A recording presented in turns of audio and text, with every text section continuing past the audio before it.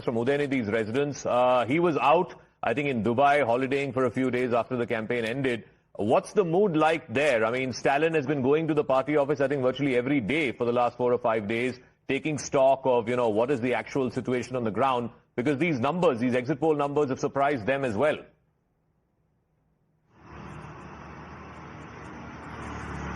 Well, definitely the DMK is pretty much surprised by the exit poll numbers, because not all the exit polls given edge to the DMK.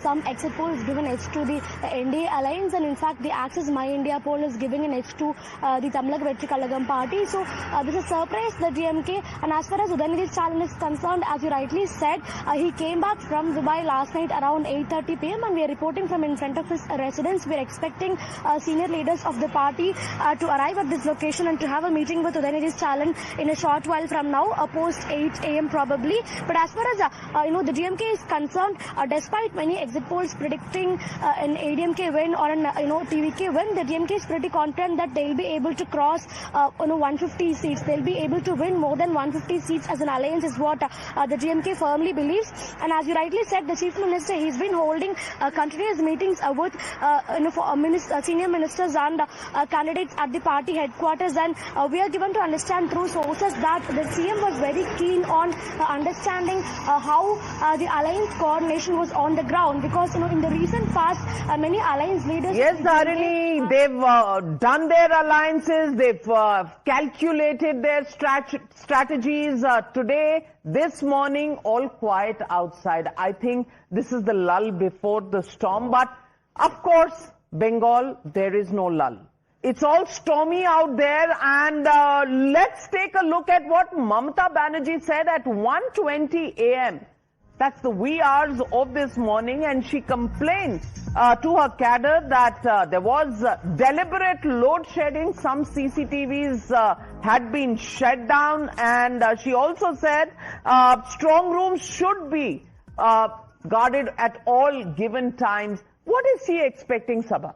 I think she is mobilizing her cadre to be present, to be vigilant, not ki the election is over, now you go sit at home. This is the way she's mobilizing them. But do you think there is any merit in the complaint she's making? I mean, I don't know about the specific complaint, but certainly you have to keep an eye on the CCTV footage.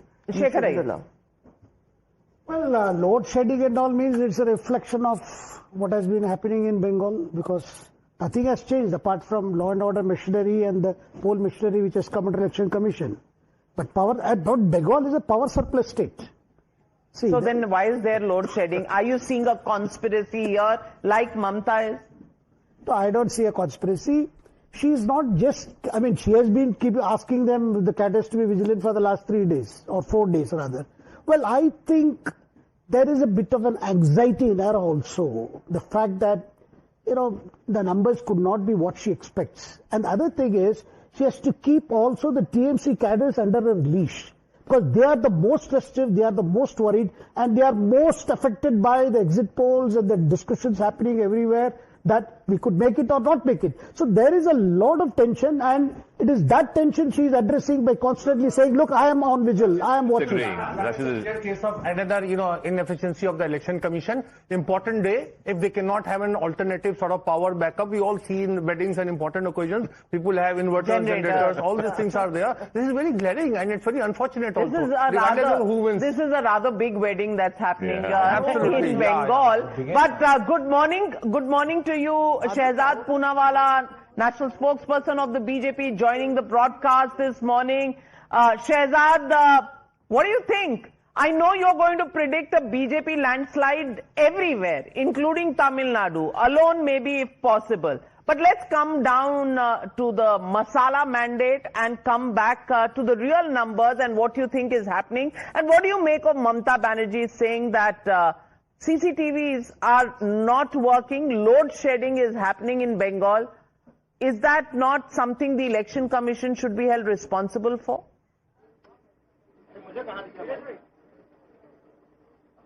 Navika, I call it PPB, pre-poll bahana. And so you can see that ever since the exit polls have started coming out, Madam Mamata Banerjee has gone into a triple D mode. D for diversion, somehow blame somebody else or some other institution for her impending defeat. D for drama, and D for dharna and dhamki. We saw the kind of language Abhishek Banerjee has used against Union of India. You have seen what has happened in Falta. You have seen what has happened during the repolling. And you have also seen the manner in which the strong room drama was done. By the way, if there is load shedding, it is a commentary on the state of affairs of the state government. Election Commission does not the electricity board. Election Commission is the election commission. The electricity board is different. But having said that, I would only like to say that Navika, see 12:30 we will get the clear picture.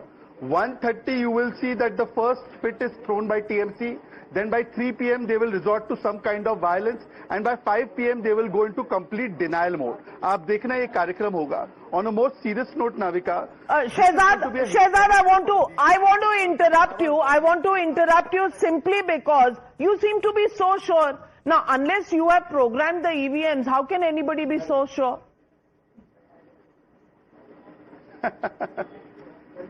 Navika जी, इस बार तो केवल मैं नहीं, जो निकोबार और Muscat में घूम रहे हैं वो भी श्योर है कि टीएमसी जा रही है, बीजेपी आ रही है. आप समझ गई ना कौन है निकोबार और मस्कट में? वो जो परमानेंट वेकेशन पे रहते हैं. अभी यहाँ पे मैंने देखा आपके पैनल में भी एक आध कांग्रेसी कह रहे थे कि बीजेपी हैज दी एज. तो बताइए, जब कांग्रेसी खुद मान रहे हैं कि हमारी एज है फ्रॉम अधीर रंजन टू राहुल गांधी, तो और कौन से एग्जिट पोल की आवश्यकता है? Rashid Kidwai. It's very heartening actually. You know how elections, shape our narrative. Now the BJP is providing so much credence to what Rahul Gandhi has said. It was an election speech, but they are clutching onto it. As if, what Rahul Gandhi says is the gospel truth. Which is Rahul a has good been saying sign. a lot of things. Which is a good sign. Yeah. The treasury benches and the opposition coming together is a good sign, Ashwini, or not? No, it is definitely a good sign if they really mean it, but I think they are being bit rhetoric only. And moreover, let them dream. I think ज़्यादा दूर नहीं है, थोड़ी देर में result आना शुरू हो जाएगा. Anand Ranganathan. To use everyone keeps saying khela hobe khela. To use a football parlance, I think one manager, Bill Shankly, said, they say football is a matter of life and death. He said it's much more serious than that. So likewise, I think Bengal is much more serious than the commentary that we're having. One way or the other, I agree with Shekhar. I think once the results are out, if it doesn't go the TMC way, then let's just put it this way, I'm very thankful that the central forces are going to be there for the next but now there's a charge from the BJP as well. The BJP is saying that their leaders in Bengal have been targeted. We can put that breaking up as well. The BJP is saying that the cops, presumably the Bengal cops here, are harassing their BJP agents. BJP agents are not being allowed to go into the counting center. So let's try and see if the Election Commission, I think the Chief Electoral Officer has reacted to this. Let's play that out and then we'll go to Shehzad on this. बिजली cut कौन करता है? बिजली cut तो ECI के हाथ में नहीं है, सीओ के हाथ में नहीं है. बिजली तो बिजली डिपार्टमेंट का है. हमने तो सब तरफ से रिक्वेस्ट कर रखा है कि बिजली डिपार्टमेंट अनइंटरप्टेड पावर दे. सबसे बात किया है हमने. उसके अलावा वहां पे जनरेटर्स भी हैं, कोई दिक्कत नहीं होगी. Chori to now Bijli Chori. Shehzad, now your folks are also saying that your people are not being allowed inside, your polling agents are not being allowed inside counting centers. Zaka, first of all, this is your first election cycle with Times now, so congratulations. And Navika, the veteran, is also there. So it's a double engine of a different kind that is there in the studio. But having said that, on a very serious note, both Navika and you have observed that the defining... No, I'm always happy with double engine, Navika ji. So you know that. So I'm very glad. यहाँ बहुत engines है. There's Madhav Das Gopalakrishnan. It's triple engine. I have Swati Joshi with me. Quadruple engine. Oh, I'm sorry. Yes. I'm sorry. Coaches. No, don't underestimate the power of Times now. Coaches को भूल गए आप engine की बात कर रहे हो. Don't forget the engine called IUML in Kerala. Congress only a bogey. I'm the last person. I was. Engine is IUML. But let me just make one quick point on that, Zaka. Zaka, the defining feature of the last 15 years of Mamata Banerjee's rule has been the politicization of institutions and the institutionalization of political violence. Therefore, we've lost 300 Karyakartas. And therefore, when the BJP makes a claim that on polling day and post-poll, there is violence, there is actually a lot of truth in it. The High Courts and the courts have ruled on this. And therefore, there's a real fear, like Anand Ranganathan says, that there might be a lot of, bloodshed that the TMC would like to indulge in. But I'm very hopeful and sanguine that the central forces will play their role and ensure that there is peace. Well, I do hope, whatever happens, whoever wins, whoever loses, it happens in every election, but I think in this studio we put up a common prayer that we hope there is no violence anywhere and people, political parties accept the verdict as it comes. Well, if they're not happy with it, there are different ways to deal with it. Violence certainly not being one of them. CRPF, everyone is there for the next there, but even so, we will need the cooperation of every person on the ground. But let's go across to Kerala, because in Kerala also we have probably a shift in the election result that is expected going by the exit polls. Arpita joining us. Let's go across to Mohit Bhatt, who's joining us from the BJP headquarters in Delhi. And Mohit, I want to check with you till Arpita comes in. What's going on at the BJP headquarters? Are the laddus already in operation? Anything being rustled up for breakfast or a celebration after? What's happening?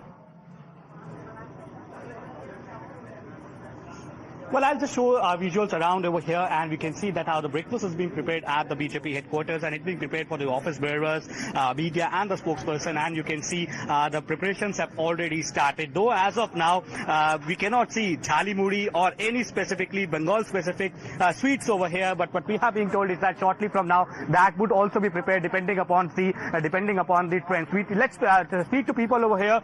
Sir, एक बात बताइए, आज क्या-क्या है? क्या Jalmuri है? जाली बनाने का, मिठाई बनाने का कुछ है अभी तक प्लान आपका? हाँ जी क्या है? बंगाली रसगुल्ला है, बंगाली रसगुल्ला बनेगा जी। अच्छा, तो अभी शुरू नहीं करा है?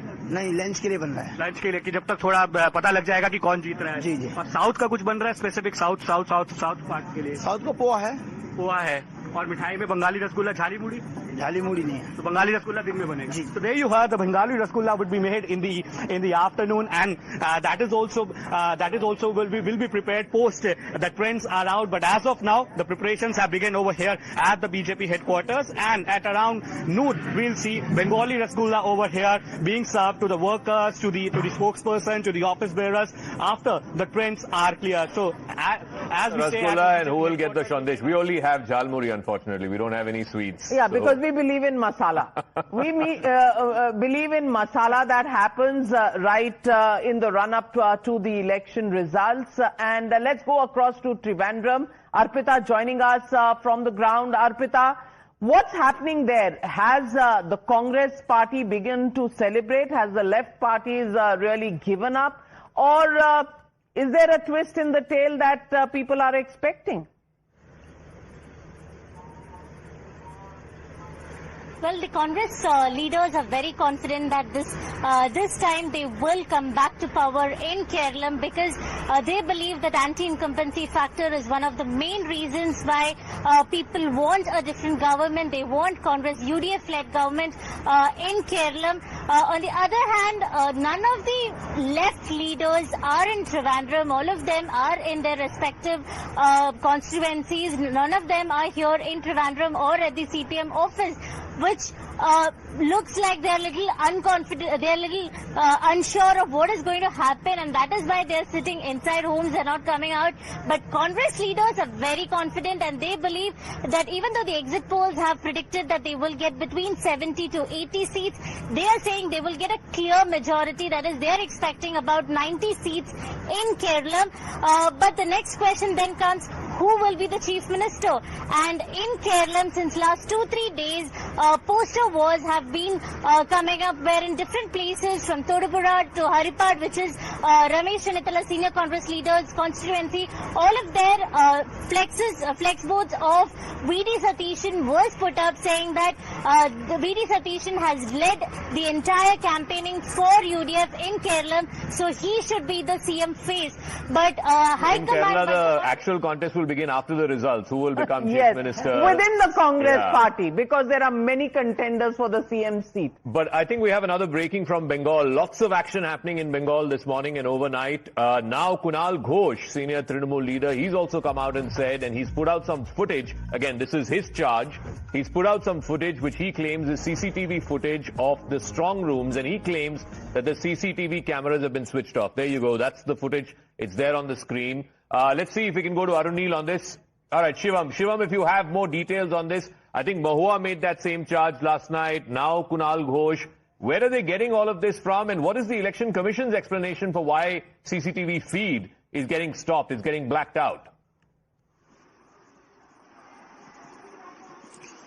Well, exactly, Zaka. And we have seen the series of such allegations coming in since late last night. What the TMC is basically saying that their agents who have been, assigned to be outside to monitor the CCTV cameras, they are sending them these real-time footages. And it has come from a lot of places, We have seen earlier also, Election Commission, although clarifying on the electricity issue, they have said that the electricity is in the hands of the electrician board and not in the hand of Election Commission, replying to the allegation raised by the chief of the Trinamool Congress, Mamata Banerjee. However, when it comes to these allegations of CCTV footages precisely not working in the visuals, also you can see there are some CCTV footages where you can see completely black out. So that is one of the allegations coming in. While what we've been given to understand from the sources is that the report has been asked, the clear monitoring has been asked, the DEO and the EROs of the particular place have been asked to send the report and send the real-time footages to the Election Commission headquarters. The official notification is yet to arrive. Okay. Before we go to Arunil, I want to get a word in the studio. I mean, there are strong rooms in Tamil Nadu, in Kerala, in Assam. We're not getting, such pictures from any of these states. So, Niladri, what's going on? Well, definitely, it's a very serious allegation because the footage what is being shown is from Netaji Indoor Stadium. There's the main counting center for Calcutta and the suburbs. Can we play that footage on the side as well, please? It is the... Yeah, go on, Niladri. It is the main counting center for Calcutta and the suburbs. And you don't see one CCTV, you see lots of CCTV cameras. There's a the Chief Electoral Officer says, Bijli to hamari department nahi hai. Let me clarify. In Calcutta, the electricity is privatized. It is done by CSC, owned by the RPG group. It is not. So what are you alleging? So you can't blame the government, you can't blame the TMC for this. So you can't blame the Election Commission either. So who's responsible and where is the conspiracy? It is the responsibility of the EC because they were supposed to keep generators. There's a power cut in Noida. Do you think the studio will switch off? In fact, I want to step in here because we have a then they should power backup. Yeah, they should have the power backup. They are one of the biggest institutions. They should have even if they have the power backup, then there should not be a lag.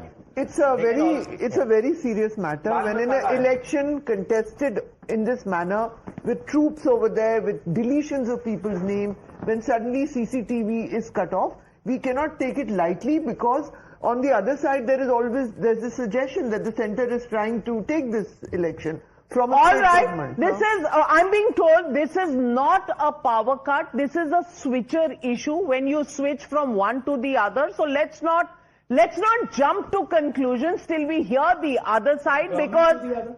Huh? Is it switching over from one government to the other? It's switching screens from one to the other. Anand Ranganathan, there is fire. Please do not add ghee to it. And hold your horses simply because, the first vote has still not been counted.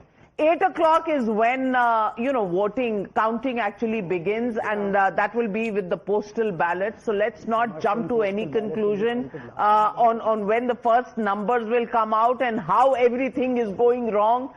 Whichever side is winning or losing will begin. I just think we need to take a pranayam break. All of us need to... Or a Jalmuri break. Should we take a Jalmuri break? Pranayam followed by Jalmuri. Is it too early for spice? Well, we'll take a short break and we'll be back in just about 60 seconds from now. Stay tuned.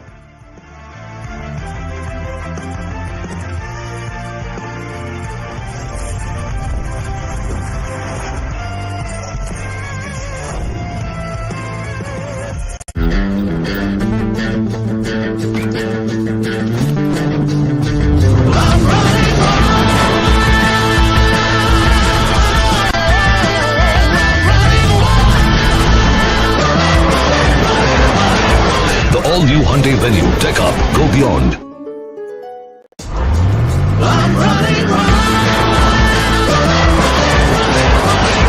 The all-new Hyundai Venue, Tech Up, go beyond.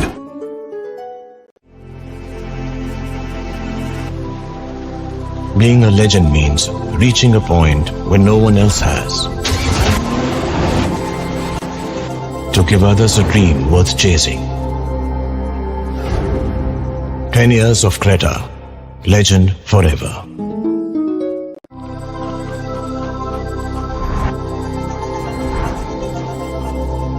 10 years of Creta, legend forever. ਹੁਣ ਉਦਾਸੀ ਚੋਂ ਵੀ ਮਿਲ ਜਾਂਦਾ ਸਕੂਨ, ਦਿਲ ਦੀਆਂ ਵੀਰਾਨੀਆਂ ਵੀ ਖੂਬ ਨੇ, बेवजह नादानियां भी खूब ने, इश्किया परेशानियां भी खूब ने। आपकी जो शायरी है उसमें लोनलीनेस नजर आती है, उसमें मोहब्बत नजर आती है। Is this part of you? जो उदास दिसे, जो गमजदा है, ये जो दिल फिगारियां च चूर दिसदा, ਇਹਨੂੰ ਪੁੱਛੋ ਕੀ ਖੱਟਿਆ ਇਹ ਦਿਲਬਰੀ ਚੋਂ, ਅੱਗੋਂ ਆਖੂ ਹੁਣ ਦਿਲਬਰ ਚੋਂ ਹਜ਼ੂਰ ਦਿਸਦਾ।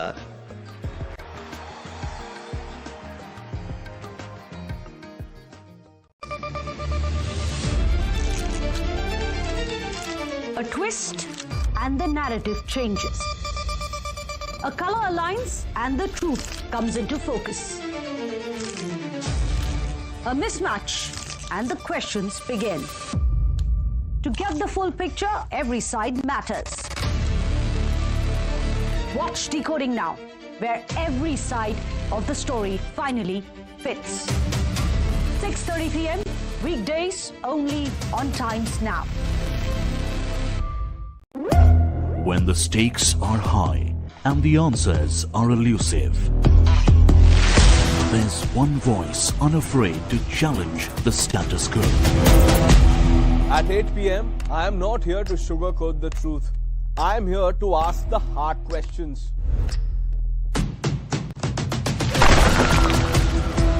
Because when others play it safe, I go straight to the heart of the matter. It's not about left or right. It's about what's right for India.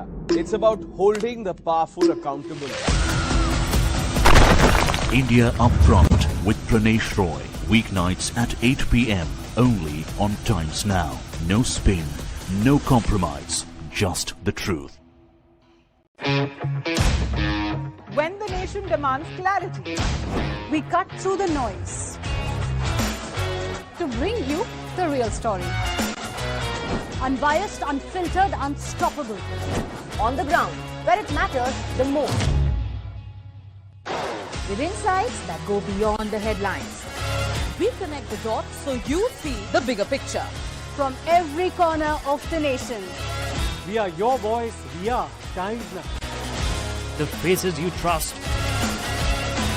The news you believe. Only on Times Now.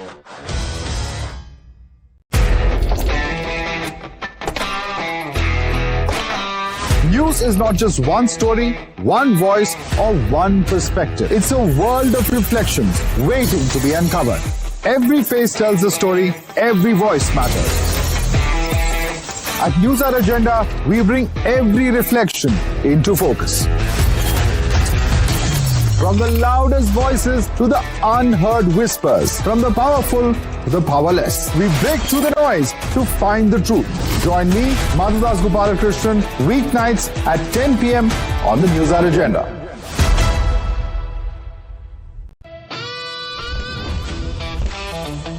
Good morning and a very warm welcome. Thanks very much for tuning in. You're watching the Morning News Hour. Start your day with the latest breaking news, smart conversations, and in-depth reporting. From politics to world to sports and Sensex. The news that breaks, we cover it all. Watch the Morning News Hour with me, Mamata Banerjee, weekdays at 8 a.m. only on Times Now. For over 30 years, my journalism has been relentless, fearless, and uncompromised. My stories have breached lofty ivory towers and brought down the high and mighty. And I won't stop. When the clock strikes 9, it is time for the news hour. Navika Kumar asks the legitimate question. When your rights are trampled, I will be your voice, demanding answers from the corridors of power. News Hour at 9 with Navika Kumar. When power evades answers, when spin clouds the truth, one voice cuts through the noise. When the nation wants to know, it demands the truth, not theatrics. Follow the facts, unfollow the fakery. The nation wants to know. Weeknights at 7 p.m. only on time.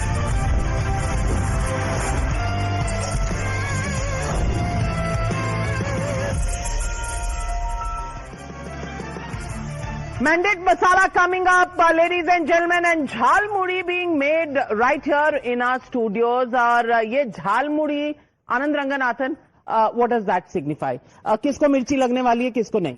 मैं झालमुरी भी खाता हूँ, मैं दिमाग भी खाता हूँ. वो who's going to win the prize of Jalmuri? See, Jalmuri will only win the prize because Jalmuri is Jalmuri. Jalmuri. Nothing beats okay, it doesn't have a party it belongs to. Every Bengali. Actually, every Indian. Absolutely. Ashwini ji? Doesn't belong to any party. It's an Indian food. लेकिन मिर्ची किसको लगेगी? बहुत सारा सवाल यही है. मिर्ची किसी को नहीं लगेगी. डेमोक्रेसी की खूबसूरती यही है, जो भी जनता की मैंडेट होगी, will accept all will accept that. Rahul Gandhi ji कहाँ हैं? राहुल गांधी जी जहाँ उन्हें होना चाहिए वहीं है. जंग रोकने गए मस्कत में. But what do you make of this? Because if the UDF, which is poised to win Kerala, Rahul Gandhi is in Muscat, and we're all talking about the fact that the fight within the Congress will begin post results. Absolutely. What does that show you? So Navika, you were saying about pranayam. So Rahul Gandhi may have gone to for meditation, meditate to apply his mind and select a. Remember that one election in Goa where Digvijay Singh was meditating and BJP made the government. You think so that's we have meditation in all forms and style. And that time also that there was a thing that, late night they could not, the leaders could not talk to each other. They couldn't. So there was lack of communication. This is actually poor people's dish, this Jalmuri. अच्छा. तो ये एक आम आदमी की खाना होता है और उसको खा के खुशी मिलती, कोई मिर्ची नहीं लगती. किसी को नहीं. नहीं, ये देखिए, अगर ये डाला जाए in large quantity. कलाकारी है ना. तो आपने मिर्ची डाली है कि नहीं?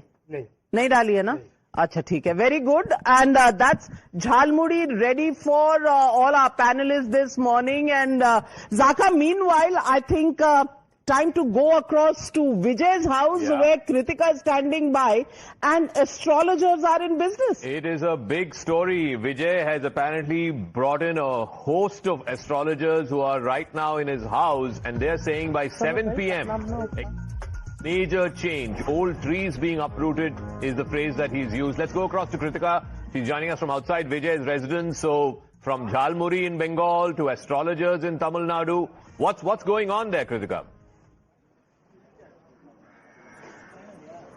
Well, absolutely, Zaka. We just saw Radhan Pandit, who has been an astrologer associated with Vijay for quite some time now, enter his residence. This is the main gate, in fact, where we are reporting from. He briefly stopped, picked up a bouquet and rushed right in. Remember, as you're also saying, Adav Arjun has also tweeted about how at about 7 p.m. the TVK will form the government. 4 days back, Mr. Pandit had also made the same prediction. He had said that right when the counting of votes ceases, that is the 1 hour later, TVK will form the government. It is not going to be a 20 vote share or a 25 vote share, but they're going to get a substantial 40 to 50% vote share is what Mr. Pandit had publicly declared. He'd also stated that the TVK is looking at anywhere between 140 to 170 seats. Now, huge numbers. So just for our viewers, the man with the black bag, I wonder what's in his bag. He's the Pandit. He's the one who's going in. The future of Vijay in that bag. But Madhav, what confidence. Election result morning, he goes in with a bouquet. He's very sure which way these results are going. Well, absolutely. And in fact, the interesting thing is that he doesn't have enough party leaders, party kind of candidates, but he has a lot of astrologers who he's been consulting. And also, I can tell you the run that he made to Shirdi Sai Baba as well as temple, as well as the earlier Murugan temple. All of that is also on the basis of the astrologers' advice, is what we understand. So, interesting that he was also supposed to go to Velankani, we were told, but he cancelled that last minute at Nagaur Darbar. All that was cancelled last minute. So, very interesting from that perspective. He will need a lot of blessings for sure if he has to make a mark this time, JVC. I think it will be, he would do a great job. It will be a spectacular debut. But what is their expectation? Their expectation, just now we saw 140, 170 seats. That's a huge build-up, exaggerated expectation. Yeah. Now, if he scores anything above 18-20%, that would be phenomenal. Yeah.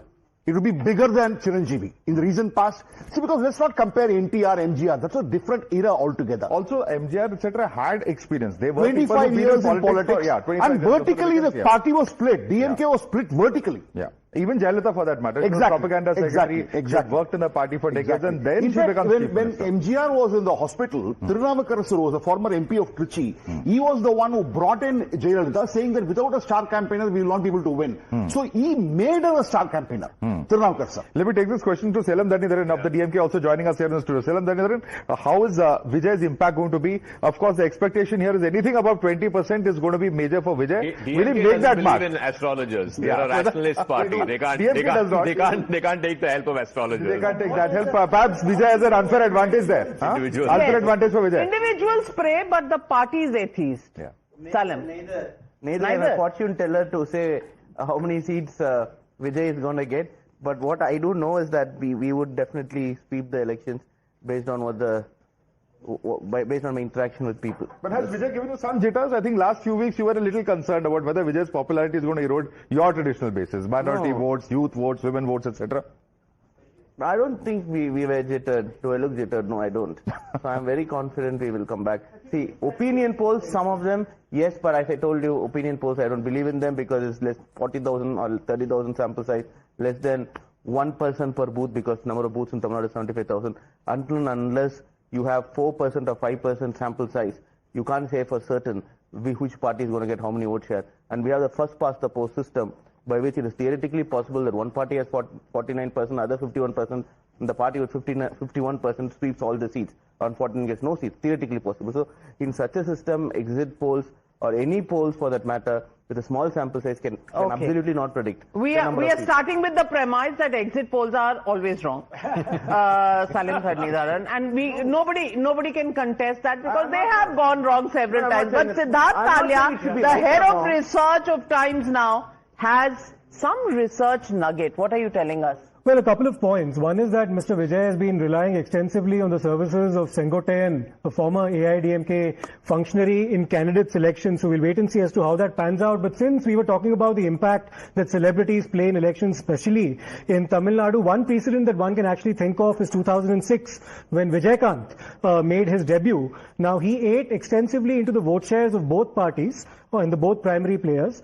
He recorded a vote share of about 8%. 8%. He also ate into the DMK vote. He actually deprived Karunanidhi of a majority in that election. And Karunanidhi had to rely on the Congress as well as others to form a minority government in Tamil Nadu. We'll wait and see as to what kind of impact that Vijay has. But 8%, beyond 8%, if he manages to get something, he might be unsettling one of the... Vijay at the moment is far more popular as a film star than Vijaykanth. So can he break away that much more of a chunk of the vote? The interesting thing is, that time the Congress lent you support in 2006. You were short, I think, by 7 or 8 seats. Yes. This time you can't be so sure. They were short by 17 plus 4, 21 seats.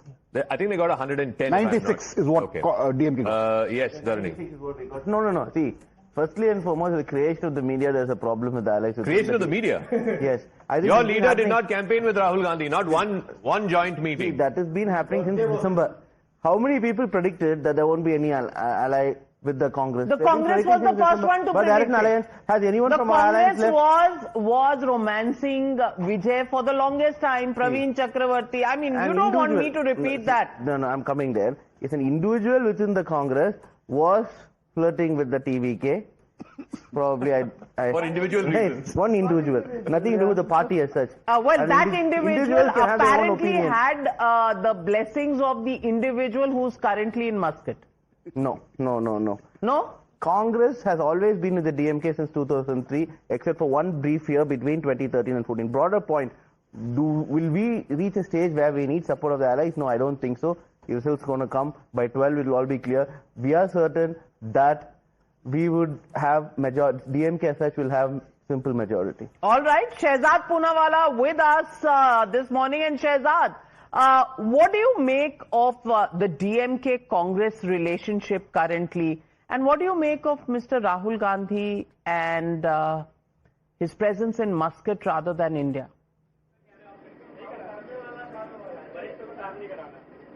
Before I answer that, the only political astrologer that I am relying on is a man called JVC.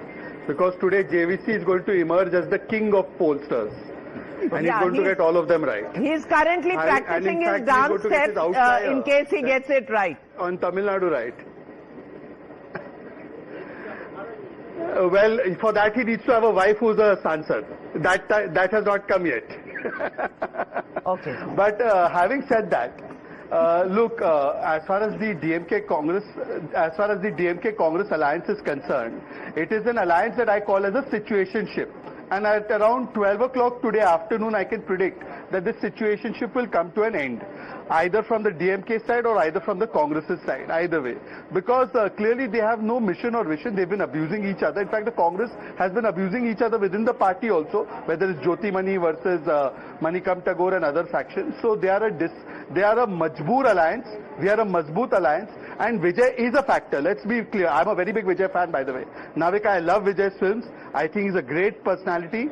And despite that, all the anti-incumbency that he'll whip up will actually benefit the ADMK BJP alliance, the ND alliance. So it will be the sentiment that he whips up, but it will actually benefit us because we are the ones who can deliver change from the DMK's corrupt government. Before 8 o'clock this morning, everybody can declare themselves as victors in this election. It's only after 8 o'clock that the votes begin to get counted, and then the story comes out from the EVM machines, no longer from individuals on panels. But let me go straight across to Arunil, joining me from the BJP headquarters in Bengal, where it's all happening.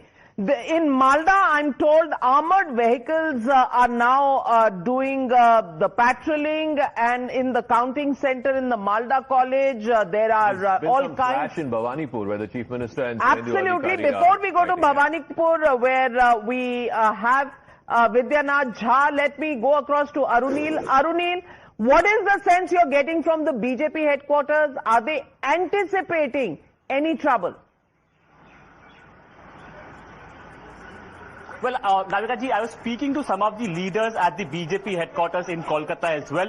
This time they are extremely buoyant. In fact, they've been saying that they expect the BJP to cross the 200 mark as well. 294 is the total number in West Bengal. Coming to Mamata Banerjee as well, undoubtedly she's facing her biggest political challenge but this time. She toppled the CPIM in 2011, but this is the biggest challenge that she faces, 15 years of anti-incumbency, and that probably reflects in her body language as well. The way she's been having series of meetings with her polling agents as well, telling them to be vigilant at the strong rooms, telling them that if at all it is a close finish, if at all it is a close margin loss, they should ask for a recounting. This is all Mamata Banerjee has been saying. In fact, series of allegations have been leveled by the TMC as well. They mentioned about Haldia Government College as well, wherein TMC leader Sujit Roy was entering the strong room, and then tensions basically prevailed over there. Vidyanath Jha, who's joining us from Bhavanipur, वहाँ पे क्या हुआ सुबह? धक्का मुक्की हुई है BJP और टीएमसी कार्यकर्ताओं के बीच में?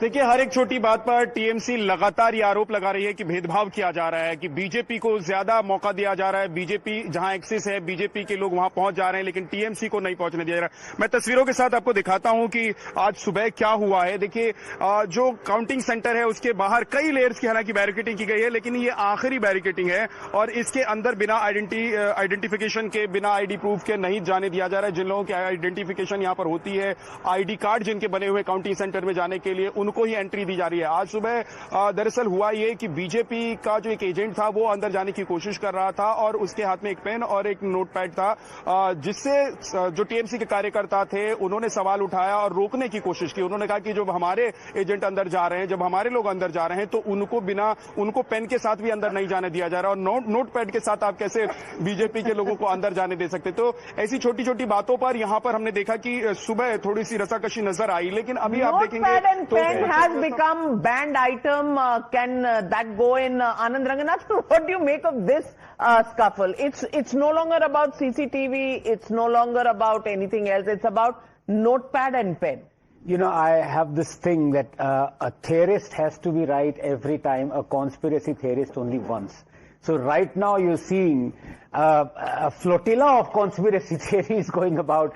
Electricity chali gayi, CCTV footage mein aa raha hai, 4 log ghus gaye, all sorts of things. Notepad le gaye. Notepad. Saket Pokhle has just tweeted, ECI, BJP, ED, CBI, Income Tax, NIA, CAPF and Modi Shah versus Didi and people of Bengal. Confident that victory will be ours. Joy Ma Kali, Joy Bangla. Now that... Navika, obviously this is the rhetoric also, and partly true also, that the agencies have been unleashed. But I want to make another point. The way things stand in the court, because of all the people who did not get adjudicated, there can actually be certain close appeals, if the numbers are so much, can be challenged legally. I just want to put it out there. This can happen. So it's the 27 lakh who's... Yes. 27 lakhs. Okay. That can go even in a post-poll scenario. Yeah, there will be close results in constituencies where there have been deletions, and that could lead to legal wrangles. Well, Niladri, you expect that to happen? Supreme Court has already said. I don't think so, because I think it will be a clear-cut winner. TMC is going to come back. Shehzad Poonawala, do you think... okay, he seems to have... Siddharth, you had a point on what the number of... for instance, Didi lost the seat last time. Nandigram, that was by 2,000. Yeah. Now, Bhavanipur is a turning out to be a contest. Close contest, for sure. Nandigram is one of those seats where the number of deletions are greater than the margin of victory. So Vendu Adhikari had won it by 1,736 votes. The number of deletions were about 3,600. But three numbers that stand out in West Bengal and we'll all be looking very closely at. One is, of course, the figure of 27 lakh. Yeah. The other, and which is self-explanatory. The other is 74. Why 74? Because 74 seats in West Bengal are those seats where the TMC's margin of victory was actually lower than the number of votes that the left as well as the Congress together managed to get. Okay. That's one number. And the other important number is, of course, 67 seats which were decided by a margin of less than 5%. Okay, those 67 and those 74 5 seconds, seats. I'm trying to ask my good friend Salam a question. Salam, would you accept TVK's outside support to form the government? No, will the TVK give outside support? No, I don't think there's a question of that's them a different accepting question. it. Would you accept? Would you accept TVK's? See, all this, I'm saying, first of all, we won't reach a stage where we would need a support of ABC. Would you accept it? No, we don't need it and we would not accept it. Nandakumar is a TVK supporter, but look, I'm very clear. If it's a hung assembly, it'll be a TVK, ADMK with BJP sort of a setup. There's not going to be a TVK, DMK combination at all. Because entire Vijay, campaign was against the DMK. So, in Maharashtra, you had three parties who were campaigning against each other. Absolutely. When has that stopped anybody? But there are visuals of jalebis coming from the BJP headquarters. Garam jalebi, BJP headquarters in New Delhi. Jalmuri, I need jalebi. Those visuals, Sharif, if we can... Okay, those are jalebi visuals coming in. Navika, they'll have a SAM, so they can always distribute all the mithai. Well, BJP headquarters. Okay, Bengal. so Sabha says it's only a SAM. I'm not saying that. I'm saying the mithai will not. We have been together in shows where one side has got Haryana, you remember? Yeah, the Congress had their jalebis ready and they lost the election. Yeah, so I don't know, but I'm superstitious about preempting anything. But surely the BJP is not. We had so much of 10 seconds before counting begins. We're down to the last few seconds before 8 a.m. and the EVM machines are desealed, unsealed, and the counting begins. So, ladies and gentlemen, may the best team win as we go in.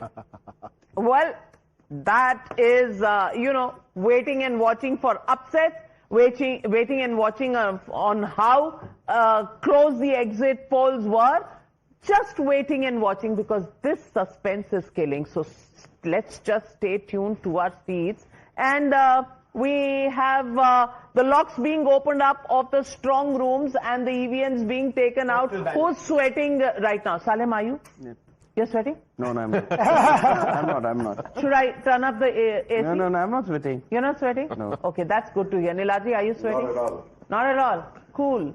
I am sweating because the Jalmuri was very spicy. Was very spicy? Yeah. He needs jalebi. I need jalebi now, please. Well, head to the BJP headquarters. Well, let's now go across to our panel this morning. Joining me this morning, I can see Mr. Rajagopalan joining the show this morning, and Rajagopalan ji, Mr. Nandkumar also joining the show. He's a supporter of TVK and Vijay. I want to ask you, Mr. Rajagopalan, what is your prediction? And please, give us something that's not so predictable, because you always give BJP everything. The predictable is that DMK ministers have started to go to temples. They say Jai Shri Ram. That is the new turn in Tamil Nadu politics. That means the Dravidian movement is debating and decimated because of, Evika, Ramaswamy Nayaka's popularity are all diminishing. That is one. Second thing, my bet is, Navika, EPS is returning to power and he has the support of TVK. It will be a stable government, and DMK, I will not expect even, Udeni Stalin and MK Stalin to scrape through, because that fight is very, very harsh. Many of the Tamil channels and English channels have not shown the reception by the voters in districts. Whenever they see a DMK minister or DMK candidate, they want to drive them out and ask questions. They're anti. But those are visuals of Vijay's father praying at the Murugan Tirupati temple. Tirupati temple. He must be asked to this, because this is a scoop that the DMK people are saying Jai Shri Ram. I would really like to say that. Had gone to Tirupati. No. Jai Shri Ram, he said. He said. No, but we have right now. I would like the visuals. When he's going to that temple, Jai Shri Ram is the jar on the Modi. I think that clarifies, DMK's long-standing position. That is, we are not against any religion. We believe in the secularistic fabric of this country. Right? We don't believe in superstition based on religion. That will discriminate people. I think that has been the stance, but people have not gotten it. So people have not gotten it. Anyway, so these are pictures of Mr. S.A. Chandrasekhar. He's Vijay's father. He's again a very devout Hindu. He's been going around to various temples. This is the Tirupati temple, one of the most popular temples in Tamil Nadu. Again a Murugan temple. Again a Murugan temple, yes. A few days ago, Vijay had also gone to a Murugan temple, and in the context of this assembly election, what has been interesting is BJP's Vel Yatra, DMK's Murugan conference, and now Vijay post-election making a beeline for all of these Murugan temples, and undoubtedly the most popular god, if I'm allowed to use that phrase, in Tamil Nadu, and therefore no surprises. Nandkumar with us, he supports TVK and Vijay. I want to ask you, how confident are you of a victory by the TVK? People say there is no track record. He's not been in an election. Cadres are basically fans. Do you think he can pull off a victory? And if not a victory, do you think he would be interested in a coalition with either the DMK or the ADMK? Navika, let me make one thing clear. I am not belonging to any political party. My stance are issue based, and I do my own analysis and put forth my views. And once when you talk about record, the records are to be broken. Whoever creates a record, it is not going to be the permanently written on the wall. So records are always created to be broken. That is point number one. And with respect to coalition, it all depends on how the day goes today, because this is the one election in Tamil Nadu in the recent very many decades. People have lost their sleep, and everybody, including the political leader, candidates, and also the public, they are looking it to this day very, very nervousness. Also, it is there. Anxiety, expectation, nervousness. You can put many words. So this is one election is closely fought by all the contenders. My best wishes to all the top four corner fights there. And let's see how the days is going to turn out. But it's not an easy game for any party. Well, the first leads on our screens, and Swati, it's already buzzing everywhere. Take us through the numbers. Absolutely. Let's begin with West Bengal then. These are early trends, of course.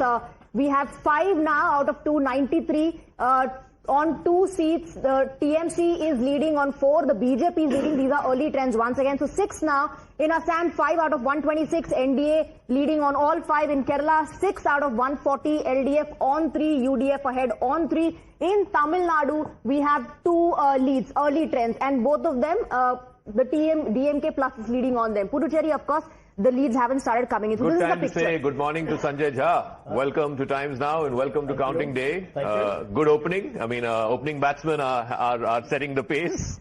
Well, I can tell you that forecasting is the job of fortune tellers. But from what one has been hearing, I think it looks like the West Bengal, Tamil Nadu and Kerala looks in favor of the India alliance. And Assam, I will kind of agree with the general narrative that the BJP will be ahead. Puducherry, I don't want to make a guess. Sanjay, I have a very a polite question. Of course.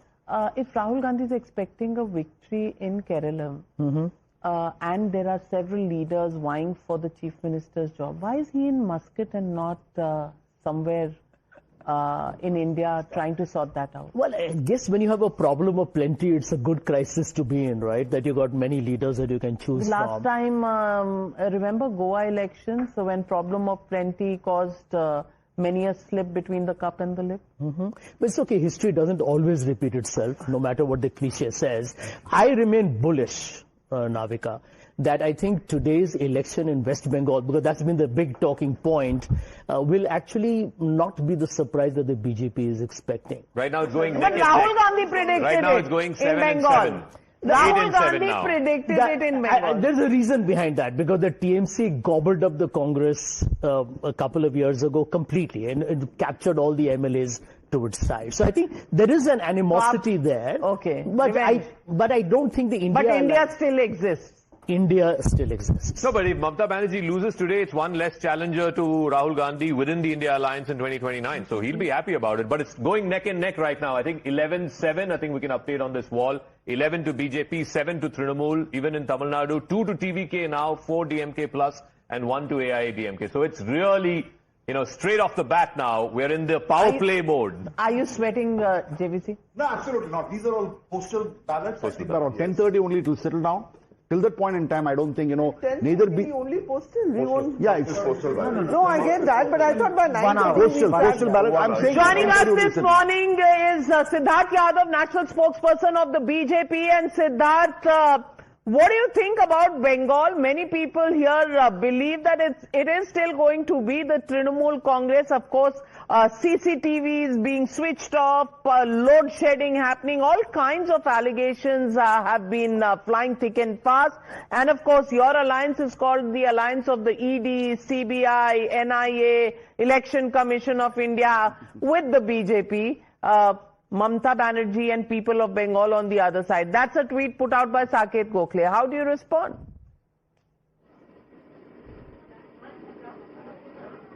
Good morning, Navika ji. I'm not a psephologist and neither I want to take away the excitement for a few people for a few hours. The results are going to come out very soon. Interrupting you for a second. Siddharth has breaking news coming in. Siddharth, what's the information you're getting from Bhavanipur? It's still early trends, but the early trends indicate that Suvendu Adhikari is currently leading over Mamata Banerjee in Bhavanipur. Wow. Oh, God. Okay. Well, Siddharth Yadav, are you already bringing out your Jalmuri?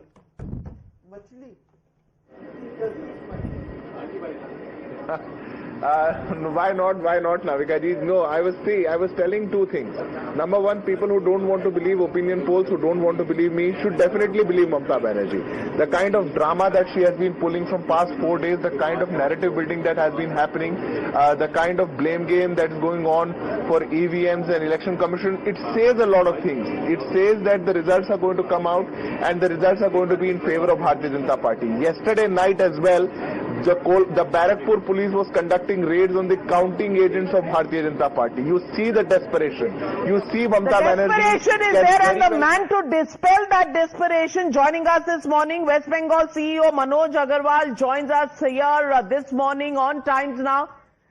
We'll just go across to him, but nervous energy. I stand with Trinamool. They are saying all the agencies are with the BJP, including the new one, Indian Postal Service. So all these postal ballots. The postal No, so we have also in Post Perambur, offices, BJP Vijay is leading in Perambur. That he is contesting from 2 seats, Trichy East and Perambur. In Perambur, he is leading against the DMK candidate, and in Bhavanipur, the Chief Minister's sitting seat, Mamata Banerjee is trailing. And I believe now Mr. Agarwal... Early leads yet, always the disclaimer coming in. This is postal ballots being counted. Mr. Agarwal is joined now. Mr. Agarwal, CEO of West Bengal, joining us this morning. Good. Okay. We're trying to still get that connection in. Go back to the leaderboard. 41 seats now out of 293. 24 to BJP, 17 to the TMC. We're getting a runaway lead in Assam as well. 13 to the NDA and only 4 to the Congress. And in Kerala, I think it's split evenly, 14-14. It could be a photo finish in Kerala. In Kerala? In Kerala, it could be a photo finish. In terms of postal ballots. So generally postal ballots are counted till when? About 8:30? 8:30, 8:45. 8:30, 8:45. So we have to wait till 9 o'clock for the... 10 o'clock only we'll get the earlier indicator. Unless, I think about 10:30, 11, you'll get a clear indication of which way the poll is headed. I think we'll be able to call it around 11ish quite clearly. Okay. Very, very rare that, an assembly election, goes up to about 2. I think Karnataka is the only example where till about 1:32 it completely flipped on its script. But this is in fact, as the numbers are concerned, I think very interesting trends in West Bengal. 26 BJP, 17 TMC. I don't know if this trend is going to hold out or not. Tamil Nadu is also interesting because DMK clearly ahead of everybody else at 9, 5 for the ADMK, TVK at 2. So interesting to see, of course, very, very early numbers at this point of time. Assam as well, we are looking at the NDA at 14 versus, of course, the Congress Alliance at 7. And Kerala, LDF marginally ahead now. Of course, this is likely to change as well with a short period of time. LDF at 16 and UDF at 15. Remember, Puducherry seeing 4 for the NDA and 2 for the UPA. So I think the numbers are very clearly stacked up, but very, very early trends at the moment. But tells us what the government officials or the government employees are whom they voted for. Yes. That gives us an indication. Well, 26 for the BJP in Bengal, 17 for the Trinamool Congress. Are we seeing something, Sabha, or do you think we should be very certain? In fact, I was surprised because I would have thought government employees. Okay. Manoj Agarwal, West Bengal CEO, joining us live on the show. Good morning to you, Mr. Manoj Agarwal. It's been a tough time for you over the past few weeks. Allegations, counter allegations all the time. Mamata Banerjee this morning and her team of TMC have spoken about some load shedding and some CCTV screens going blank. How do you respond to all these questions that are being raised? See, it's not been a tough time only for 2 months since the elections were declared. It's been a tough time since the last 6 months because SIR was there and other things were also there. Regarding the load shedding thing, this allegation will not stand because what is happening is that Election Commission of India is not responsible for generation or distribution of power. It is the state government which is in charge of distribution of electricity. We have held multiple meetings with the Principal Secretary of the Electricity Department, Power Department, MD of WBSEDCL and all the transmission agencies and asked us to give us power without any load shedding. But still, in case something happens that it is not within our control, we don't control that. But we have made arrangements of generators. 2 sets of generators are there in each counting hall. In case there's any load shedding at any point of time, generators will take over. But Mr. Agarwal, what explains this CCTV blackout? We're seeing the footage from Netaji Indoor Stadium, which I believe is the biggest counting center in the state. Lots of CCTVs are being switched off is what the TMC is alleging. They're putting out pictures also. What do you say to that?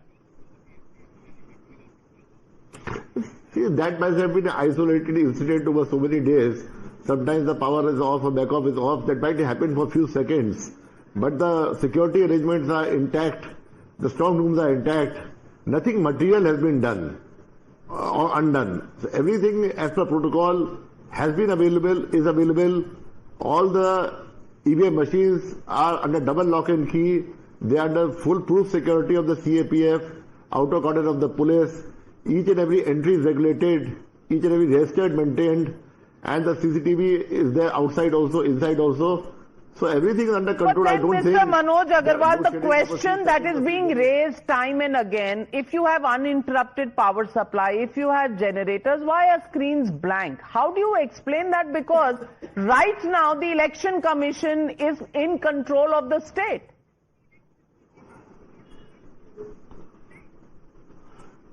Madam, the election control is not in control of the state. Election Commission of India is only in control of that portion which is pertaining to the elections. Power, transport, so many departments are there of the state government which are not under the state government, under the ECI. They are entirely under the state government. Whatever was there within the durability of the ECI, we have already done. We have made generators. There might have been a time lag of a few minutes between the power off and the generator getting on. But that's it. That can happen anytime, anywhere. And it's not so by your contention is these were switched off just for a few seconds, switching over from direct power to backup power. You have a question, Sabha, for the Chief Electoral Officer? I wanted to ask him, because there's been a lot of controversy over central observers. So my question is very simple. Are there state government officials also who are part of the observers, or is it just central officials? Because the matter went to court. So I just have a question. And the court said in the spirit of this rule, it was a sort of complex, or are we having only central officers who are election observers inside the polling booths? Mr. Manoj Agarwal, that question was for you. In fact, observers are always from outside the state. Okay. And they are appointed by ECI under their plenary powers and other powers. So we don't have observers from within the state. The thing I think you're probably referring to is the counting personnel, where one political party went to the Supreme Court asking that we should have only state government employees because the central government employees might be biased. And they challenged a circular issued by me, which said that at least one out of the counting assistants or counting supervisors should be a central government employee. The law, the Act allows the RO and the DO to take any officers and staff required from a full set, and it's within the discretion of the officer to take from whomsoever he wants and whomsoever he thinks. And every officer and every staff who is working there, irrespective of center, state or PSU, is working under deputation of ECI and is under the discipline, superintendence and control of the ECI. So he has to work as per rules and law. It doesn't matter he is central government or state government employee. Mr. Manoj Agarwal, are you a little nervous? Are you getting reports of any sensitivity in any areas, counting centers? Is the Election Commission anticipating any trouble?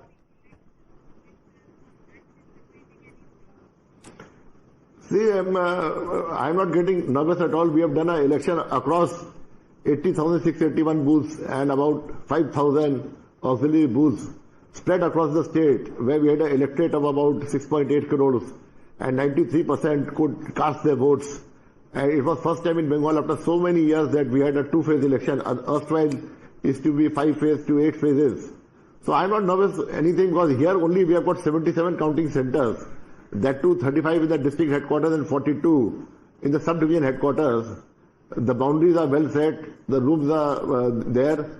We don't anticipate, but in the hinterland, some people might try to create some nuisances. Some emotions might be there or something, some plans can be there. But our police is totally alert, central forces are alert. Still we are having about 1,500 companies of central forces. And everybody is on the alert, so, and we have appealed to the people also, because a minuscule minority of the people, they indulge in all sorts of vandalism, they indulge in law and order issues, and the entire state gets a bad name. Okay, this Mr. Agarwal, we'll leave it at that. Thank you very much. The Chief Electoral Officer of West Bengal clarifying that it was just a switchover from direct power to backup power. In that time, there were these brief blackouts, but otherwise it's all been fine, is his argument. But let's go back to the leaderboard, and now I think the BJP... Shuvendu Adhikari continues to lead in Bhavanipur. Mamata Banerjee trailing. Are we seeing something happening on the ground, Niladri? Are you nervous? Not at all, Navika. It's too early to say. It's just the postal ballot. Please understand, Bhavanipur will have at least 19 rounds of counting. So Shuvendu is leading both in Nandigram, where he defeated Mamata Banerjee last time, and also in Bhavanipur. But Bhavanipur will have 19 rounds of counting, so it's too early to say right now. Okay. Okay, so you're not sweating just Not yet. at all, not at all. Jalmuri khaben? Jalmuri khaben? हाँ Bhalo kore. ভালো করে All right. As for early trends, the BJP appears to be doing well in areas that were its strongholds in the first phase. Remember, it won 59 out of 152 seats in the first phase. So in the northern hills, the BJP is still maintaining its lead, especially in areas like Darjeeling and the Gorkhaland territory as well. And interestingly, in Malda, which witnessed almost 3 lakh deletions, 2.5 lakh deletions, the BJP appears to be leading in a few seats in Malda, which is of course bordering Bangladesh as well. And very interestingly, in Nadia as well, the BJP had made inroads the last time round. It maintains lead in several seats there in the early trends. But that is also, Yes. the first phase is also where Amit Shah said 110 seats. 110 seats for the BJP out of 152 is what he predicted. You gave about 90. I gave around 90 to 100 seats. 90 to 100 seats. Yesterday, that's what I was mentioning. That Amit Shah's strategy is, Everybody would say you have to win 100 seats from presidency to form the government. He is thinking, let me win 50 seats in presidency, but let me get 100 from the northern Bengal.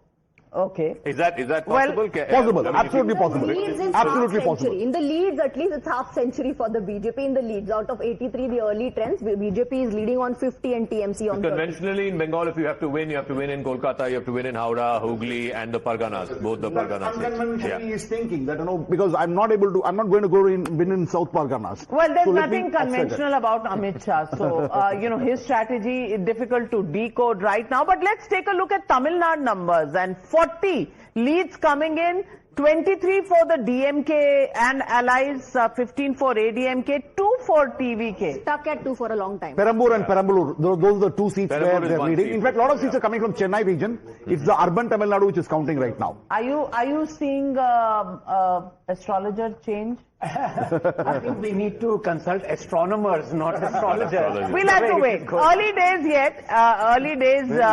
These are postal ballots. Let me reiterate this. Postal ballots. Let's not jump to conclusions just yet. It's only 22 minutes into counting. Assam, NDA 35, Congress and Alliance 8.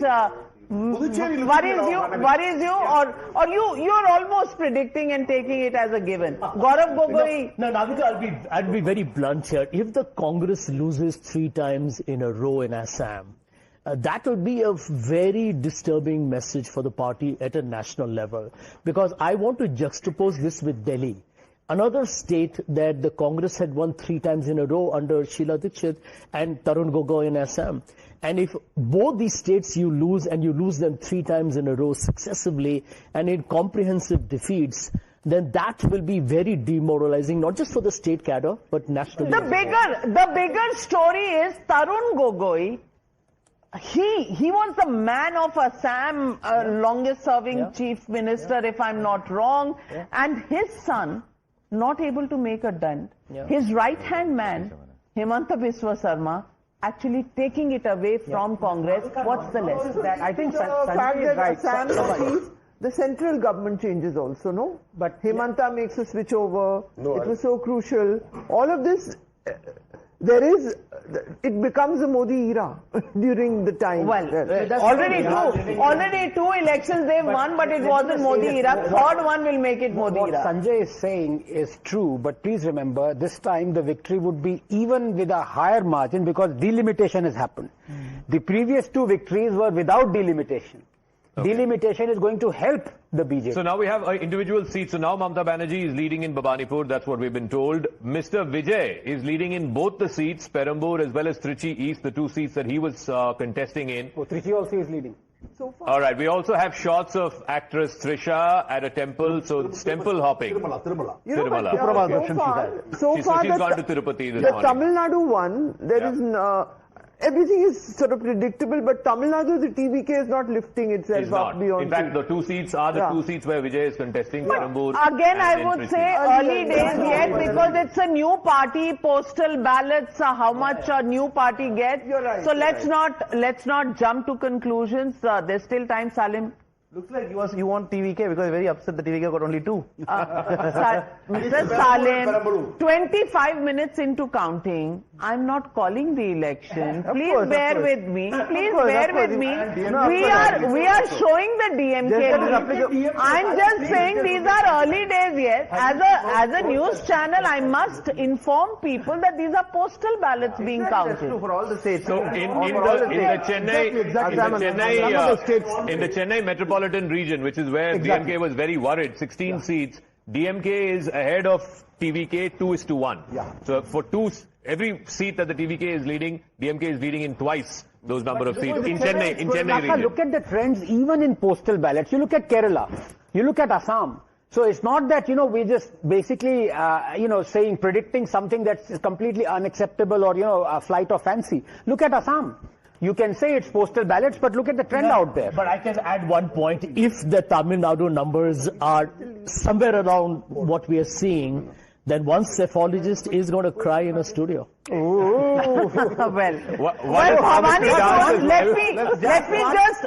let me just go to the seats right now. Bhavanipur, Mamata Banerjee leading, Nandigram, Shuvendu Adhikari leading. BJP leads in 4 SIR affected states. In Cooch Behar, BJP is ahead. Jalpaiguri, BJP takes an early lead. Murshidabad, BJP gains early ground.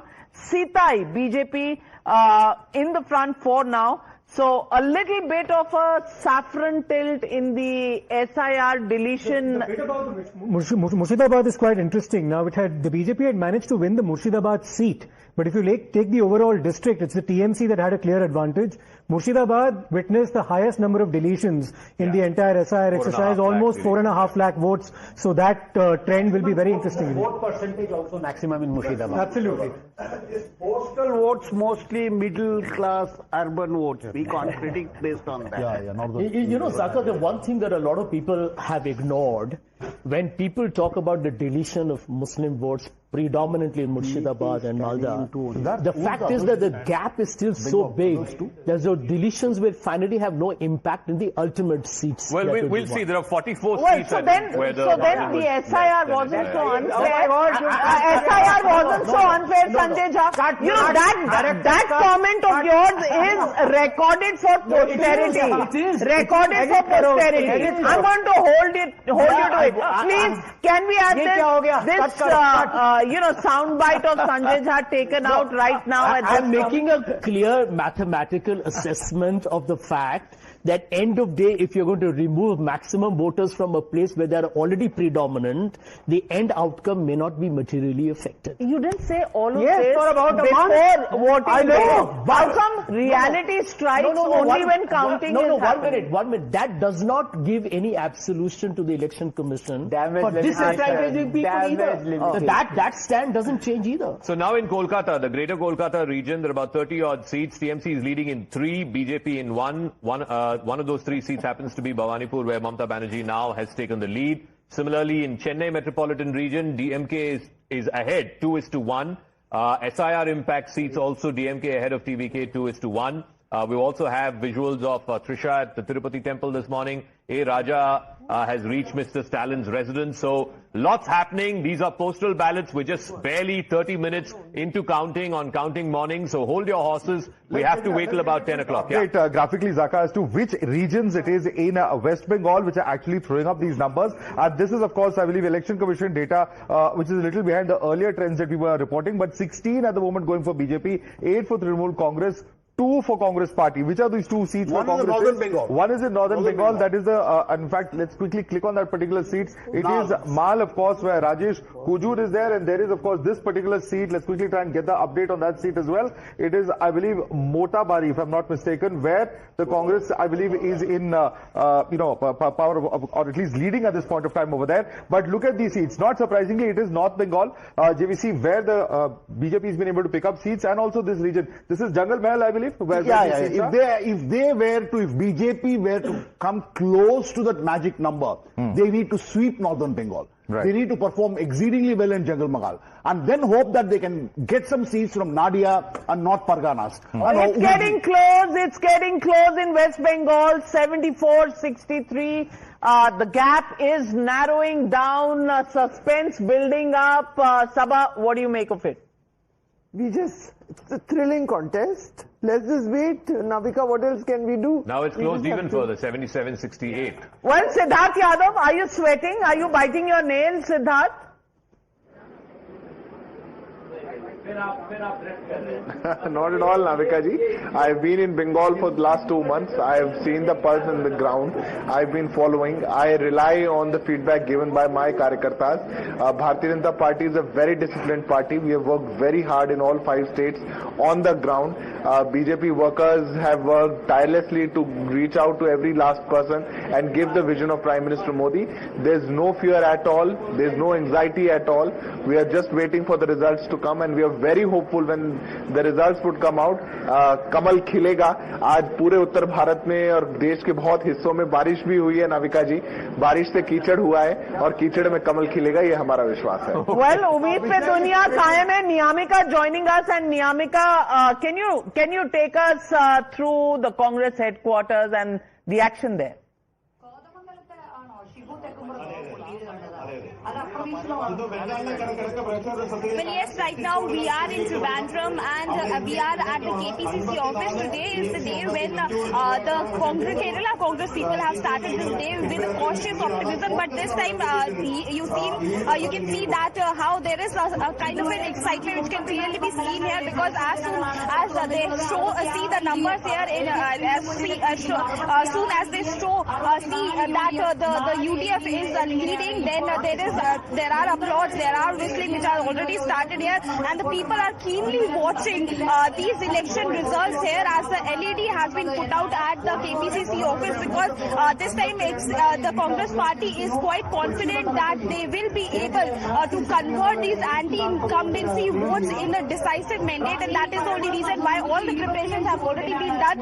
Not just these LEDs which have been put up here, but also already the orders for the laddus have also been given by the KPCC people, because they are quite confident that it is. We'll come back to you. We're now LDF and UDF. Yeah, can you see the neck. dead heat there between the LDF and UDF in Kerala, 58-55, and the LDF is ahead. Sanjay Jha. Yeah. I know, not for too long. Exasperation. No, but Navika, the truth is you also have to look at one other number. Tamil Nadu and Kerala, if you look at the BJP, for some reason doesn't even figure on your whatever leaderboard. But anyway, we'll talk about that later. We'll talk about that later. Ignore Assam, ignore Bengal. Yeah, Navika and Zaka, we want to pull out more than any seats in Tamil Nadu. I want to precisely take care of the Trippuram Kundram issue, where not only the Times Now, entire national media have made sure to go along with the BJP's whatever the insinuations should be, by making sure right upon whatever the... I think the religious conflict. Yeah, religious conflict. What are you saying? That DMK is leading in Trippuram DMK is leading over there in Trippuram Kundram. That is really... Okay, let's give the big picture when it comes to Tamil Nadu. We have early trends. Talapati Vijay is leading in both his seats, Perambur and in Trichy. That's the leaderboard that we have. Actually. Okay. Stalin is leading in Kolattur, his constituency. Udeni Stalin is leading in the Thousand Lights constituency, the Chepak constituency. Then, so in battleground Chennai seats, the DMK is leading 2 seats to 1 for against the TVK. TVK now leading in 7, DMK in 46. Swati, on the leaderboard, this seems to be a bit of a runaway for the DMK. Early days yet, just 33 minutes into counting. Absolutely. And look at this gap. This gap is widening now. DMK leading on 46 and AIDMK on 17. We'll refresh those numbers for you. And yes, TVK is now leading on 7. So while it's a neck and neck here in Kerala, the gap here is widening. Let's take a look at this. BJP inching close to century. Of course, early leads, but leading on 92 seats, and the TMC leading on 75. And this is interesting. Look at this. 0-0. So this 0 continues. Who's the others one? It could be ISF? It could be the ISF. ISF? Yeah. You know, but I was just discussing with JVC, we must understand what's happening in West Bengal. One of BJP's poll promises has been, one of the 50 manifesto promises has been that as far as government employees are concerned, they will get their DA. Remember, West Bengal is one of the few states in the country where government employees don't even get their DA. And we know how dear the DNS allowance is for government employees, how important it is for them. Dear. Also the fact Very that, dear. Navika, you'll be interested to know, 7th pay commission report not even being implemented in West Bengal. We're already the 8th pay commission. And the BJP is banking a lot on the 7th pay commission. But let me stop you there. Subhendu Adhikari leading and Mamata Banerjee once again trailing in Bhavanipur. That is the latest that we are getting in Behrampur. We have Adhir Ranjan Chaudhary leading, and he's been leading the charge against Mamata Banerjee. Again, Senthil Balaji leading in Coimbatore South, well, once again, it's a seesaw between Subhendu Adhikari and Mamata Banerjee. Again, my disclaimer, Selim Dharnidharan, please note, my disclaimer, even in West Bengal, these are early trends. Let's not jump to conclusions. Mamata Banerjee may be trailing, but she can come back up. There's this online portal which is actually making comparison between last election, 20 election at 845, how the trend was. And it says in Tamil Nadu the trend was exactly the same.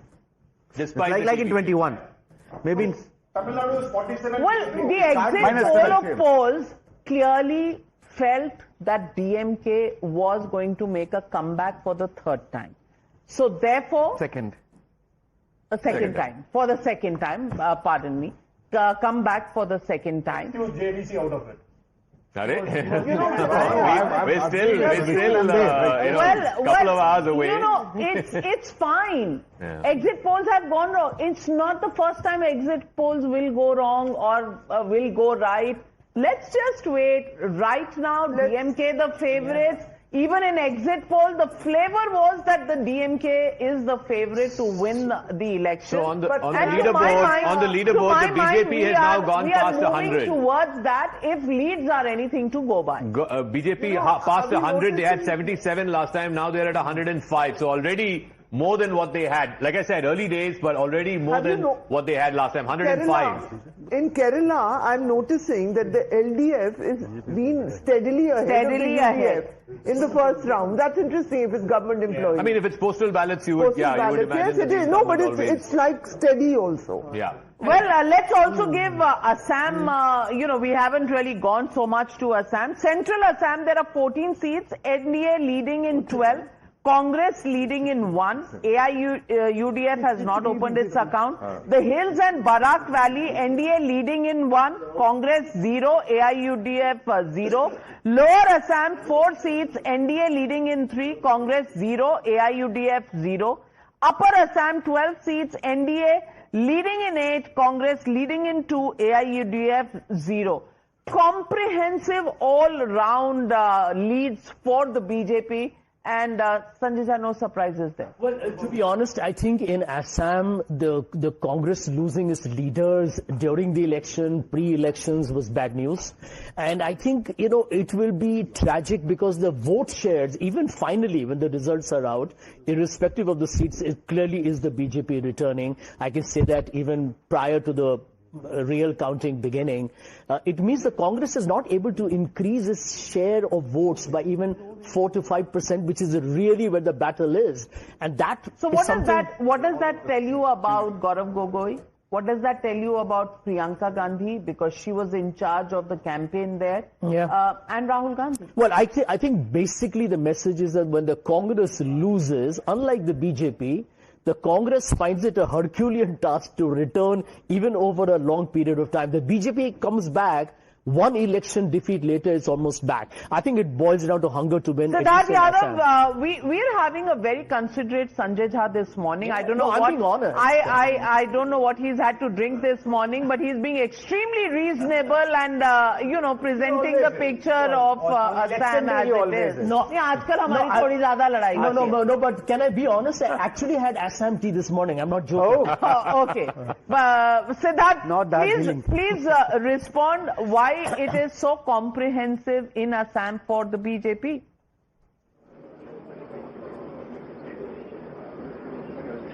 See, Navika ji, Assam was very different this time, and I think like BJP has established across the country a factor of pro-incumbency.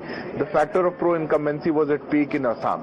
What we have been able to deliver in the past decade, the people of Assam have been very responsive to that, and the opposition has been lacking the very basics of being an opposition. There was no vision, there was nothing that they could say against the government.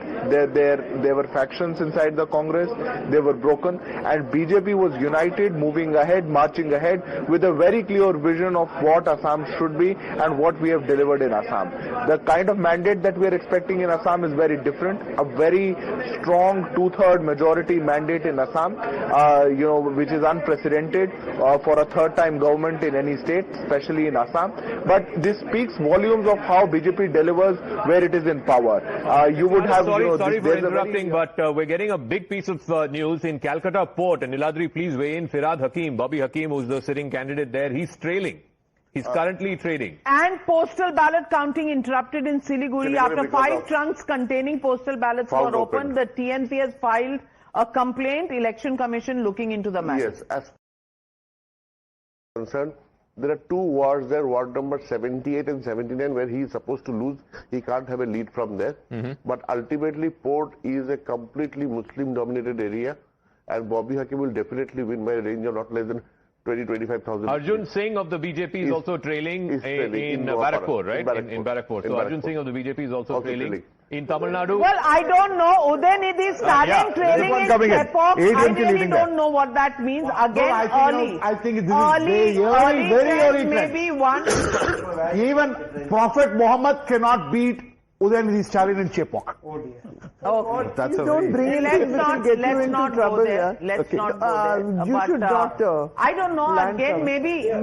We are leading in all the constituencies in Chennai as of now. I think. So where is Cherry TV case? Let's. Assam leading. In where is the wrong data? Come on, please get into the facts of Election Commission. I'm sorry, sir. We are only reading the data that comes in. Okay, I think if it changes soon, we will inform you as soon as it is updated. Please don't take it personally. And all I would, the election data analyst, what I would like to know in the DMK, which seems to have a clear lead, what is the share of the Congress and the left parties? Congress is leading in 3, left is leading in 1, BJP is leading in 4, AMMK is leading in 1, ADMK is leading in 15, DMK is leading in 49. No, I think it's very now too early to say how much the allies leading, simply because the counting is just on for 80. For remaining, I think about. But if these trends are holding, you're basically getting 2:1. You're getting more than twice of what the ADMK is getting. Exactly. Everywhere the trend is holding. Again, I come back. Bhavanipur, Mamata Banerjee is leading once again. They're going to go up and down. The seesaw is happening, and we are saying it as it comes in. With the disclaimer that these are early. I visited Calcutta. He is from Calcutta. Bhavanipur was going to be a closer fight. The TMC constituency said a lot of Hindi speakers have come. And just to explain it to you, that there is and a lot Gujarati. And Gujarati. And yes. Gujarati. They said Gujarati and Hindi. So well, but let's take a look at the big board to get the big picture, Swati. Quick tour. On 195 leads, the BJP seems to be leading ahead of the TMC on around 106 now, 105, and TMC is leading on 89. In Assam, the picture is very clear by the number 62 for the NDA, Congress Plus leading on 9. In Kerala, once again, you see a flip-flop there in the sense that sometimes you see the LDF leading, then the UDF, so it's a neck-and-neck fight in Kerala. It's very clear in Assam. Similarly, here in Tamil Nadu, the gap is widening between the DMK and AIDMK. Now, AIDMK has been stuck on 21 for past couple of minutes, but TVK seems to be making some gains. So, early leads, TVK is leading on 9, DMK plus 53. But it's DMK all the way that we are seeing, Mr. Balan. Mr. Balan, LDF inching slightly ahead, staying ahead of the UDF. Yes. Your prediction coming true? Yes. I have been telling that LDF will have a hedge over the UDF. Yes. And this time Pinayari Vijayan will form the government. So what happens to the Congress party, your esteemed alliance partners at the national level? See, it's the election in the state. See, national level, as far as Balan is concerned, I don't see BJP and Congress two different political entities. It is a team sometime B team. and the policies are same. Both are corporate controlled parties. And let's go to the deep dive on Kerala. Our class will not number again early trends, but it is actually showing 4 for the BJP. Very interesting number there for the NDA rather in Kerala. Now, which are these 4 seats? We don't know. We know that in 3 seats at least, Nembam, Palakkad, etc. They're supposed to actually come in. Let's look at this. This is one is of course Malappuram, where Ashwati Gupta of course claims. I don't know if this is actually going to hold out. No chance. There is also let's take a look at this particular seat as well. If I can quickly click that and get it. And this I think is Nembam, if I'm not mistaken, where they're expert. Oh, this is Vattiurkavu, K. Muralidharan, of course. No, 1 second, just quickly clicking on the correct seat. I think we're not able to get that particular thing. But these are 3 seats and Manjeshwar. This is the 4th seat where K. Surendran is leading at this point of time. But 11 for the UDF, 8 for the LDF. If this 4 trend does hold out, it certainly will be the best ever performance if this actually holds out. JVC. See, I don't know whether this will hold because Manjeshwar Surendran had lost by 87 votes once and he had lost by 700 votes once. So as a result of which, see, these are very early trends. We can't take it by the face value. But for Assam, I don't think anywhere we can take it in face value. Let's go back to the leaderboard, and now I think in Tamil Nadu, TVK is now into double digits. TVK has gone up to 11 seats. And DMK racing away at 53 and ADMK at 21. Swati? Absolutely. So for DMK, of course, they are maintaining the lead. AIDMK, once again, I want to highlight, has been stuck at 21, just leading on 21 seats for the longest time. But TVK slowly now making those gains. So TVK is leading on 11. So that you want to add something? Yes, I want to mention Assam as well as Puducherry. In Assam, the halfway mark is 64. And you already have NDA reaching that mark almost. As far as Puducherry is concerned, this marks a deviation from the trend and it's consistent with what the exit polls have predicted. The halfway mark is of course 16 seats and the NDA is clearly leading currently in early trends with 22. So AINR Congress, presumably, if these trends continue, will be back to And the exit poll thing is a much closer fight, but clearly it seems like the NR Congress is doing TVK in both Puducherry and Tamil Nadu, its entry is helping the incumbent government in both the places. Correct. Because it's taking away the anti-incumbency vote right. Tamil Nadu is taken into consideration. TVK cuts ADMK into sizes. I've been maintaining this since day one that a third party always cuts the anti-incumbent vote. But in vernacular Tamil channel, I'm looking at DMK 72, ADMK 7 and TVK 13. Which means TVK is more than ADMK. So which means it could be the number 2 party. Vijay could be leader of the opposition. This is Sun TV? No, all 4 channels. 4 channels. All the channels. All channels. I checked 4. But would you buy the theory that Palangote TVK is leading? No. That's what. So Palangote TVK is leading according to this poll, so it is impossible. So let's wait for some time. So let me say this. Jitu Goswami, Berhampur, Assam, BJP is leading. Anil Saikia of the BJP leading in the Samaguri seat. These are 2 Assam leads that we have. Kumarganj, Bengal, there is Trinamool Congress's Torap Hossain Mondal, who is leading. These are leads that are coming in. Abdul Khalik of the Congress leading in the Mandya Assembly seat, and Mamata Banerjee once again leading in Bhavanipur. Shahina Mumtaz, Trinamool Congress candidate leading from Nauda. Those are the latest ones that we've got. And Cooch Behar Dakshin, Trinamool Congress also leading in that seat. Sid, are you getting any sense of the pattern? Yes, so far, as per early indications, as far as West Bengal goes, clearly the BJP is doing well in districts as well as seats that it had won the previous time round. So when you talk about Cooch Behar, all these are seats that actually went in the first phase of polling in West Bengal. The Northern Hills, the Cooch Behar area, parts of Nadia where the BJP had managed to make inroads the last time round, it's holding on to. In West Bengal, as far as Kolkata, Howrah is concerned, those are seats that went for polling in the second phase where the TMC was clearly the dominant party, having won 123 out of 142 seats. The TMC is managing to hold on to its bases. Madhav, can we do the breakdown?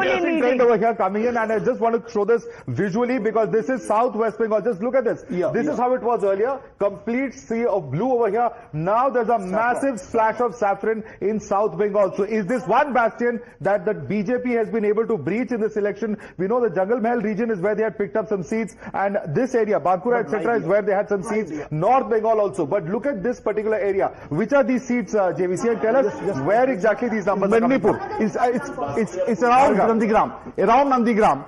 They're sweeping around Nandigram. They're sweeping around Nandigram. Yeah. Jhargram is one of these seats, Lakshmikant Sahu. And of course, Gopi Ballabpur is also BJP. Rajesh Mahata. Let's look at some of the other seats if we can quickly get those. Beenpur is where Dr. Pranat Tudu is there. We also have Chandrakona, where the BJP Sukanta Dolui is there, and of course we have Debra, where again BJP. So but what do we make of this, Ladri? This is the tribal vote, right? These are the places where BJP did not do at all in 2021. Medinipur, Bankura, Purulia, and Jhargram. Yeah. May I say one disclaimer here? Those are the election commission numbers, which are slightly slower than the private updating numbers that we get from our own sources coming here.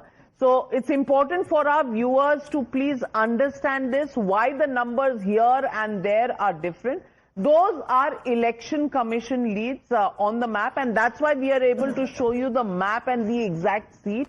These are from counting center, the numbers, the updates that we get from our manual sources, which is why you'll see a discrepancy in the number of leads that are reflected here and there. Important disclaimer, but the manner in which this is progressing, Salim Dharnidhar, it's absolutely clear the DMK in lead position, in pole position, and when it happens for the second time, there is the beginning of a story coming in there as the TVK party gets slightly better than the AIADMK. DMK, the dominant force, continues in Tamil Nadu?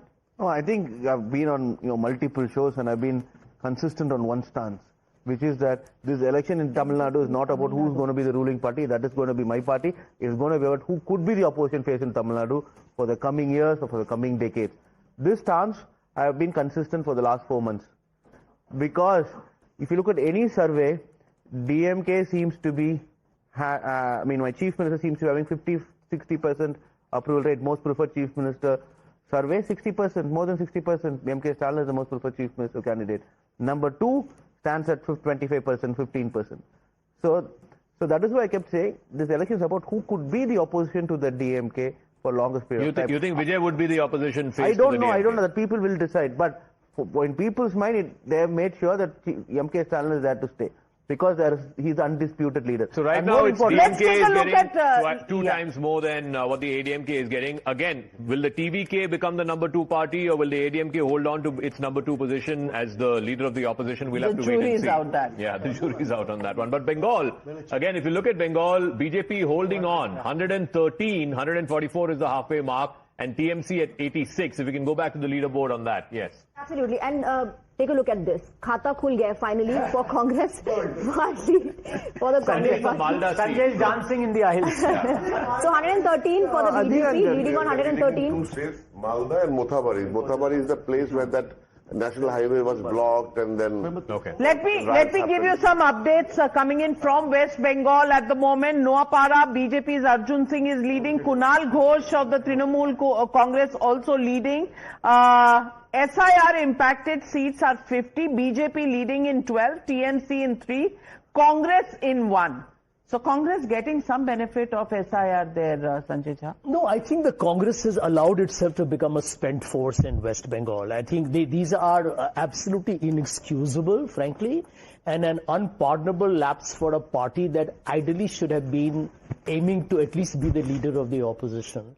The BJP has completely swamped that space. So I think the Congress has a lot of homework. So let me also give you region-wise tally. The Deltaic region, TMC 1, BJP 0, Highlines, BJP 15, TMC 3, Northern Border region, BJP 2, TMC 8. How do you explain that, JVC? No, I think, these are very, very early trends. I'm not able to see anything. Will this change? Yes. Okay. Northern Hills, BJP 13, TMC 1. Southern Plains, also BJP 14 and TMC 8. Are we seeing a story happening there? If this holds, then there is a story, right? Navika, if this holds. If that holds. Yes, this would be whether SIR deletions, if you're looking at very large Muslim populations, it may not have such an effect, even though the issue must remain live. But if you're looking at where we had all this detailed work that so many voters, this was a margin of victory and defeat, and these many voters have been deleted, and specifically proportional to the deletions, more from the minority community. So in 50 of the SIR affected seats, the BJP is leading in 12 and the TMC in 3. Again, early days, we don't know how this will play. We have the SIR numbers. We have the SIR numbers here. This is the SIR cluster, and if you look at the 2021 and the 2026, the numbers are very clear. BJP at 10 in 2021, here at 13. TMC was at 6 in these numbers, and it's 2 as far as these numbers are concerned. Congress 0 and 1 right now. So it's advantage BJP very clearly in these SIR affected seats, and these are 44 of the seats where the margin of victory is lower than the total number of exits as far as the deletions. The deletions were far more than the margin. Well, I don't know, but is it time for a Jalmuri break? In case SIR is having an impact. Jhalmuri break? I'll have, because I'm hungry. Okay. All right. Jhalmuri is the flavor this season. So, bhaiya, 2 Jhalmuri. Mirchi wala? Thoda, medium. Okay. All right. But Bengal is the story, and if SIR is having an impact. Rajagopalan, your story in Tamil Nadu not quite holding out just yet. In Bengal, we're seeing the beginnings of the BJP making inroads into South Bengal. Are you wanting to revise your analysis? Now's the time to do it. No revision, Navika. I stand by Mr. JVC's projections. And second thing, the factor of Rahul Gandhi stabbing MK Stalin's, initiatives also paying dividends to Stalin. Because Rahul Gandhi's absence from the electioneering campaign with Stalin also paid dividends to DMK. Therefore, Rahul Gandhi is a spend port in Tamil Nadu. Number one. I got the regional breakup in Tamil Nadu. I'll just give that out for our viewers. Kaveri Basin, the Delta, DMK leading in 6, TVK in 1, ADMK 0. Northern Tamil Nadu, which is the KTCC region, DMK ahead in 7, ADMK ahead in 3, and TVK ahead in 2. Western Tamil Nadu, the Kongu belt, DMK ahead in 1, ADMK ahead in 4, and TVK 0. So this is the breakup of the various regions. Yeah, ADMK is taking a lead in Kongu. There's another interesting trend coming in from West Bengal, which I just want to very quickly show, coming across to you, Swati, and this is an interesting trend. Now, these are the urban seats in West Bengal. How has urban West Bengal voted? It's going to be very interesting to see, because BJP has very clearly made a pitch for this particular part of the electorate. TMC was at 12, very clearly leading over the BJP's 8. Now that has slipped as far as this trend is concerned. 13 for BJP, 7 for TMC, 1 for Congress in urban Bengal. Urban areas is where Trinamool was strong even in 2001. Yes. 25 years back, it was urban areas where in West Bengal, Trinamool was able to do well. And in 2021 also, BJP was unable to percolate urban Bengal. It was a rural Bengal. This trend will stay, or will it change? I think this trend is going to stay.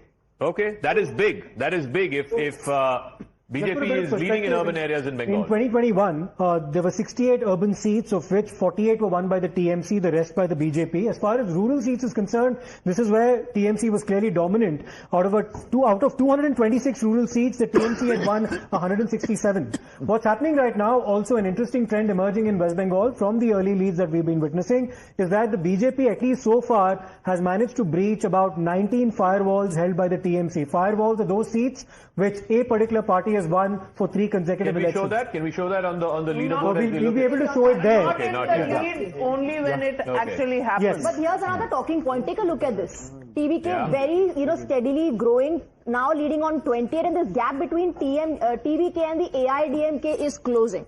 Yeah, absolutely, and very well. I mean, one of the panelists. We have the statistic for that. Firewall that he was talking about. This is the fortress fight cluster that we're talking about.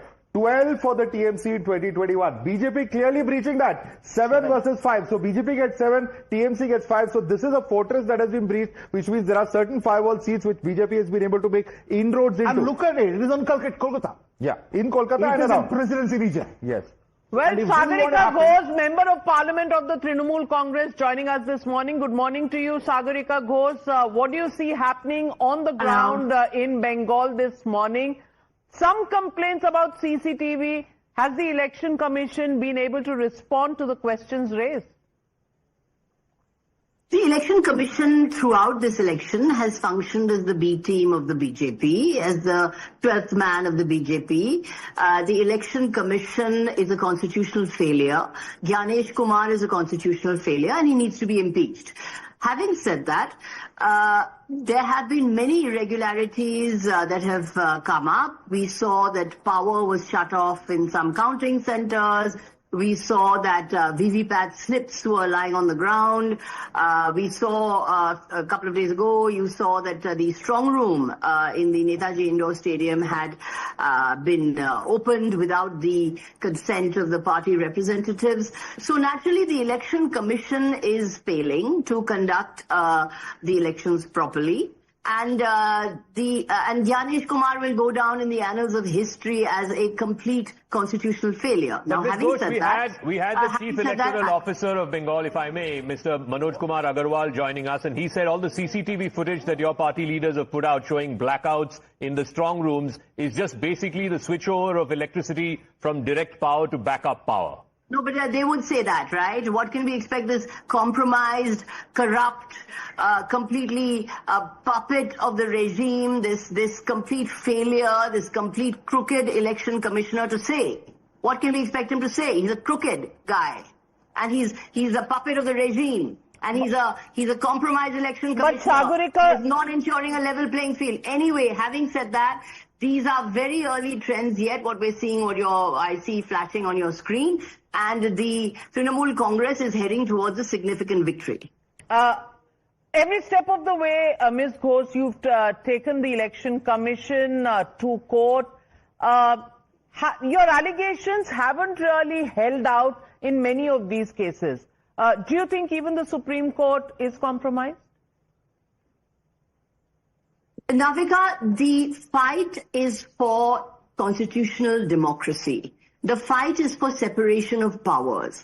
The fight is to preserve our democratic structure. It doesn't matter who's in power. The issue is that democratic structure must endure, because if the democratic structure does not endure, India ceases to be an electoral democracy, a functioning constitutional democracy. This is a much larger battle than which party is in gaining or losing. The fact is the BJP is consistently misusing every arm of state, from the Election Commission to the Enforcement Directorate. But that is exactly the point I'm making, Sagarika Ghosh. If the matter has been adjudicated by the Supreme Court, do you still have doubts, number one? The matter has not been adjudicated by the Supreme Court, Navika. The fact is the impeachment motion was signed by 193 MPs. It was submitted to the Speaker of the Lok Sabha and the Chairman of the Rajya Sabha. It was not accepted on various grounds. We have, as you know, submitted another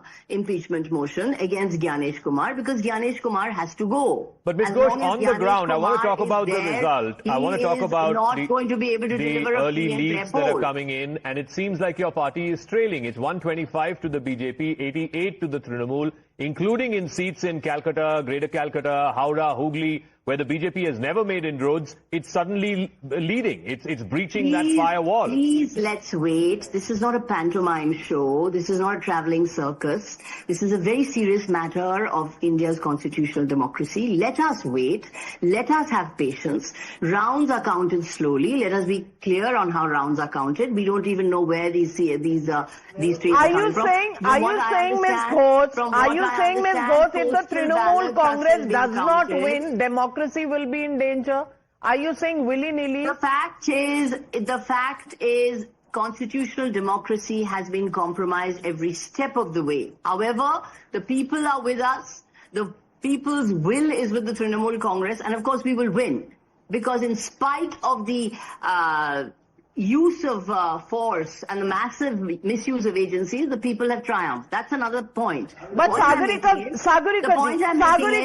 the point is that even Rahul Gandhi called out Mamata Banerjee and her government for corruption and saying it is because of the TMC that the BJP has got I can't comment on any other party. What their leader says. They are fighting us on 294 seats. I have no comment to make on any other party. They are a member of your alliance at the national level. At the state level, we are not in alliance. We are fighting 294 seats against the Congress. So I have nothing to say on a rival party. But I would say that please let us wait. Please let's not reduce this to a traveling circus. Let us wait. take. Let the EVMs get open. Let all the rounds be counted, and then I'll come back to you with a final reaction. All right. Thank you very much for joining us this morning on this broadcast, Sagarika Ghosh of the Trinamool Congress. But I just want to ask you, Niladri, if the TMC does not win, it's not democracy? No, see, at the end, whoever wins, you have to respect the mandate. There is no doubt and there is no confusion with regard to that. But having said so, it looks tough that TMC will lose this election because now it is only till 9 o'clock. We know till 9:30 this will go. And at an average, Navika, all the booths will have a minimum of 15 to 16 rounds of counting. Some booths have 23 rounds of counting, some constituencies. So let's hold on to our horses for some more time. But the fact that BJP is making inroads into urban Calcutta seats, Howrah and Hooghly seats, is that not concerning? See, Zaka, the trend which is coming is mainly from the areas where they did better last time also, and that is their bastion. Okay. South Bengal seats are still not yet open. We are not seeing the trends from there. Charu Pragya of the BJP joining the broadcast. And Charu Pragya, the Trinamool Congress extremely angsty about the fact that the election commission has not been fair. How do you respond to her charges made early this morning?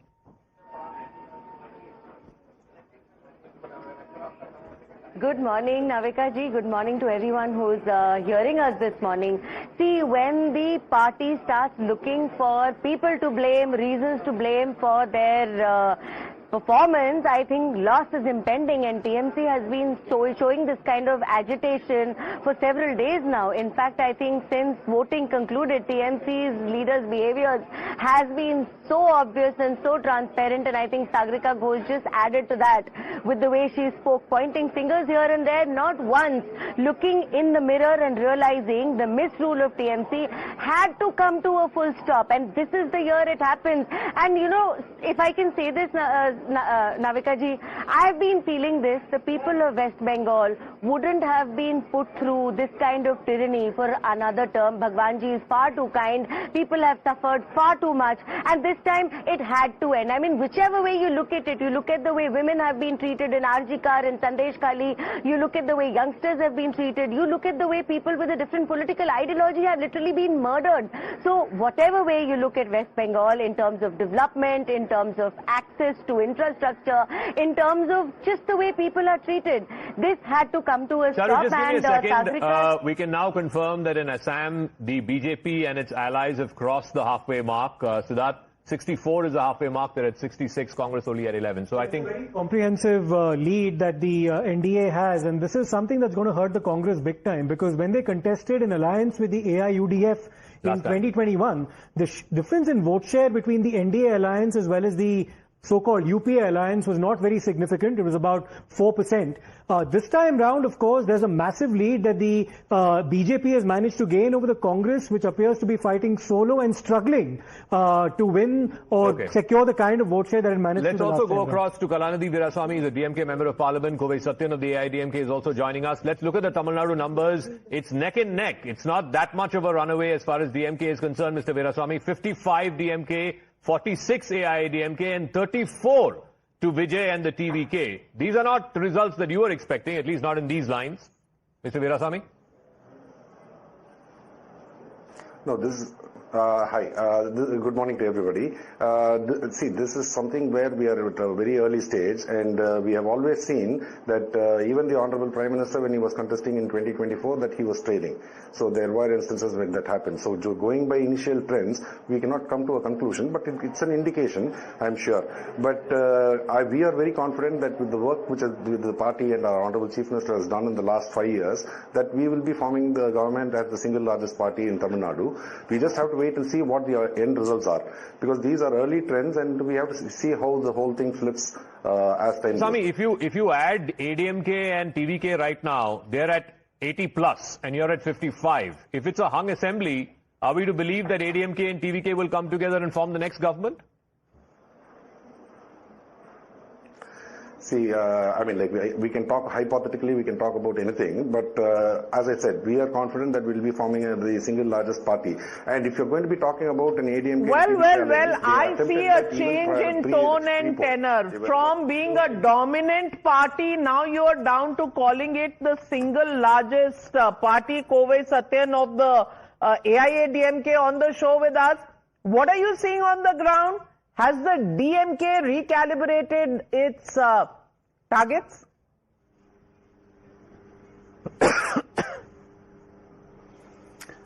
Since our leader started his campaign last July, it was very clear. People wanted change. And by end of today, you will get to know that EPS is going to be the CM of Tamil Nadu in 2026. These are all initial trends. Trends might change, but what will not change is the mindset of the people that they are desperate and they want to change from this DMK rule. You know, Kovai, we've got numbers. These are staggering numbers. if I read that right, just refresh the leaderboard. DMK plus is at 55. TVK is at 50. If we can refresh that leaderboard, TVK is at 50. Unbelievable. Unbelievable, ladies and gentlemen. Absolutely. Just look at this. Because the Election Commission has now started updating the numbers on its own website. And the TVK now leads in 2 seats. We have 3 leads from Tamil Nadu. One is where the Communist Party of India, which is of course part of the DMK alliance, is leading. The other 2 seats, Trichapalli West, where G. Ramamurthy is the TVK candidate, and Sri Vaikuntham, where Sarvanan G is the TVK candidate. In the first round of counting, it's the TVK that's currently leading. And this is a trend that's borne out even in these data that we're getting. This is a set of data. Just a second, JVC. Look at this. 15 for DMK, 13 for TVK, and 8 for the ADMK alliance. They're actually doing better than the ADMK alliance as far as these early trends are concerned. So this is massive. Any which way you look at it, what the different sets of data that we're getting, all are pointing to TVK and Vijay doing far better than was earlier thought. This is Sengotian, if I'm not mistaken, Govind Shetty. He is, of course, the leader who came in from the ADMK and is believed to be one of the experienced leaders over there. There is Chengam seat where TVK comes in. K. Bharatidasan, of course, is there. We also have over here Rishi Vandiyam, where TVK's Ashok Kumarji is leading. There's also the seat of Tiruvannamalai, where Tiruvannamalai Eva Velu used to win by 1 lakh votes. He is a senior most leader in DMK, minister. There is Ranipet, where Tahira is, of course, the leading minister. Again, another minister. TVK as well. Gandhi is the minister. It's not just in one region. What's interesting is that from Congo to coastal to even southern Tamil Nadu, look at these 2 seats where, in fact, if you can quickly get that data, this is, I believe, Kanyakumari. This is Kanyakumari, where TVK is leading. So what's happening is quite interesting. It's across the state, it's across regions, at least these trends are coming. And this is going to be very, very interesting. It's happening on the ground. It's happening on the ground. And Tamil Nadu, ladies and gentlemen, watching Times Now this morning, the scene in Tamil Nadu has changed since the last half an hour, and I can see some people in the studio sweating. Harish, look at those numbers. Do you think something is flipping? Not at all. As we predicted, the TVK will lead to ADMK's vote share, which is evident with the first round of rounds, and we want to make sure that DMK will form its majority on its own. No, you want to make sure, will you do an alliance with TVK? No, how come it is possible? You can't ask BJP and Congress to go ahead and form a government on their own, right? No, the just same thing. TVK will have no impact. Now TVK is ahead. Now TVK is ahead. Can we now TVK is ahead in 60 seats. ADMK 39, DMK 51. DMK has lost 56 seats out of from 2021. ADMK has lost 4 seats. So which means TVK is gaining 60 seats. TVK is now the single largest. No, 1030. Single largest. Slipping in leads and TVK picking up. We're seeing a story. We're seeing a phenomenon. Here is the detail of Tiruchirappalli seat where TVK is leading. It's got 4553 votes. This is first round out of 22 rounds. And DMK has got 4261 votes. So it's 290. And K. Nehru is a senior most minister. Yeah, K. Nehru. He's trailing. The last time elections, out of 234, 31 seats should be between 500 to 5,000 votes. Yeah. So these are early leads which we can't go ahead and decide where. Okay, so we are not. It's only increasing. 63 now to the TVK and 50 to the DMK. Can you imagine TVK is now like emerging? A cricket match now. It's turning out to be the single largest party. That party which is coming from behind, a party which is a new party, they always have a kind of momentum. And if they have it, then from the DMK kitty, whatever number the Congress is getting, you can minus it. They will happily go and join with TVK, with Vijay. No, one second. I don't think it's that easy. I think if it's hung, it'll be the BJP with minimal seats that will decide who will come to power. Congress but is that only aside, 4 seats. That aside, I want to know. No one predicted I this. want to know if resort owners are in business somewhere close to Chennai. Puducherry, I think. Ashwinji? I think we need to hold our horses. It's too early to predict. We can see that they will be coming in majority in Tamil Nadu as well. Kerala is quite evident. And I think Assam picture will also change. So I think let's hold our horses for some more time. Assam picture will change. Yes, it will change. Segar has been very quiet. Segar? So we have been saying that the TVK has created a frenzy among voters, and the TVK, that kind of frenzy will see that DMK getting damaged. So what we are, even the early trend shows that it is DMK which is getting damaged. Because whatever is happening to TVK, that's 63, and when you see DMK, it is 50. So it is going on, I think what most of us expected, that the TVK's whole campaign was against the DMK. Our leads are showing that Udeni Stalin, the Deputy Chief Minister, is trailing in the Chepauk seat. Now at 1 hour and 15 minutes into counting. That if the Deputy Chief Minister is trailing, then boss, this is a story that, you know... It's a warning lesson for professional netas. Trailing for some time. Professional netas. It's a warning signal. See, TVK 63 indicates a warning signal to professional politicians like ADMK and DMK. So that means film stars. Takeaways. Yeah. Film stars supported by novice who are business people. See, come on, there were 4.87 crore voters who voted. Are you making fun of them? Come on, they are free to choose. It's a democracy. They can choose whoever they want to choose. No. What is their ideology? What sort of high horse? No. What is their ideology? What is their proposal to the people of Tamil Nadu? What is that they are going to new entrants can always come and... Grain of data from Sri Vaikuntham, where TVK is leading. The second is AIA-DMK, third is Congress. That was the seat that DMK gave to Congress. So there, TVK is let us also take a look at what's happening in Assam. Gaurav Gogoi there this morning prayed and also took the blessings of his father Tarun Gogoi, the longest serving chief. Let's listen in. Feedback हमको मिला है वो वोटों के द्वारा उसका जो उभरेगा उसके हम नजर रखेंगे। हर राउंड पे हम नजर रखेंगे। पूरे प्रदेश भर में हमने विभिन्न प्रकार के ऑब्जर्वर्स हमने भेजे हैं ताकि कहीं भी अगर किसी भी राउंड में किसी भी क्षेत्र में कोई भी अगर कमजोरी दिखती है प्रशासन की तरफ से तो तुरंत हमको वो इन्फॉर्मेशन वो जानकारी हमें मिलेगी। सर, अब तक के रुझानों में पूरे असम से क्या अपडेट आपके पास है? देखिए अभी पहला राउंड ही हुआ है, इसलिए जहां तक सुबह की बात करें कि स्ट्रांग रूम से जाते काउंटिंग सेंटर तक ले जाते वक्त हमने सारे जो हमारे पार्टी के लोग हैं उनसे हमने जानकारी ली कि क्या ट्रांसपोर्टेशन में कोई कमी तो नहीं रही।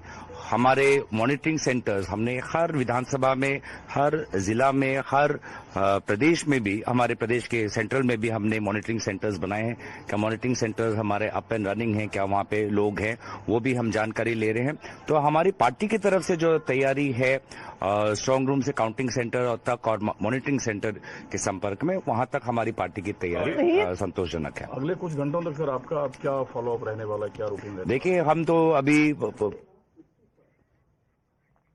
No blame on the Election Commission in Assam, but in Bengal, so much of complaints. In fact, from the Election Commission of India in Tamil Nadu, very interestingly, the DMK is still waiting to make its mark. You already have the AIDMK leading in 3 seats after the first round of counting. It's Veppanahalli, Kunur as well as Kadalur, where the first round of counting is concluded, first of 25 rounds of counting, so there's still a long way to go.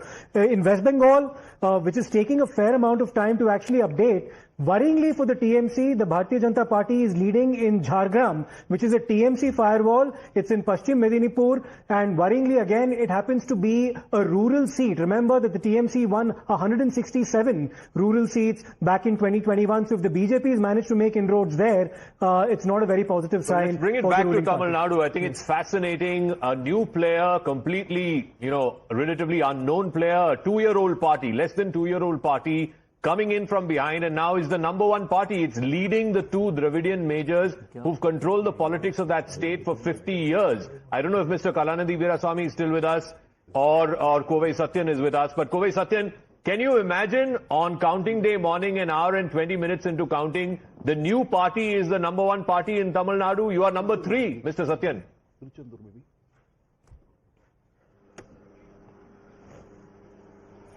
These are pretty much earlier news. It is about to change. We still have about 20 rounds of counting left. All I can say is, the end of the day, you will get to know the vote percentage of TVK. But they might not have the adequate MLA numbers to have a say in the assembly or to have a say in the formation of the government. Till 11 or till 12, you will see the scores matching. Then you will slowly start seeing DMK slipping down. By the end of the day, you will know that AIDMK has got the enough majority to form the government. This is how the trend we predicted, and it is happening by it. To my sources, we can say that we are at 36 right now leading, with DMK at 17. If it is a hung assembly, Mr. Satyan, and your party and the TVK have enough numbers past the halfway mark, will you join hands to keep the DMK out? The Tamil Nadu people doesn't vote for a hung assembly. Okay. Whatever they decide is, the mandate will be very clear. It will be a single largest party with adequate numbers that will form the government. AIDMK will form the government. EPS will be the CM, and we'll get the adequate numbers. Not looking like that as of now, but we'll wait and watch. But Charu Pragya, trends in Bengal, BJP looks poised to breach 27 Trinamool Congress firewall seats. Firewall seats are those which TMC hasn't lost in the last 3 elections. Do you think there's a message there, and do you think these trends will hold? Absolutely. Navika ji, I have been saying this for a very long time. Mamata Banerjee lost Nandigram last time. She lost her bastion last time. And that is going to repeat this time. So not just the firewall seats that you're mentioning, the seat that she is contesting from the entire state, TMC is going to lose it all. Because tyranny must come to an end. And this is the election result where this is going to happen. And we've been saying this for very long. 92.5% of the people of West Bengal coming out to vote is a vote of anti-intimidation. People are out on the streets. They are fearless today. They are speaking out. They are very clear about what they want. And I still remember on voting day, there was a woman who came out of a booth in Kolkata. And the only thing she said was that I want the freedom to be able to say Jai Shri Ram on the streets of Kolkata today. This sentiment seems to be living in everyone's hearts. People cannot keep quiet forever. This tyranny cannot live on forever, and I'm frankly not surprised. Okay. I know it is well, look at those numbers there. Bengal numbers 142, halfway mark is about 148, and inching close to that. Yeah. Are we seeing these trends holding on? We don't know. But in Tamil Nadu, where the story is unfolding, rural seats, DMK leading in 8, AIA DMK in 3, TVK in 7, even in rural seats. Yes. And in urban seats, DMK leading in 7, TVK leading in 6, AIA DMK leading in 5. Rashid Kidwai, are you seeing a trend there? Yes, I think, Navika, to my mind, it's very significant. And that is why I'm saying there's going to be realignment of, political forces, because remember that DMK-led alliance not only has Congress, it has left, it has several other political parties, and they may move to TVK. If TVK is the single largest party, then all these smaller groups which are there as part of the, DMK-led alliance will leave DMK, because DMK will not be in a position to stake claim. Let me get in Sushmita Deb, Member of Parliament of the Trinamool Congress, joining us this morning on the broadcast. Sushmita Deb, early trends. What do you make of what's happening on the ground? Trinamool Congress struggling. It is early days yet, but it's struggling. BJP ahead. What do you make of these leads on the board right now? See, Navika, with the kind of deletions that have taken place, what you will see unfold and what all of us will see unfold is not what happened in 2021. You can imagine that there has been an average of 7 to 25,000, somewhere 40,000 votes have been cut, deleted. So dynamics are very new, and add to that whatever else is unfolded in Bengal. But we believe that Trinamool Congress will win with a comfortable majority, and we just have to wait and see how it unfolds. The early trends, of course, what I'm seeing on your screen are showing it's a very tight fight. But I believe that we'll be close to 200. So let's just wait for that. I know your numbers are at 106. BJP is at 142. From where are you getting the confidence that you'll be closer to 200? If anything, BJP is closer to the halfway. Confidence is up. See, we have war rooms everywhere, okay, and they have been on the ground since yesterday, and we've been meeting workers. And Mamata Didi in her Zoom call also told us that first thing is not to believe what's been shown on TV in the early trends and wait it out. So let's just wait it out and see how it turns out. Well, Sushmita Dev, every step of the way the battle has been against the Election Commission. On many occasions, you've taken them to court as well, not really getting the kind of verdict you would have wanted. I just want to ask you, is this a blame game without evidence because it hasn't really stood the scrutiny of courts? See, Navika, let's take one example. When after the Election Commission of India released its voter list and the appeals started, you saw that although very few appeals were heard, we saw figures like 1,600 people, their names being re-entered into the voters list and 6 being deleted, which shows you how off the mark the Election Commission of India has been. So all the people who are pushed into the appellate jurisdiction that go and appeal for your name to be re-entered, 1,600 had to be allowed and 6 were deleted. So can you imagine how wrong they got it? Forget the fact that it's a very small figure that you picked up an example. You picked up an example where the Election Commission had to give in. Let's pick up the other side. You accuse them of putting central observers. You questioned the manner in which the SIR was being done. In both those cases, the Supreme Court has allowed the SIR activity to go on. It has allowed the Election Commission to appoint the kind of observers they wanted to within their jurisdiction. I'm asking about those results also coming in the favor of the Election Commission. Where does that leave the TMC? Listen, the whole fight between Trinamool Congress in Bengal and the way the election was conducted is, I think, out there for everyone to see. We have said right from the beginning, and so has our leadership, that SIR is nothing new. Well, it's called an intensive revision. What is a special intensive revision? That term is not in the Constitution. Anyway, be that as it may, reviewing a voters list is not a new phenomenon in this country. It's been done before. We all know that. But in a large state like Bengal, pushing the common man, please understand, you and I have a passport. We have all sorts of documents. But people in the rural, people who are in remote areas, people who are not so empowered, they don't have the kind of documentation that they were asked to show in such a short period of time. So a SIR cannot be pushed into, a firefighting mode. It's a far longer procedure. Well, that's exactly the point the Supreme Court adjudicated, No, but we will continue to differ on this issue. But Sushmita Dev, in the end, you're saying 200 seats. Are you really confident, or is that bravado? Yes, we're very confident, Navika. I'm sure I'll come back on your show. And if you get 200 seats, will you say the Election Commission has been fair? If we get 200 seats, this is a revolt by the people against the SIR. So are you saying it is the birthright of the Trinamool Congress only to win for democracy to survive? Nobody else can win? Not at all, Navika. It's not a question of birthright.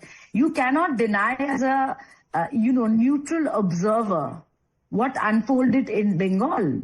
I mean, except for the Navy and the Air Force, everybody else was there. That's not safe voting. That's intimidation of the voters. Okay, we'll leave it at that, ma'am. We'll hope to have you back in the evening once the results are crystal clear. Let's also play out very briefly what Shivendhu Adhikari, the man of the moment. He's leading currently in Bhavanipur. and the man who will likely become chief minister if the BJP wins. Let's listen into him. Accountant and मेरा जो internal calculation था 1100 vote में lead होना था, उसमें मैं 3 गुना lead में चल रहा हूँ।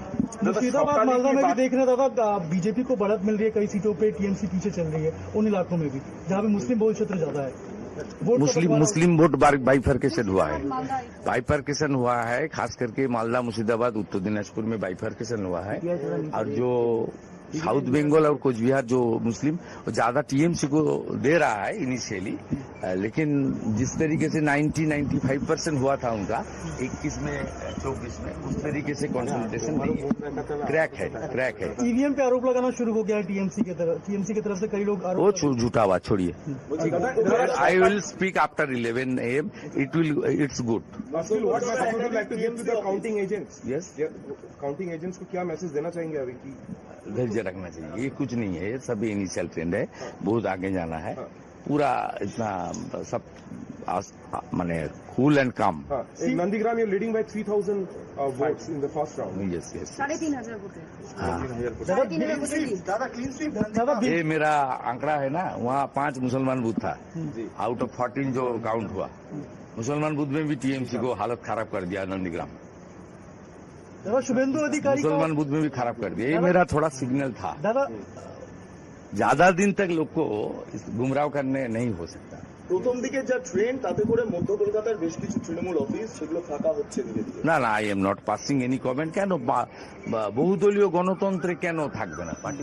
No, it's not good. ওরা যে কালচার করেছে, দেখুন কুকুর মানুষের পায়ে কামড়ায়, মানুষ কখনো কুকুরের পায়ে কামড়ায় না। ভারতীয় জনতা পার্টি এসবে বিশ্বাস করে না। বিরোধী পক্ষের যারা আছেন তারাও করুন, একসঙ্গে কোনোভাবে হিংসা কোনো উত্তেজনার মধ্যে যাবেন না, কোনো কিছু করবেন না। আমাদের স্টেট প্রেসিডেন্টও কাল বলেছে, আমিও আজকে বলছি, এগুলোর মধ্যে যাবেন না। বাংলা শান্তি চাই। তবে initial trend I will speak after 11 AM। Now I am monitoring everything.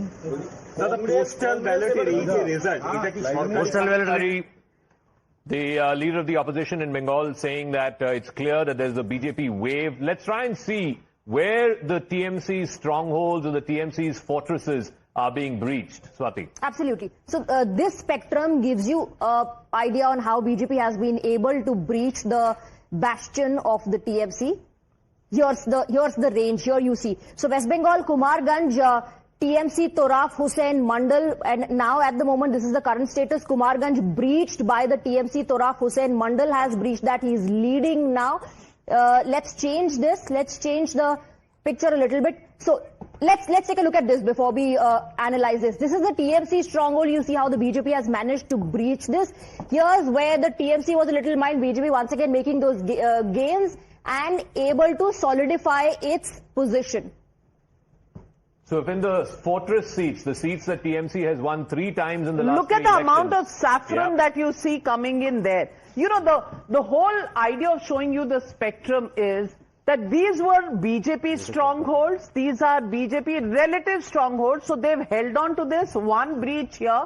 But if you look at the Trinamool Congress strongholds, look at the saffron that has come within these ranks. And this clearly shows how the BJP has stormed into the bastions of the Trinamool Congress.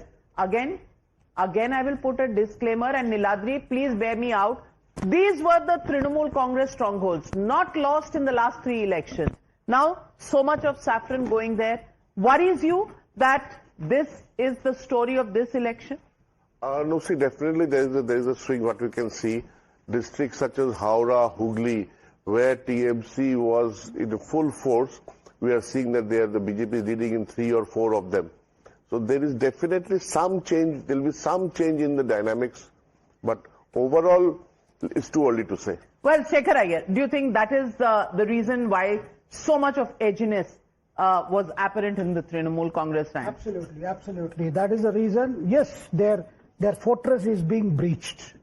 Will it be overrun? We will know in another couple of You're months. still holding on to TMC victory? Yeah, I still feel that, when the final picture comes, because of, I have kept saying, I think I can be accused of repetition, that she starts with an advantage of 30% plus. So, that is not going to go anywhere. Sticking by what I said, 2 slides, 2 landslides, 1 landslide confirmed in Assam, the other landslide loading in Bengal. Now, just to put a number to what you were explaining, the TMC stronghold seats, there are 119 of them, which the TMC won consecutively in 2011, 2016 and 2021. You already see a strong shade of saffron in those seats right now. And as far as 2 consecutive wins are concerned, which 163. is 162, exactly, 162. And again, you see the BJP managing to breach so many of them in the spectrum that is currently being displayed on the screen. So this is therefore a very significant turnaround. So just very quickly, 2 clusters. Let's just explain this. Urban, rural, SR. These are the clusters where BJP is doing extremely well. This is a fortress. Yes, this is a 9 fortress cluster. seats. When out of 14. 9 out of 14, the BJP wins, and TMC getting 5 over here. This is cluster number 1. Let's also look at rural Bengal. In rural Bengal, 62 for the BJP, 38 for the TMC. Urban is where the story is. There's also, absolutely, we'll come to that as well. In urban Bengal, look at the numbers here. Again, BJP doing far better than TMC. 20 versus 10 over here. And let's also take a quick look at the SR seats. In the SR seats as well, the BJP is at 21. The TMC at 5. So it's a comprehensive trend at the moment. It's not just an isolated. Rural SIR seats. Yes. And that, ladies and gentlemen, this is the story. This is how it was in 2021. These were the BJP, very small BJP strongholds, but very large Trinamool Congress strongholds. These are Trinamool Congress, 2 election strongholds, and these were the swing seats. This is Congress. Look at how the BJP has retained this. It has made entries here. It has made right up until the stronghold of the Trinamool Congress, and you see the saffron lines. Total blue to saffron emerging over here, and Rashid Kidwai. It's not just a fluke. It's not just some game that is being played. Rural, urban, and some SIR seats. Comprehensive, you think?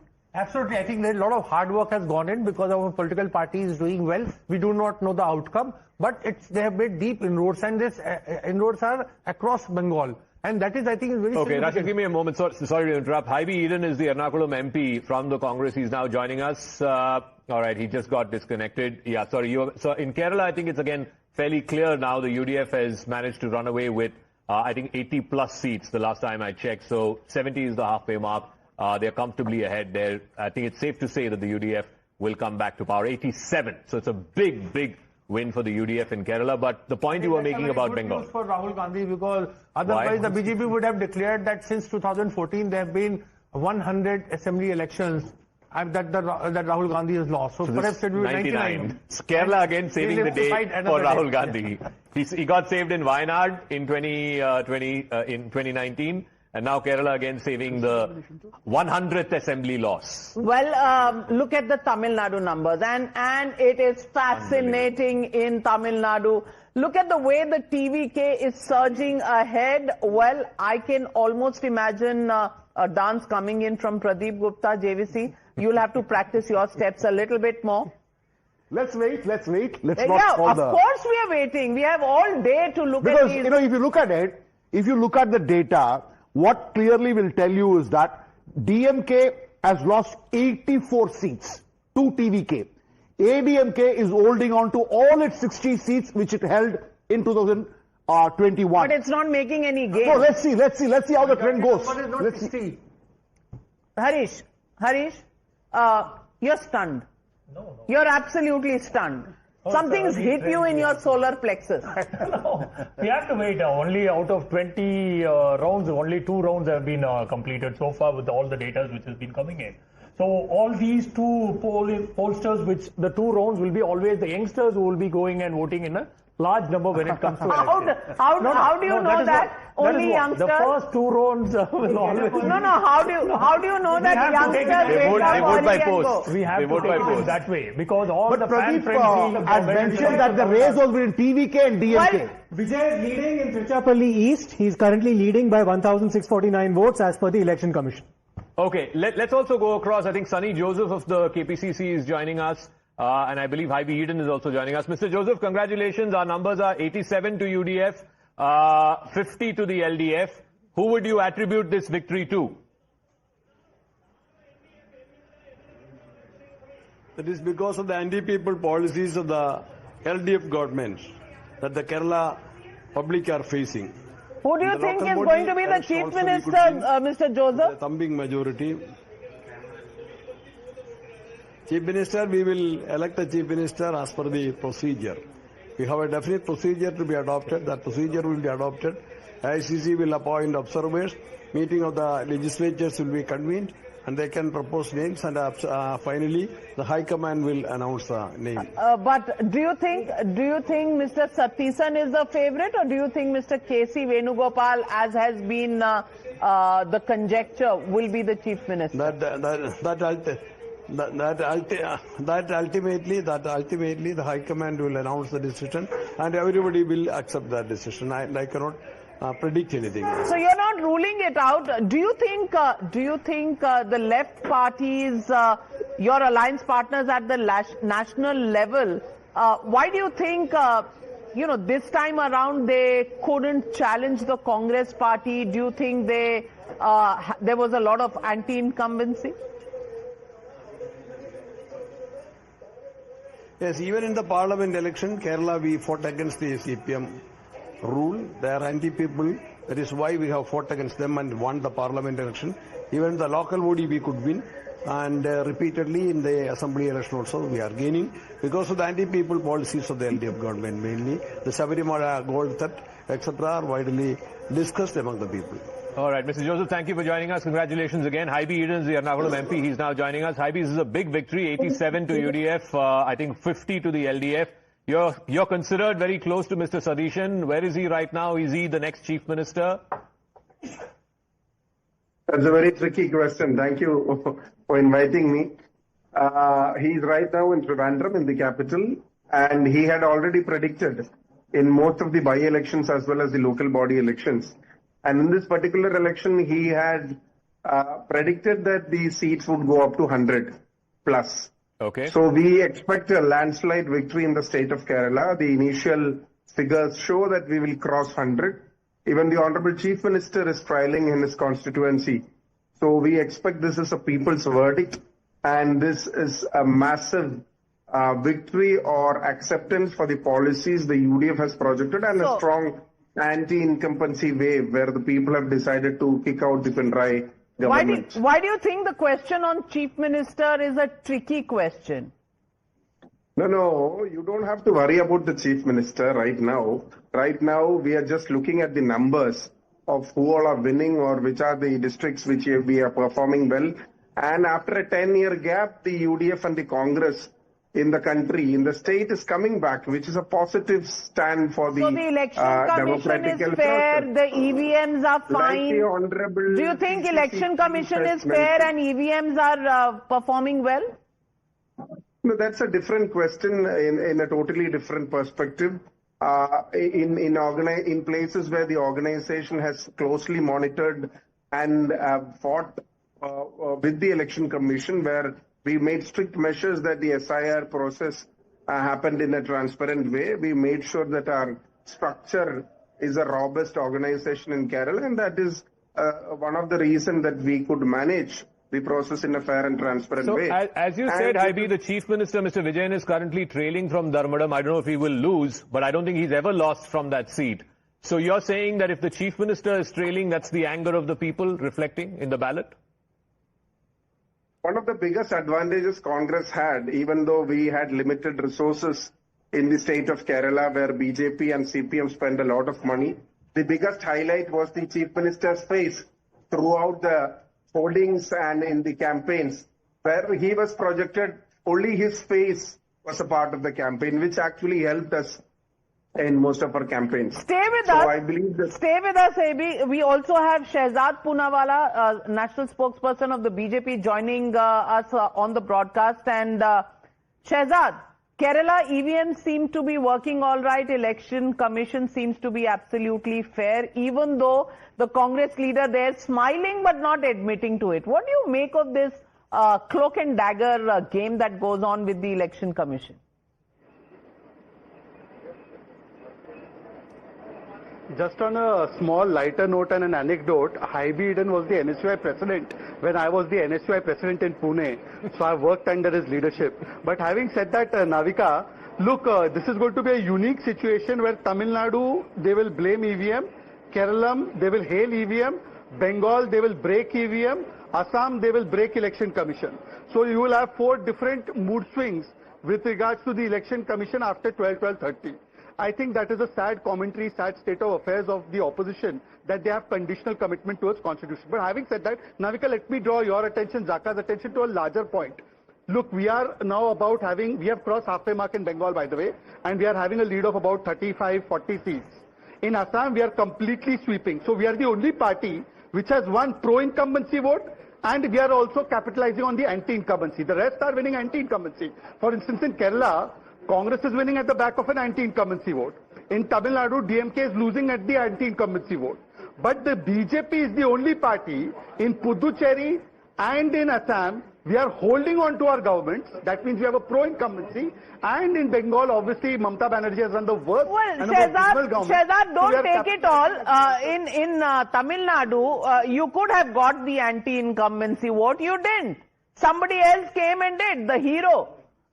So don't take all the pat on your back for getting the anti-incumbency vote. Reality check. See. Navika, look, the idea was that we wanted a DMK Mukt Tamil Nadu, and that is happening. DMK is no longer going to be ruling Tamil Nadu, and I think on that platform, Vijay and us, we are on a common platform. Then Mr. AB, please inform him that Kerala remains the BJP Mukt. BJP always wanted a Congress Mukt Bharat, and they are working towards in many states with the local regional parties to work for that. Let them do that.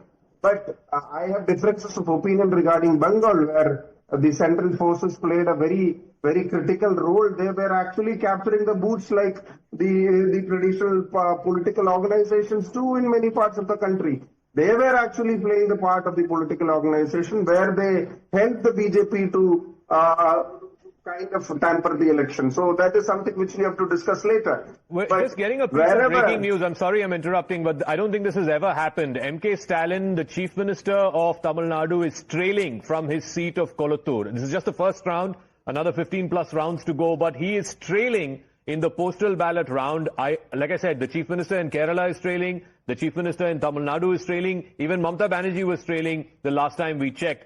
What does that say? People clearly seem to be in a mood for change, whether it's in Bengal, certainly in Tamil Nadu. Vijay is sitting now at 90 seats and the DMK is down to 52 seats. So, Mr. Eden, even you have been a beneficiary of anti-incumbency.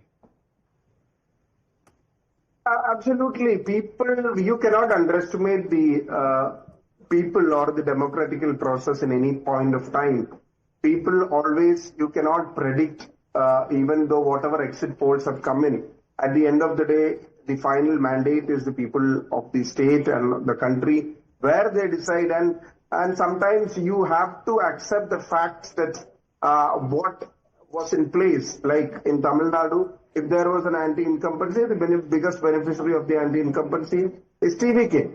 So there are many factors added on to elections where regional parties play a role. We have to look into that after the final results, but I'm pretty sure that the people have always voted at times for a change, at times against corruption, at times for a vision document. So we have to wait for the final results. Well, so let me ask you.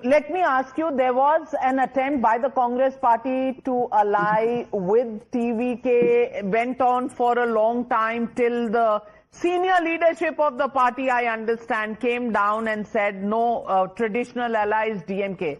Do you think the Congress would be regretting that decision today? See, in politics, you cannot regret on decisions. DMK is one of our strongest allies inside the parliament. We have almost 40 MPs, both from the alliance in the state of Tamil Nadu and Puducherry. But there were discussions initially. Many of our Congress leaders were in touch with the TVK. There have been discussions, but of course, no concrete plan had come out from the discussion. So we stayed with our ally, which is our longest, biggest ally in the state, and that is the sole reason that we had to stay in the partnership. But we would definitely retrospect. We will deeply go into what happened, and we will definitely do an analysis of what the outcomes are based on the election results. Stay with us, Rashid Kidwai. Rashid Kidwai, do you think a fundamental error was made? TVK was the party Congress should have allied with? Absolutely. I think there was no clinical appraisal. The state unit of the party, many stalwarts who were there in the ground in Tamil Nadu, they favored alliance with TVK. Rahul Gandhi himself, I'm told repeatedly that he had an inclination towards Vijay. Still, he went by that. I'm told the seniors. Seniors. But then, Navika, this is what leadership is all about. See, Indira Gandhi also had advisors, all kind of, but the leader must seize that opportunity, and I think in this case, Rahul has missed the boat. He will try to make amends by aligning with post-election alliance with TVK. No, but right now, these numbers suggest that ADMK and TVK will have to come together to form a government. Congress brings nothing to the table. I don't think the Congress will be part of that. I think that will be a litmus test for Vijay, because that will have BJP also in it. There's a quick update coming from Tamil Nadu. 31 of 34 ministers are trailing. 31 of 34. Harish Mohammed Ibrahim, it appears that 10 o'clock, please don't say that these are early trends. 2 hours of counting are over. As for the early data, as for the Election Commission's report, that the first round has completed across Tamil Nadu so far, and not even the second round has started out of 26 rounds. So it is a too early trend. I will be commenting only after 11:30 to 12 o'clock. If there is any clear picture, if the TVK is leading, then we will make sure. What will you do till 11 o'clock? Harish, thank you for mentioning that. Even in the first round of polling, there's far more many votes that have been counted than any exit poll. Up, you can have Dostai and Podi till the time numbers harden up. But KC Venugopal supporters at KPCC, with his posters coming up, Zada, almost on cue. I spoke to a senior Congress leader, so he said if it is 70 plus, KC will become chief minister. If it's 80 plus, Satish will become the chief minister. It's now 87. It's close to 89 now. There are tweets. I think the biggest majority. There are tweets coming in from West Bengal. Mishti Doi is being distributed at Shuvendu Adhikari's location. I believe Shivam is there with that Mishti Doi being distributed over there. Shivam, over to you. Take us through what's happening over there outside Shuvendu Adhikari's residence, if you can hear us. Shivam. Yes, Madhav. In fact, Shuvendu Adhikari came out of his earlier residence and he went somewhere. And his plan for today is as uncertain as right now the verdict which is hung. We didn't know where he's heading to. So far, he has come to the Nizam Palace, which is the MLA hostel. And here, I would urge my camera person to zoom in. Mishti Doi is being distributed. There was certain news coming in the early hours that he's leading and Mamata Banerjee is trailing. Now it has changed also. But so far, right now, he and BJP will also be hoping that they get to taste by the evening the same taste of a Mishti, and the Jhal of the Jalmuri goes to the Trinamool Congress, and it was distributed, all among the reporters as well as the people who were here as well, because again, it helps us in, protecting from the heat, and the sweet, the glucose helps us to keep standing, because again, it's scorching heat, the temperature is rising, not just political, but the overall temperature is also rising. He also spoke to the media, and, in Bengali, he also translated that he is, he's sure that he will be willing by over 30,000 votes in Nandigram and in Bhavanipur also. People are going to vote for a change, and not just in Bhavanipur, in the entire state of West Bengal. So Mishti Doi, they are hoping to get the Mishti, they are hoping to get the, sweet, savory taste. Well, big telltale sign coming in. If we can put those visuals out, pack up of arrangements of celebration being done at DMK headquarters. That is what we are getting from the ground. Can we just put this out, and can we get Somit, who's on the ground? Harish, you're waiting, but DMK is not. DMK is packing up all the arrangements and the tents that had been put up. This is in Arivalayam, which is, these are the shots. Those visuals coming in there. Somit joining us in just a bit, but Harish. We always have a great faith with the Tamil Nadu people, and we want to make sure they repose their faith. Then why are you packing up there? No, obviously they will be swearing in ceremony. They can take all the materials back to the swearing ceremony location. So we don't have to put our You don't have so many tents that it has to go from here only. Shekhar Iyer? Well, I think the big picture has started emerging now. Yeah.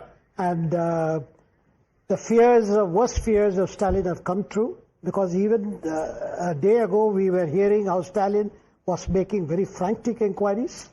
not only about his Kolathur, but also about 8 or 9 strong DMK ministers. And the feedback was, the mood was completely against them. But today it is more than 30 ministers are supposed to be in soup. How did they not get this? How did the DMK, which is the most organized party in the state, not have a clue about this tsunami? This is a tsunami. Zaka, my friend Harish is waiting for Rahul Kalam to start. Rahul Kalam to start. See, the Tamil Nadu result indicates cheerful, delightful for NDA. Why is that? India, the TVK is offshoot of NDA. Half-truth of NDA. Offshoot of India. You see, if AIA-DMK had been winning, then DMK would have said the EVMs are a problem. Now they can't use that excuse. So it's a bit of a, I don't know, bittersweet. Well, I really wonder, and this is something we must dwell on at some length. In Kerala, EVMs are fine, Election Commission is fair. 140 out of 140, we will still not give clean chit to EVM. Because there is a fundamental problem with the Election Commission. Then we can't win. Then it's a non-starter. Shehzad Poonawala, Ashwini Kumar Mishra here says, even if they get 140 on 140 in Kerala, they will still not call Election Commission fair. How do you respond to that? No, I completely understand that sentiment, and therefore the Congress leader today is not in Delhi when the counting is happening. He is in a country which is far away from India. So clearly he has no vishwas in any of the institutions or in the Loktantrik process or in Janta itself. So forget that. But Navika, I want to make two very different points, but relevant and important points. Firstly, this sweep that we are having in Bengal, please do see if Mamata Banerjee is still leading in Bhavanipur or she is trailing. And it won't be a surprise that she will lose her seat also. And make one thing also clear. It's going to be Left Mukt Bharat, TMC Mukt Bharat, and it is going to be Indi Alliance Mukt India also. Because the way this manner is going, the elections are going, it seems very clearly DMK Mukt Bharat, TMC Mukt Bharat, and Vijay ji Left Mukt Bharat. Ye तीनों हो रहा है. Well, Election Commission trends, if they are anything to go by, because they are slightly slower than what we get, but they are confirmed. TVK leading in 38, AIA-DMK in 36, DMK in 19. Just half of TVK. Very complicated numbers. I can see the alliance happening here. I think now the numbers are quite clear, and what's happening here needs to be understood in the proper perspective of where TVK is doing well. This is the Chennai metropolitan cluster we're talking about. 49.75% of vote share is going to TVK. So what is happening here is just look at this entire purple patch, or pink patch rather. This is where the TVK is winning. DMK only getting 27. Decimated in Chennai is the headlines. Okay, this is number one. Happened. This is number one. Let's also look at the coastal cluster. In the coastal cluster as well, TVK is doing better. 35% of the vote share over here going to the TVK. DMK only getting 31.74% of it. AIDMK doing even worse at 26.07. Remember that AIDMK and DMK were fairly close between 47 to 39 earlier. So TVK is hurting both the alliances, not any one alliance. Of course, it's for the ruling party, which will be the worst hit. If you look at other clusters, like the SC cluster, for instance, here also TVK is doing very well. 32.42% TVK, 31.89 ADMK, so it's DMK a just getting 30. comprehensive spread, Madhav, what you're telling us. Let me go across to Somit. Already it's unfolding in front of our eyes. Somit joining us from ground zero. We understand people are getting emotional at the DMK headquarters. Somit, over to you. Take us through what's happening in Chennai, where you are. Well, Navika, we can clearly see here the pictures unfolding from this place, this very spot. We can clearly see here this Karyakarta is also, crying. Actually, क्या बोलना चाहेंगे आप? Is fully win DMK party 12 o'clock and 1 o'clock after 1 o'clock before in a very big victory in DMK party. But why are you crying? I am crying in no problem because slowly little bit number is DMK party's numbers is anything not more, but we can also see the shots here. Already tents have been removed, all the chairs have been removed. We can clearly see the auto park there, and all the chairs, they were around 100 to 150 200 chairs here. All the chairs have been removed. Already we are seeing the numbers coming down for the DMK. Initially it was holding around 55, and now it is now in the third place. So we can clearly see here this already auto leaving with the chair. So a tent and also the chairs. This in itself is staggering. Stalin, the chief minister, is trailing in his seat, Kolattur. Udeni Stalin, the deputy chief minister, is trailing from Chepauk. And Vijay, who's now likely, if he's got 90 seats plus, he could become the next chief minister. He's leading in both his seats. This is a rural cluster. You got more than 170 seats in rural cluster. AIADMK is leading with 33.56, DMK 31.17, TVK at 29.26. Now let's wait, because most of the parts of Tamil Nadu, 140 seats, 70% rural, 30% urban. So that's what we need to keep in mind. So yes, JVC, we are my survey always indicated that in rural areas, ADMK was dominating. Well, we are passing our seat belts. We are not going anywhere just yet, JVC. We'll wait for. But telltale sign is that truck going away with all the chairs and the tent. Shekhar Iyer, what do you make of that? I think they have already got the feedback. And they feel that, at least as far as DMK is concerned, the story is over. Back up. The story is over. TVK, the new star, is born in Tamil Nadu politics. Not many gave a film star much of a chance. There was some amount of writing off by stating that first time, no cadre. And Navika, he couldn't even campaign. Yeah. There was no campaign, normally that you see of any party, whether it is fledgling or an established one. Here is a man, a phenomenal, who has, who just relied on his, whatever image he brought from cinema. And apart from that, the message he carried in this, just 14 public addresses he did. That's all. We should also see if we can get a reporter from outside Vijay's house, where the mood right now in Panayur, it's on the East Coast Road. It's a beautiful beach-facing location. But JVC, you have some more insights into what's happening. 1 year belt is a 77 cluster. Who wins 1 year cluster actually wins the state. ADMK 35.93. TVK 30.72, DMK 29.03. I think we can confirm what Mr. Shekhar Iyer said. DMK is a gone case. Now the fight is who will go past. Is it TVK on the lead or ADMK is going to take the lead? Rural plus 1 year plus counter plus Mukkulathur cluster will determine. And the SC cluster as well, ADMK is doing well. Interesting numbers over here, because DMK goes from pole position down to number 3, similar to what he said about the previous cluster, as well as ADMK 32.8%, TVK 31.92%. Let's look at, I already told you what's happening in Chennai, but let's look at the overall state and the urban areas in the state of Tamil Nadu. It's not just Chennai, but throughout the other urban areas. Which are these towns, JVC, very quickly, because 45.5%. You have Erode, you have Coimbatore, you have Tirupur, you have Madurai. All the urban areas, TVK is doing exceedingly well and ADMK is getting decimated. So can we say DMK being front there is a twist in the tail? I don't know, but VD Satheesan is trailing by 243 votes. No, it should not. Is it all happening in Kerala? In elections, Zaka, well, they say it's not over till it's over. 243 seats, very small margin. Yeah. But so is look, there? Is there an upset? If Satheesan loses, then obviously KC will become the chief minister. There's no doubt about it. That's why I'm saying, is there a story happening there? The posters are out.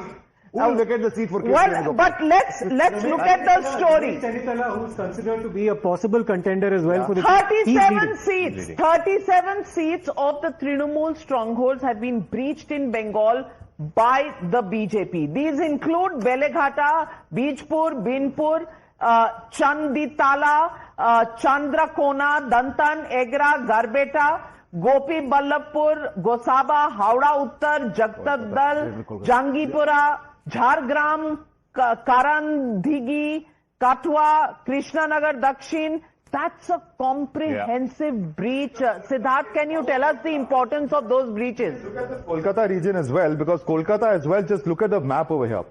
These patches which have been announced so far were blue. Now in that blue, you see quite a big splash of saffron over here. In terms of vote percentage, of course, TMC and BJP pretty much even. Stevens 52% over here, 51 again. Now going up to 59.4. BJP 33.6 to 26.50. But just look at the splashes of saffron. What does this really mean? That BJP is more focused on certain seats? Exactly. And that's what's led to this kind of a number?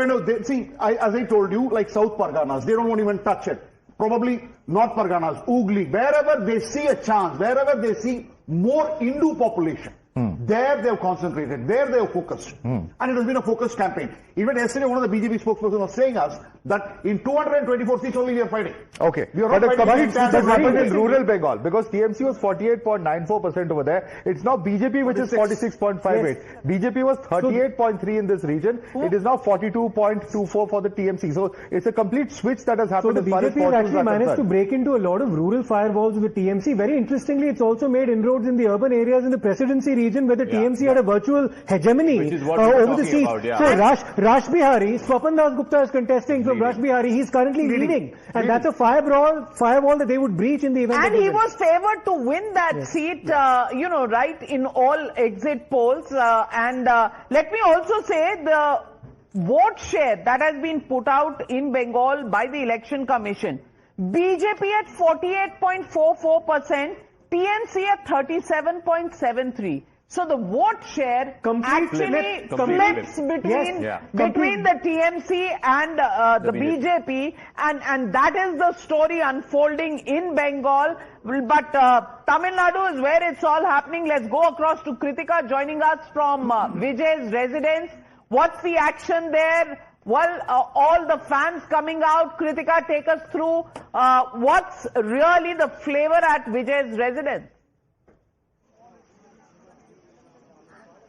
Well, it's still quite calm here. Remember earlier in the morning as well, we had accessed an internal circular given by police officials.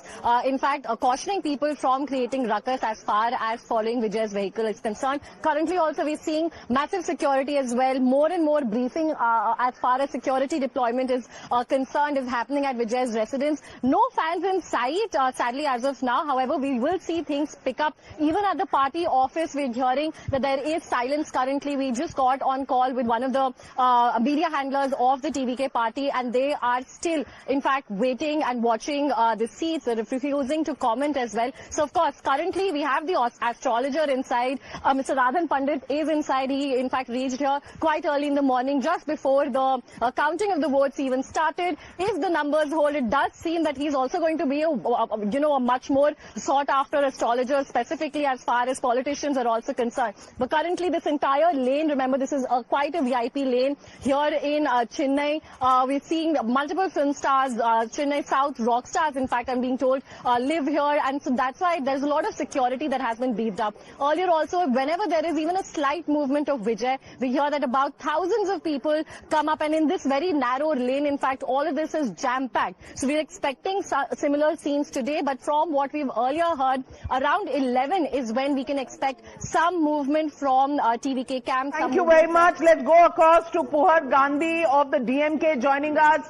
Upset as far as the DMK's predictions were concerned. TVK taking the wind out of the sails of the DMK at this moment. Are you worried both MK Stalin and Udeni Stalin trailing right now could change in a while from now? But did the DMK expect this? No, certainly DMK haven't expected this because as far as the leaders are concerned, we expected that they will be leading in all the rounds. So trailing is not a good sign, which we need to admit the fact. But this is too early for us to predict anything because it is only just postal votes are being counted, and there are many more rounds to go. And in many more rounds to go, certainly Vijay right now in somewhere in 85 to 90, the votes will get stabilized when we start counting the rural areas, and Vijay's vote share will come down definitely from 93 to say some 40. You went after him. He mentioned this also. You didn't allow him to campaign. You put the fault of Karur on him. IT, ED, CBI was unleashed on him. You made sure that he could not go out and campaign, and today the people of Tamil Nadu are giving him 93 seats. No, there are two things. First of all, the people of Tamil Nadu haven't given 93 seats. It's only postal votes. Please understand that. And there are multiple rounds to be counted. And there are in various parts of Tamil Nadu, even the counting haven't started yet fully. Therefore, you cannot predict such initial stages. In the initial stages, first 2-3 rounds, because of the early polling, the Vijay made... Sir, your chief minister is trailing, your deputy chief minister is trailing. 30 of your ministers are trailing. 30 ministers out of 34 are trailing. That is what I said very clearly. We didn't expect our chief minister and deputy chief minister to be to trial in any of the rounds. That is quite unexpected. But that doesn't mean that Vijay is going to score what is being predicted or what is being projected here. Well, he's leading in 94. He's the single largest party. He'll be the next chief minister, Mr. Rajagopalan. Please weigh in. DMK is number 3 party right now, 61. ADMK at 70. TVK is at 96. He's just 20 short. Jaka, this is an arrogance of DMK, and also the Red Giant played a crucial role. Vijay and versus Red Giant. It's a cinema politics. Please understand. Because Udeni wanted to crush Vijay. Because of the cinema, because of the industrial problem. The DMK men, especially, had a negative campaign against Prime Minister Narendra Modi, against Amit Shah. Now what is the answer for DMK? 15 ministers are defeated, according to Tamil channels. Why the DMK spokespersons are silent? Because of the arrogance, aptitude, anti-Sanatana Dharma speeches gave them a hell. That is what I say. Because Tamilians are all very much upset with DMK. This has been said in Tiruppuram Kundram, the Deepam Tone. These arrogant DMK ministers did not behave well. They said that who is Kovai Satyan and Nandakumar also with us. Nandakumar, I want to ask you, the TVK phenomenon, Vijay phenomenon unfolding in front of our eyes, who do you think he's going to do business with if he doesn't reach the halfway mark on his own? Will it be the DMK? Will it be the AIA-DMK? What do you think is happening behind the scenes right now? Yeah, looking into the current scenario here, almost Vijay's TVK is leading in 103 seats and ADMK 76 and DMK in 49. So that is the status. And with respect to your question, once when the final number comes, suppose say for example, Vijay has fought about 2 enemies. One is ideological enemy and another one is a political enemy. In Tamil Nadu alliance, if you see the ideological enemies are in alliances, say for example DMK Congress, DMK Communist Congress. Same way, ideologically BJP and ADMK are not, completely different, but they are in alliance. But if you see the difference between ADMK and DMK in terms of ideological, there is no difference. They are completely political enemy. So what the point I'm driving is that political enemies can never join hands together in Tamil Nadu, but ideological enemies can always come together. So you're saying that if Vijay is short by a few seats, he will expect support from BJP and from ADMK? Provided if sufficient number of MLAs are not with any of the alliance parties other than BJP, from DMK or from ADMK alliances, because I was keep on telling this, post-result the alliances may change. So the first choice for Vijay will be non-BJP parties. And if that number could able to add up, crossing him on halfway mark, then that would be his first choice. Including ADMK can be an option in that. Well, we'll have to wait and watch, but Shekhar Iyer, what I can say is that there was a lot of spotlight on Vijay about his Trisha connection. Personal allegations were made. Hasn't really hampered, his popularity. Karur Stampede, the CBI and all that did not hamper. People connected with him. He was a force of change. He was not even allowed to do any rallies.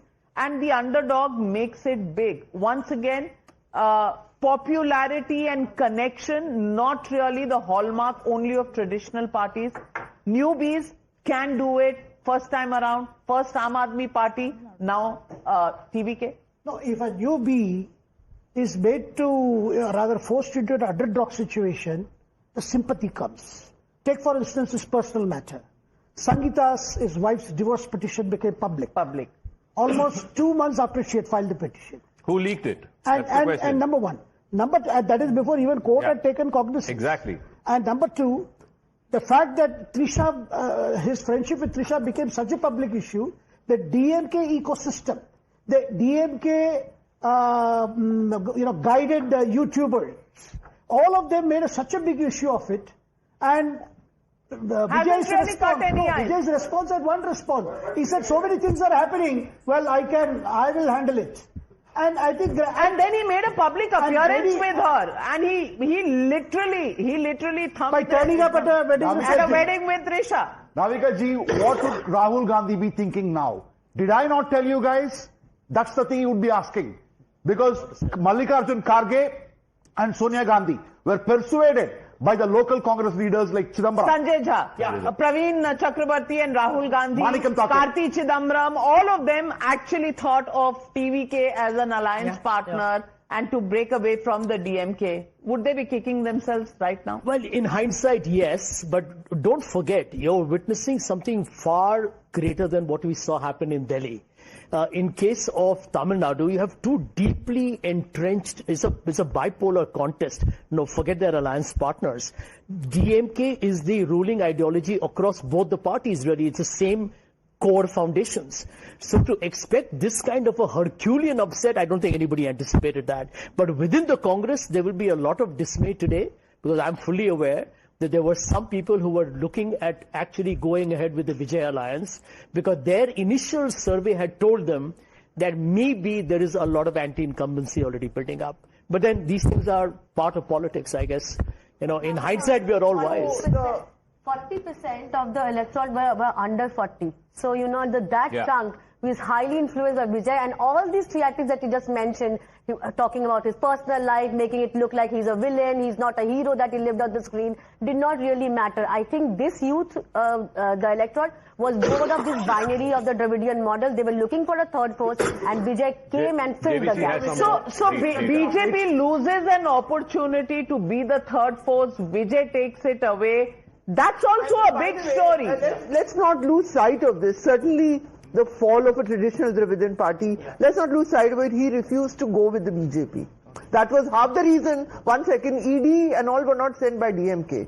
ED and that film being held up was done at a different level. No, one second. He in fact said in his final rally, he said in his final rally, Mr. Stalin, I'm telling you on counting day, you will regret. Why did you touch this Vijay? Why did you go after this Vijay? Yes. People found that he played the victim card and people bought it. Stalin doesn't control ED. No, but the Karur stampede issue, the divorce papers being brought out. He also kept a very... Sabha, you are picking on the BJP. The BJP is not a force in Tamil Nadu. No, it was Vijay being targeted by the DMK Harish, and that's really been the reason why you're seeing this kind of a vote for him. He was the underdog. No, I'm just making the point that this is not a win for the BJP. That's all. Since people are BJP saying was that. never a force in Tamil Nadu, so let's get over with the BJP. Navika, I have seen programs done here in the national lecture. Anna Malai is coming. BJP is becoming a force. Everybody can try, Sabha. Everybody can try. Since this is a phenomena, I would like to categorically... Well, okay, you are celebrating the BJP does not... Annamalai is not even in the picture, but let's look at it. Why is this a narrative? Yeah, and it is an absolutely unnecessary narrative, uncalled for. Right now, according to the Election Commission, TVK is leading in 70, ADMK is leading in 60 and DMK in 36. Let's look at the full complete picture. This is 70 for TVK, and you know, 1 second. Just Mr. Balan, one second, Mr. Balan, please allow us to analyze the numbers that are before us. And one thing is very clear: TVK at 70 means it's the end of Dravidian politics as we know it. ADMK and DMK, which have dominated the state's politics for at least the last 5 decades in Tamil Nadu, are relegated to number 2 and number 3 position as far as their alliances are. 1 second, the numbers speak for themselves. Harish, we'll wait for the final numbers. I'm sure for the rural part. But at the moment, we are just analyzing what is there before us at the moment, and going by what is before us, Vijay has made more than a splash. He is in the number 1 position as far as the state is concerned. He may or may not be in a position to form the government, but just look at the kind of clusters where he has breached. It's not just the Chennai city. Chennai city 20 he has managed to get, DMK at 2, ADMK at 1. And these numbers and the gaps are only growing in the urban areas. Let's look at overall urban Tamil Nadu. How is the urban Tamil Nadu voting? 31 for TVK. Compare that to DMK 6 and compare that to ADMK 4. There's just no question. Urban areas, it's only whistle. Let's see rural area. Rural areas are where AIDMK's alliance has done reasonably well. They're at 56 over here. TVK again in number 2 position over here. So what is interesting to see is that TVK has done extremely well in the urban areas. They are number 2 in the rural areas. And that is why they are number 1 overall as far as the state is concerned. But the point is that we need to look at 128 or 179 have been counted in rural areas. Now we have to look at the another 60. There's still a gap. There is still a gap. That gap is what we need to see. The total trends are not there, but how have they done in the other? Let's look at the minority dominant seats, because here as well, TVK is supposed to have hurt the DMK. Whether it is the minority Muslim votes or the Christian votes as well. But look at the numbers. It is still ahead of ADMK. Yeah. DMK is still getting... The moment BJP and ADMK came together, Edapadi and others knew pretty well that minority is not going to vote for us. So whatever they are getting these 5, also in minority seats, whatever Hindu counter-polarization is going to happen. Okay. But what has happened is Muslims are still sticking with DMK. That is why 10 seats. Look at the SC. Am I right?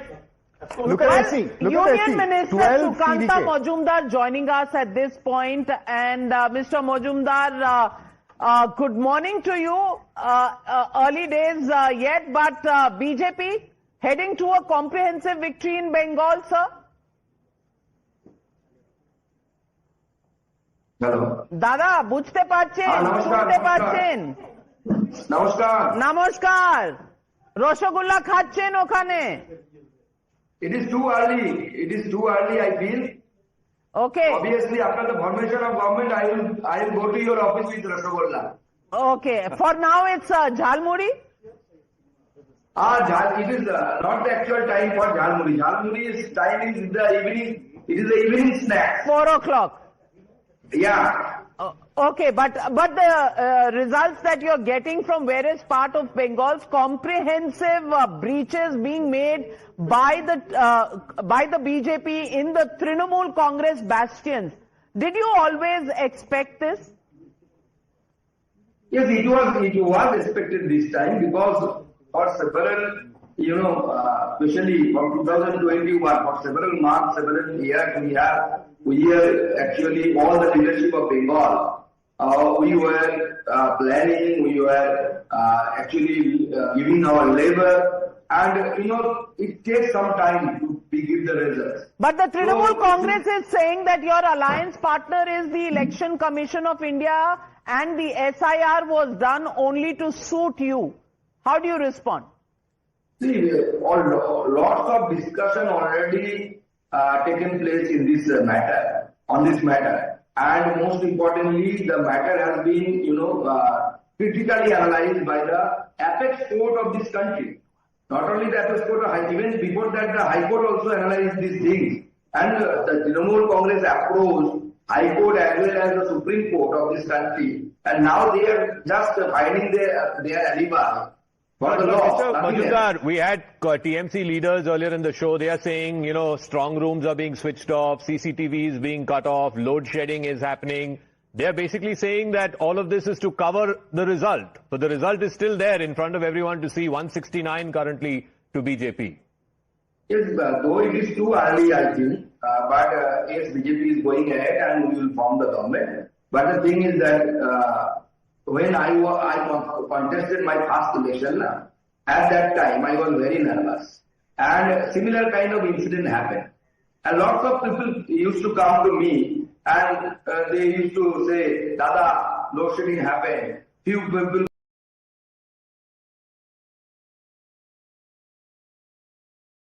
from the Trinamool Congress entered the strong room. All this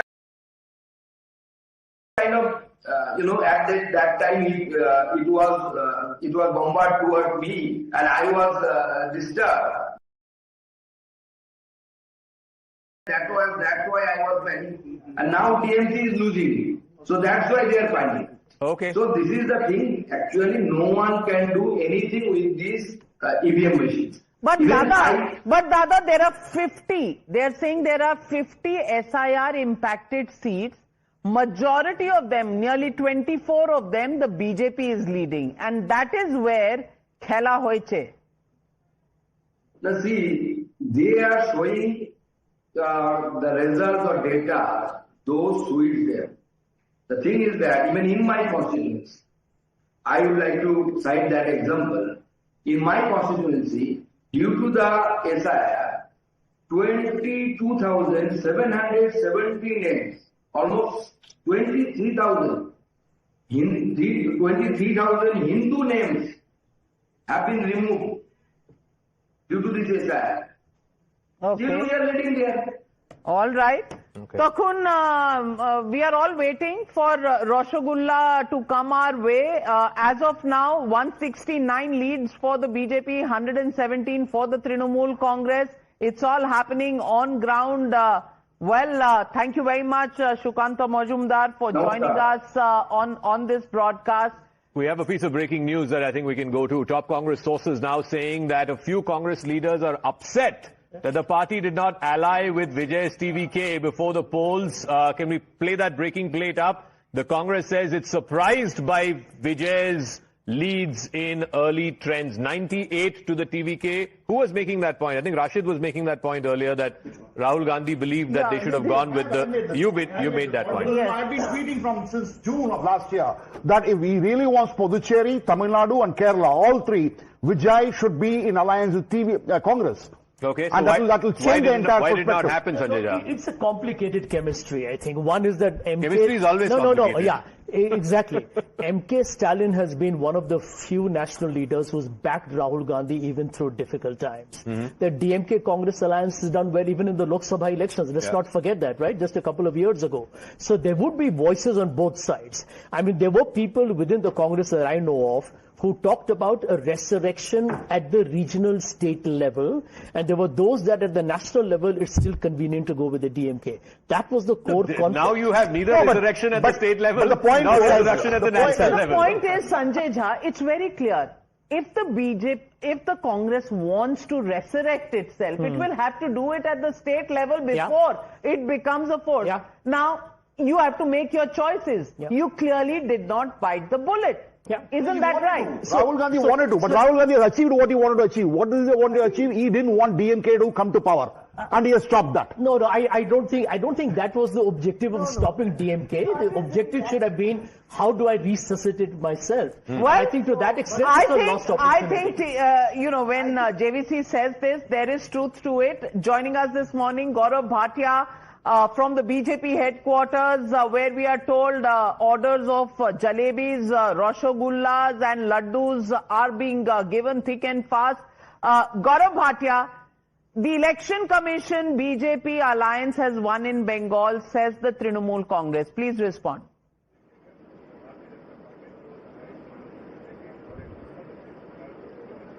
It is most unfortunate that when the entire country is celebrating the victory of democracy, when Supreme Court has often praised the Election Commission of India, the TMC is acting like the spoiler of this festival.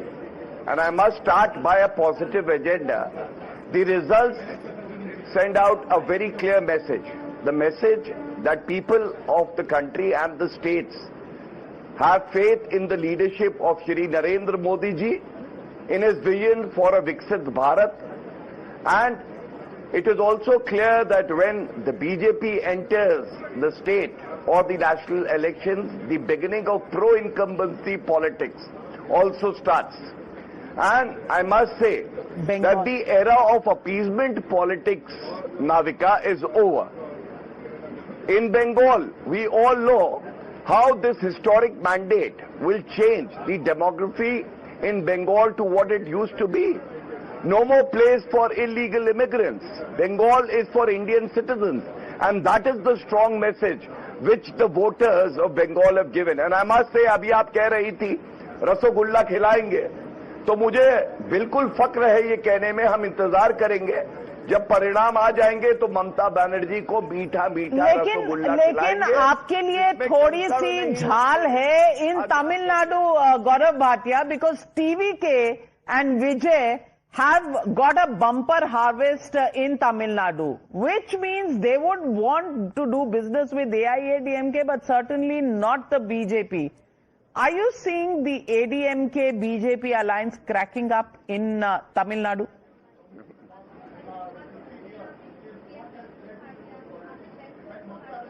The cracks only happen in the UPA, which changed its name to India Alliance, and also the Congress Party. it's too early to make any comment, but I would definitely say one thing. Every party today wants to do business with the NDA and the BJP because of the leadership that we provide, because of the vision we have for the country, and because of the credibility that we enjoy because we give respect to our allies. Well, Pohar Gandhi of the DMK with us. Mr. Gandhi, once again I ask you the question as Tamil Nadu numbers consolidate, and clearly DMK is the party number 3. What do you think went wrong? That is what again and again I am telling the same thing. It's too early for us to predict, because if you see in the postal ballots, the postal ballots, it was completely in favor of Vijay, and even at some point DMK touched even 50. Now, when we started counting the physical ballots or the EVMs, the numbers started rising. So another 10 rounds to go. So we need to wait and watch. And DMK will come victorious. That is what I can say at this juncture. And Vijay's vote share will come down. Shuvendu Adhikari speaking in Kolkata. Let's listen in. Second round is 4,500 moto lead hoyeche. Thanks to every Hindu, Sanatani, those who are cast in favor of me in ward number 63. Expected result 3, 4, 5. 77 number word, এখানে মমতা ব্যানার্জি ভালো lead নেবেন। আমি যা প্রথম থেকে বলেছি 7, 8, 9, 10 আমি ওই বড় লিড কভার করব। 10 রাউন্ডের পর থেকে আমি এগোতে থাকব এবং expected Mamata Banerjee again defeat in Bhavanipur Assembly. Malda মুর্শিদাবাদে মানিকচকে যেভাবে দেখা যাচ্ছে ভালো লিড করছে, কি বলবেন? মানে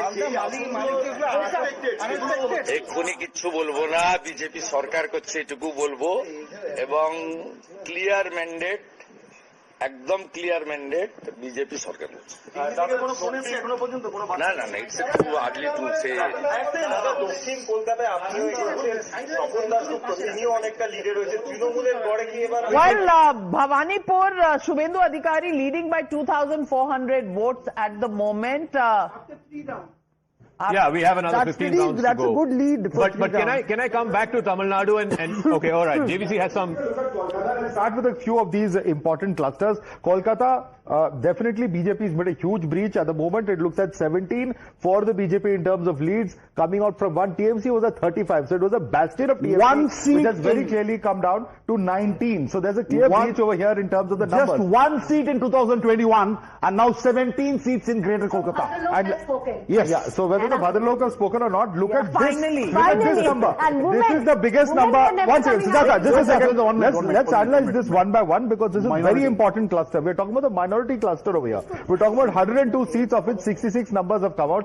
And of the 56 which TMC had, the numbers at the moment are 38. So BJP breaking in with 26 seats from the 10. What does this mean, JVC? Because in minority dominant areas, BJP is working. This is not the traditional match. Basically, it's a Hindu counter consolidation. Even if you have 40%, see, we saw in Simanchal. In Simanchal, where there was a seat where 55% Muslim population was there, AIMIM came into picture, RJD and Congress came into picture, but BJP won. In fact, you remember in our show on that night, AIMIM guy said, it's not, we are not vote cutters, Congress is vote cutter. So are you saying Muslim candidates have cracked the votes? Minorities are supporting BJP. No, Hindus counter consolidation. Consolidation, you have the other consolidation. Your argument is mildly flawed, because in Bihar what happens is the Muslim vote gets divided when AIMM comes in. In this case, the Muslim vote has been deleted because they are going with one party. So let's get the facts, analyze them correctly. The top headlines at 10:30 a.m. Let me get the big picture. Kolkata police has said no victory processions will be allowed today in Bengal. Second headline, security has been beefed up outside TVK's residence. TVK has said he will not join hands with anyone.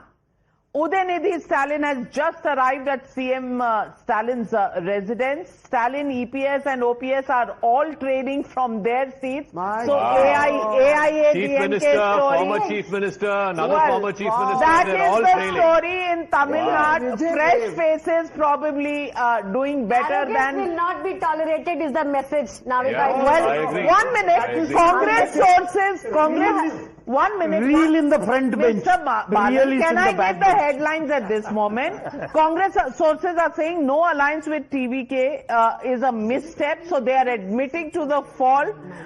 Celebrations begin at the BJP headquarters.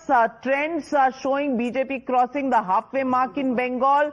Shuvendu Adhikari leading in Bhavanipur and looking at a massive clear mandate. So Assam and West Bengal going the BJP's way. Totally unexpected result. Unexpected as in a new entrant in Dravidian politics with Vijay striking gold in Tamil Nadu. So politics changes. NDA sweeping Puducherry. NDA sweeping Puducherry and Kerala. Well, the UDF, the Congress party, also gets its due after being kept out of power for 2 consecutive terms. 40 Harish, you are looking extremely distressed right now. It is third round. We have another 25 rounds to go. Please let us wait. Harish, Let us write the may I assure you, we are here all day, prime time also. In solidarity with you. I promise to wait with you for the tide to change. So please don't lose heart. Please don't lose heart. Numbers are numbers. We will still sit together, have dosai pori. Whatever it is, we will accept whatever the people's mandate which has been given to any party. But I love parties that live on hope. And you're living on hope. Are you living on hope, Niladri? We are sure that we are going to win. This will go down the wire. Bengal will go down the wire. Okay. So optimism to the left of you, optimism to the right of you. Where do you stand, Sabha? Look, Navika, I feel I'm sitting in a studio when I'm witnessing a real new phenomena.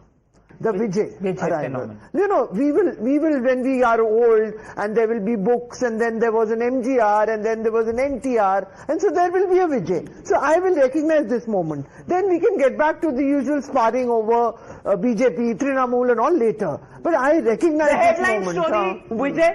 Absolutely, it is Vijay and also, I think in all these discussions, we have to give credit to Rahul Gandhi. What happened to you? I'll tell you. No, nothing happened. Your pulse rate is Is not here, so he's trying to fill what in. I'm saying is, he had read the signals right, and he wanted an alliance with TVK. But he was outmaneuvered by leaders like P. Chidambaram.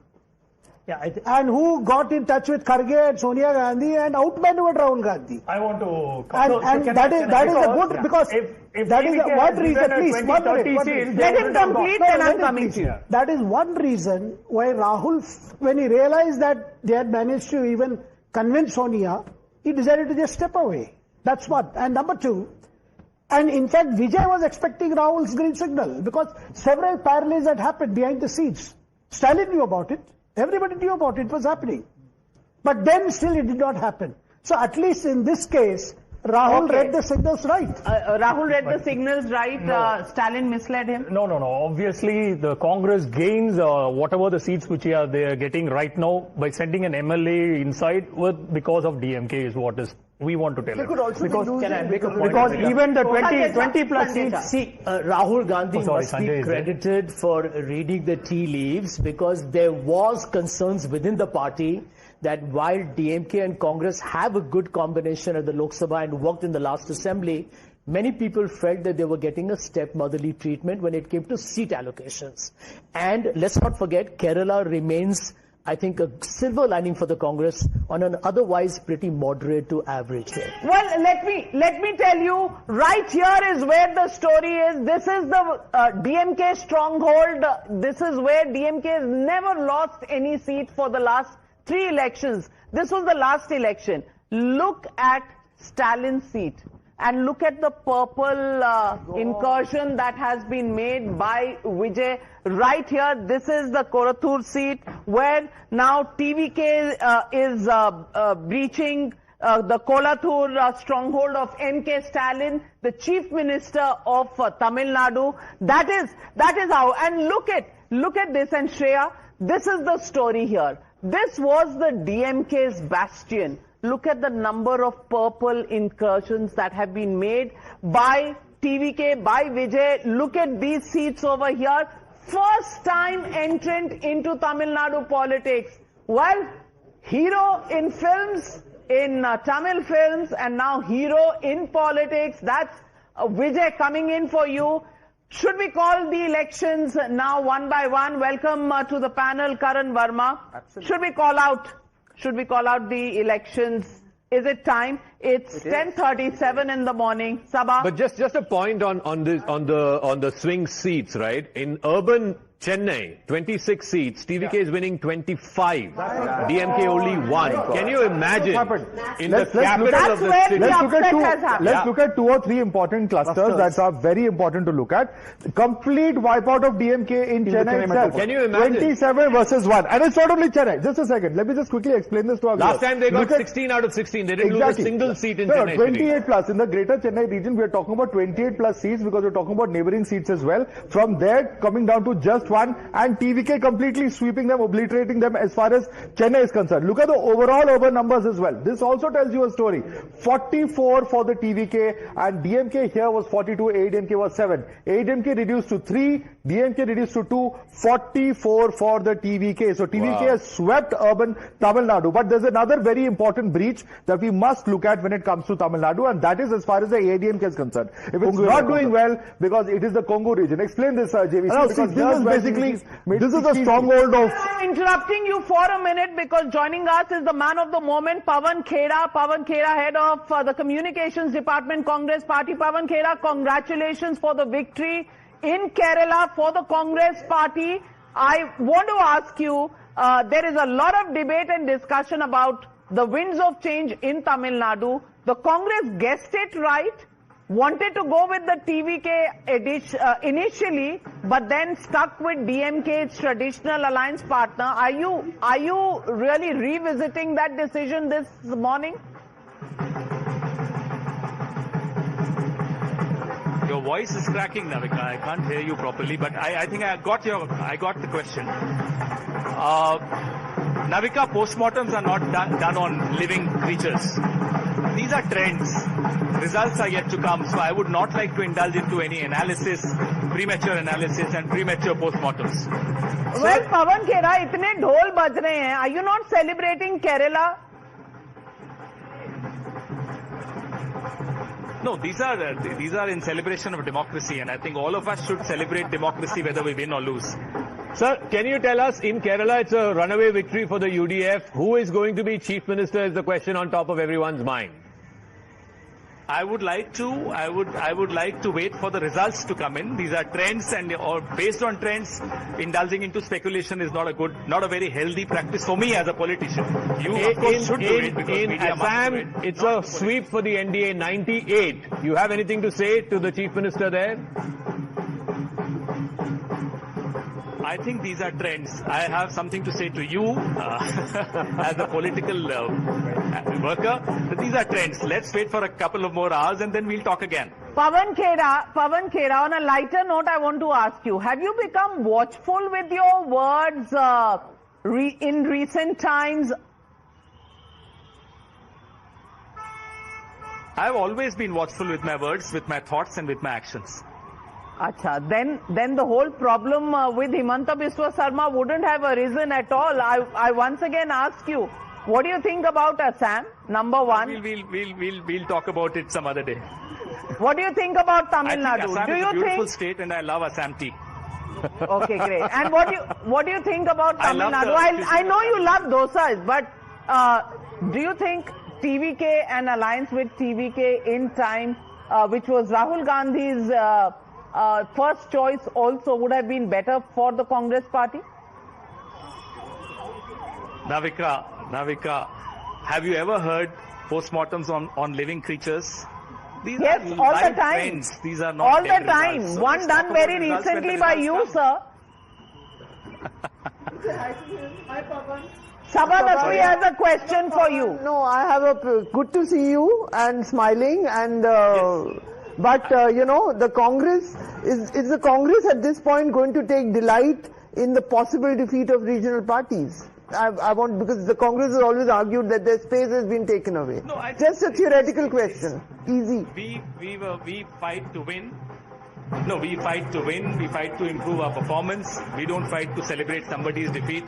We are here to ensure that the ideology of the Congress, which is also the ideology of the country, should prevail across the country. But sir, that's our ambition. Other than in Kerala, you have no reason to celebrate in any of the other states.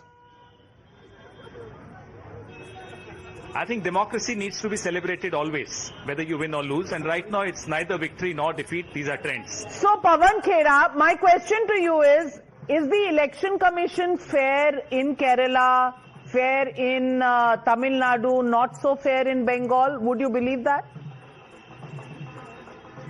Wherever questions are raised against any institution in a democracy, the answers are owed to the people of India. So I don't see this question as a very valid question. Even if we win in Kerala and there are questions raised to the Election Commission by anyone, including us or the opposition, the answers need to be given by the Election Commission. But that's what healthy democracy is all about. But the question will also be asked that answers are given but never believed by those asking the question. What do you do in that situation? No, I don't think answers are given. I don't think answers are given. The current election commission indulges into a lot of political rhetoric, and which is not very good for a healthy democracy. These institutions should be depoliticized, and they are increasingly getting politicized. That's the unhealthy sign, and we keep talking about it. Sir, BJP has also been saying your leader has gone back on holiday after the elections. Can you tell us where he is? No, that's cheap rhetoric by BJP, and I don't expect anything better from them.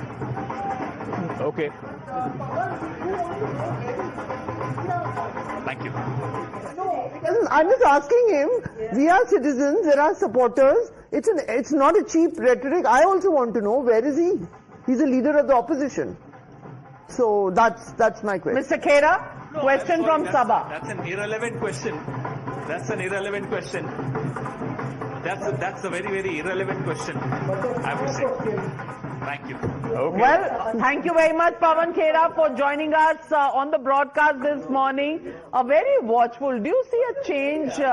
He's not shooting off like he used to before. No, I actually accidentally bumped against him when we met at the airport yesterday. But forget what's happened between him and Himanta. It's unfortunate. I think in politics, the slugfest did get very ugly there.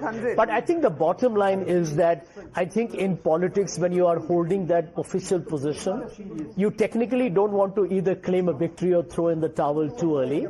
And I do believe that where West Bengal is concerned, if you look at the difference of seats between the two, it's 48.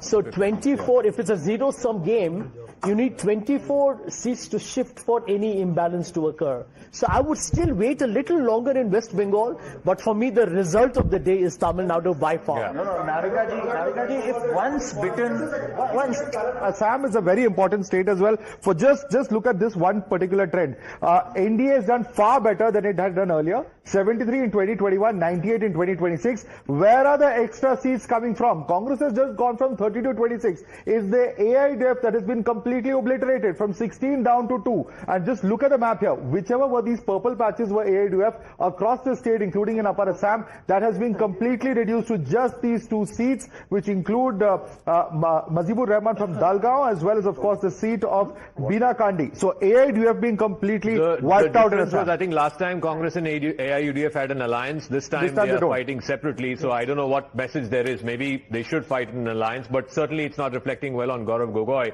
But let's come back to the Tamil Nadu story and up on the leaderboard. Now, if we can refresh the leaderboard, I think the TVK has hit 100. 117 is the halfway mark.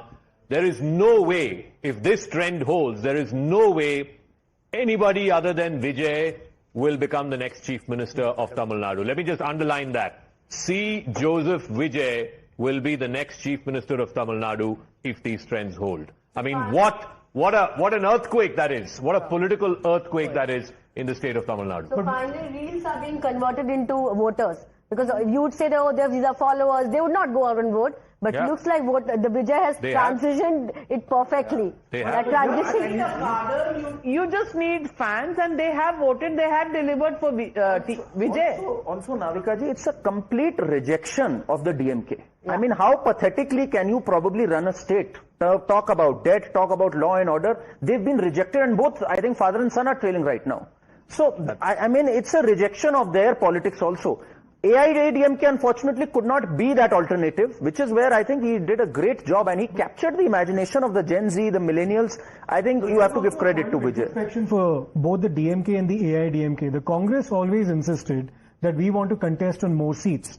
Now, in a way, that request was conceded by the AIADMK. The Congress contested on 28 seats this time. As far as the NDA alliance is concerned, the BJP contested on 27 seats. Now, both those parties have not performed up to expectations. You have Congress only leading in 3 seats out of 25 that it contested in, and you have the BJP leading in just 1 seat out of 27 that it contested in. So it's a source of frustration for both the DMK and the AIADMK. They'll probably be now wondering as to whether or not did we actually end up allowing these parties to contest party. If you look at the breakup of the region, in the Delta region, the Kaveri Delta region, which is agrarian distress, the DMK is down 25 seats from last time. In fact, the number of seats that ADMK and DMK have in the Delta region are equal now. In northern Tamil Nadu, again, bastion of the DMK, they are down by 60 seats. TVK is up 41 seats in northern Tamil Nadu. Southern Tamil Nadu, which has been an AIADMK stronghold, AIADMK is down by 10. TVK has gained 25. The only region where AIADMK is managing to hold on to is western Tamil Nadu, the Kongu belt, where again they are down by 13 seats, DMK down by 10. TVK up 21. So this whole thing that he will hurt only one party, that's not true. So He's hurt both parties. It's a comprehensive victory for 2 reasons. As you rightly put it, in terms of the regions of Tamil Nadu, TVK has made huge breaches. In northern Tamil Nadu, it's largely because of Chennai. But let's look at it, cluster-wise in terms of communities, so on and so forth. Look at the Nada cluster, for instance. DMK at 14, ADMK at 3. Over here, it's TVK that has breached DMK's vote. And in every such cluster, we're going to look at Zaka. It's going to be TVK that has actually cut the DMK's votes down. So DMK down from 14 to 7, TVK coming up with 5 seats over here. Look at, for instance, the Vanyar cluster here as well. Even in the Vanyar cluster, here it has of course hurt the AIADMK, but more the DMK. From 45 reduced just to 9. And the TVK picking up 22 seats here. If you look at the AIADMK, it has also gone up from 25 to 39, but it's the TVK which is the biggest gainer and DMK which is the biggest loser. Look at some other clusters as well. Let's take a look at, for instance, the flood cluster or the flood affected seats and look at the numbers here. Again, this is largely Chennai area and of course 33 here for the TVK, whereas DMK was 41 reduced to 3. AIADMK at 3 coming up to 8. Let's look at another 2 clusters, the SC cluster for instance over here as well. This is where the TVK has picked up 20 seats. DMK was 27 reduced to 9. AIADMK from 13 down to 10. So if you look at it in each and every cluster, the TVK has hurt far more the DMK than it has actually hurt the AIADMK. AIADMK has done a little better than it has done last time, but it's the DMK which has been obliterated by the TVK. So now you come to the question of what happens next. If he's about 10 seats, 20 seats short, who does he then ally with? Where does he get the support from? Clearly, neither the BJP nor the Congress have enough to get him past 117. It has to be the AIADMK. It has to be the AIADMK. So the alliance breaks because he doesn't want to touch BJP. So will the alliance break? And joining us at this moment is Radhika Khera of the BJP. Also with us, Pohar Gandhi. Radhika Khera. Well, congratulations to the BJP, Assam and West Bengal going your way, big headlines there. But once again, Tamil Nadu, the south of India, well, you're not getting a foothold. A completely new player, Vijay, makes an entry, so there was space. But BJP is not the party that has caught the imagination of people there. Once again, a roadblock for the BJP in south.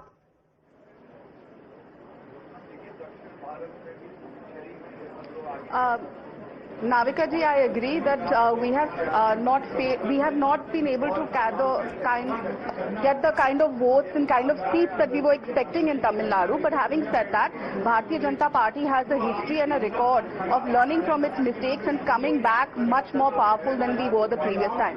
So rest assured, if we may have lost this time, but our next election is going to be ours for sure. Having said that, coming to Assam and West Bengal, one thing is for sure, from today, the women and the girls, महिलाएं, बेटियां West Bengal की अब 7 बजे के बाद घर से निकल पाएंगी. It is a victory for the women of Assam, of West Bengal. Assam, we have done extremely well considering it was a third time out.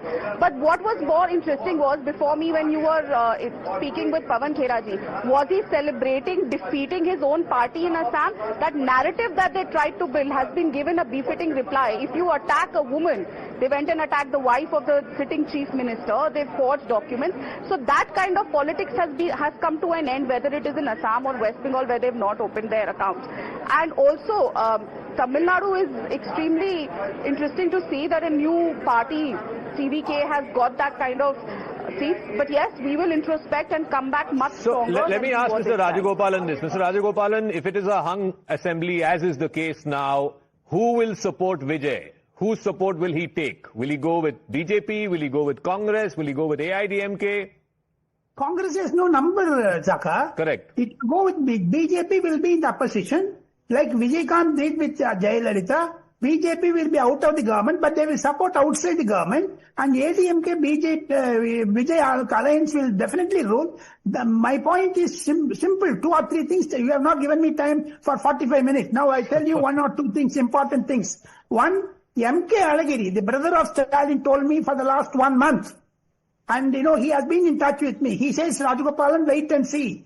TVK is going to do, because in Morosoli Trust, his son was not accommodated. These are all certain personal grievances. Second thing, Prime Minister spoke about subordination. Third thing, A. Raja's tape, that has killed the DMK. A. Raja tape, you should listen it again. Third and fourth one is, Nanika, Sanjay Jha, Sabha Natwi, my horoscope, planetic positions are same. Whenever we are together, Congress is losing and Times Now is winning. But Congress is winning Kerala. And I want to ask Radhika Khera, you wanted to make a century of Rahul Gandhi defeats. Now that's not happening. Rahul Gandhi has won Kerala. Are you a little sad about that? You cannot appeal. This is actually not a win for the Congress party. It is the anti-incumbency of the CPI Come government. on, Radhika. Come on, Radhika. When they win, at least hand them a congratulations. Navika ji, we've come from 0 to 2. I see on your screen that NDA is on 2, where we were never there. So that is a victory. We have a mayor for the first time in Kerala. We started making inroads. So Rahul Gandhi should introspect over there also, because if CPI's rule is coming to an end and next time the competition is going to be only with the BJP and the Congress party, well, things are going to change in Kerala as well. Having said that, it's, jahan pe Assam where they could have won, Bengal, they were in alliance. They went and attacked their own alliance partners, whether it was the DMK in Tamil Nadu. So Rahul Gandhi is responsible for the alliance partners also ruling. Yes, they won over there. But let's see, abhi to wahan pe Mukhyamantri banna hai. We're going to see a lot of infighting, and then there will be a 50-50 CM. We've seen how Sanjay Jha coming in. Sanjay Jha. I don't want to get into a very vulgar slugfest by running down somebody. The simple, loud answer for the BJP spokesperson is that your lead in Kerala is literally in hundreds, may go down to 0. You're literally leading in 1 in Tamil Nadu, may go down to 0. Essentially, BJP has been wiped off and obliterated from Tamil Nadu and Kerala. Face the music. Don't try and mislead What the is people. this thing about the BJP can't breach the South? Well, I can tell you one of the reasons is, I think, fundamentally, and this has to be said, Zaka, in all fairness, that the people there are a lot more discerning and perceptive to be swayed. Now this is exactly what Rahul Gandhi said. Politics of the North. Let me finish.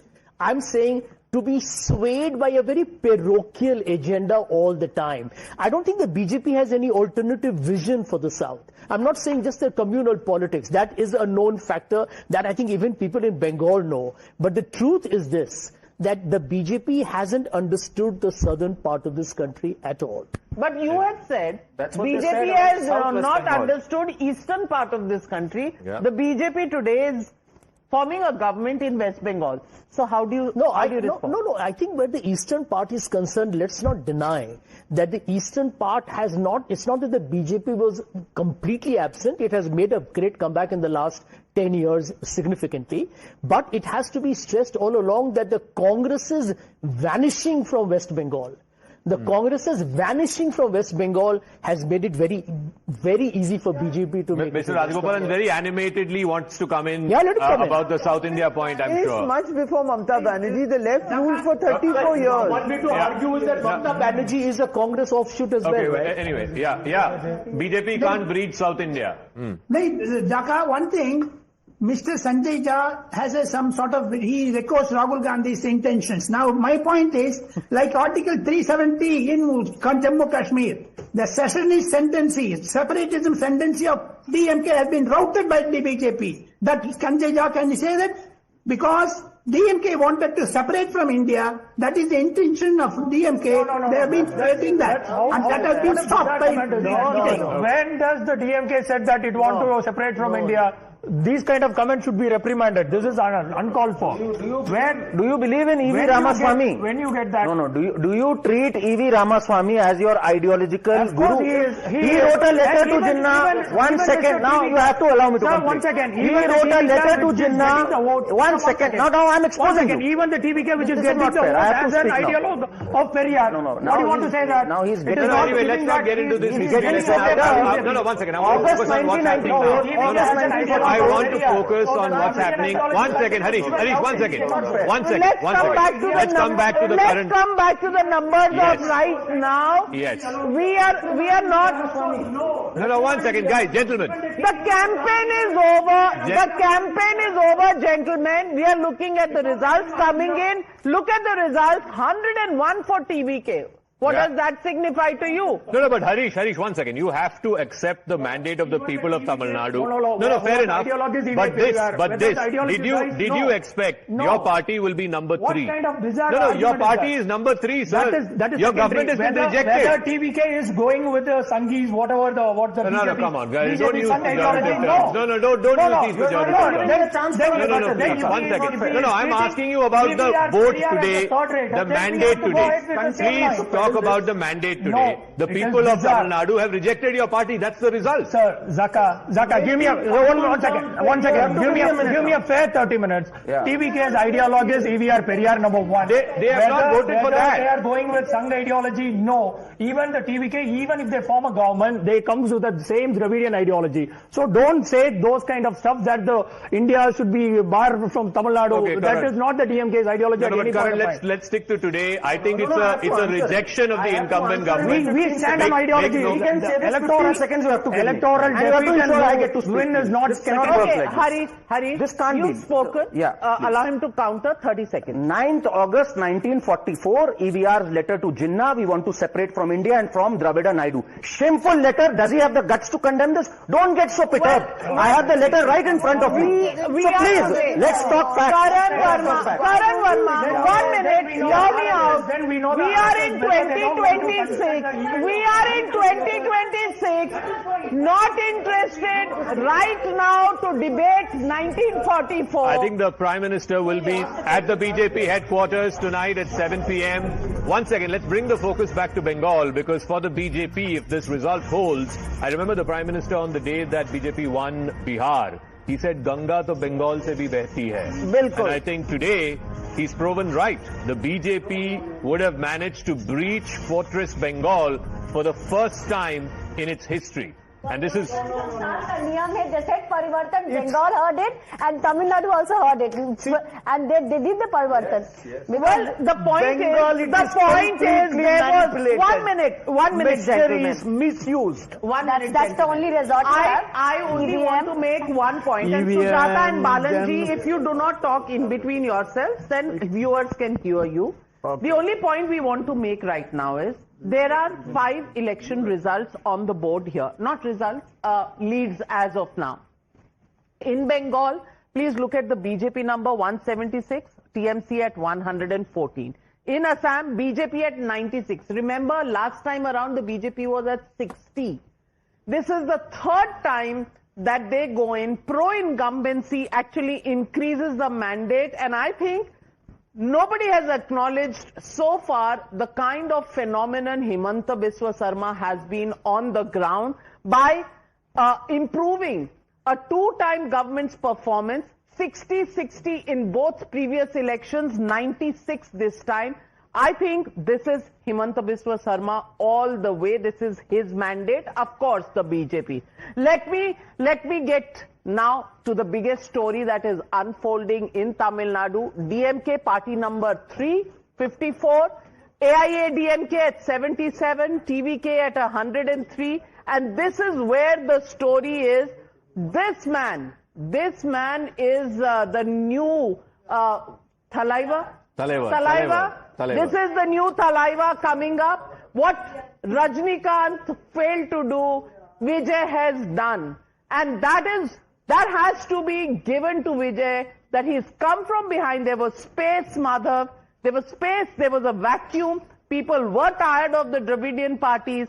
He has become the alternative. Navika, we've seen this happen in New Delhi. We've seen this happen in Punjab, where a new entrant comes in and actually gets the mandate. Will Vijay be able to do it? People were skeptical because he doesn't have the cadre, he doesn't have the political experience. But it's clear that there were two things: his popularity, and as compared to the other film stars, like for instance Kamal Hassan, Vijay's at the peak of his popularity. He's just 51 years old, as opposed to Kamal Hassan, who's perhaps towards the end of his career. And given his popularity, that has been able to translate into votes. That number of 103, the numbers that I have, it's actually a bit higher at 106, and therefore it's been going up. Wow. It was around 99 to 100. It's at 106. Can this number eventually settle closer to the halfway mark, which is 117? Yeah, in Tamil Nadu. That's going to be a big question. Can the DMK in that case break and join TVK? It's all happening. Joining us is former Law Minister Ashwini Kumar.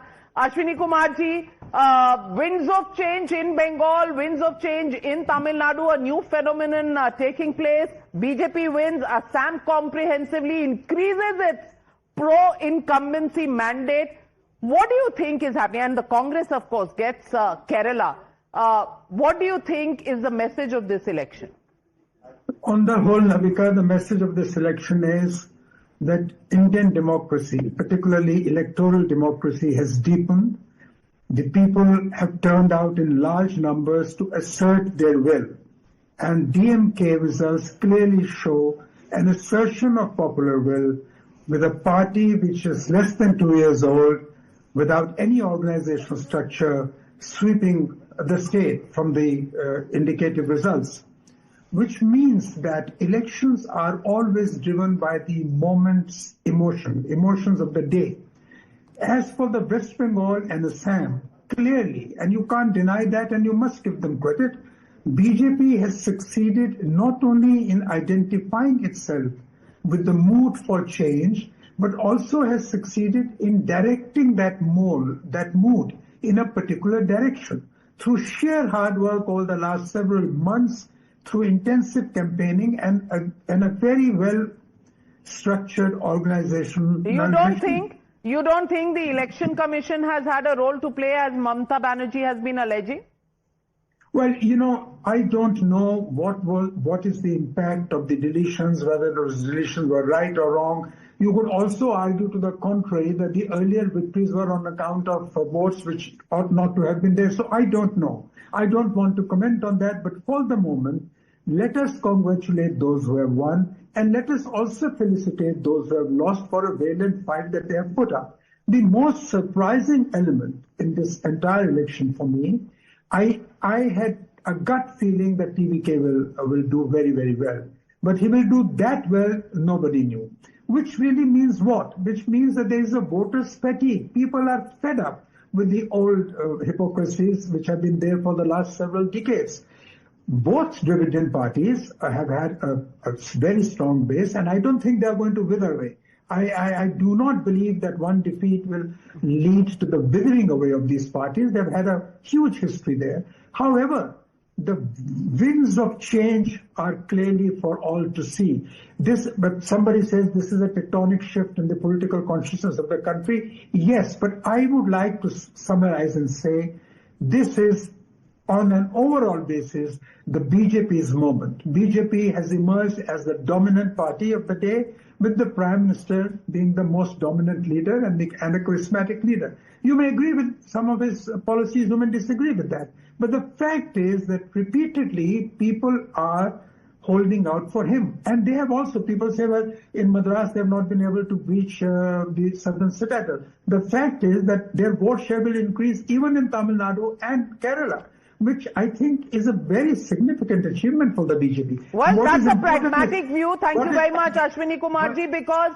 really it is, if you look at it that way, the BJP's moment, and you can't take away from the BJP the fact that it has increased its vote share. And Siddharth, can you tell us the vote share for the BJP or the NDA in Kerala as well, and does that hypothesis really bear out? So currently we see the BJP actually leading in one seat in Kerala, and that's the one with Rajiv Chandrasekhar. This is the Nemmam constituency. By the way, the only time BJP had one MLA in the Kerala 2006. was also in Nemmam. It's the same seat, the Nemmam seat. So currently they're leading in one. And the vote share? Yeah, I'll check the vote share in just a bit, but as far as Tamil Nadu is concerned, the BJP had been contesting 27 seats. Remember that they managed to increase their vote share by going solo in the 2024 elections. Of course, they did not win any seat, but they managed to increase their state vote share to about 11.2%. And right now, we currently see the BJP leading in 2 seats in Tamil Nadu, in Udagamandalam or Ooty, where they're currently leading by a margin of about 4,296 votes, and in Nagarkoil, where MR Gandhi is currently leading by 530 odd votes, with still another 15 rounds of counting to go. I also want to go across to Gayatri from the AIDMK. I believe America Narayanan of the TVK is also joining us. Mr. Narayanan, I mean, this is a runaway, absolute runaway by a new party, a less than 2-year-old party, currently at 104 seats. Now the question that's being asked is, will Vijay join hands with the ADMK, keep out the DMK, keep out the Congress, keep out the BJP, and form the next government in Tamil Nadu? What I said 2 days back has come to true. I said there is going to be a death knell for the so-called Dravidian module and Dravidian parties in Tamil Nadu in your TV. That has come to be true, number one. Number two, honestly, I have to say, I did not expect this kind of a win. No, I have always told in the TV, looking at the people's eyes, the truth and the whole truth. And this is a massive mandate. Tamil Nadu people have consistently voted for a single party government.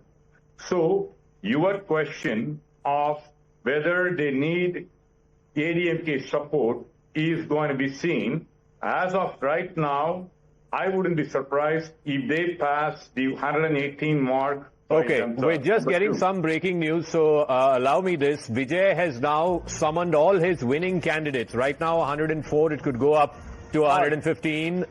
If we can also try and see if we can get a reporter. All of them have been summoned to Chennai. Soumit is there. Soumit, what information do you have? Vijay is now worried that his party might break. He's calling all the winning candidates to his residence in Chennai. Well, with, TVK going up, over 100 seats and leading on several, seats across, the constituencies in Tamil Nadu, now Vijay has called for a immediate meeting with all the candidates immediately after the, counting is concluded. So all the MLAs, Vijay's team is, is in touch with all the candidates, and they are right now speaking to the MLA candidates, and they have been asked to immediately report to the Chennai immediately after, the counting is done. So we'll have to wait and see how this turns up. We have just heard to the Mr. Narayanan was clearly seen saying that even, Gerald has spoken to the Times Now, and even other TV leaders have spoken to the Times Now. They have clearly stated that they are getting the mandate and they'll be not joining hands with any other party. So we'll have to wait for some time from now. So how things will turn up for the TVK, how things will turn for the, AIDMK. Already we are reporting from the AIDMK where huge, followers have gathered, they are, waiting for the results to be concluded. So similarly, the TVK office also, at the TVK office and also at the Vijay's residence. Security has been briefed up, and all these signs indicating towards, TVK and AIDMK will be emerging as the number one and number two parties, and whether TVK will have the magic figure, whether they will be needing any support from the AIDMK, that has to be seen. But now all the MLA candidates of the TVK have been summoned. They've been asked to immediately report to the Chennai, whether to the Vijay's residence or to the TVK office. We'll have to wait and see. Thomas, So all the MLAs have been we'll come back to you. So we have the vote share breakup as well. TVK is now at 38.18% vote share. 38% vote share. DMK at 23, Congress at 3%, ADMK also at 23, BJP at 3%. The DMK's vote share has slipped by 15 percentage points compared to 2021. In 2021, they were 38%.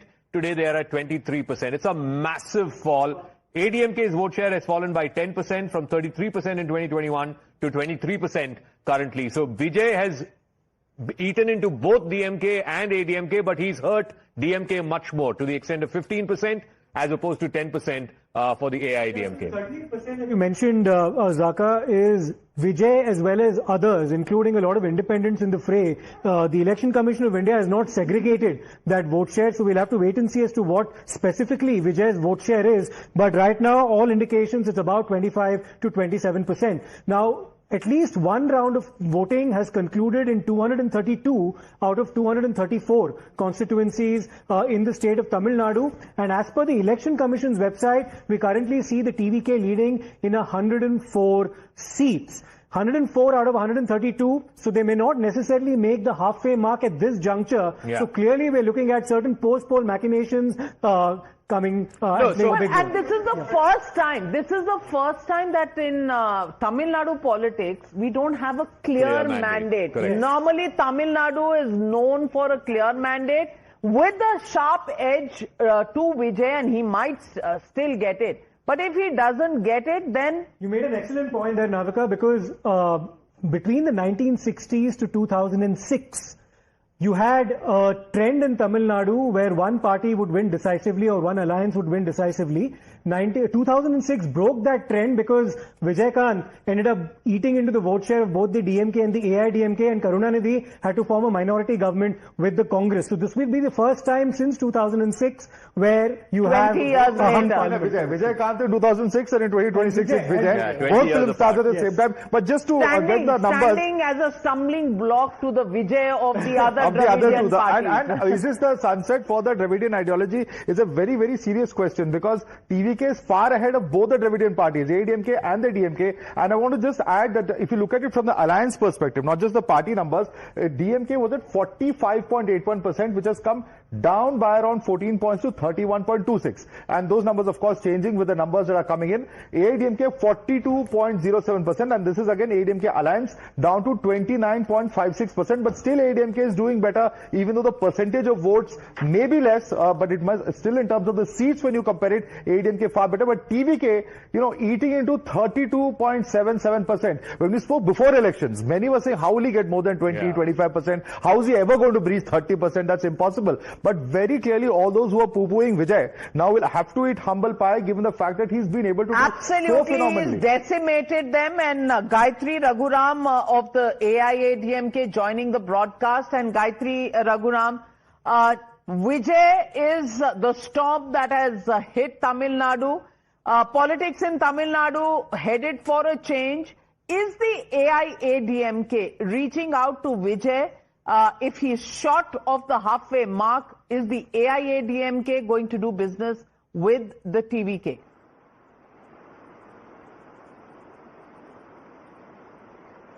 It's too soon for us to say anything right now, or for TVK to celebrate. We have to wait and watch what's going to happen. And we are confident. I think the rurals are going to be more supportive to AIADMK, because TVK and DMK, when it comes to, they are all attracting only cinema people votes. When it comes to AIADMK, we are attracting farmers, because we believe in farmers and all the laborers who Edapadiyar has always supported them, so definitely we will see some difference after 1 o'clock or 2 o'clock.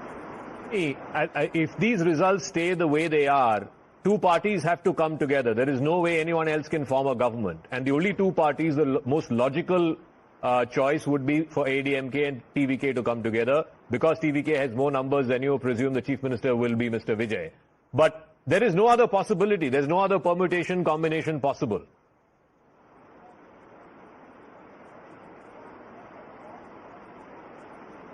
All right, I think we've lost that. Yeah, see, go on. Right now we are looking at like 2 lakh voters, and every single vote is important for election. And right now we are looking at 30,000 votes and 40,000 votes. We still have another 1,50,000 votes. So we have to wait and watch what's going to happen. Okay, so right we'll now, wait and watch. But Tuhin Sinha also joining the broadcast. And Tuhin Sinha, while you celebrate West Bengal and Assam, do you think your alliance in Tamil Nadu may be facing some strain, because Vijay likely to do business with ADMK, certainly not with the BJP. You've tried everything from ED to CBI, but it hasn't really worked.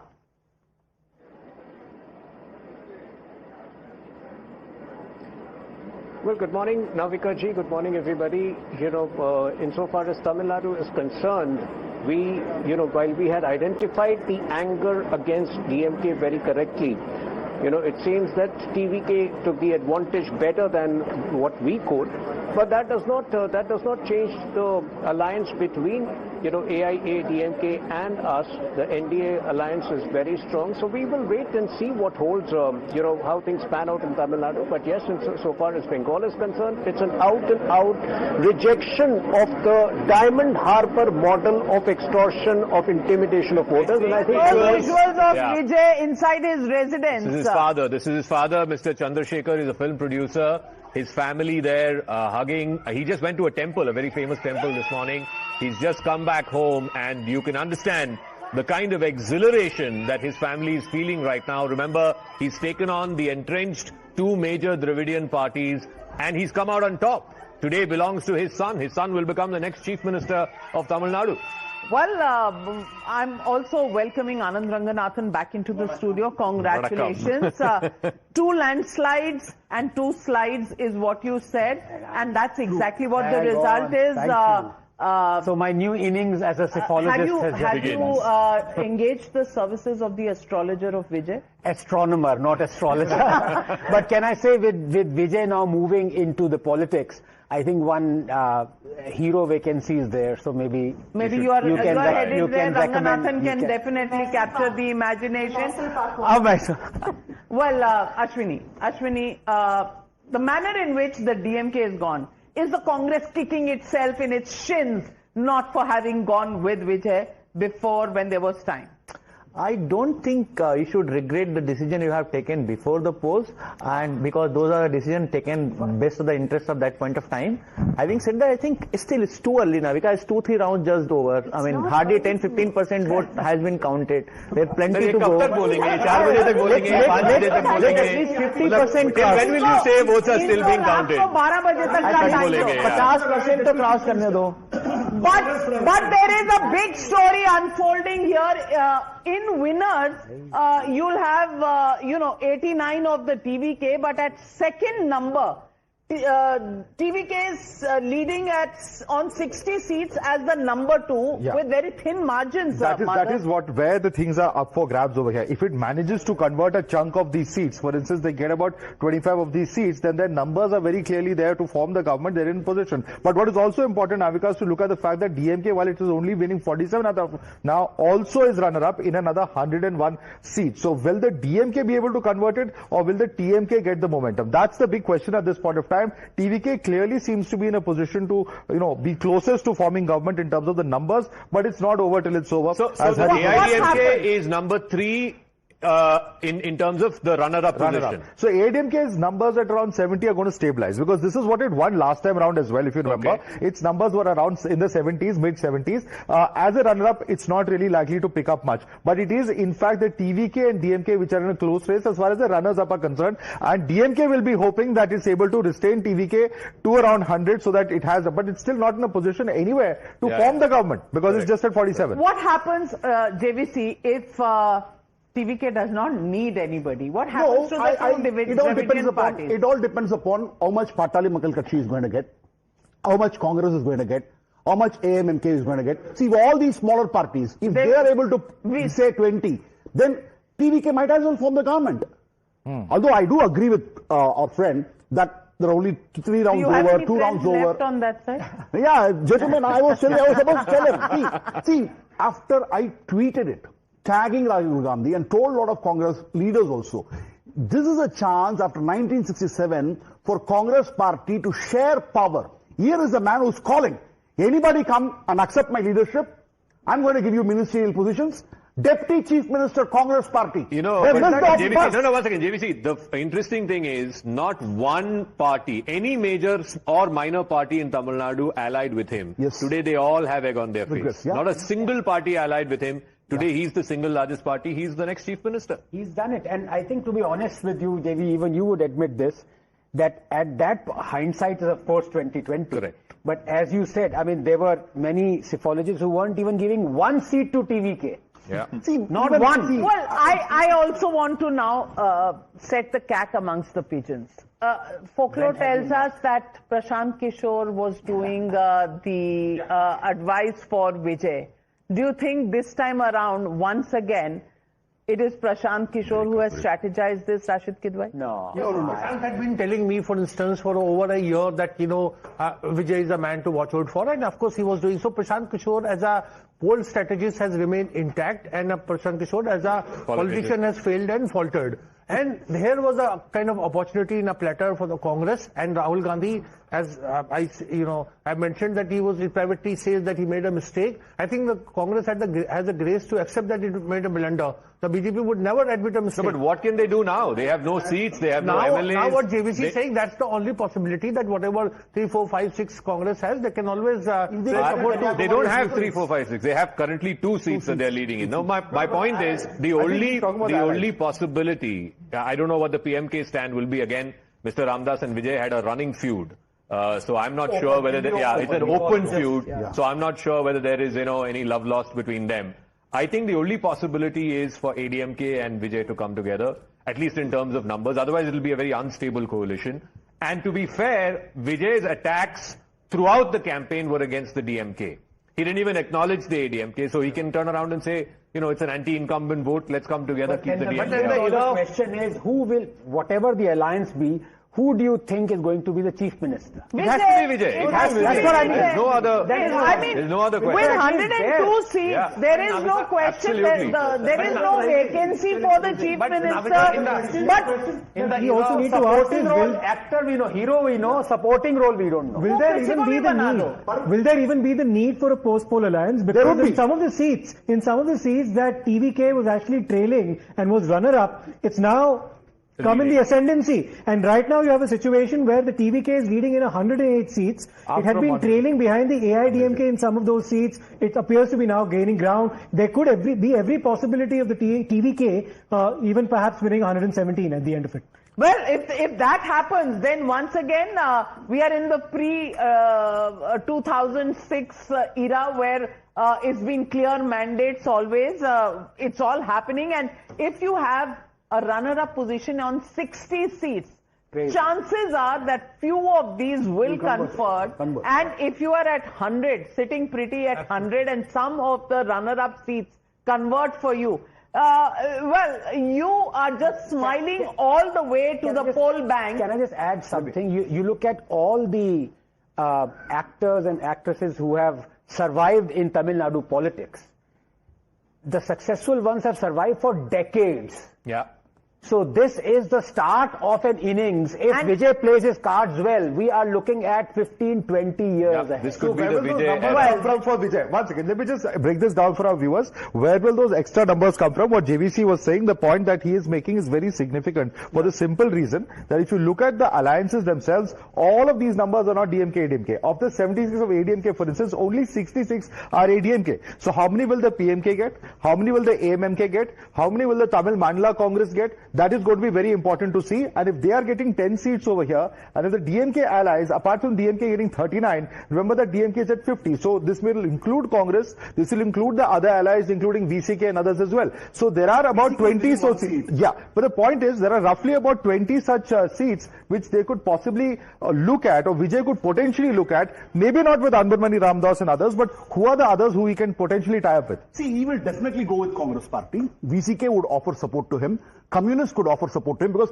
each of the communist parties could win 1 or 2 seats. Yeah. So, and don't forget the fact that those allies were complaining about the treatment Yeah, of the DMK. yeah. And most of them said on Saturday that we will look at what kind of a government will get formed after the results. Well, Which means may I tell you trivia that may be well a headline. It is Trisha's birthday today. Yes. Is Tamil Nadu the gift? One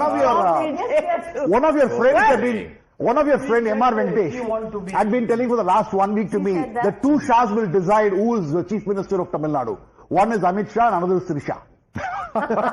Well, see, once she said she want to become a chief minister. About 3 months back, Trisha said No, several years back. Now is that the birthday gift that you're saying that he will That's Vijay will give? Well, we'll wait and watch for that. But even as we are speaking about these results, the election commission case continues to be on in Supreme Court for why central observers are being appointed. Now, talk of the Trinamool Congress not giving up any time soon and the election commission being dragged there. The Chief Justice of India said voting is over, counting will be over by evening. What remains? Let the election commission look into it. But the petitioner, that is TMC's advocate, says there was violence in 2021 after counting too. Let a retired Supreme Court judge monitor the situation. So they are already asking for a Supreme Court judge to monitor the situation, and Chief Justice says the High Court is best equipped to deal with local issues, leaving it at that. So the Trinamool Congress not giving up. I wonder what they're saying, Karan, about the fact that some CCTVs had gone blank. At the moment, we're not hearing too much about that. So, Navika ji, we're going to see a similar thing to what, Donald Trump did when he lost the 2020 elections. They're going to deny, then they're going to, I don't know, I hope, things remain safe there. But what a victory for the BJP. I mean, yes, Vijay is the man of the moment today, but 185, I mean, credit to the people. They used to say about the Bhadralok that people don't turn out in numbers. In certain areas, we saw voter turnout increase of 20%.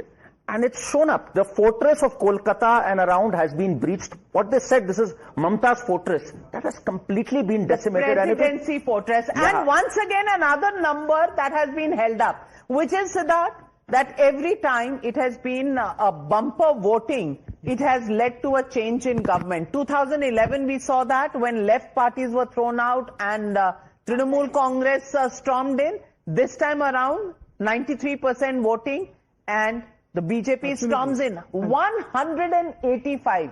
Did anybody ever imagine this, Sujata?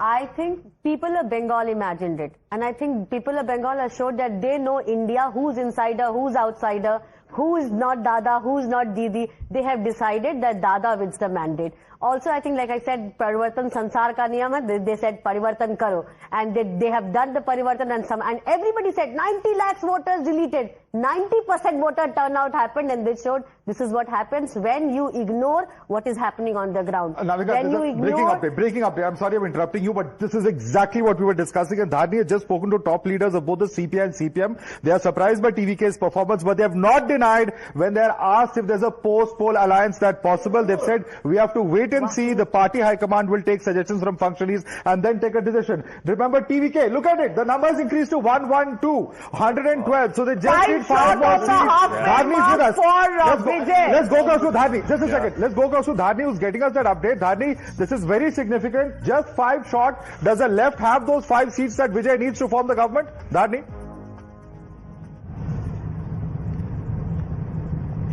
Well, definitely it is a very crucial juncture, and we spoke to two top leaders from both CPI and CPIM each. Both are the office bearers of the parties in their respective parties, and both of them, they do not deny the possibility of a post-poll coalition. In fact, we already know for a fact that both the left parties, they are pretty much disappointed with the DMK when it comes to seat sharing. Both of them demanded at least 6 seats from the DMK, but the DMK did not give them that, and they've openly expressed their disappointment on multiple occasions even after the elections. And now the 4 leaders that we spoke to, 2 from CPI and 2 from CPIM, all of them, they are not denying the possibility of a post-poll alliance. And when asked, in case if Vijay needs support from outside, will the left party support? This was the question that we exactly asked to them, and they say that the High Command should decide. It is not an absolute no. They say that the High Command will convene a meeting of all the important functionaries, and during that meeting, if the functionaries feel that we have to extend a support to TVK, then that is what we have to do. So it is up to the High Command's decision. But for now, what we can say is that we cannot completely deny is what they are telling. So this is definitely a very big update, because there is already speculation that the relationship between the left parties and the DMK has started straining during the seat sharing negotiation phase. That the left parties are pretty much disappointed. But we also have to remember that Vijay, he offered a coalition government 3-4 months before polls. Like whoever is allying with him, they'll be part of the government. He'll be ready to share power, is what he had told. But despite Vijay openly agreeing for a sharing power, no political party has so far agreed to be in alliance with Vijay Samlagavati Kalagam. But looking at the numbers now, because of visuals of sweets being distributed at the TVK headquarters, we have those pictures. I believe we can quickly play out those pictures of the TVK headquarters. Play out those pictures, it says something about all the political parties in Tamil Nadu. He had made an open offer to any of the parties. Come join me, we'll share power. Not one of them turned up. CPI is winning 2. And CPM is winning 1. Indian Union Muslim League is winning 1. Vidudalai Charitakal is winning 1. Amamuka is winning 1. DMDK is winning 1. Congress could be 4 or 5. So all of them put together. For 120, they'll cross 125. But why did none of these parties predict that this would be the result? See, I think what had happened is, after Karur, between Karur and December, there was a lot of momentum for TVK. Even in one of the first trackers, I gave 22 seats for TVK. But after that lull, complete lull, Jananayagam movie not released till April first week, there was lull. It is the last 10 days that the strongest. Dr. Sudhanshu Trivedi of the BJP is now joining us. Sudhanshu ji, बहुत बधाई. Bengal mein it's a sweep. Kamal khil gaya Bengal mein. 190 is the number that we are looking at right now. What would you attribute this to? Parivartan finally ho gaya Bengal mein?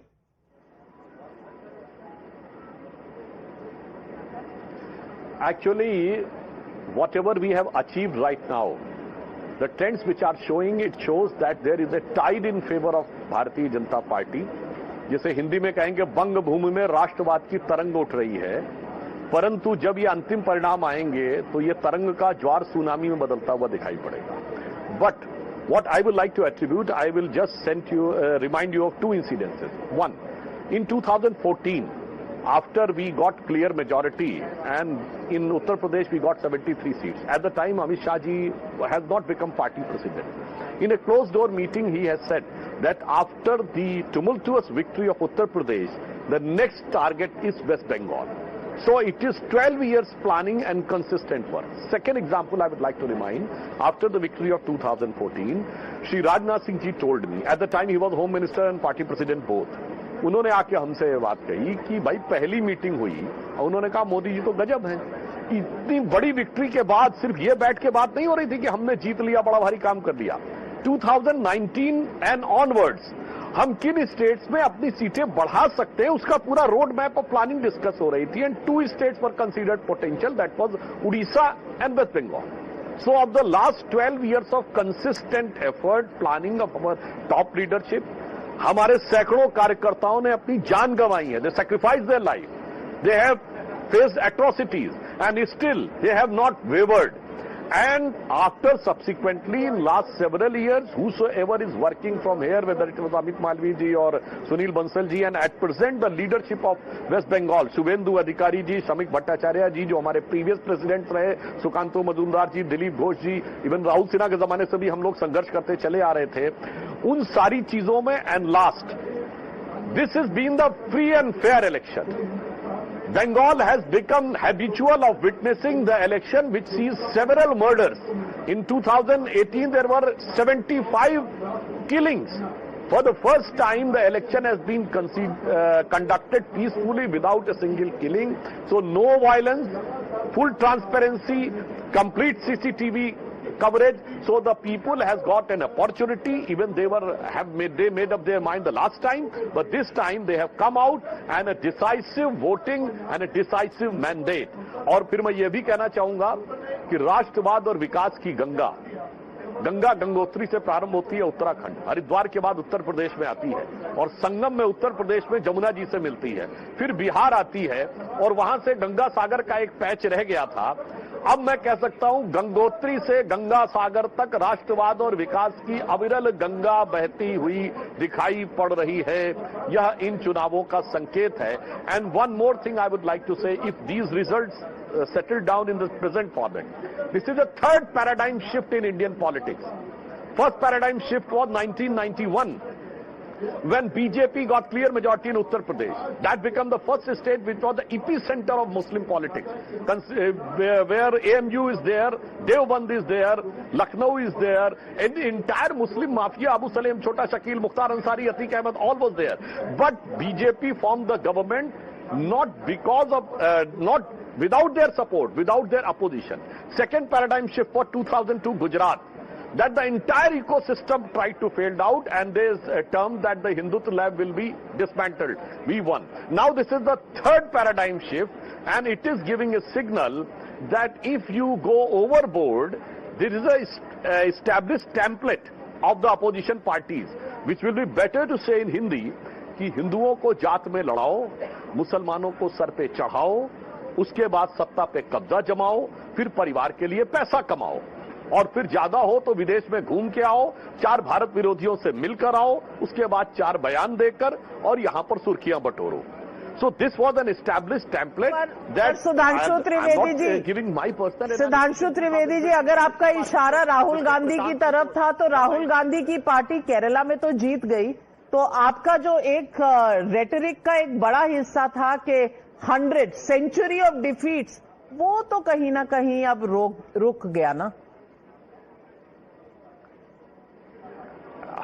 नहीं, जो आपने कहा उस पर भी मैं कहना चाहता हूं. Since last around 50 years, there was a consistent trend in Kerala, once LDF, once UDF. Last time LDF was in power, so it was a turn of UDF to come into power. But UDF couldn't. Why? Because Rahul Gandhi was MP from there. Now Rahul Gandhi is not MP from there. It is Priyanka Gandhi who is MP from there. So UDF got the chance. So there has to be some bad omen with Rahul Gandhi ji. जिसे हिंदी में कहते हैं जहां जहां चरण पड़े राहुल के तहता बंटा धार. So till Rahul Gandhi was officially associated in Kerala, Congress was not having the good fortune. The moment he got detached. And one more thing. This election has proved that the India alliance ये ज्यादती है आपकी. You are being unfair to Rahul Gandhi. आप waste Bengal में राहुल गांधी की tweet और उसके statement को इतना भाव दे रहे थे जब उन्होंने कहा कि because of Mamata Banerjee corruption BJP, वो तो आपने बहुत इस्तेमाल कर लिया. बाकी आप राहुल गांधी को कहीं मानने को तैयार नहीं है. ये दोहरा मापदंड नहीं है? नहीं, हम मानने को तैयार नहीं है. नाविका जी, ऐसा नहीं है. बताइए, name a single ally who has called for Rahul Gandhi meeting. Rahul Gandhi की सभा के लिए डीएमके ने डिमांड किया क्या? ममता से तो वो लड़ी ली है, वहां लेफ्ट से अगेंस्ट में लड़ रहे थे. बताइए, तो असम में डिमांड किया गया क्या? Nowhere there was a demand for Rahul Gandhi's program, as there was a hankering for Modi ji's program in all over the states.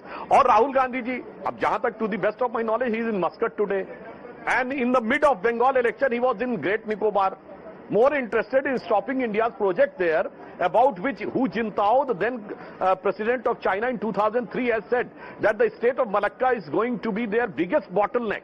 And on that point, India is developing a port For that, he is going against it. So that creates a clear dubious, a very suspicious element about his stand. So from Nicobar to Muscat, he is roaming. ये भी बताइए, you have breached Bengal Eastern Fortress, आपने breach कर दी. What about Tamil Nadu? वहाँ पे क्या गलत होगा? Tamil Nadu mein, I would like to say, Tamil Nadu politics is having a strong element of personality politics.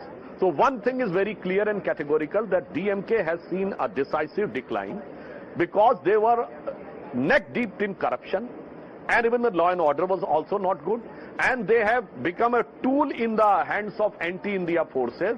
This Hindu dharma is a virus, malaria, etc., dengue, others. Too much family fiefdom.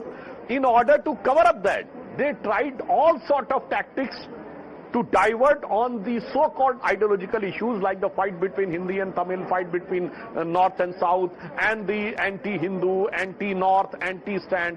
But the people had decided to throw them out. I think because of the personality angle, since after the demise of Jayalalitha ji, AIA DMK was not having that type of towering personality. So Vijay might have got that advantage. So the anti-DMK space, in terms of politics, was taken by AIADMK, but in terms of personality, it was filled by Vivek. No, so now it's a situation where he's about 5 or 6 seats short of majority. Will you support him if he asks for your support? Will your alliance partner, the ADMK, support? Because it looks like he has to get support from somewhere to form the next government.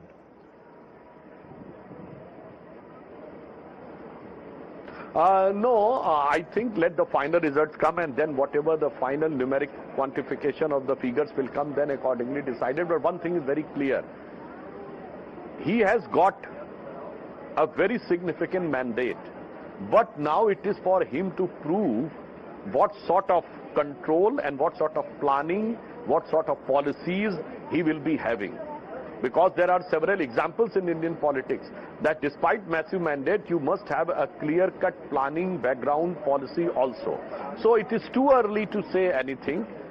Until the final results has been officially declared, then anything can be said finally. Okay. Sudhanshu जी एक सवाल पूछना चाहती हूँ आपसे. ये जो TVK ने वहां चीफ मिनिस्टर और डेप्यूटी चीफ मिनिस्टर के बैस्टियंस को तमिलनाडु में ब्रीच कर दिया है, आपकी लड़ाई भवानीपुर पर अभी चल रही है.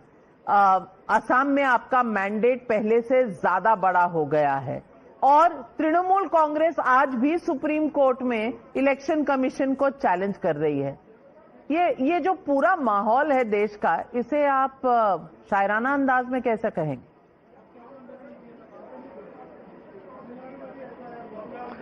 इसको मैं एक शेर में कहना चाहूंगा.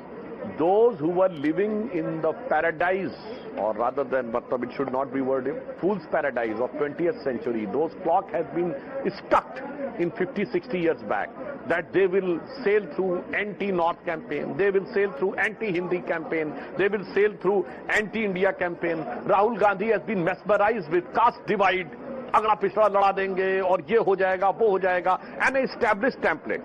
In every Indian state, there is a Muslim population 10 to 12% to 30%. Get those chunk with an utter nefarious design of minority achievement. Then divide the Hindu society in caste and get the support of 1 or 2 castes. जिसे कहते हैं ना, हिंदुओं को जात में लड़ाओ और उसके बाद मुसलमानों को सर पे चढ़ाओ. This template they are still relying upon, but unfortunately the so-called secular template is not working. तो इसे शेर में कहना चाहूंगा कि ये जिस कश्ती पे सवार होकर इस दरिया को पार करना चाह रहे हैं, तो मैं इन दलों के लिए कहूंगा कि कश्ती भी नहीं बदली, दरिया भी नहीं बदला, पर इन डूबने वालों का जज्बा भी नहीं बदला. है शौक सफर ऐसा, एक उम्र हुई हमने, मंजिल भी नहीं पाई, रास्ता भी नहीं बदला.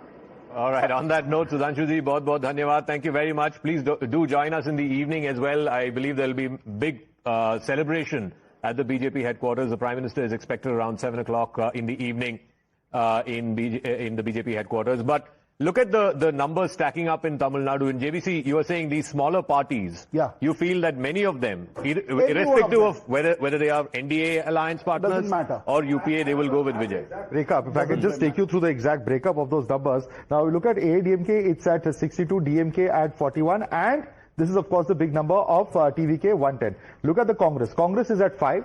Here you have BJP, which is at 3. You have PMK, which is in fact at 6 seats. You have IUML, which has 1 seat. You have AMMK, TTV Dinakaran, which is at 1 seat. You have CPI at 2 seats. VCK as well as DMDK, CPM all have 1 seat. So if you look at it, there is a large number of potential allies for Vijay to pick from. So I don't think he will have much of a difficulty in forming that government. Choice right now. The menu card is in front of him. He can choose who he wants to have for lunch and dinner. But at the moment, I just want to go back memory lane and just play out a soundbite of Amit Shah, the man who crafted Bengal's victory. He's been there last, I think, 3 elections. It's been almost as if Bengal was an obsession, a mission that he wanted to accomplish. Let's listen into what he said. Prophetic words there. 4 मई को सुबह counting चालू होगी। 8 बजे ballot box खुलना शुरू होगा। 9 बजे पहला round, 10 बजे दूसरा राउंड, 1 बजे काउंटिंग समाप्त और बीबी दीदी टाटा गुड बाय। भाई 156 in the election commission right now. Majority 8 BJP. Well, prophetic words there, Anand. This is a story of 2 Chanakyas. One Chanakya predicted it, the other Chanakya scripted it. Oh my God, you're calling yourself Chanakya. No. Just how humble you have been. Not me. Because you did say 2 landslides and 2 slides, so... I meant today's Chanakya exit pollster and Amit Shah is the Chanakya. Let's not forget one more thing. Niladri, are you still waiting? For some more rounds I'm still to waiting. happen? This is the fourth round going on. NDA rules 2 governments, Assam and Pondicherry, pro-incumbency, both of them come back to power. Yeah. TMC, left, and DMK, anti-incumbency, opposition comes back to power. Is there a story? No, I also want to add one thing. If you see the leads, the lead is not more than 1,500 at this point of time. They were in the majority. And there's one big news, last time around also that you won by about 1,500 margin. So that's not new. That's not new. Soggy straw that you're clutching on. Navika ji, one important news. Congress is 0 in Bengal. Even smaller parties are there. Ashwini ji, आप कुछ कहना चाहेंगे? I can see on this screen is showing 3.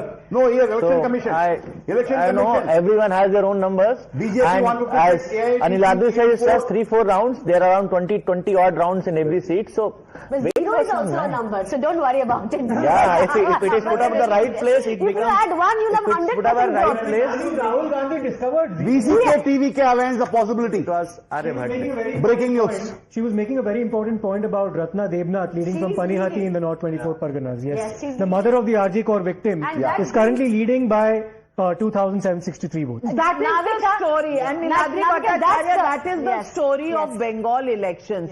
Somewhere, around the RG Kaur case, do you think that was the inflection point? No, I don't think so. Are you in denial?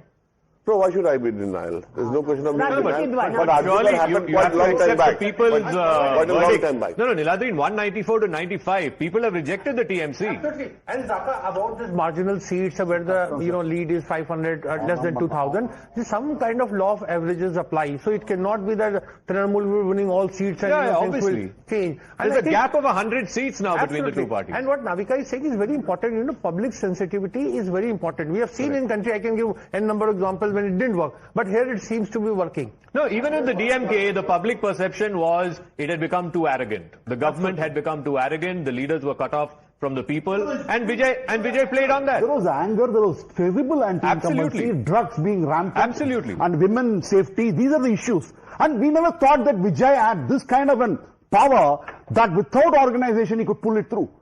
Because ADMK had all the organizations. Doubted that, Sujata ji. I think DMK... Navika, I think one of the factors that we must discuss is the women factor. Yeah. You know, which was supposed to be the strongest fortress of Mamata Banerjee. These numbers cannot be possible without women turning to BJP. That shows that Lakshmi Bandhir Yojana, you know, it did not really work when it came to the women's security. So it sends a message to the nationwide that, look, political parties, whoever you are, no matter how popular you are, but if you compromise with the security of the woman, when it comes to the Beti, the daughter of the Bengal, you know, they have taken a call and that is showing in the numbers. RG card, Mamata Banerjee came in midnight. You know, the entire street was filled with the middle class and the Bhadralok. And that moment, Mamata Banerjee lost their support. So, they admit it or not, but that moment, Mamata Banerjee lost Kolkata. So, RG car, of course, is an important moment. Sadesh Khali also, women's safety was discussed. Happened in tribal but I think area. the one image from this entire election that's very defining,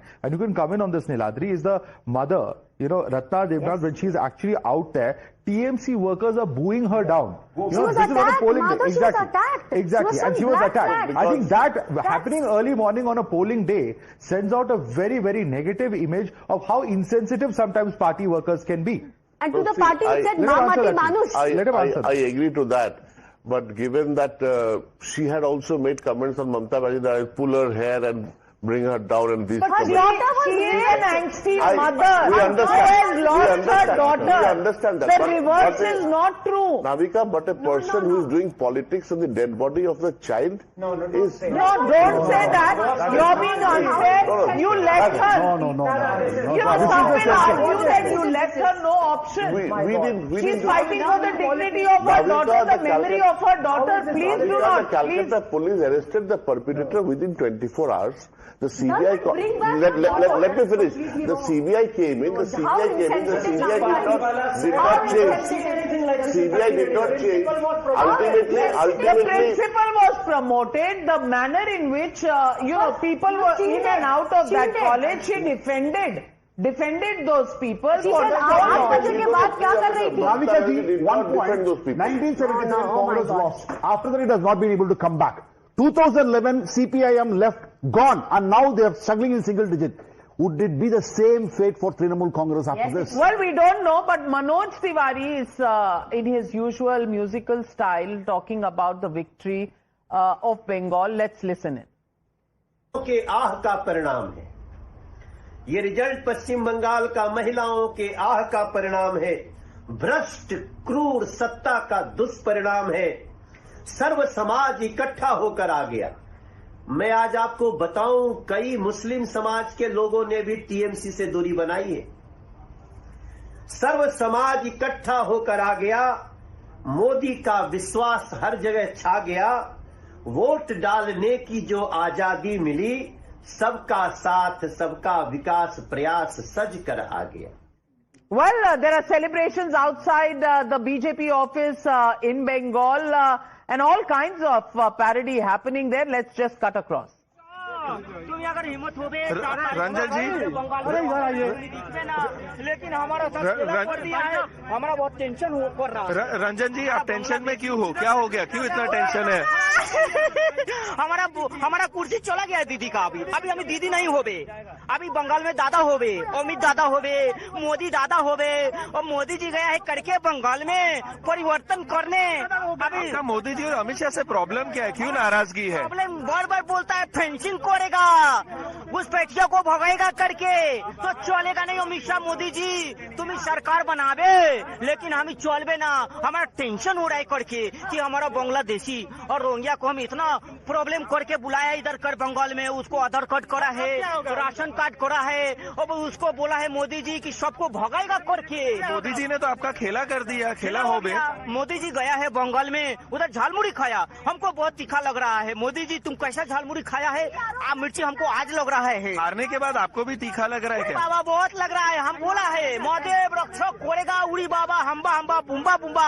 अभी बंगाल का public बोला है कि दीदी तुम बहुत apologise कर रहा है all kinds of humor is being used and it's a takeoff on Mamata Didi. The BJP, of course, having fun at this moment. It's a historic victory, and We'll take this moment, and what time is it? It's 10, it's 11:22 in the morning. 11:54 in the morning, and we're calling elections. We're calling elections in Bengal, BJP with a landslide victory.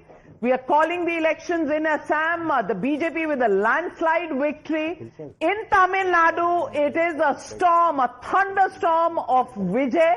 We're calling the elections in Tamil Nadu as well. Vijay, the next chief minister of Tamil Nadu. In Kerala, again we are calling the elections. UDF, that is the Congress-led alliance, will form government. We're still waiting and watching who's going to be the next chief minister. And in Puducherry, it is the NDA back in power. Well, for the BJP, the day belongs to them. Assam, West Bengal, Puducherry, all going the BJP's way.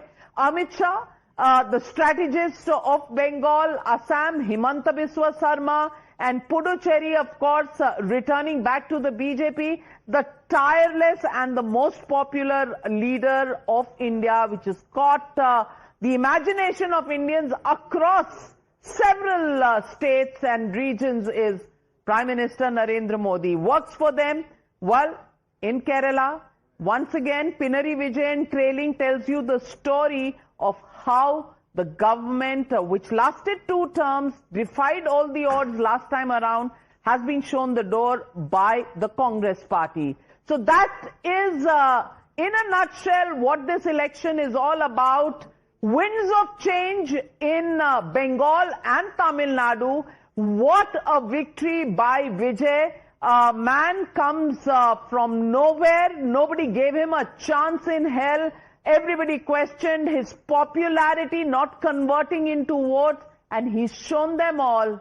He's the new Thalaiva of Tamil Nadu. Saka? Oh, absolutely. What a phenomenal day. It's a phenomenal day. Never before since 1977 did you have a film star completely take the state by storm. And now, like I said, just mark this in red letters. C. Joseph Vijay will be the next Chief Minister of Tamil Nadu.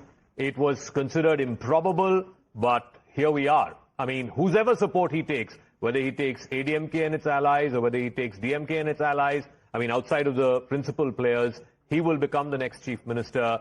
And people of Tamil Nadu have resoundingly bought into his message that the state is ready for change. They're sick and tired of this oscillating politics for the last 50 years of the 2 Dravidian parties. The state is ripe for a new kind of politics. Whether or not he will be able to deliver that, I don't know. That's going to be his big challenge. In his final rally, he said, are you ready for a new kind of governance? Are you ready for a good governance? The onus will now be on him to show that over the next 5 years. And JVC, you know this from the history of Tamil Nadu politics. MGR did not lose an election from 77 till his death. If he governs well, I think, there are a lot of politicians who are there in Tamil Nadu who would be willing to join hands with TVK because he lacks the administrative experience, but the bureaucrats make it up. Yeah. So I wouldn't say that, it's actually the victory of hope. Hope, yeah, in hope Tamil and change. Nadu, because closer to hope the more things change, the more they had remained the same. same. But he's brought in a wave of change, and I think that's what. But the story is still unfolding in Bengal. Less than 1,000 votes margin. Can I tell you how many seats are there? 22 seats. Still less than 1,000 vote margin. Coach Bihar Uttar, where Sukumar Rai is leading with 880 votes. Beldanga, 212 vote margin. Kharda, 422 vote margin. Gosaba, 970 vote margin. Sagar, 765 vote margin. Magharat, Purba, 654 votes margin. Bali, 636. Uluberia Purba, 153 votes is the gap.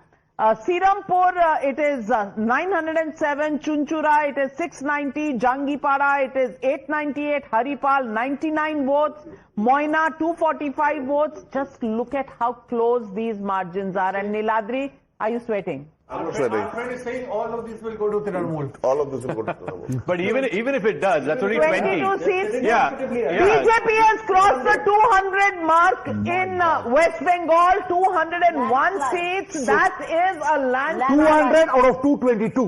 They were fighting in only 222. Yeah. But that 201 seats, almost 100% strike rate. Yeah. Isn't it? Like, Ashwini ji, considering the 90 seats which are Muslim majority. Ashwini? Yes. बोलती बंद क्यों हो गई? बोलती बंद होने की कोई बात नहीं नाविका जी. बंगाल में डेफिनेटली बीजेपी का प्रदर्शन अच्छा लग रहा है and I think Rahul Gandhi has said that earlier as well that if Mamata did not have given the opportunity to Bharatiya Janata Party, she had not run the government the manner what Bharatiya Janata Party used to run. इन दोनों की राजनीति एक जैसी है and pretty much we can see. However I still feel there's scope for change. There's scope for change in every state. हर जगह change हो सकता है. आसाम में भी चेंज हो सकता है. बिल्कुल होगा, डेफिनेटली होगा. अरे अभी 3-4 राउंड की काउंटिंग हुई है भैया, थोड़ा सा वेट करो, थोड़ा सा वेट करो.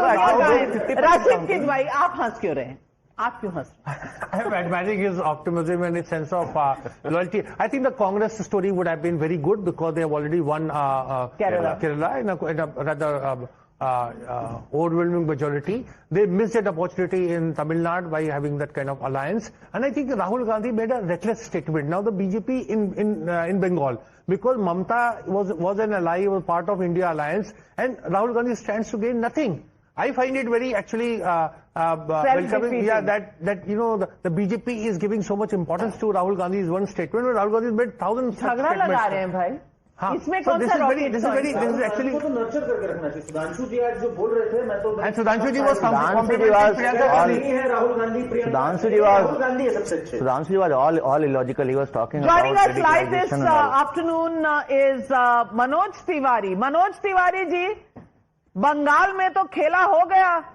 अब तृणमूल कांग्रेस अभी तक सुप्रीम कोर्ट में लड़ रही है. आपको लगता है कि जो लड़ाई है उसमें उनका मैसेज आपको ये है कि आपका अलायंस पार्टनर बंगाल में इलेक्शन कमीशन था, इसीलिए आप जीत रहे हैं?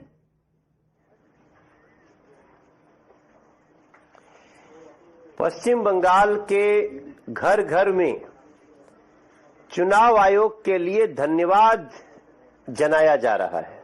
सभाई बोलछे धन्यवाद चुनाव आयोग को.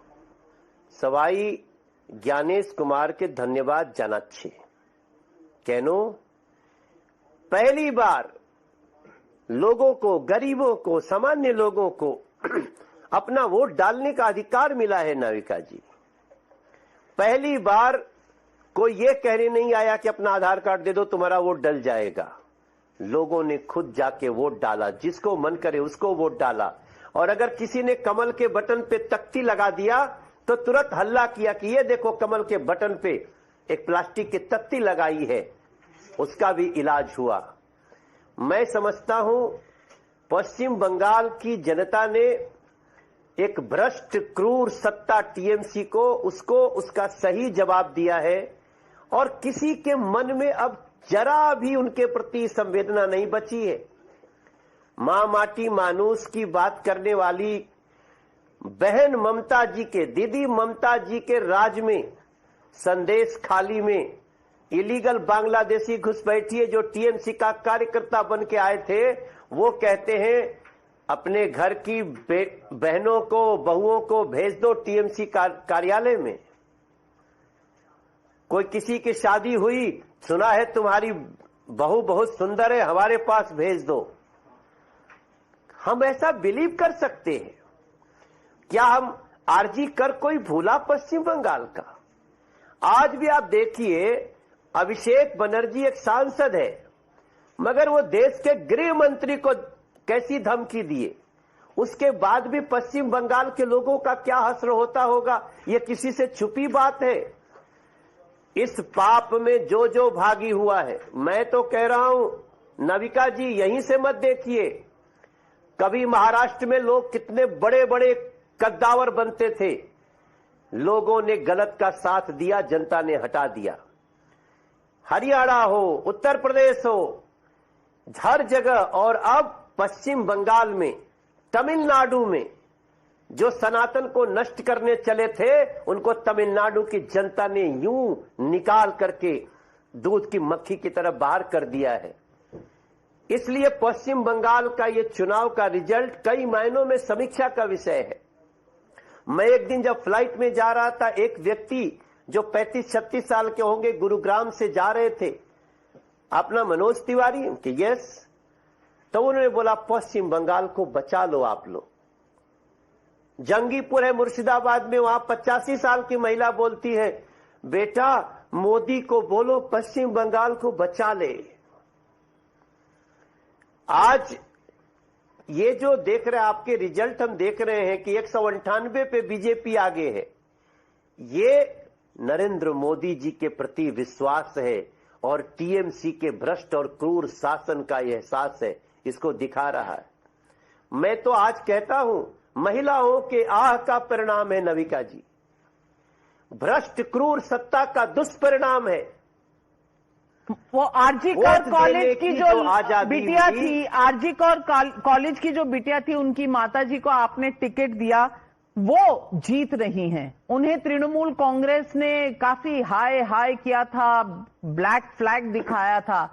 आज वहां जो उनकी जीत हो रही है, उससे मैसेज क्या है?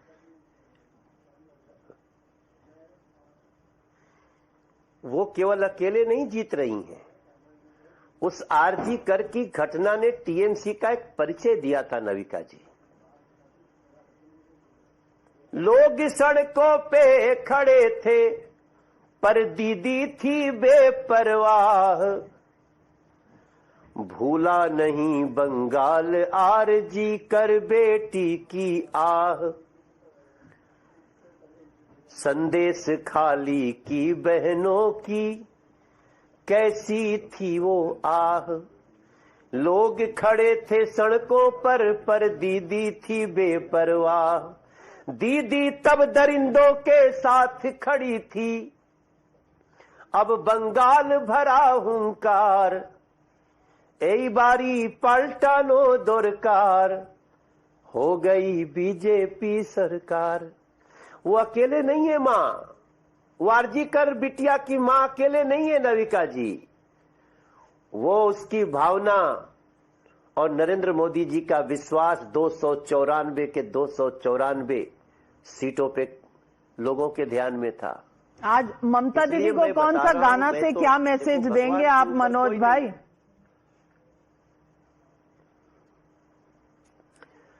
नहीं नविका जी, हम उनको क्या दे सकते हैं? ममता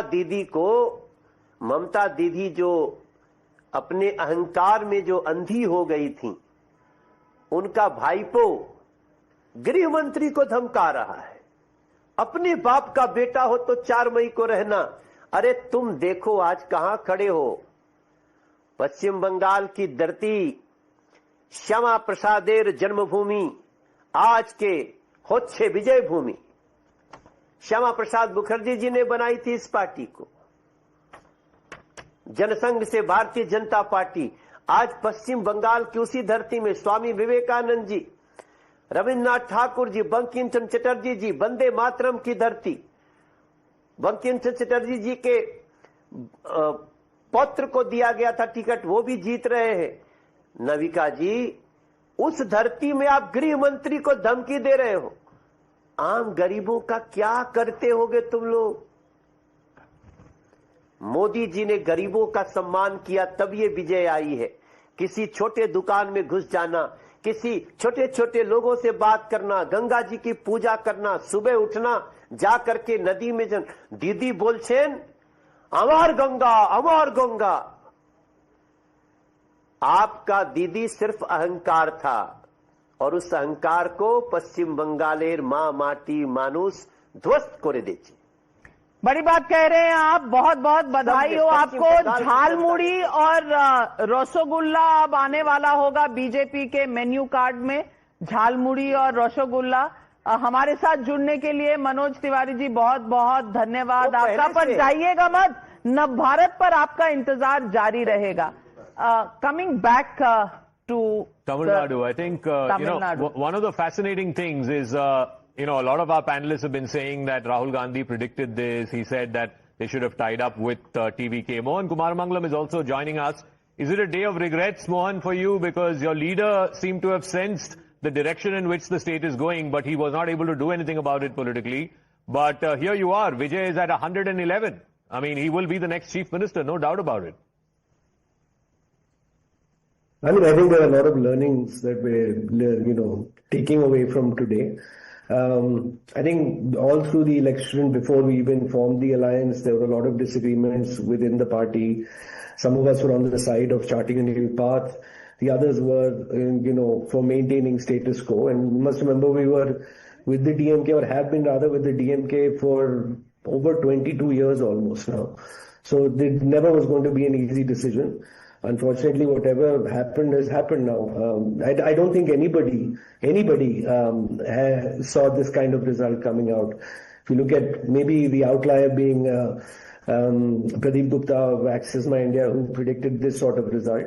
Everybody else sensed some level of anti-incumbency on the ground, but not to this extent where the DMK alliance would get pushed to. No, the question is, yes, there was anti-incumbency. Why did a new player, and almost, just a 1.5-year-old player, why did he become the beneficiary of their anti-incumbency? That's something that everybody needs to, mull over.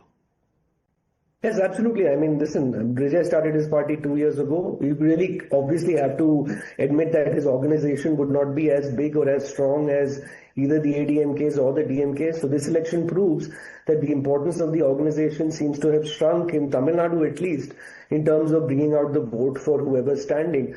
It also, to a large extent, proves that individual candidates don't hold the kind of sway that maybe people thought they did. I mean, this is Vijay's first election, and 234 candidates.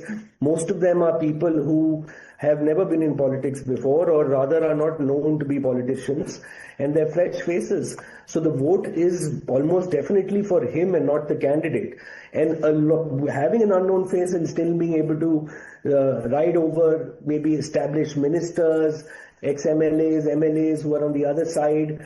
This election debunks a lot of the sort of established, I would say, wisdom around how to win an election in Tamil Nadu. Do you believe the Congress can now break up with the DMK, and if Vijay is short of a few numbers, start a new alliance and be part of that government?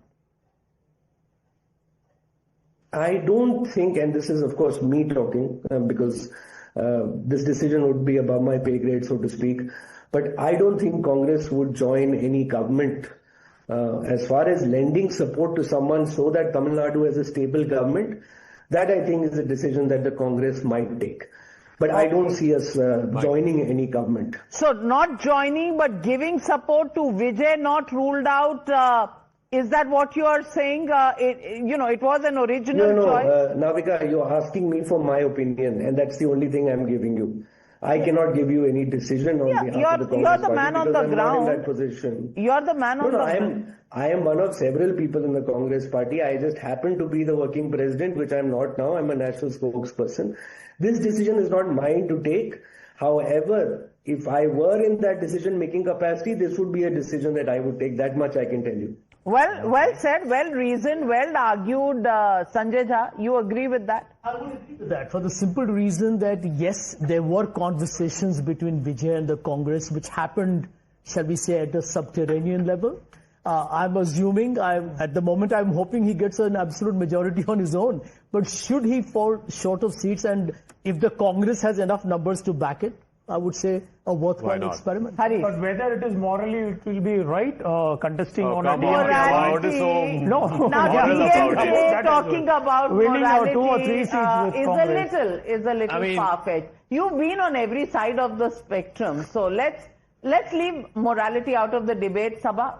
Don't you think that's fair? DMK has been with every formation. Yeah, I think everybody will offer support to Vijay. Might even be DMK. I'm just joking right now.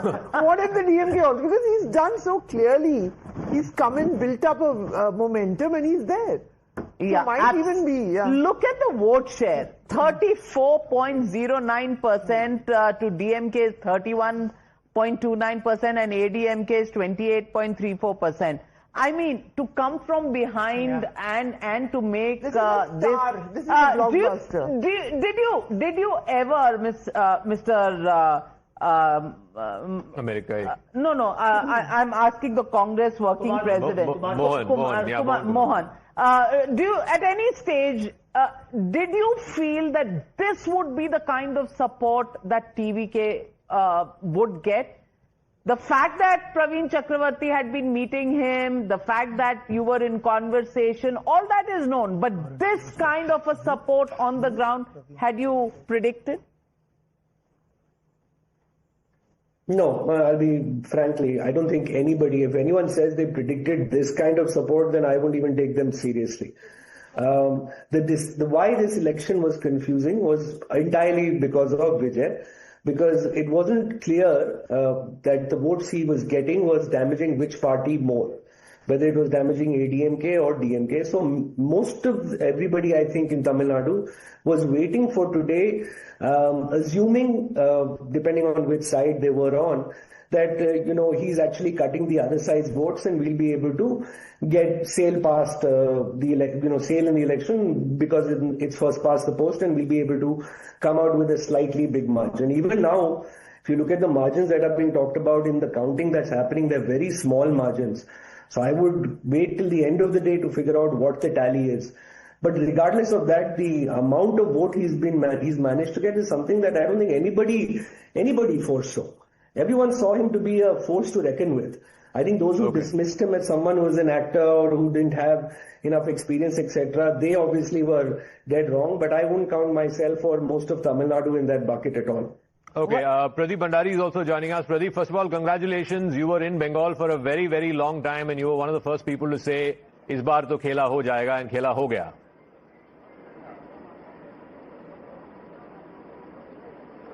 Well, Zaka, today is very historic because the people of Bengal has chosen Bharosa over Bhoy.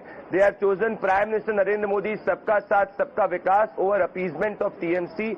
You recall when the Bharatiya Janata Sangh had won 3 seats, 2 of them had come from Bengal. So this was a civilizational battle for us. Countless of our Karyakartas had lost their lives in 2021 and earlier.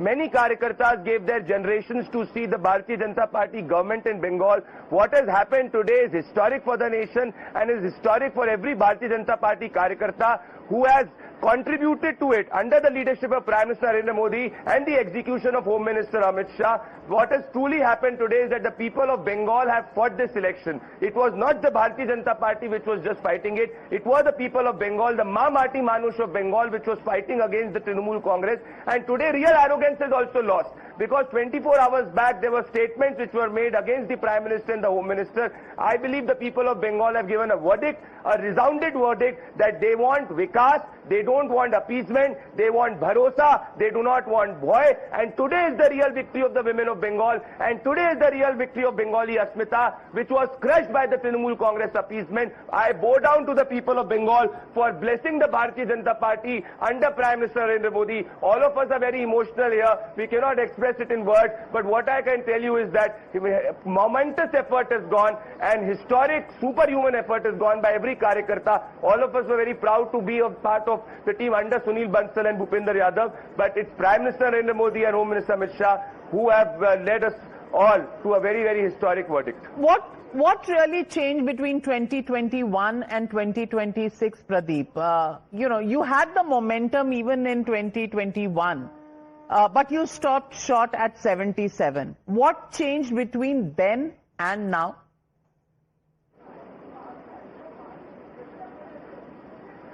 Well, Navika ji, we worked on the booth.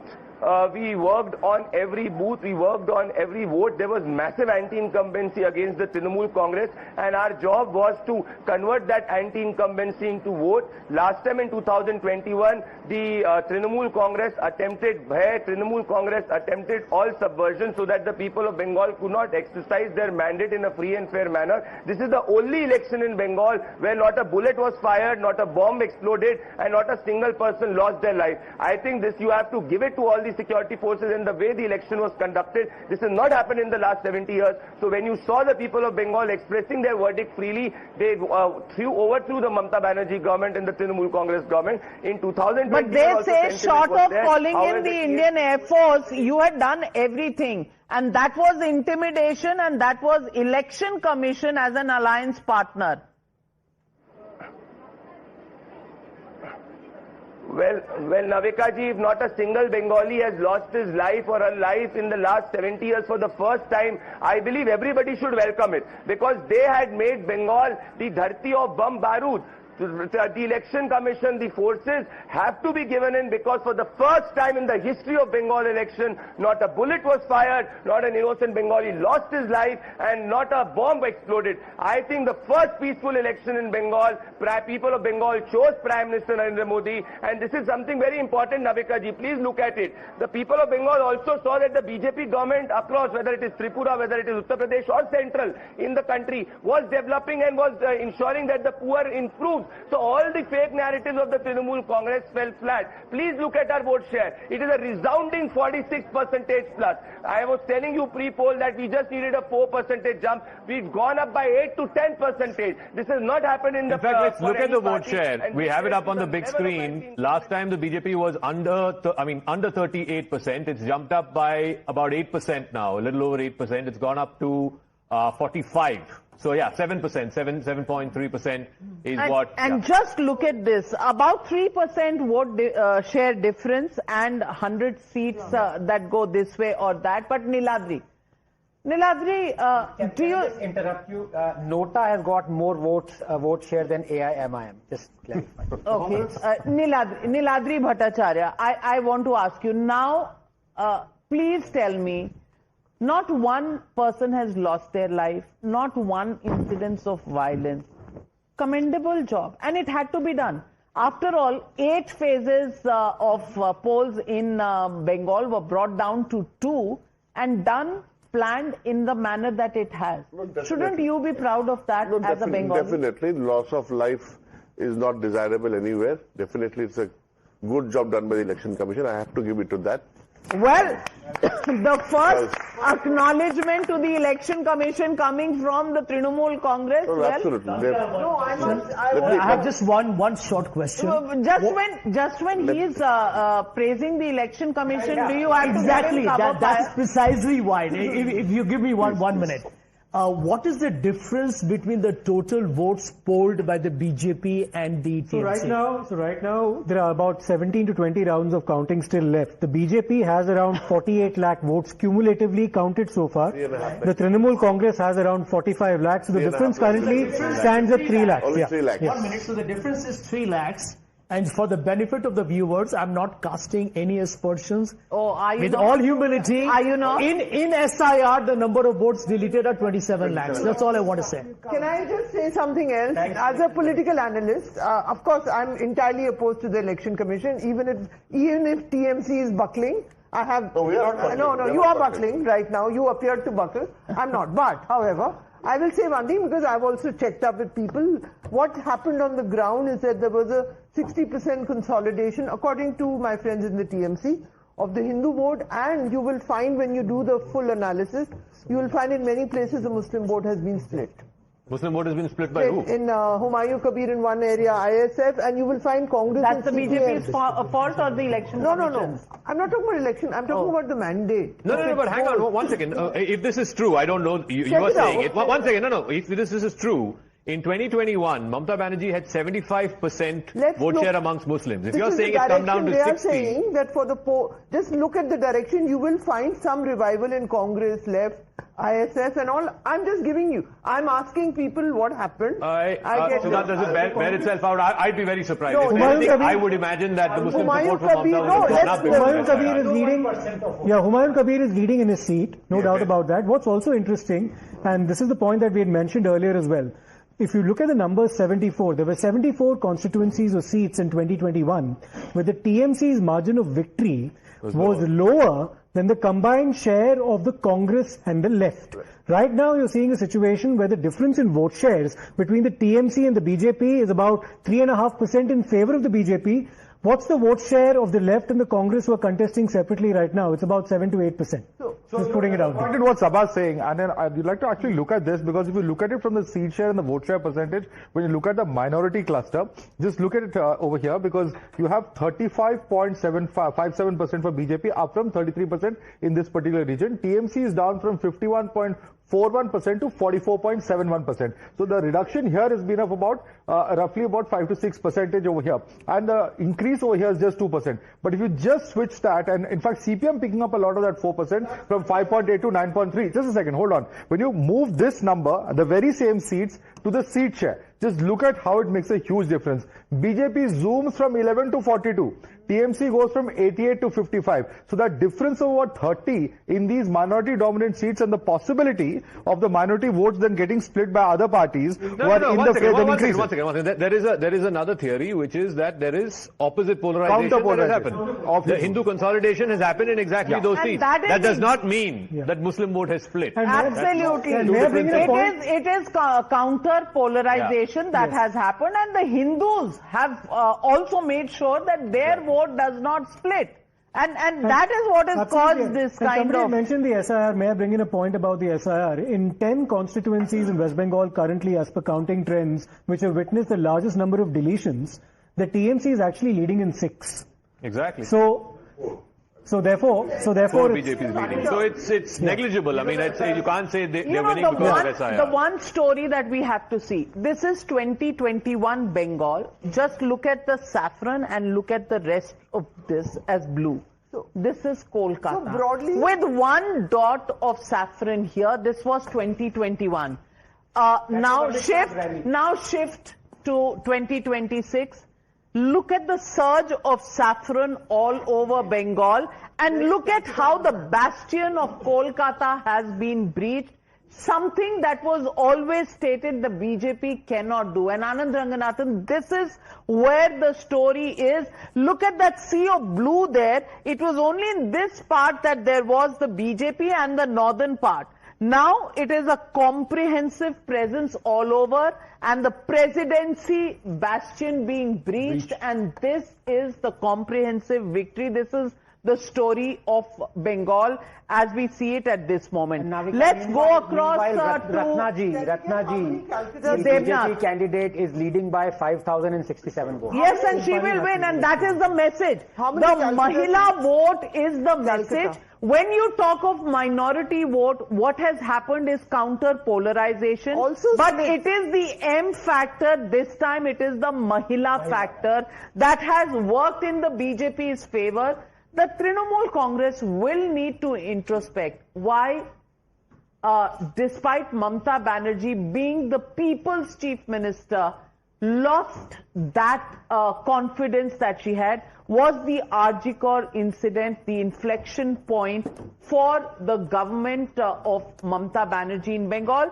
That is what will have to be introspected. Let's also look at Tamil Nadu, because Tamil Nadu extremely important, and Tamil Nadu maps, if we take a look at this, this was all DMK and this is ADMK in 2021, but just look at this. It's all pink, the saffron and the green relegated, but it's all pink, and that is where 104 for Vijay, 72 for the NDA, AIADMK++, 58 for the DMK, and it is actor Vijay, the new Thalaiva, who has taken over. He's just about 13 short of getting. Actually, this is the election commission, whereas we see 108. So that's then he's Navika ji. Kolattur. It's fluctuating about 9 seats. Yeah.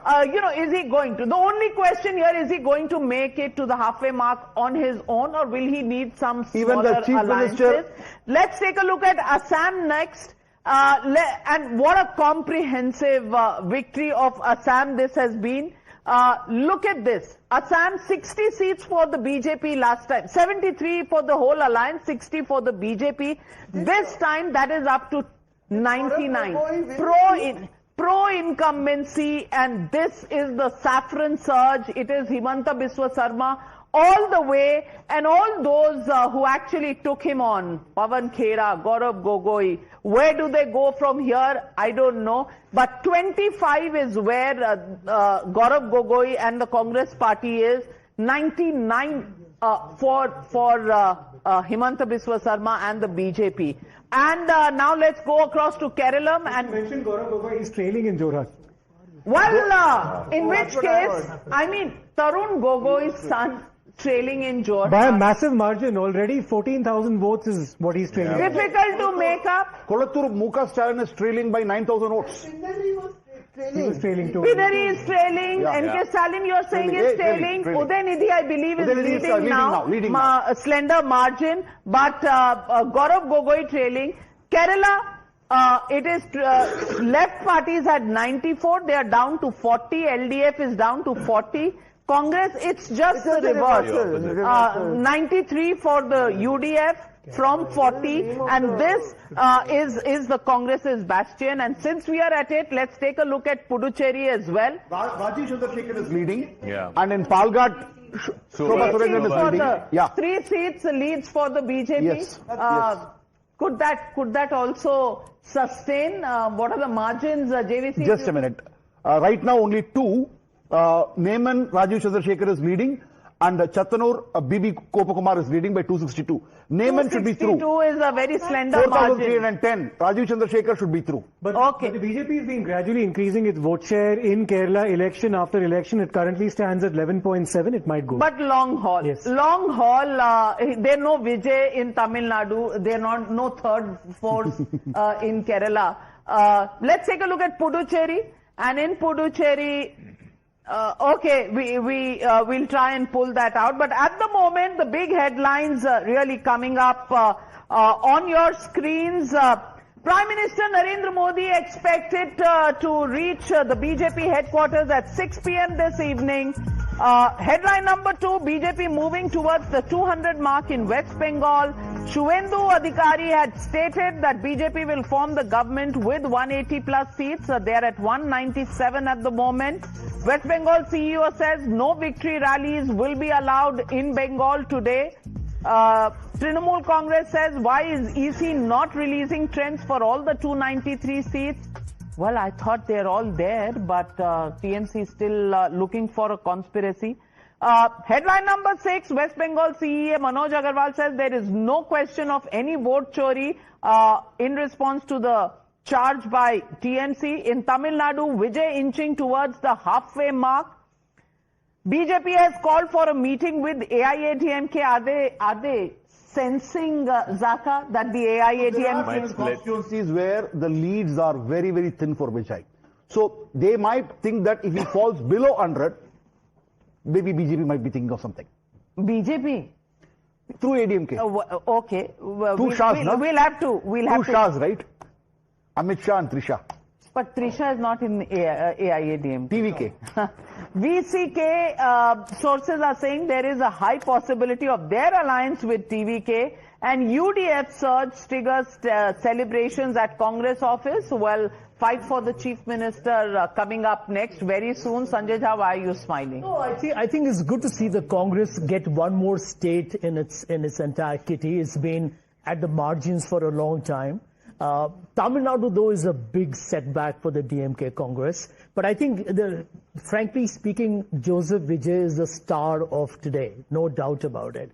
I think nobody in their wildest imagination, Pradeep Gupta notwithstanding, would probably imagine. But you have to give it to Pradeep Gupta. No, you have to. You have to. You have to give it. Everybody took pot shots at him for bowing out of predicting Bengal. But if he had predicted Bengal as well, he would have... You never know.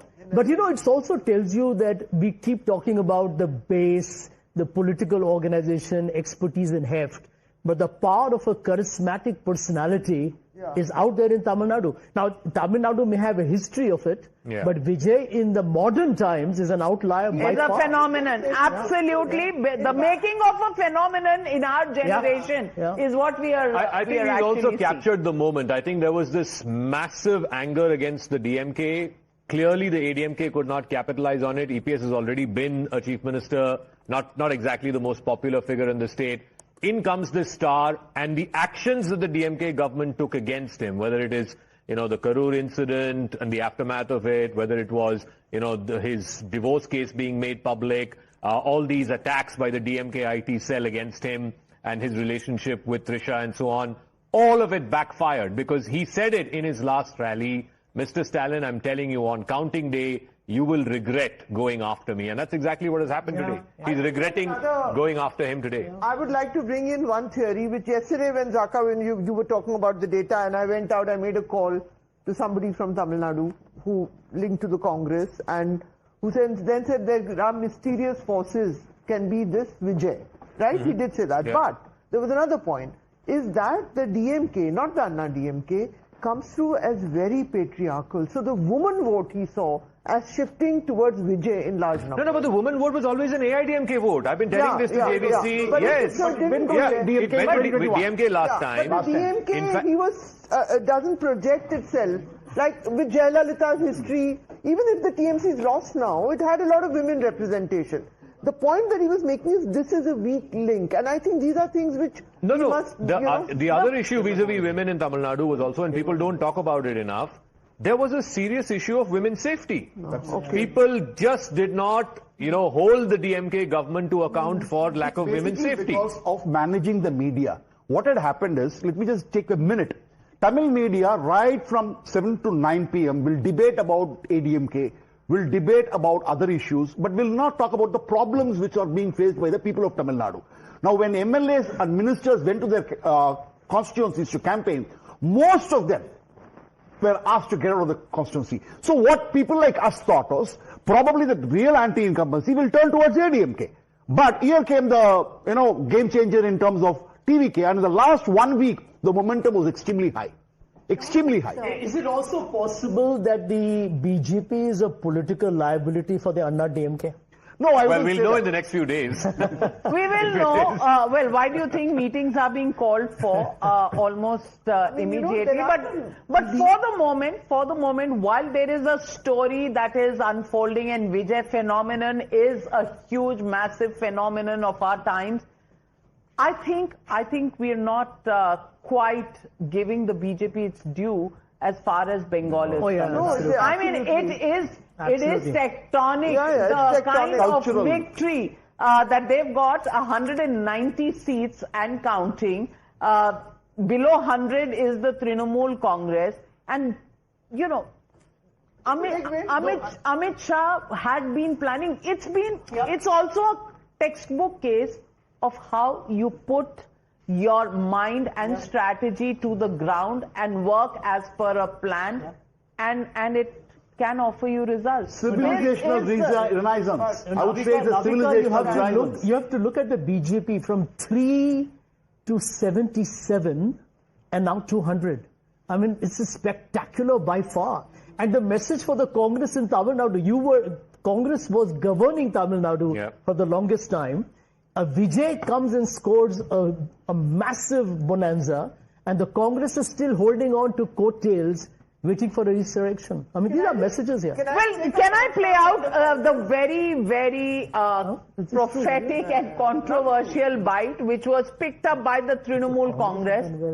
This warning by Amit Shah that was given out just in the wee hours of the phase 1 ending and the phase 2 voting. Let's listen into that soundbite. Well, we'll just play that out, but he said... What happens to the 13 FIRs against you now? I'm hoping they will evaporate somewhere. I'm just hoping. I have 13 FIRs in Bengal. In Bengal? I'll tell you in detail. Okay. Well, listen in to Amit Shah. पहले चरण में दीदी के गुंडे घर के बाहर नहीं निकले हैं और मैं दीदी के गुंडों को भी कहकर जाता हूं, दूसरे चरण में भी मत निकलना, वरना 5 तारीख के बाद उल्टा लटका कर सीधा. Well, this was the one that was taken offense to, but but the warning out there, I don't know, justified or not. Can I say something wicked right now? Because I think it's quite clear that you're always welcome. Wicked. But you know, the Congress, because it's in such a, it's like such a inside its shell, then comes out, then goes to Muscat, whatever it does. But the point is that the Congress will celebrate. They will celebrate and say, now we will, now that TMC is gone, now our chance will come. They will think like that. Adhir Ranjan and gang will all think like that, and so might even be Rahul Gandhi. No, but one thing is for sure. One thing is for sure. It's two regional satraps less competing with Rahul Gandhi in 2029. But you've got Vijay coming up, who's really young. And but he's not part of the India alliance. Within the India alliance, the jostling for the top job. Now, next year becomes extremely interesting. UP elections coming up. Versus Akhilesh Yadav, what happens in Uttar Pradesh? That hot stuff. I think here the SIR, Navika. That is about SIR. Navika. There is going to be resurgence of Rahul Gandhi. No, Rahul Gandhi has a very good personal equation with Vijay. So there could be a very good chance of Vijay aligning with Congress for 2029 Lok Sabha elections. Unity of the India bloc. No, yeah, DMK will be in the event that the Congress ends up deserting the DMK and offers some kind of outside support to Vijay, then what happens to India bloc? But it is going to be an extremely important space to watch as the regional satraps bow out. You know, if there is no Stalin, if there is no Mamata Banerjee, India alliance is not going to look the same. And no Pinarayi Vijay. And no Pinarayi. I mean, Navika, let's take India alliance. First, Nitish Kumar starts India alliance. Look, he's retired. Nitish Kumar starts the movement towards India alliance. He left them and came. He left them, then he came here, then that ended. And Mamata didn't like him taking all that prominence, if you recall the internal story. Now Mamata will be on her way out. And DMK was always big on the federal question. It had a position. It fought cases in the Supreme Court against the governor, who is now sitting in Bengal. But there doesn't seem to be need for his services. But so the India alliance, in any case, Arvind Kejriwal is whatever, and the way the Bihar election was conducted was actually the most shabby display of the India alliance. There was an alliance, and they were. Ashwini disagrees. They were in a very... Allow him. First of all, Navika ji, I just want to tell Sabha ma'am that it is not the responsibility of Congress to ensure that TMC wins in Bengal. अगर TMC हार रही बंगाल में तो अपने कारण हार रही है, हमको दोष मत दो उसके लिए. अच्छा, DMC इसलिए हार रही है, इसमें आपका कोई contribution है? No, 1 minute. So, I mean, the way she was claiming that it is because of us and we are happy that TMC lost, that pretty much came out for what you said. No, I think you want to have an argument, but I never said that. So, it is not the responsibility of Congress to ensure that TMC wins in Bengal. Having said that, India alliance was there or is there for a greater good, which is against the atrocities of Bharatiya Janata Party, the politics of polarization, which we ask every political party to come join hands with us so that we can fight Mamata Banerjee is still not conceding, by the way. She's still saying that these are early trends, this is vote loot. We have a bite. But, all right, but it is actually true. Only 275 of the 293 trends have come out yet. What is Mamata Banerjee saying? Listen. সবাইকে নমস্কার জানিয়ে বলছি please দয়া করে কেউ counting এজেন্টরা এবং প্রার্থী ক্যান্ডিডেটরা তারা ভোটিং এলাকা ছেড়ে আসবেন না স্ট্রং রুমে যেখানে কাউন্টিং হচ্ছে মানে সেন্টারে সেখান ছেড়ে কেউ আসবেন না এটা বিজেপির প্ল্যান প্রথম 2-3 রাউন্ডে আমি কালকে থেকেই বলছি যে ওদেরগুলো আগে দেখাবে আমাদেরগুলো পরে দেখাবে এবং অনেক জায়গায় 2-3 রাউন্ড কাউন্টিং করার পরে প্রায় 100টা জায়গায় কাউন্টিং বন্ধ করে রেখে দিয়েছে এবং কল্যাণীতে ধরা পড়েছে 7টা মেশিন যেখানে কোনো মিল নেই এটা টোটাল পোর্ট পুলিশ সেন্ট্রাল ফোর্সকে দিয়ে চারিদিকে তৃণমূল কংগ্রেসের উপর অত্যাচার করছে অফিস ভাঙছে জোর করে দখল করছে এসআইআর নামে আপনারা দেখেছেন ভোট লুট করেছে যাতে যে সিটগুলো জিততে পারে কিন্তু এখনো এমন 70টা সিট আছে 100টা সিট আছে যেগুলো আমরা এগিয়ে আছি সেগুলো বলছে না টোটালটাই মিথ্যে নিউজ খাওয়াচ্ছে আগে ডিআইসিও এই খবরগুলো দিত কিন্তু তাকে কালকে চেঞ্জ করে দেওয়া হয়েছে টোটালটাই ইলেকশন কমিশন নিজের ইচ্ছে মতো খেলছে এবং সাথে কেন্দ্রীয় বাহিনীকে নিয়ে এবং আমাদের পুলিশরা টোটাল মাথা নত করে কেন্দ্রীয় বাহিনীর আন্ডারে কাজ করছে সুতরাং আমি সব আমাদের কাউন্টিং এজেন্টদের আমাদের সমস্ত পার্টির কর্মীদের বলবো অত মন খারাপ করার কারণ নেই। আমি বলেছিলাম সূর্যাস্তের পরে আপনারা জিতবেন। 3 রাউন্ড 4 রাউন্ড কাউন্ট হলেও এটা 14 রাউন্ড থেকে 18 রাউন্ড কাউন্ট হয়, তখন আপনারা জিতবেন। Wait and see, watch. আমরা সবাই আপনাদের সাথে আছি, আপনারা কেউ ভয় পাবেন না, নিশ্চিন্তে থাকুন, আমরা বাঘের বাচ্চার মতো লড়াই করে যাবো। So Mamata Banerjee saying that it's still early days. We're past noon. We're 45 minutes past noon. There are about 8 or 9 rounds that have been counted. Another 8 or 9 left in most constituencies. I don't see this, this deficit of almost 100 seats being bridged between the BJP and the TMC. I think I'll tell you where she's coming from. A deficit of 80 seats is basically means 40 seats to flip, right? So it depends upon the margins of the leads significantly. And the other part also remains, I think Sabha's, I don't agree with the cynicism of Sabha on the India alliance. The India alliance has a different texture from the state elections, number one. When you say that the India alliance is collapsing, is somebody suggesting that Mamata is going to go with BJP? Not going to happen. No, I'm not saying. So that's my point. But they will fight alone. Yeah. So at the broader level, maybe even where, let's understand this. The Dravidian parties have been defeated traditionally, but the Dravidian ideology has not been defeated in Tamil Nadu. Let's be clear on that. No. So I think there are a lot of commonalities, and who knows, the India alliance may have actually conflicting partners who expand the size. So even that's a possibility. Say one thing. No, I want to say one thing to Sanjay. Sanjay, I know where you're coming from. But the point is not... I'm coming from Bombay, actually. No, I know. You're my friend. Where there is no India alliance. It's not Mumbai. No, it's not that. The problem is, if the main party of the India alliance, the so-called national party, the Congress, was generous, but at every stage the Congress tries to bargain, drag down its allies. It did that in Bihar, it's done that in Tamil Nadu, it competes. So that is when the whole thing looks like a complete farce. Just adding to what he said, there was anti-incumbency against DMK government, and DMK alliance was completely in shatters. Because the seat allocation was horrible. The moment Premalata Vijaykanth was brought into the alliance, the chemistry broke. So there was no way that DMK was going to win. That's why I kept repeatedly telling. But the thing was, nobody thought, without organization, without proper, I don't know. Most of the candidates have not even campaigned door to door.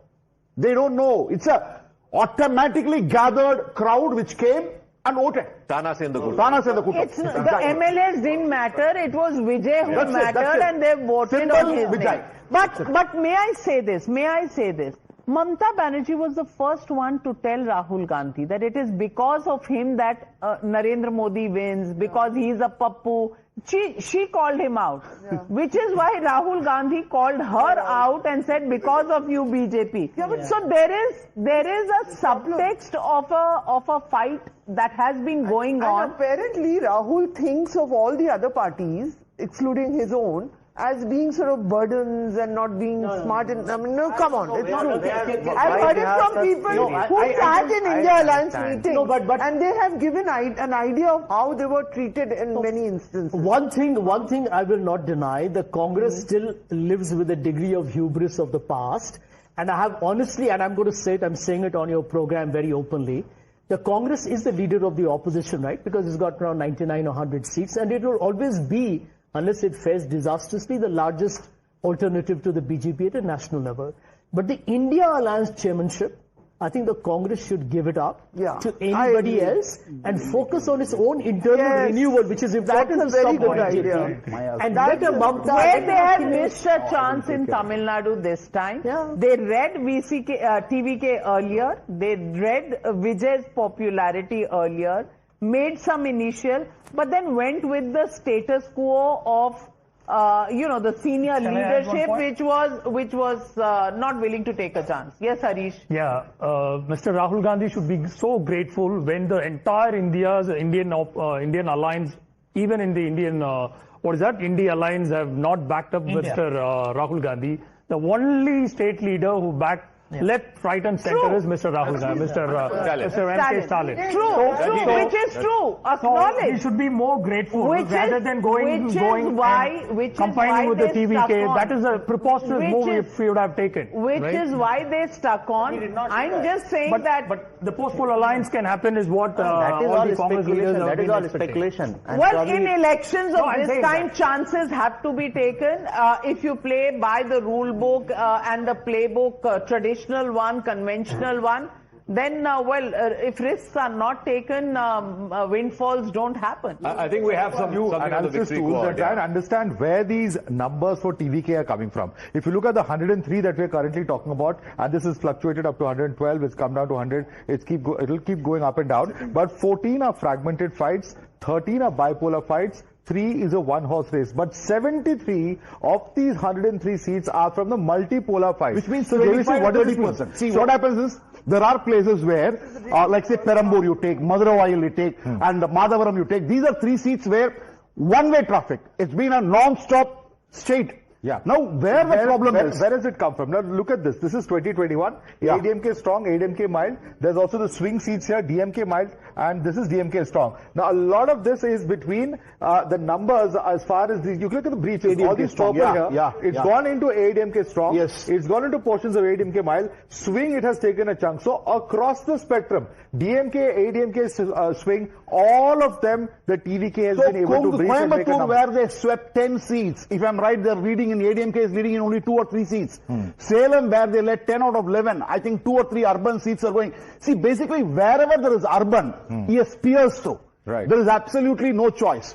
And what I was also converted is, tripolar races is splitting both DMK and ADMK votes. Correct. As a result of which, a little more for DMK, hurting DMK a little more, but certainly hurting ADMK also. Certainly hurting ADMK in its stronghold. So, see, there is a theory that Vijay performs well where which party is highly influential, he goes and breaches there. So in Chennai, who is the strongest party? DMK. Right. Hit them.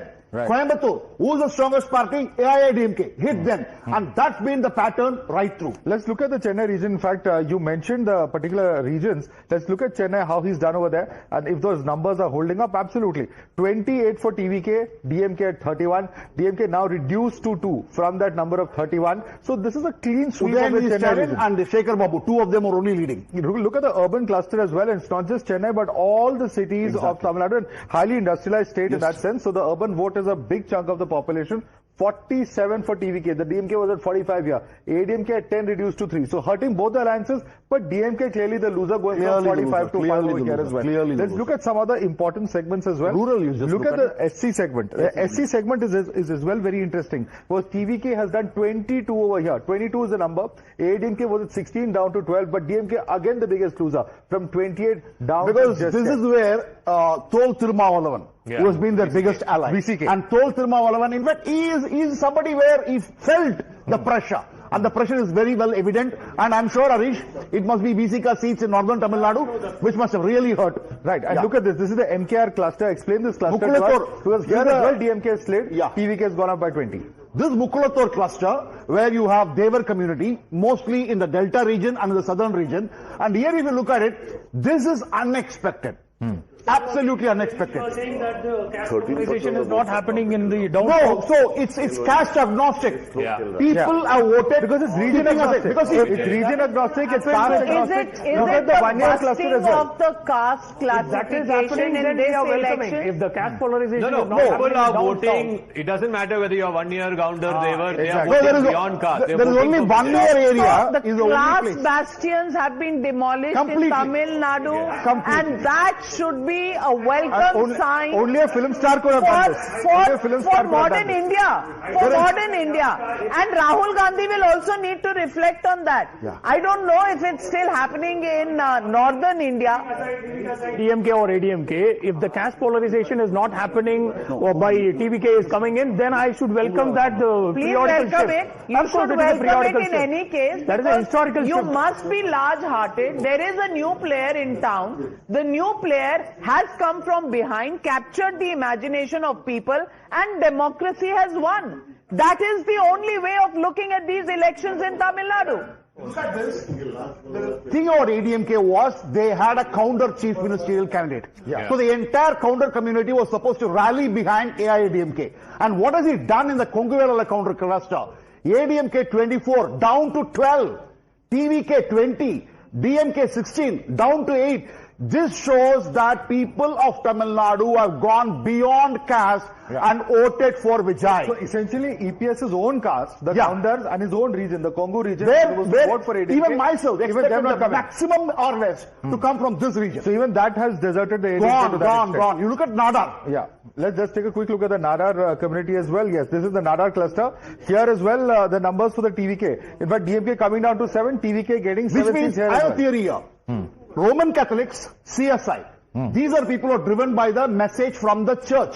They are stuck with DMK. But it is the Dalit Christians who have gone to TVK. Okay. And ADMK have just retained those things. So we've pretty much done all the clusters, but the rural. Let's look at the rural part of. This is interestingly where ADMK has picked up all its Exactly. seats. The 67 seats that it has picked up, it had 65 of this last time around. So it's retained its rural base across the state. But that's not helped it come to power. My whole theory, my whole survey, everything was based on rural. Okay. But that's not been enough. And even in rural, Clearly rural is 60 not enough. seats. If TVK is piercing 60 seats, which means I will take back my statement because I made it lot of times I made it in Tamil Nadu, that Vijay is an urban phenomena. I'm sorry, my apologies, he is a pan-Tamil Nadu phenomena, he is a caste-agnostic phenomena, he is a religion-agnostic phenomenon. That is what this election shows. So urban plus rural. Dance. You have to do the Vijay dance. Well, the 10 big takeaways, going back to West Bengal, that is the other story. The 10 big takeaways, BJP breaches yet another bastion, creates new foothold for itself in Bengal. One more regional satrap now decimated. After 3 tries, on the 3rd try, the BJP gets through. Weakening of the national opposition, definitely, that has happened. The India Alliance, we're even discussing what happens to it with 2 regional satraps being defeated in this round of polls alone. 2029 calculus has been reset yet again. The validation of Home Minister Amit Shah's booth level strategy, that has worked. And if we can just put out these takeaways on the screen, it would be fantastic. Governance over identity wins in Bengal. Referendum on security has also come out because the refugee, the Ghuspetia, what happens to the Ghuspetia conversation? There are no Ghuspetias, and I'm sure the BJP will also, if they come to power, I still say if, they will try to find out with a torch also. Should we do the debate at midnight tonight? I think did it give you adequate time yes, because I'll tell you to get used to the idea? One other point, Mamata Banerjee made this about Bengali Asmita, Bengalis versus outsiders. MK Stalin also made it about Tamil pride, Tamil this. Look what has happened. People have said, look, we need governance. We need our basic lives and livelihoods to improve. That is what matters to us much more than, this. And on the identity, Zaka, the people protects their identity the best. Left at 2. So there is a resurgence of the left in Bengal. Congress at 0. Ashwini, you'd like to take a look at those numbers. Also, BJP versus TMC now in Bengal. And regional forces that were dominating, we are back to, a national party going in there, like the BJP. It's winds of change, and the equation for 2029, what do you think, Anand? Yeah, it's stabilized. But let me just talk on, what Dada talked about, infiltration. I think BJP has a classic conundrum that it promises all the right things, doesn't deliver half of them, but at least its heart is at the right place. Now, for example, it's been saying that the 2 incontrovertible facts are that the UPA sensed more India-Bangladesh border than the NDA, and the UPA kicked out more illegal immigrants than the NDA. But the fact is, now if BJP, I'm using your if, not when, all right, comes to power, just hold this. This is the moment. Trisha reaching Vijay's residence. That's a moment on full screen we need to watch. Yeah. Well, that's her car. She's driving into there you go. There it is. It's her birthday today. So happy birthday, and what a birthday gift, if it can be called that. She's effectively the first lady of the state now. Well, Tamil Nadu and film stars. Well, that's a phenomenon, and no, and wow, she has been the subject of attacks, Navika, for a number of months now. The DMK IT cell went after her. More power to her and absolutely. to Vijay for sticking on, making their point and not being buckled down by the attacks of the DMK. And I think more power to that. You know, it's also time that Indian, polity, Indian polity has to rise above personal attacks of this nature, and that people do not support this. People's private lives are their private lives, not up for discussion or judgment. I think you should start today right here. Stop attacking Rahul Gandhi where he's having his personal life. Stop attacking him as well. Ashwini, stop we are not attacking his private life. We are talking about his political availability on the day election results are declared. That's all. What he does in his private time is his affair. But it's a big political day. Can anybody deny that? Yeah, I do think that the manner in which the relationship with the film actress or whatever, the big other star has been handled has been with dignity. It's been done with dignity. Very much after so. the film, and I'm all for it. I'm all for it. I also want to make another point about Tamil Nadu. It's a highly educated state, second most industrialized after Maharashtra, so on and so forth. What does the DMK? They have to stare at this. They created a dynasty. They had Udeni. Yeah. They had Stalin. Okay, he worked hard for many years. Who was Udeni? That, and to imagine that people who are so educated and so empowered will not actually have an opinion on that. When they got a chance to have an opinion, they had an opinion on that. So I just wanted to... I have another, and Ashwini ji, please bear me with this. I don't want to personally attack Rahul Gandhi. I'm just giving some data specifically. Candidates that Rahul Gandhi campaigned for. Chanchal, Asif Mehboob, he's trailing by 1,051 votes. Samserganj, Nazme Alam, he is 4,112 votes he's trailing by. Srirampur, Shubhankar Sarkar, 417 votes के साथ trail कर रहे हैं. Metia Buruz, MD Mukhtar, 3,455 votes से trail कर रहे हैं. And Kolkata port, Aqib Gulzar, 552 votes के साथ ट्रेल कर रहे हैं. Long and short of Rahul Gandhi's campaign in Bengal. Would you want to comment? Navika ji, it is not about winning. It is about putting effort, speaking the right values, and Rahul Gandhi ji has done that. एक मैथिली शरण गुप्त जी की एक line है, नरहो न निराश करो मन को. So we are not disappointed at all because we are speaking the right values.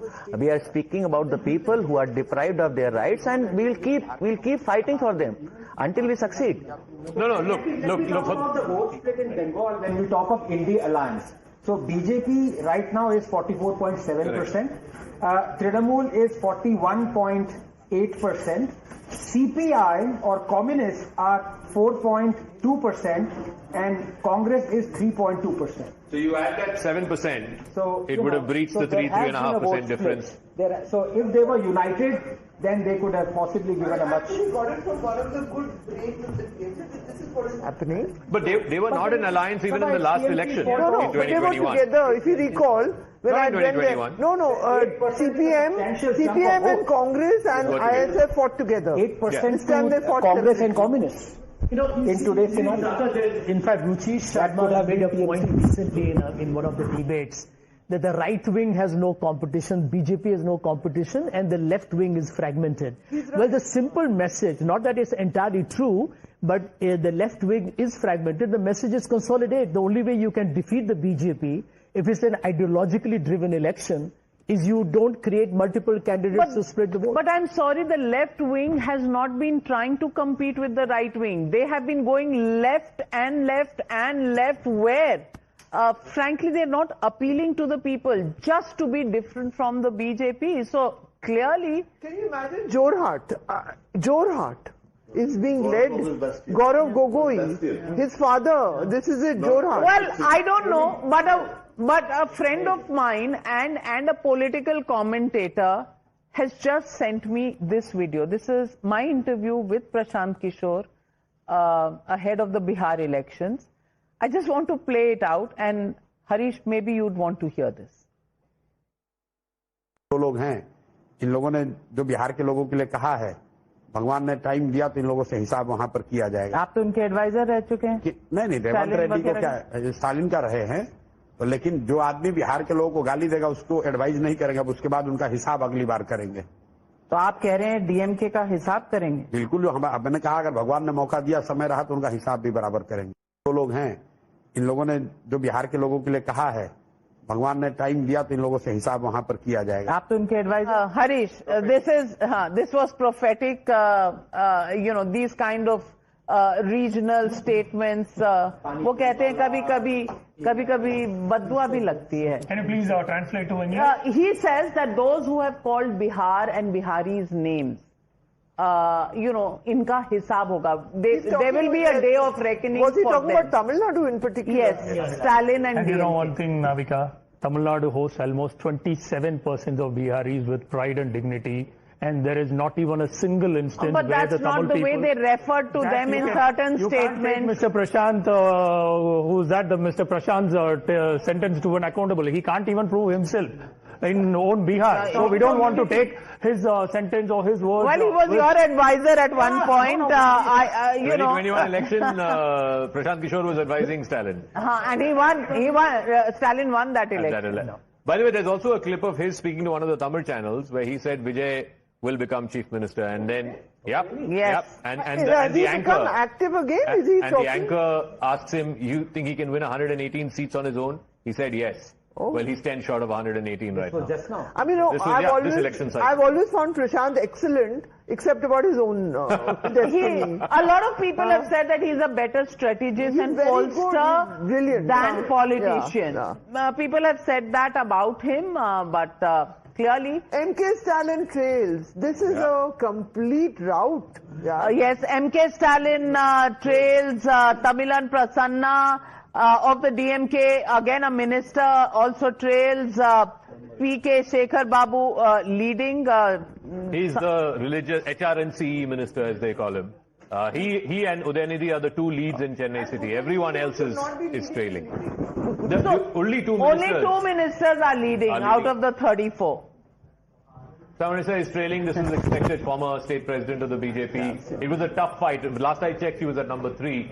So it's not an easy one there. Again, the Congress state chief, Selva Perendugai, he was the infamous translator for Rahul Gandhi, the famous clip that went viral. Durai Murugan, can you believe this? He's an 11-time or 12-time MLA. He's trailing from Katpadi. It's unbelievable. These are people who have never lost an election in their life. V.D. Satishan is leading, Ramesh Chenitala is leading, Uman Chandy is leading, Sunny Joseph leading, it is Balram Trithala is leading, so almost everybody in Kerala in the Congress is leading. K. Surendra, the BJP, so Pinarayi Vijayan is just now leading in Dharmadam. Again, he's never lost from that constituency, so he's now just leading. I don't know the exact number that he's leading by. Sunny Joseph from Peruvur in Kottayam district. He's the state president of the Congress. We spoke to him earlier today. Like I said, Shailaja teacher. Deliberately a terrible seat because Vijayan wanted to make sure she will never be a competition to him.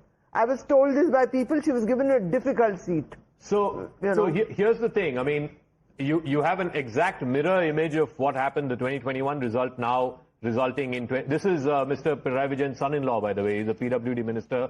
He's leading. He could be the Gen Next of the CPM in Kerala. But I think this is a massive victory for the UDF, and I refer back to this very popular Congress leader who told me if it's 70 plus, it'll be KC. If it's 80 plus, anything above 80, it'll be Satishan, because he's the one who's led the fight. Maybe. Congress leader. There is one. I shall name him. If he was the chief ministerial face, the Congress would have crossed 100. I think we know who you're talking about. No. Prizes for guessing. Can I, Zaka, Navika, everyone here, I would like to look at the Vijay phenomena and get an idea of the average age of the candidates and the gender breakup also, those who won. Well, we'll wait and pull those numbers out. Really like that. Out for you. At the moment, the way things are standing, well, right now the big story, BJP sweeps Bengal, Himanta Biswa Sarma sweeps Assam, Gaurav Gogoi trailing in Assam from Jorhat is the big story. Mamata Banerjee still saying stay put, keep watching the results because a miracle can still happen. Vijay, the big phenomenon in Tamil Nadu, will he be able to make to CM position without any support, or will he need just a few members? 110 at the moment, 7 short of the halfway mark. That's the phenomenon in Tamil Nadu that we've watched today unfolding in front of our eyes. The Dravidian parties sitting in the sidelines, filing their nails, and Vijay storms the bastion. Not filing. Now they're chewed. Navika, there is one quote by Lenin. If you want to destroy the nation, you should destroy the thinking of the youth, right? And having said that, 18 to 49 years of age accounts to almost 45% of the new electorate, which is coming around 2 crores votes. If you pull the data out, I hope these brackets of 18 to 40 years of old will have completely casted their votes with TVK. Why didn't you get that? You also have a young deputy chief minister. I said I object to anybody calling the voter names. Just because the voter has chosen somebody and not you, Come on, you don't spin the narrative. I'm not calling. calling out names of any voters. We are giving a thing that the youth who doesn't have any idea. Do you know what is the ideology of TVK? Does any 234 governance people can be an ideology, my friend, and governance is what the youth wants today. Zero ideology. How does it matter? Well, you know, please do not wear this hat, intellectual hat, that you are the only people with an ideology. Everybody else is ideology-less. I'm sorry. We are not disregarding. Their ideology is, your ideology has been rejected by the people. At least take that. Come on. Even TVK both the legacy parties has been totally rejected. They could not come up with any alternative. I think this is a classic election where the voter of Tamil Nadu is saying we're not happy with the quality of governance we are getting. We need a better quality of governance, and they're willing to give Vijay a chance. Whether or not he will succeed, I don't know. Maybe he'll fail. Maybe he'll spectacularly fail. But the point is that his whole campaign, Shekhar is here, you can bear me out on this, his whole campaign was these two parties have been riding roughshod for the last 50 years. Give me a chance. He called it Matram, which is an election of change. This is a historic change in the state of Tamil Nadu. Why are you calling out the elections now? I think you can. Well, he's still short of majority by 7 seats. Called out the elections in Tamil Nadu, the margin is less than 4,000. Yeah, Shekhar. No, absolutely, because his whole campaign was these people in the name of Dravidian ideology and in the name of Tamil pride, they have been hoodwinking the people, and the huge amount of corruption, failure of law and order. I mean, on every front, and he also attacked this freebie culture. He said, you keep on doling out, and he warned the voters that these people will keep on giving you money and loot the rest of the term, and you won't get anything, because the quality of life that the average Tamil felt in Tamil Nadu today is what has propelled to Vijay where he is today. I absolutely agree with you. I was in Chennai 3 months ago. I mean, some of the main arterial roads are all dug up. You were stuck in traffic in Chennai much more than you were stuck anywhere in Delhi. And, you know, the traffic in Delhi is notorious. I mean, the quality of governance, the quality of living standards had gone down substantially in the city. This is something that I had seen, and he tapped into it. He didn't. Can I give you a data?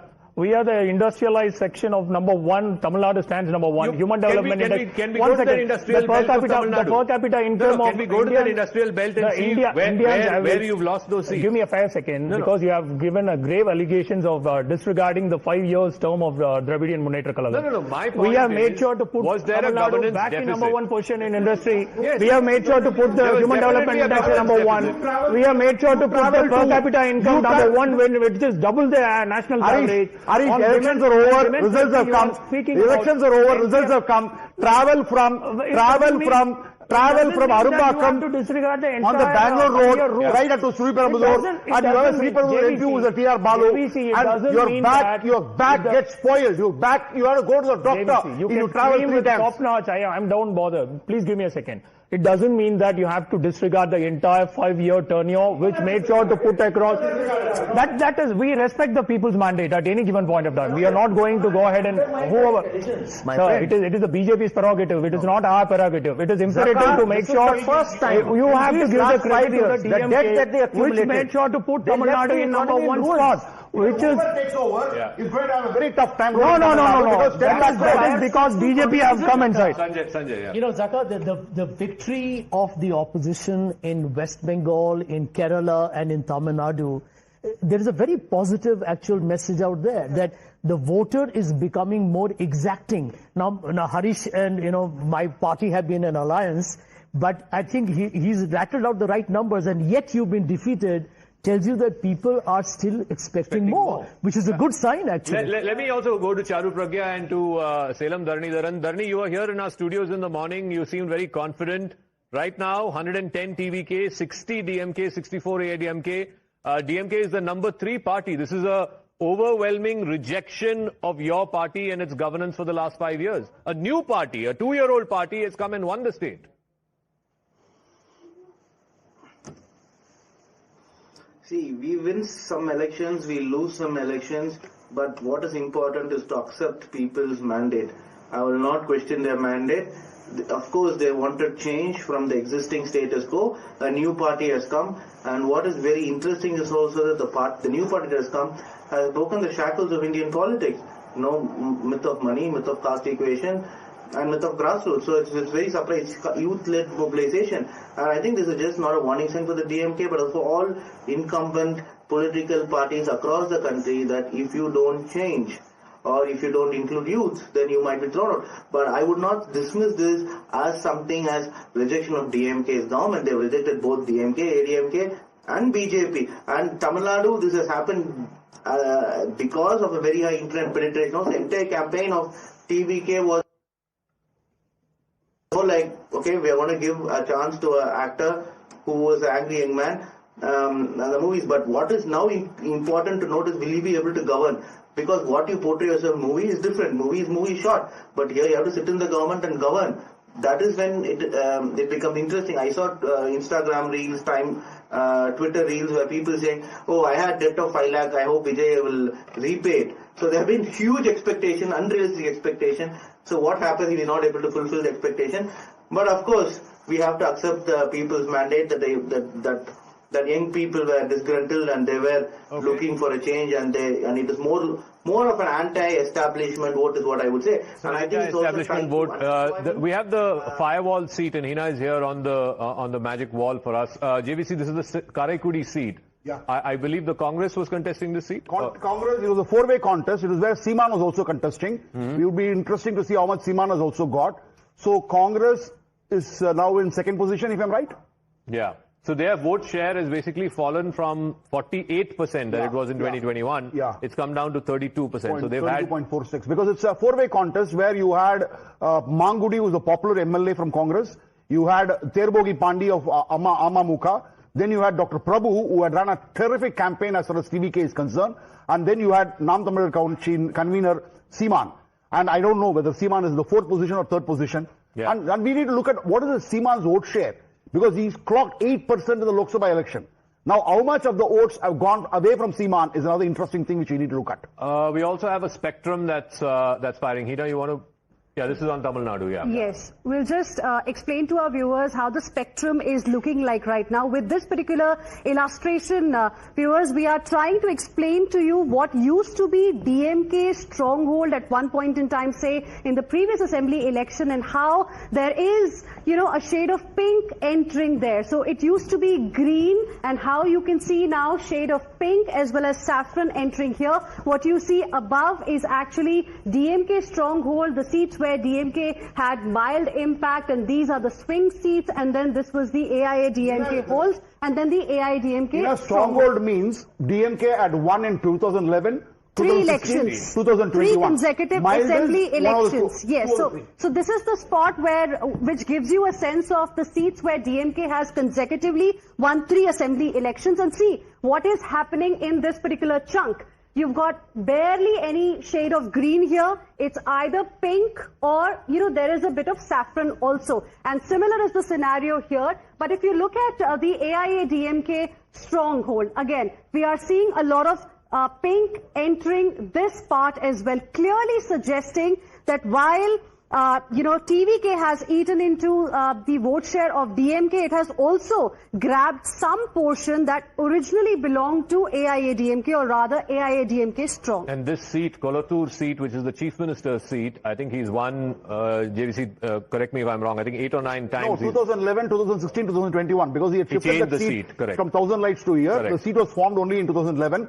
He had won 3 times. The first time when he won also, there was a case going on in Supreme Court. The order has not been issued yet. But can you imagine a new party, a gentleman named V.S. Babu? And we don't even know who he is. Can you imagine? We don't even know who the TVK candidate is. He's come and defeated, or at least is in line to defeat the incumbent sitting Chief Minister. Charu Pragya?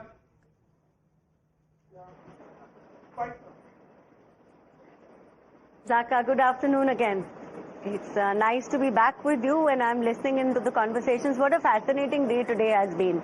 Very, very fascinating. So, I see that you've been discussing Tamil Nadu now, and watching the rise of a new political party is always very interesting. I can only hope and pray that this political party stays aligned with what the people of Tamil Nadu need. Because DMK time, and I was hearing that the DMK spokesperson, so on one hand he credits the people of Tamil Nadu by knowing who they want, having the freedom to choose their own leadership, and at the same time he's trying to pull down the newly elected MLAs from the new party. So TVK has been winning seats in this particular election, and I think it will do you well, serve you well to not try and pull you down, because here's what I want to say. Where we do well, we bow down with folded hands and we say thank you to the people. And where we have lacked in some manner, we again bow down with folded hands and pledge to do better next time. And we pledge to remain devoted to the people and their causes and stay there for as long as it takes to bring about change. I think that is something, that alignment is something that some of these parties which have been in power in some states lost sight of. TMC lost sight of that in West Bengal. DMK definitely lost sight of that in Tamil Nadu, and they've been shown their place by the people. It's as simple as that. Niladri is here in our studios on Bengal. I mean, it's a phenomenal story, this. The BJP and Mr. Amit Shah had been talking about it for the last 3 elections, that they want to breach the frontier. They want to breach the eastern frontier. And, all right, we're getting the soundbite of Mr. S.A. Chandrasekhar. He's the father of Vijay, who is now the star of... Yeah, let's listen in. Good thing for Tamil Nadu and Tamil peoples. Definitely, I think it's a historical success, historical victory for Vijay. We saw your celebration along with your family members. Madam was also joining you in the celebration, so it's a big day for your family. Your family is now seeing Mr. Vijay as the Chief Minister of Tamil Nadu. Have you ever been discussed when Mr. Vijay was in his childhood days? Have you ever dreamt of your son will be the Chief Minister of Tamil Nadu? But I'll motivate it, always be motivated, because as a human, you should not be as a only artist. You must have some social thinking. So last 30 years, he was having in his mind, we have to do something for the society, for the Tamil people. It was there in his mind last. Slowly he has developed these things. Today he is going to be Chief Minister of Tamil Nadu. So a lot of fans of Vijay are now weeping. Father of, and what a proud moment it is for him. I mean, his film star son, Mr. Chandrasekhar, is a very popular film producer. He produces most of his son's films. And now he's the father of the to-be chief minister of the state. None of his films could ever have a script as fascinating as this one. That's what we can say. And his last film was not allowed to be released. Yeah. Correct. I think that was a mistake which DMK committed. We went after him in a very bad manner. Karur incident, after that not letting him to campaign, and more importantly, the movie not being released on time. I don't know whose fault it is, we don't know. But the point was, all this created a sympathy for him. You know what makes his victory a very spectacular debut, because I can see a lot of people are going to compare it with Arvind Kejriwal. But Arvind Kejriwal had a small state to win. Secondly, he was a beneficiary of a very big media-driven campaign against a very high-profile government on corruption, and he became the center stage of that entire crusade. He had a lot of eyeballs going in his favor. I think in his case, he's taken on two formidable parties. He's come up with literally nothing to support him at the organizational level. And just the pure trust and the faith he inspired in whatever dreams he sold. And I think that's a lesson for everyone in politics that, you know, expect surprises if you're willing to go the whole hog.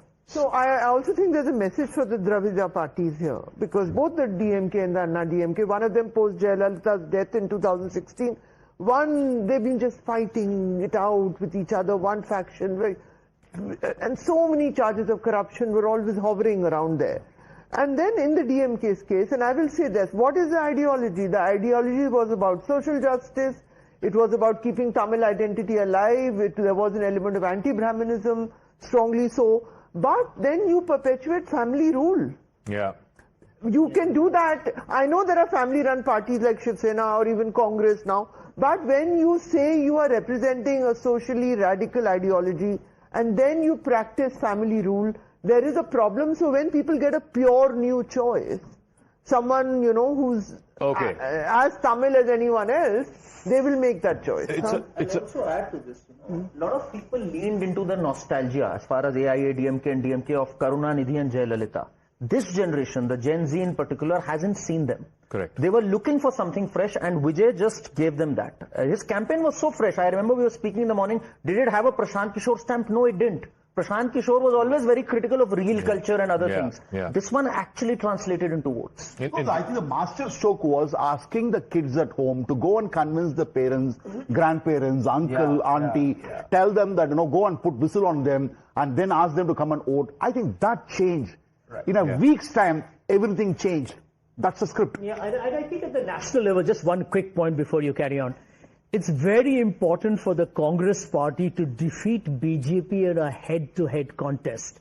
In my opinion, in Assam, for example, we know that this was probably a foregone conclusion. But just think for a moment, if the Congress had defeated BJP in Assam, that would have become the talking point of the entire day. Well, and that's the biggest weakness of the Congress party. We can always opened its account in Bengal. We can always hope for it. But anyway, we have to take a break. But you guys, please continue staying here. Hina and my other colleagues will be here to take this coverage forward. Quick break. We'll see you on the other side. And what a day it's been. It's a saffron sweep in Bengal. It's a Vijay victory in Tamil Nadu. Himanta in Assam, the UDF in Kerala, and of course the NDA coming back to power in Puducherry. Quick break. We'll see you in a moment.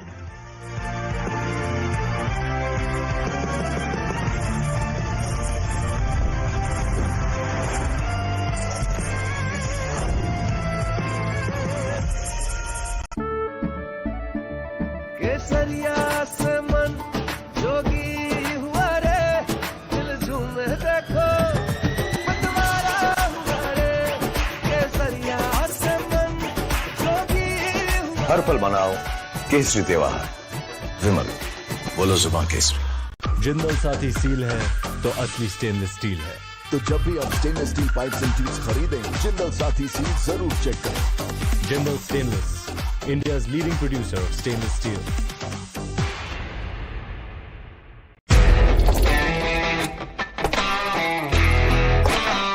News is not just one story, one voice, or one perspective. It's a world of reflections waiting to be uncovered.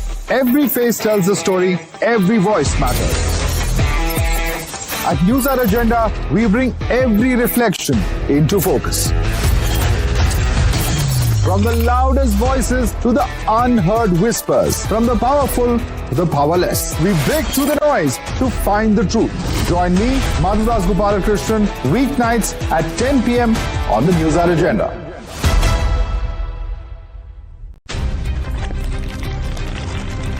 For over 30 years, my journalism has been relentless, fearless, and uncompromising. My stories have breached lofty ivory towers and brought down the high and mighty. And I won't stop. When the clock strikes 9, it is time for the news hour. Navika Kumar asks the legitimate question. When your rights are trampled, I will be your voice, demanding answers from the corridors of power. News Hour at 9 with Navika Kumar.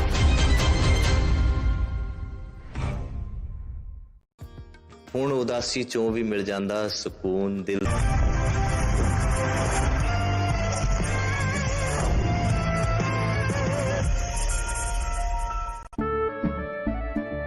केसरिया से मन जोगी हुआ रे, दिल झूमे देखो मतवारा हुआ रे। केसरिया से मन जोगी हुआ। हर पल मनाओ केसरी त्योहार। विमल, बोलो जुबान केसरी। जिंदल साथी सील है तो असली स्टेनलेस स्टील है। तो जब भी आप stainless steel pipes and tubes खरीदें, जिंदल साथी सील जरूर चेक करें। Jindal stainless, India's leading producer of stainless steel.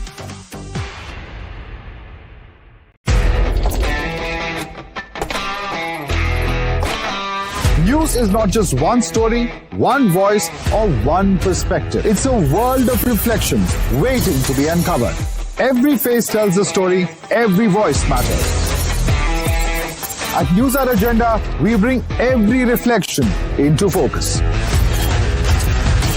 From the loudest voices to the unheard whispers, from the powerful to the powerless, we break through the noise to find the truth. Join me, Madhu Krishnan, weeknights at 10 p.m.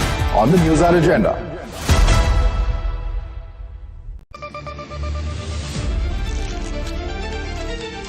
A twist and the narrative changes.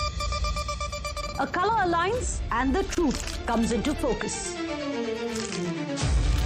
A mismatch and the questions begin. To get the full picture, every side matters. Watch Decoding Now, where every side of the story finally fits. 6:30 p.m. weekdays only on Times Now.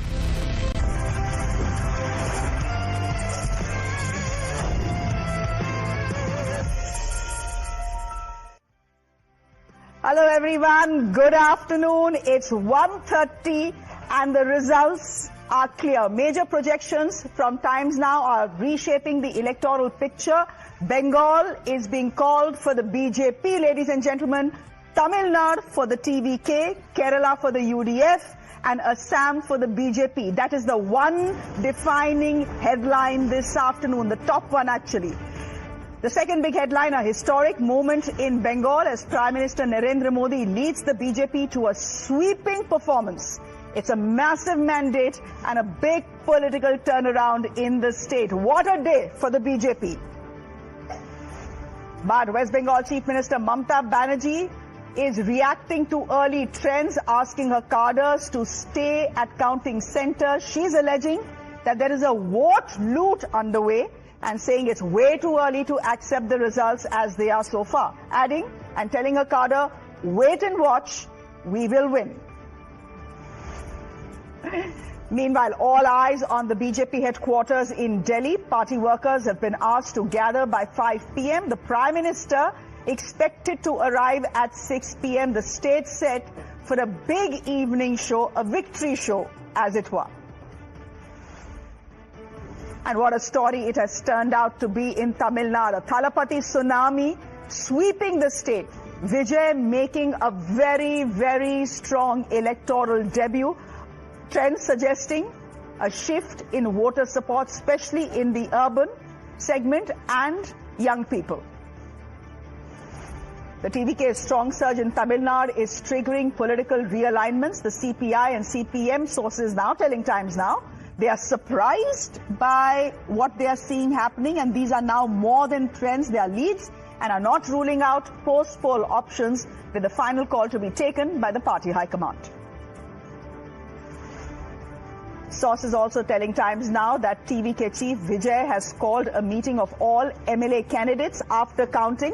All candidates have been asked to reach Chennai once results are declared, as the team closely monitors the situation.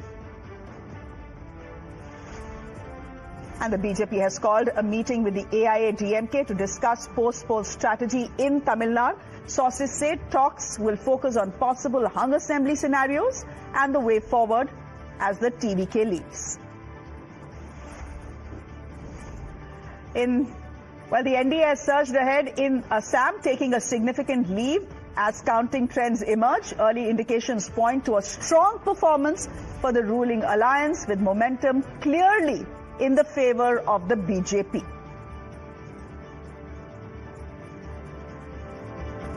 Dave.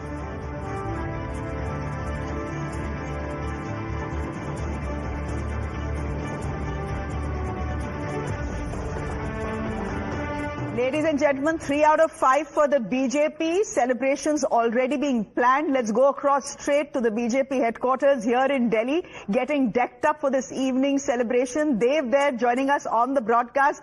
Dev, I believe party workers have been asked to come by 5, but I already see people there. Well, yes, absolutely. You can see I'm going to let the celebration visuals do the talking. These people out here saying thank you Bangla, thank you Narendra Modi, the boss. You can see out here how ecstatic people are. You can see one such person holding on this placard. Ye kya likha hai? Thanks Bengal. You can see that these are the people we'll try and speak to them. क्या कहना चाहेंगे? 5 में से 3 आया है BJP का आज. देखिए, मैं देश की जनता का धन्यवाद करना चाहूंगा जो भरोसा विश्वास भारतीय जनता पार्टी पे जताया है. माननीय प्रधानमंत्री मोदी जी के नेतृत्व में, माननीय अमित शाह जी के नेतृत्व में, माननीय राष्ट्रीय अध्यक्ष नितिन जी के नेतृत्व में जो भरोसा भारतीय जनता पार्टी सभी कार्यकर्ताओं की जीत है, जो मेहनत है, मैं देश की जनता का हाथ जोड़ के धन्यवाद करना चाहूंगा. ऐतिहासिक जीत है और आज पूरा देश भगवा में हो चुका है. 4 मई ममता जी गई, ममता जी का आतंक भी गया. जो उन्होंने आतंक मचा रखा था, जो भ्रष्टाचार मचा कर रखा था, आज उस सबकी हार हुई है. बंगाल की जनता की जीत हुई है. मैं देश की जनता का धन्यवाद करना चाहूंगा. ये क्या है? मैं शुभेंदु अधिकारी जी के चुनाव में रहा. मैं बंगाल से आया हूँ. मैं उत्तर प्रदेश फिरोजाबाद से हूँ. भारतीय जनता पार्टी का कार्यकर्ता हूँ. हमने माननीय पश्चिम बंगाल में भगवा मैं किया है. पश्चिम बंगाल की जनता ने शुभेंदु दादा पे विश्वास किया है. मोदी जी के नेतृत्व में जो पश्चिम बंगाल का है, सीएम शुभेंदु दादा, मोदी जी के नेतृत्व में. बताइए, थोड़ा कुछ इससे करके बताइए आप क्या कर रहे हैं. ये जश्न मनाने के लिए संगीत के हथियार है. भारतीय जनता पार्टी की प्रचंड जीत बंगाल में पहली बार.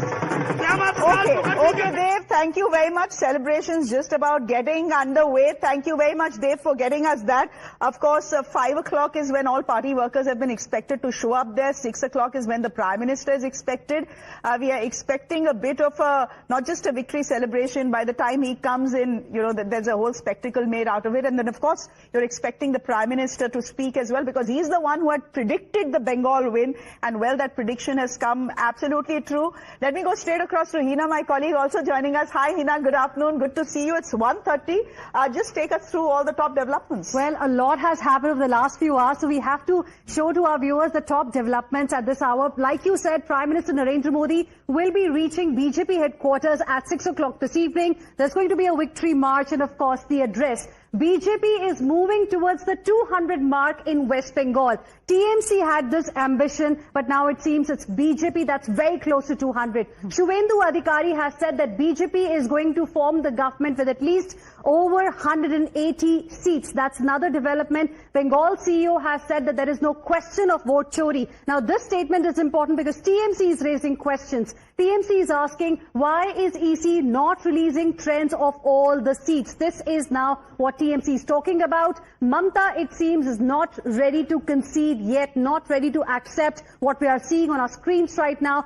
Shifting focus to Tamil Nadu, Vijay is inching towards the halfway mark. In Tamil Nadu, the halfway mark is 118. And right now, if you look at the numbers, in fact, Vijay's TVK has got 110 already. Sources are saying BJP has called for a meeting with AIADMK. In case of a hung assembly, in case TVK is not able to reach that halfway mark, what happens then? So, there are preparations that are going on in other camps. VCK sources have also said that there is a high possibility of alliance with the TVK. The question is whether Vijay is going to be ready for this or not. And lastly, if you look at what's happening in Kerala, then UDF surge has triggered celebrations at Congress office. So there is, something that Congress has also got to celebrate on 4th of May. Shreya. Thank you so much, Hina. We are being joined by our guests, and please feel free to come in. Salim Dharanidharan of the DMK, thank you very much. Charu Pragya, good to have you on the show. Shekhar Iyer in the studio with us. He's had a long day and is on his third plate of Jalmuri, may I tell you that? This is your first plate only.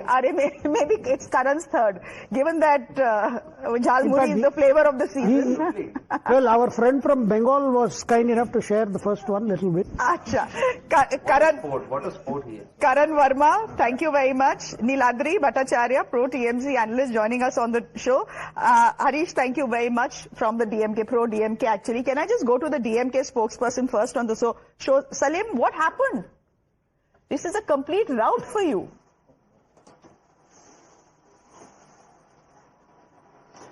See, we've come third. I mean, we are. I think the vote share is on par with the ADMK. So this was not expected. But having also said that, we'll have to accept the people's mandate. The same people voted DMK thrice. That is 2 parliament election and then 1 assembly election. Of course, there's a new party that has been started. It's a Gen Z movement. And I think this kind of movement, I think, is prevalent across the world. We saw it in the US, Mr. Trump. Then we saw Macron, before that Macron, homage movement. And then the Ukrainian, the head of government, he was also a comedian come actor who came in. So I think this phenomenon of charismatic leaders, right, nothing to do with politics, and completely coming and breaking the status quo. Rather, I think it's a vote for anti-establishment, disgruntlement across the world, and this trend has started from Tamil Nadu. The primary reason I would say is with new industrial revolution, including AI, because of which unemployment has increased, the inequality has increased, and the people show their anger towards whom? Towards the establishment. And which is why all the parties, ADMK, BJP, TMC, all done badly. Salimji, one quick question to you. Karan is the one putting it. I'm just paraphrasing it. Everything is to be blamed. The war is to be blamed. Global trends are to be blamed. But the DMK is not to be blamed for its massive defeat. The fact is that the state has given its trust to a man they had seen as a film star who has no proven record as a politician. That says something about the DMK more than it says something about Vijay. No, okay, see, I don't want to do politics at this point of time. I accept the people's mandate, but having said that, there was an existing party in Tamil Nadu, ADMK. If at all my governors were extraordinarily bad, assume, okay, it is bad, not debatable, people have decided. They didn't like the government. But if at all they thought that alternate was ADMK and BJP, they would have voted for ADMK, BJP. They didn't think that. Right? So this is completely a Gen Z movement. It's a new movement that has come in Indian politics, starting with... Karan wants to make a brief point. Go ahead, Karan. He just said that, everything was fine. If everything was fine, why did Tamil Nadu accumulate the kind of debt it accumulated in the last 5 years? You see, Tamil Nadu has a history of being one of the most economically developed states always. But the way they took it down in the last 5 years, the law and order situation spiraling out of control, he makes a valid point. AIDMK should have ideally given them a platform, they failed at that. But your rejection was inevitable. I think there are hard numbers which corroborate the fact that you failed in the last 5 years, and Shah, that is the bigger trend in all the states. Anyone who didn't govern properly was shown the door this time by the people. Whether it was West Bengal TMC, where you had women crime and other things spiraling out of control, or it was here, what we saw. You know, Hina, go ahead. Probably the message is also that dynastic politics has been rejected completely by the people who voted in Tamil Nadu this time. You know, they've completely rejected the old guard. Maybe they are sick and tired of the same kind of politics, this two-way politics that used to happen in Tamil Nadu. They saw a hope in Vijay, and people were raising questions because it was all about reels. So do you think people have decided to give a chance to him because they do see hope in him after what happened with them via DMK and AIA-DMK? You are absolutely right, because they were fed up with the post-Jayalalitha scenario within ADMK, the battle for leadership, battle for the post of the chief minister. I mean, they were fed up. That's why they gave that mandate to DMK in 2021. But what has happened in the last 5 years is corruption went up so high, it began to hurt the common man on the street. For getting everything done, even for fixing your water meter, for fixing your electricity meter, you had to pay.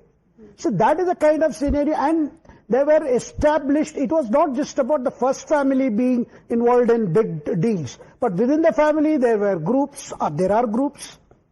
I mean, and then there was Shekhar Babu, who is supposed to be leading now. He was a right-hand man. There were several ministers and some of the senior ministers. Whether it is Dore Murugan, whether it is Nehru from Trichy, there were several, you had other leaders, and also DMK functionaries in at the district level. They had their own empire, they had their own family thing. So, and it became easy for Vijay, he had to only mention it, and people could know. I mean, grabbing of land, real estate development, land prices shooting up. I mean, I don't want to mention names. We all know which land groups related to which member of the first family have made huge fortunes. Okay. Just sticking with Tamil Nadu, I'm just looking at the numbers, Hina, and I'm looking at the election commission numbers, because I think that they have leads. The leads are solidifying, although I'm not seeing any wins being declared in Tamil Nadu or in West Bengal. In Pondicherry, wins have been declared. In Kerala, there are some wins that have been declared. In Assam, no wins have been declared. Anyhow, I'm just going with what the election commission data is telling us right now. Mr. Rajagopalan, just come in here. I'm looking at TVK's numbers. 109. It is 145, 109 for a debutant who formed his party only 2 years ago. He has essentially managed to do what an NTR had done. Within 9 months of NTR forming his party, I think he had won the election. Vijay has done it in 2 years. I'll just give you the numbers. After that, you can come in. TVK at 109. The ADMK at 57, and the DMK at 49, the PMK at 5, and the Indian National Congress at 4. So I want to ask you, Mr. Rajagopalan, वैसे तो Vijay is through, and he is the next Chief Minister of Tamil Nadu, no one has a doubt about it, but they will need some more seats. Where do you think these some more seats will come from? Will they come from the DMK, the ADMK, the PMK, or the Indian National Congress? The smaller parties, Shreya, in the district parties like PMK, the DMDMK, DDMK, all parties, Vijay would like to merge that party with their TVK.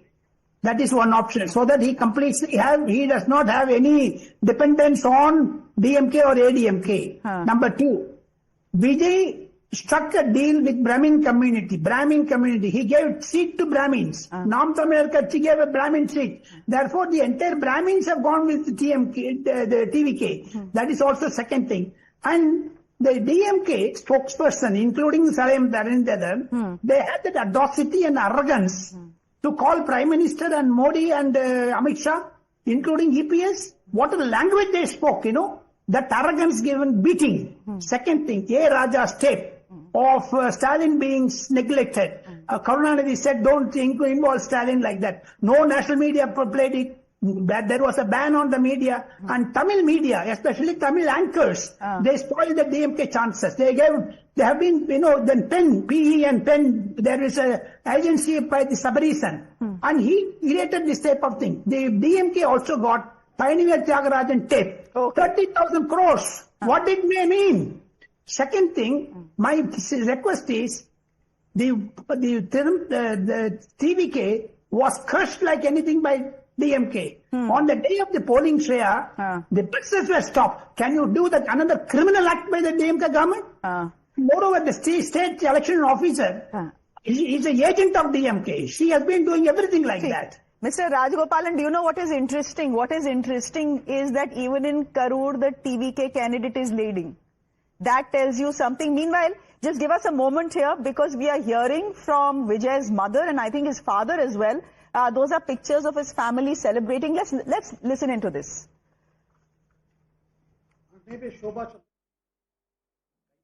As a lot of people in Tamil Nadu has voted for Mr. Vijay Thalapathy to be the Chief Minister of Tamil Nadu, how excited you are? You are blowing the whistle here.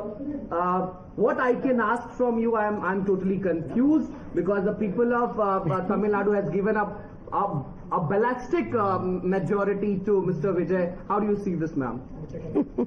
I am so happy.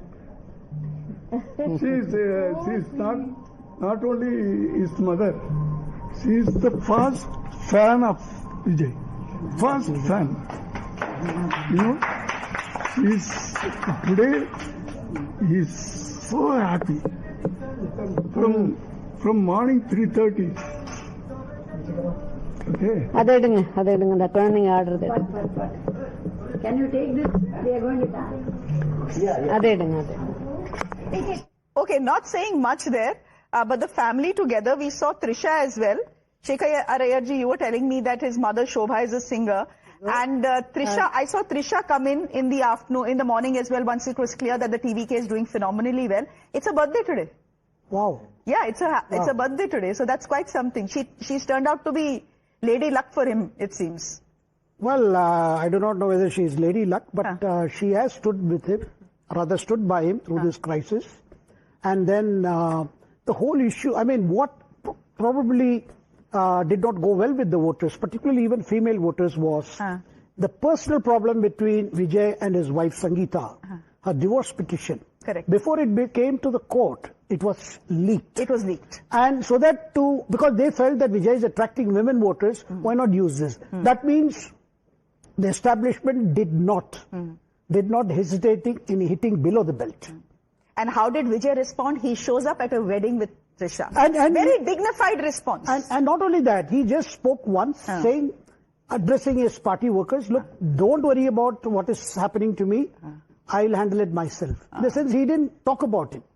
So, you know, see, this personal affair is becoming a political issue and a weapon. I think it was a new low because Jayalalitha had faced similar, tirade by DMK, even under Karunanidhi's time. I mean, a lot about her personal life was, misrepresented she went through this kind of hell. But for the first time, a male actor who has moved into politics was facing this kind of problem. And it came along with the Karur episode. I mean, it was back to back. And then his film, they didn't allow Jananayagan to come out. And it was delayed initially. But Harish, although you're a pro-DMK, person, it can't be just Vijay being seen as a victim, which is why people voted for him. That's not the case here. The fact is that the people of Tamil Nadu have rejected the two Dravidian parties. They want a new kind of politics. What is the new kind of politics you think they are looking at?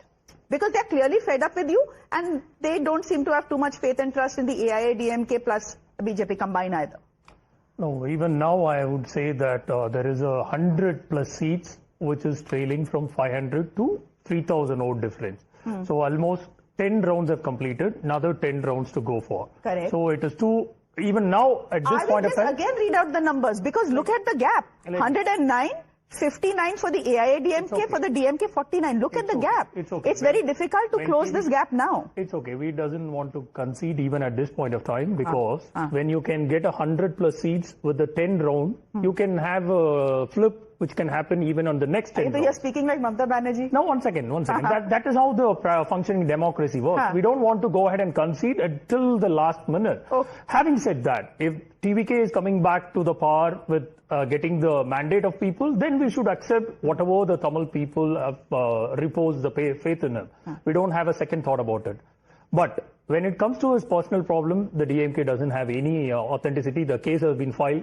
It is with the... No, someone leaked the papers. That is not our problem. That is the investigation. That is the investigation agency should probe into it. Number two, coming to the Karur issue, what does Who the will DMK... believe that it was not the DMK that leaked the scandal? Let me complete, Shreya, please.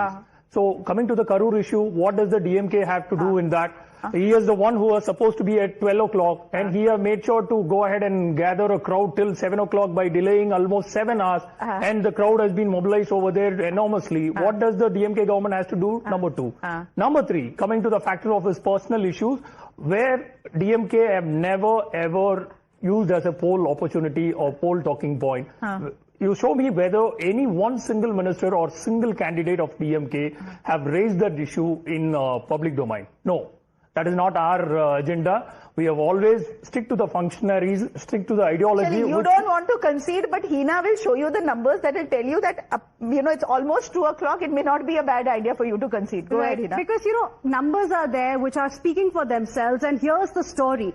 That's the map that you can see. That's how it looked like in 2021. A lot of green there because DMK at that point in time managed to get 159. But see how the condition is right now. DMK has actually slipped to the third spot. It's at 61. I mean, do you think it can really go up from 61 to 118 very soon? I mean, I don't think that's really a possibility. But look at AIA DMK, definitely better than DMK this time. Give me a minute here because I think Smriti Irani is joining us. Navika Kumar taking that conversation. Navika, over to you, please. Thank you very much, Shreya. Joining me this afternoon, Smriti Irani, former Union Minister. How do you see the mandate in West Bengal today? Historical victory. The BJP has been at it for the last 3 elections. Finally, success coming your way. What do you attribute this victory to, Smriti Irani? I think, Navika, before I respond, this is a poignant moment where you would take a minute to pay homage to those victims of violence that was slaughtered only because they had a political opinion different from Mamata Banerjee.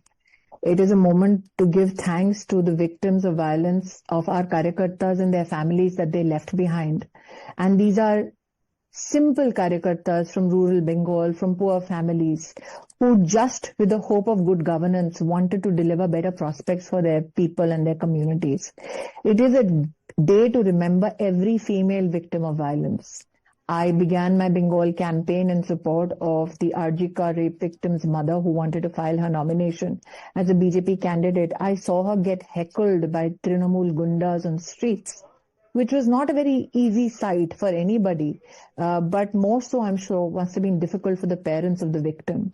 So today is a day to pay homage. It's also a day to express gratitude. My leadership was extremely composed and kept the faith in the democratic process that we so enshrine, not only in our work and our ideology, but also what the Constitution mandates.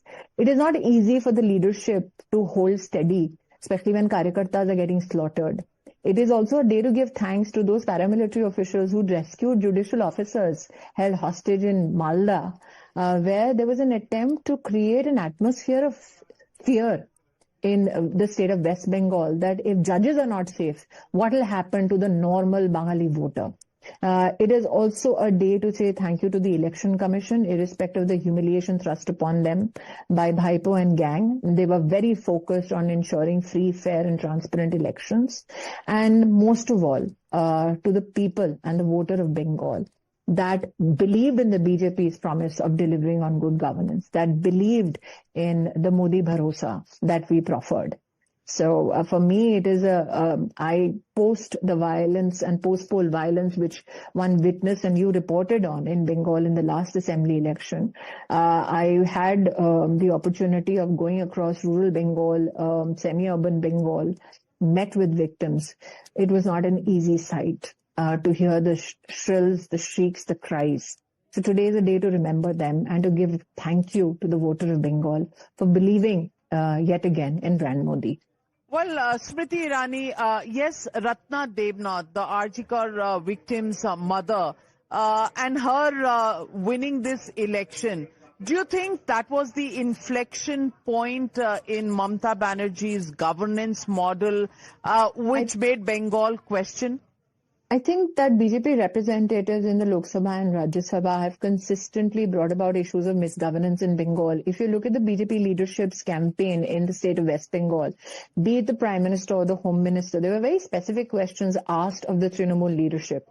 One that close to from 2014 to 2026, 10,50,000 crore rupees was made available from the Indian Treasury for development in Bengal. Where did that money go? Trinamool could not account for it. There were questions with regards to why the president was disrespected, why judicial officers are held hostage, why the chief minister blamed victims of rape and told them not to come out at night instead of ensuring that law and order frameworks in Bengal were functional and deliver justice to the average citizen. Issues of why 25 lakh fake job cards were made in the Manrega program, and that money which was meant for the poorest of the poor never went to them. Issues as to why there was a scam even in the Anaj distribution or Awas Yojana. While the BJP leadership and campaign kept the focus on these quintessential serious issues of misgovernance by Trinamool Congress, Mamata Banerjee was indulging in fish and Jalmuri politics. So my compliments to the Bengali voter that kept the focus on these serious issues and trusted the BJP with ensuring that now we bring that evidence of good governance to West Bengal as well. Well, while you say that Mamata Banerjee kept people involved in fish and Jalmuri, the BJP also played to the gallery. You also had senior leaders go and eat fish there to dispel some of the fears. Clearly, my senior leadership, which is the Prime Minister and the Home Minister and my state leadership, they ensured that we focused on every issue. Even when I was asked, "Ki apni baira goto, baire lok," I responded in Bangla. But again, my question and my dialogue with the people was whether I eat fish or I do not, whether the Prime Minister eats Jalmuri or does not.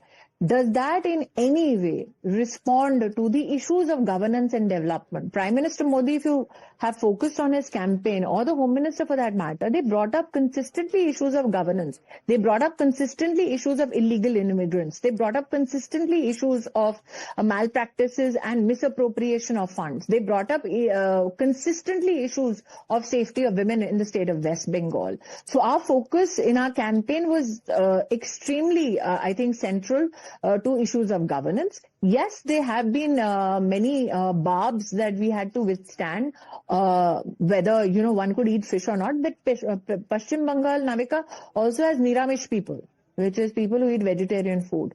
So Mamata Banerjee wanted the focus on these issues, but I think we successfully kept the focus on issues of governance, which is why you see this historical mandate. There are those who say the SIR activity, the Election Commission, the ED, the CBI, the Income Tax Department have all been alliance partners of the BJP. How do you respond to them today? They said, short of calling the Indian Air Force, you did everything. Well, troops were landed in West Bengal in the 70s also during elections. I think people have not looked at political history of West Bengal.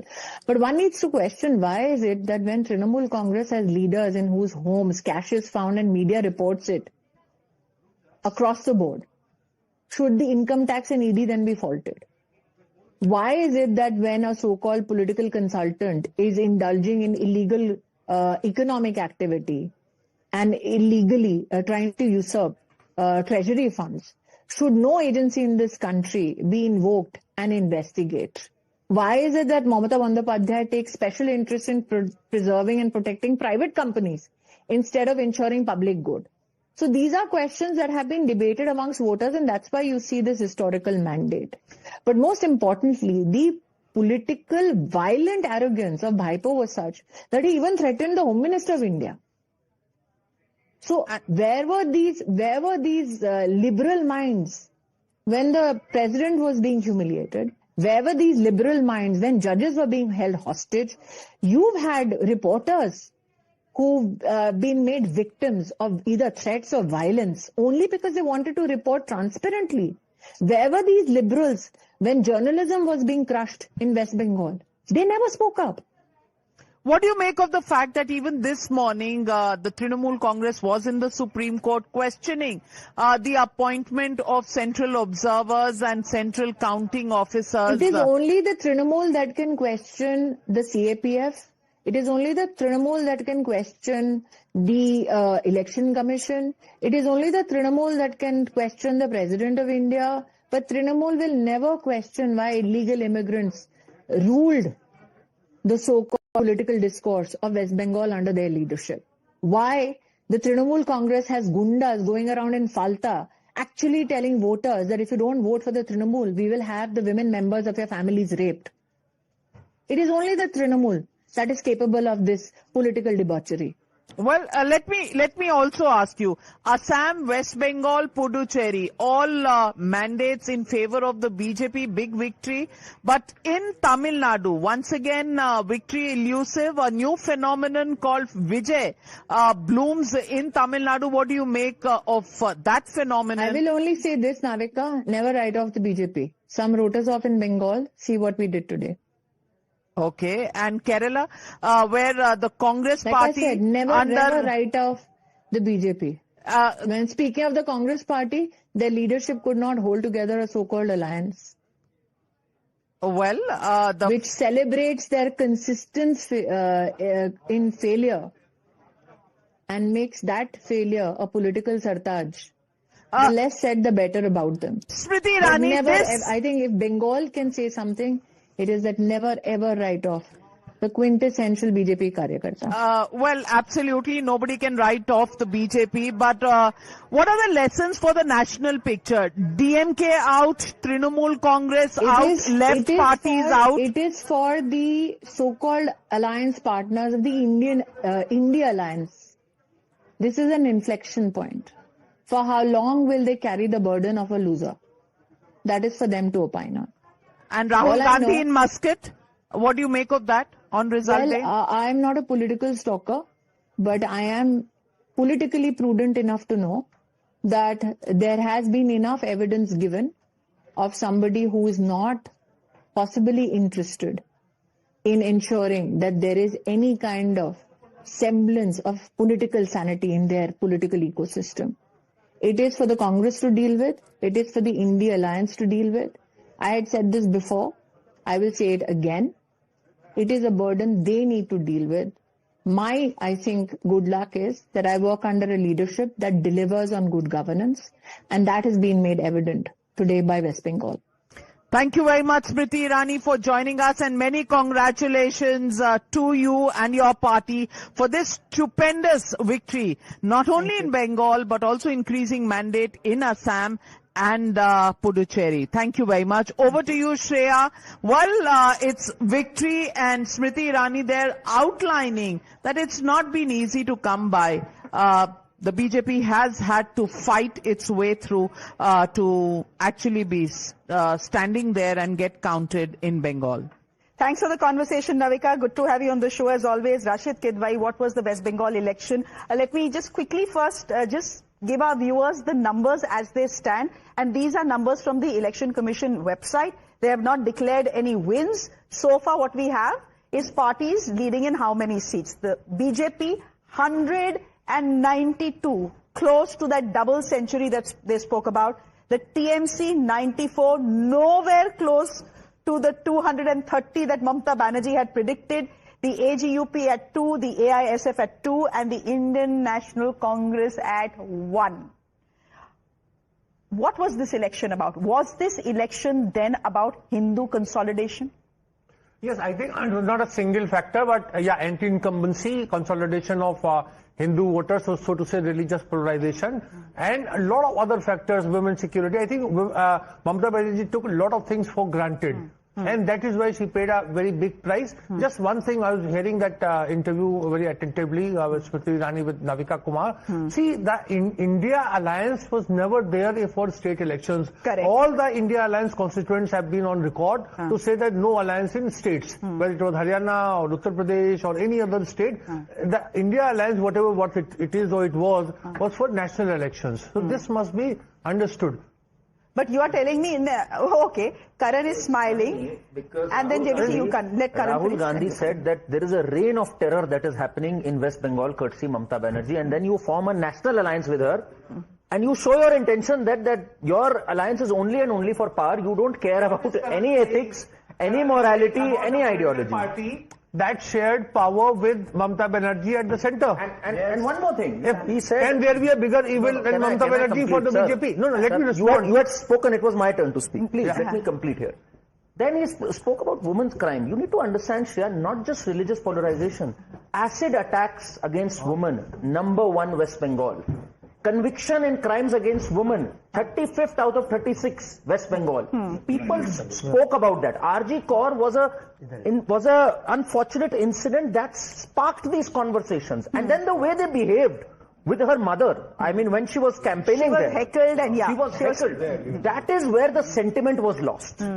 So I think, it has been 360-degree misgovernance, Shreya. So is it just misgovernance or is it Hindu consolidation? That is my specific question. First thing. It's been a complete misgovernance, which we have seen. I've talked about potato farmers. Not many of them have spoken about it. Number 2, DA. Government employees do not get their DA. Number 3, women attacks. RG Kaur, likewise women attacks. And how dare Trinamool goons come and tell a woman that in this booth, we did not lead last time. If we don't take a lead in this booth, you will all be raped and your houses will be burned. Can you imagine? So Gundagardi. And all this, what happened? And that too, the complete patronization for minority appeasement. In fact, empowering those guys to go against anybody, local dadas. And that is why Hindu consolidation happened. Okay, give me a moment here. I want to ask you whether this is a vote against Mamata Banerjee's appeasement politics. But before that, there is some breaking news coming in. And this is coming in from a counting center in Asansol, I believe, where there has been some sort of violence. Pratibha, could you just take us through that? This is a counting center in Asansol. There has been some degree of violence there. Rajesh is joining us on the broadcast, I believe, with that piece of breaking news. Hridita live with us on the broadcast on that. Hridita, any more details coming in? I believe the TMC booth has been vandalized.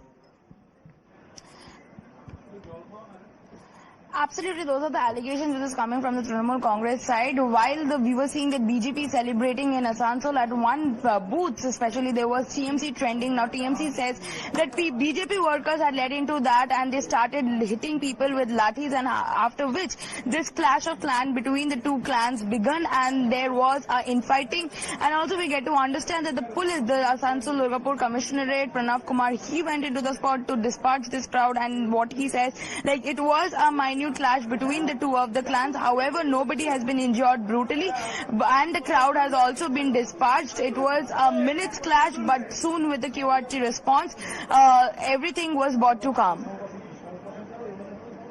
Pratibha, coming to you. It's been an action-packed day, and what a day it has been. Just take us through all that has happened through the day. There is so much to pack. In just the last few hours, we've seen a lot of action, Shreya. So let's give our viewers the top developments. Like you mentioned, scuffle breaking out near Asansol counting center. And we saw in Bengal the action continued much after the voting as well. And even on the day of counting, it continues in Bhavanipur as well. The BJP and the TMC cadres have clashed. So the clash taking place between the two party workers. And Mamata Banerjee has also given a message to the cadre going on to say, stay at the counting center, stay vigilant. So that message that Mamata Banerjee had, remember she herself was also at a counting center. Even now, even though we are well within a few hours of the counting, Mamata Banerjee alleging that there has been vote loot through SIR. So the TMC still not really accepting the results, going on to blame the SIR process and saying that there has been vote chori with the help of SIR. Meanwhile, on the other side, all set for the celebrations. The Prime Minister is all set to be in the BJP headquarters. He'll be there at 6 p.m. this evening. So we're expecting a victory speech from the Prime Minister this evening. The BJP is moving towards the 200 mark in West Bengal. So it's been a phenomenal victory in West Bengal. As they say often, when Bengal turns, it turns decisively, and that's what seems to have happened this time around. Meanwhile, the TMC has gone to the Election Commission saying trends for all 293 seats should be released. We heard Mamata Banerjee a little while ago saying that as of now the trends are not in and this is a way of the BJP to mislead the nation. That's what Mamata Banerjee went on to say. Meanwhile, in Tamil Nadu, celebrations have begun. It's been a phenomenal victory for TVK, the debutant as well, and we're seeing that celebrations have already begun. The BJP and ADMK also calling for a crucial meeting. What's going to happen next at a time when TVK is the single largest party, but they're still away from the magic mark? The left parties have not really ruled out tying up with Vijay, which means that the alliance of the DMK, many of the constituents are now weaning away towards TVK. So we can expect a lot of political activity, Shreya, that can happen in Tamil Nadu. And at least according to our erudite panel here, they seem to suggest that Vijay will not go with the main parties. He will simply go with the smaller parties. He doesn't want the support of the AIA, DMK or the DMK. But just sticking to West Bengal for the moment, before I come to Sanju Verma joining us on the broadcast. Hi Sanju, good afternoon, spokesperson, national spokesperson of the BJP. Give me a moment here because I want to go to JVC. JVC, you remember the day we were doing the exit polls and you said, "Bahut mushkil hai, people are not speaking." 60% people we are trying to interview for exit polls don't seem to be speaking. No. Is this why they were not speaking? Yes, I think, what happened was, in the booths we were not able to get those people to speak. Little later in the evening show, I said, no, we were able to get the data from the people. People in the booth where there was a crowd, they were not opening up. Once we were able to talk to, our team was able to talk to them one-on-one, then they were able to reveal it. So, kaante ki takkar wala, the general analysis was kaante ki takkar between the BJP and TMC. Yeah. That didn't happen. Look at the numbers. It didn't happen. That's what. See, what would happen normally is, as a cephalogist, what we would do is we will have the data. In fact, right in the aqua room, only me and Sharif were sitting because 6 o'clock we had to release the data. 5:30 we got the data. In fact, I also told in my show that I would be adjusting, and I didn't adjust, but it was very clear that BJP, if it crosses 167, can go on all the way up to 200. But I don't know whether they're reaching 200 or not. I'm not very sure. Have they hit 200 now? No, not yet. It is 193. 193. Election, I'm just going by the Election Commission website, 193. 193. So, because 222 or 224 constituencies only, BJP is in contest. Okay. Because demographically, the remaining constituencies, they would not be even in contest. Okay. What they have brilliantly done is, like say, even in the presidency area, they know that South Parganas, we don't have any business. They didn't focus much. They focused on North Parganas. They focused on Hooghly. They focused on areas where they felt that they can harvest. They didn't put efforts in places where they know pretty well that it's a no winner, no goner. So that kind of stuff. Okay. And that helped them a lot. Okay, can you give us a moment here? There seem to be some tensions in Jalmuri and West Bengal. This is in West Bardhaman, of course. This is where a Trinamool Congress party office has reportedly been set on fire. This incident coming even before the final results have actually been declared, triggering unrest in the area. The Trinamool Congress has alleged that the Bharatiya Janata Party workers were behind this arson, calling it a deliberate attempt to incite violence during counting. I believe Rajesh getting us those details. Rajesh, what more details do you have?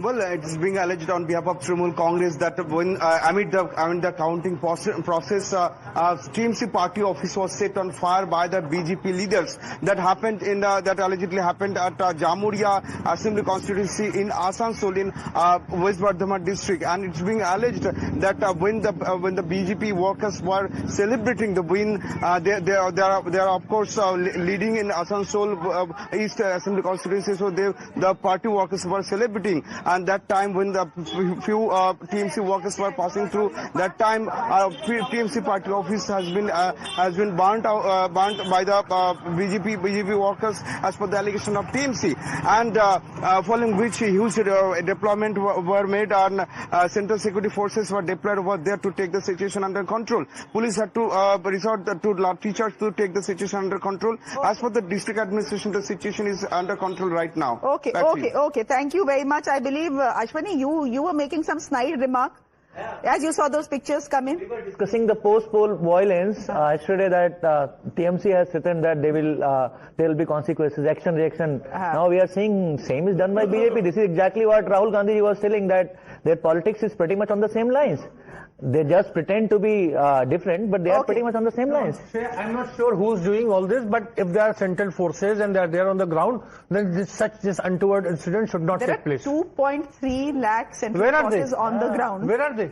Well, they are somewhere. 10% of it is in only Manipur, sir. You remember what happened last time? Let's be fair here. 50% central forces there. Guys, can we be fair here? Can we be fair here? You remember what happened last time? I don't have to remind anyone on this panel what happened in 2021 after the elections. 24 people were killed. Yes. I mean, FIRs were filed against 9,000 people. You are saying this is, we should not consider this. I'm aware. I want to remind you of that. No, we are not waiting for 24 people to be killed, but the fact is that the election this time in Bengal has been relatively violence-free. We'll all relatively violence-free. Let's... sir, boliye. Last time and this time, last time's goons took over the control. Now central paramilitary forces took over the control. One violent group is replaced by another violent group. How are central paramilitary forces That is what has happened. That is what has happened. No, this is unfortunate commentary. It is fully militarized the election. Don't endorse that. No, okay. I don't think many of us will endorse that. Can we just go to some happy pictures and head straight to Calcutta, where Arunil, my colleague, he is at the BJP headquarters, which is, I believe, which has started celebrating despite the fact that Mamata Banerjee has not yet conceded defeat, Arunil.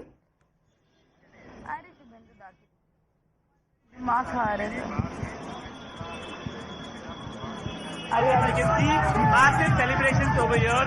The BJP Bengali National Anthem anthem is also being played. Basically the song on which these BJP workers are moving over there. And speak to them. A massive victory for the BJP in the state of West Bengal. This is the same state from where Dr. Shama Prasad Mukherjee, the father, basically the person who started Jansangha, his parent body of the BJP was born. He behaved from here, and you see the celebrations out here, and the BJP and speak to some of the party workers there. आपको कितना खुशी हो रहा है, BJP पहली बार जीता है, BJP पहली बार जीता है, कितना खुशी हो रहा है? बहुत अच्छा लग रहा है, इस बार बीजेपी आ गया है, ममता सरकार चली गई है, इस बार बहुत मजा आ रहा है। ममता बनर्जी को क्या कहना है? श्यामा प्रसाद मुखर्जी के जमीन पर भाजपा आ रही है, इससे बड़ी और क्या बात कहेंगे उनको? ममता जी को यही कहेंगे। Okay. Okay, it seems Holi, Diwali, Christmas all have come together for the BJP in the state of West Bengal. Sanju Verma, as we see these pictures coming to us from the BJP headquarters in Calcutta, of course a big jashn here in Delhi as well. But you have to give it to Rahul Gandhi. He is the one who had predicted that the BJP is coming to power. You remember his soundbite? He had said, had Mamata Banerjee not led such a corrupt government, the BJP would not have got an entry into the state. Shreya, do you remember I was there on your show last week and I categorically said, 4 Mai Mamata Didi gayi. You know, people have been saying, oh, BJP is overexcited, overconfident. But the fact of the matter is that in West Bengal, an inflection point had been reached. A threshold had been reached and the public sentiment was, ab bahut ho gaya. Enough is enough. And that is what is culminating into the almost 200 mark tally that you're seeing. And I'm very confident in the next couple of hours, BJP will even cross that 200 magical figure when it comes to West Bengal. And I just want to say one thing. I really loved seeing you, Zaka, Pranesh, Madhav on that Editors Unplugged at 7:30 p.m. And don't mind me, Shreya, since you can take feedback. I remember you on that show saying, you know, while Mamata Banerjee's overall tally might get reduced, but finally she will take back Bengal again and she will come back for the 4th time. So, bas aapko ye kehna chahungi that, you know, there have been a myriad opinions and most people did not give BJP even half a chance. They thought that Mamata Banerjee's party infrastructure was strong enough to scuttle the public sentiment. But that did not happen. और जैसे गणतंत्र में कहा जाता है, जो जीता वही Sikandar. Sanju, I'm always happy to concede when I'm wrong. So I was absolutely wrong. I'm happy to concede. I was in fact even wrong about Tamil Nadu.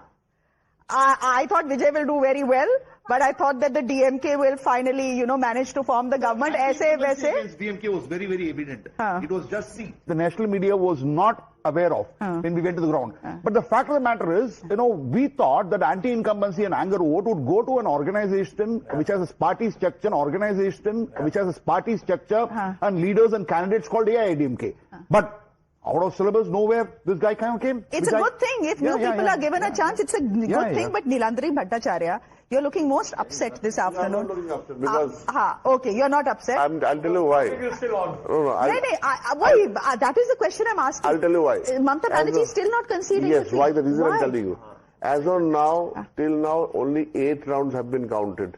When a total of 21 rounds have to be counted. This is around 18 to 20% of the 20% of the counting votes polled. Till we reach around 33 or 35%, it is difficult to say. So it will. I mean, there is a life lesson here. I'm telling you, Shreya, this Bengal election will go down the wire. It will go down the wire. Don't expect a result. Now, I'm just looking at the numbers. 193 for the BJP. You look at the numbers. The Trinamool Congress 94, and yet you are saying that... Yes, it takes just 50 seats to flip. And the margin is not more than 1,000 to 1,500. You feel even now at 222 with these numbers on the Election Commission website, Mamata Didi has a chance to become the Chief Minister for a fourth time. I'm not saying that. There will be a flip. I'm telling you why. Because the flip number of... Jeet ya har only the astrologer can say, the soothsayer can say. I cannot say. I'm neither of them. But the people have spoken. The number of votes which are being counted, please see that. It is 18 to 20%. Till you reach 33%, 35%, it is difficult to say. He is waiting for a miracle. Chamatkar. होते हैं वैसे चमत्कार, ऐसी बात नहीं है that चमत्कार नहीं होते. Bihar election. But not till 3 p.m. But you know, whatever said and done, whatever said and done, what we have is leads on the Election Commission website, which by the way, again the TMC has doubted and said, ye sare leads bhi nahi dikha rahe, etc. They are showing 291 out of 294 leads. So that is factually incorrect. But it is historic. The sort of mandate that the BJP seems to have gotten in West Bengal is historic, Pratibha. Absolutely. Let's take a look at why this is very, very significant and why for the BJP this is historic. In 74 years, the BJP coming a full circle because the electoral success in Bengal really started with the Jan Sangh that won 2 of its first 3 seats in Bengal.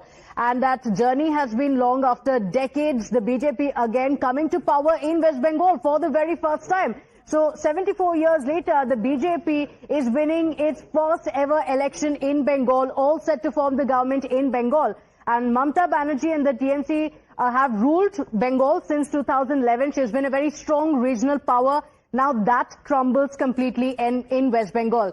We speak about the national significance of this as well, but this is one of the most entrenched regional regime falls because for a long time the BJP was trying to breach in, but it just could not.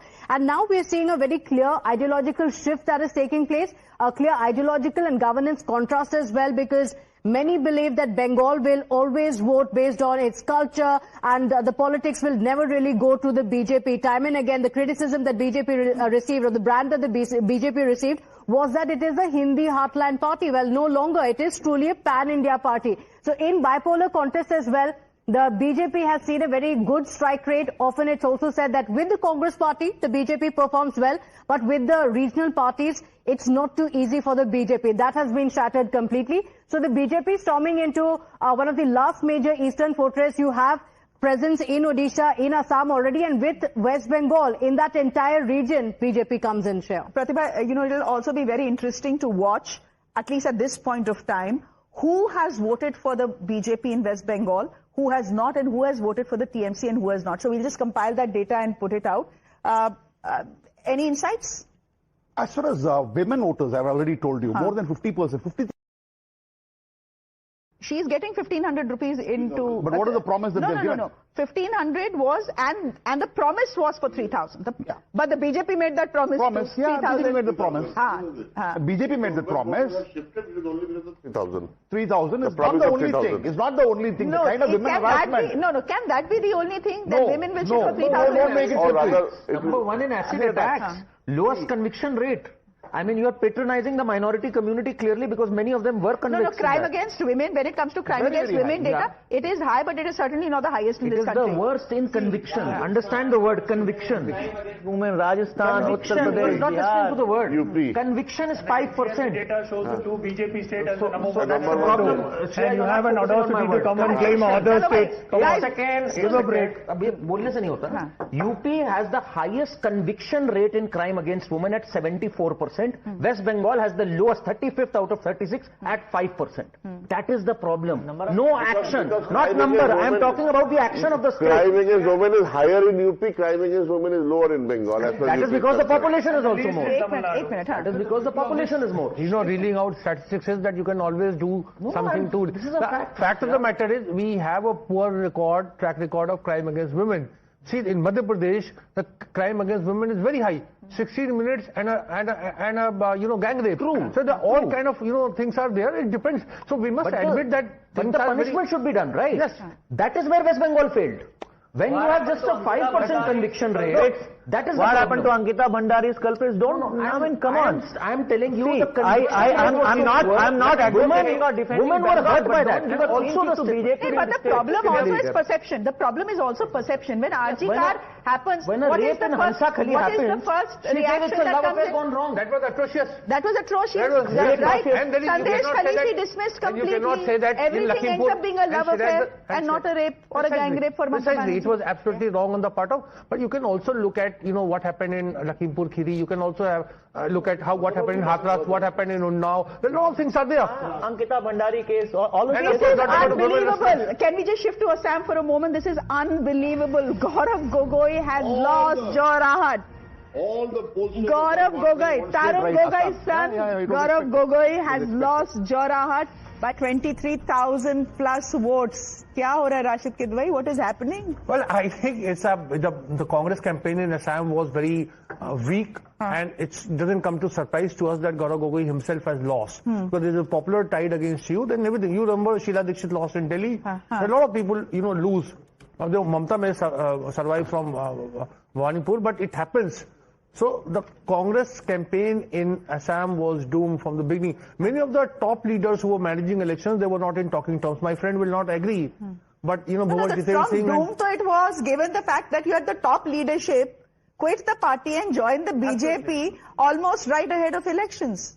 And all criticizing the Congress and saying Rahul Gandhi didn't have time for our grievances, which is why we are going. If you look at that way, Hemant Biswa was also in Congress. So BJP has a washing Congress machine. Versus Congress election in BJP has a washing machine.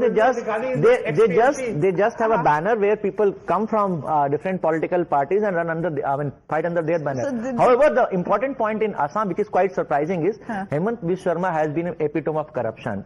He's spoken the language of dividing people. Mia bhai kaun si line that worked? Corrupt. I mean, if that is working, that's a serious question. And he must have played to the fear on the ground. If that kind of narrative is working in politics, it is a serious concern. It is a serious concern for the democracy itself. No, it is not. Where a political leader who's dividing country on the religion line is winning the election, and we are celebrating that. We should be worried about it. Sanju Verma, you want to come in to Hemant Biswa Sarma and the fact that Gaurav Gogoi has lost his seat? Shreya, I think it's the classic case of being the proverbial ostrich, which has worked against the Congress big time. When Bhupen Bora, the former Assam Congress president, left, Rahul Gandhi and the entire cabal of Jairam Ramesh, Pawan Khera, what have you said? Who cares if Bhupen Bora joined the BJP? Then when a sitting MP of the Congress in Assam, Pradyut Bordoloi, he left and joined the BJP. Again, Rahul Gandhi's attitude was hua to hua. So this hua to hua attitude ka kamal ye hai that Gaurav Gogoi has been shunted out, and the BJP has not only increased vote share, BJP has not only increased the number of seats from Assam, but look at the thumping majority with which BJP has won, coming back to power for the third time in a row. Assam 3.0 is as surprising as UP 2.0 and Uttarakhand 2.0. And let me say one more thing. In Assam, it was not just about, immigrants versus indigenous Assamese, because that was one very big narrative which the BJP worked to its advantage. But don't forget, what blamed Hemant Biswa Sarma when in places like South Salmara, Dhubri, Barpeta, Gwalpara, Nagaon, Hojai, Karimganj, Hailakandi, Darang, Bongaigaon, the Muslim population 15 years back was 27%. Today in all these places, the Muslim population on an average is 72%. South Salmara 95%. तो क्या reverse polarization जब BJP करे तो आप लोगों को दिक्कत होती है. For so many decades, the Congress did तुष्टीकरण की राजनीति and everything was kosher. This time reverse polarization has worked in Bengal, worked in Assam. Hindu consolidation has worked in Bengal, worked in Assam. एक है तो safe है, बटेंगे तो कटेंगे, work to BJP's advantage, whether you like it or not. एक minute. Umair Junaidi, would you want to come in and let's just stick to the point of Gaurav Gogoi. He is the person leading the Congress's campaign in Assam. He loses by 23,000 votes.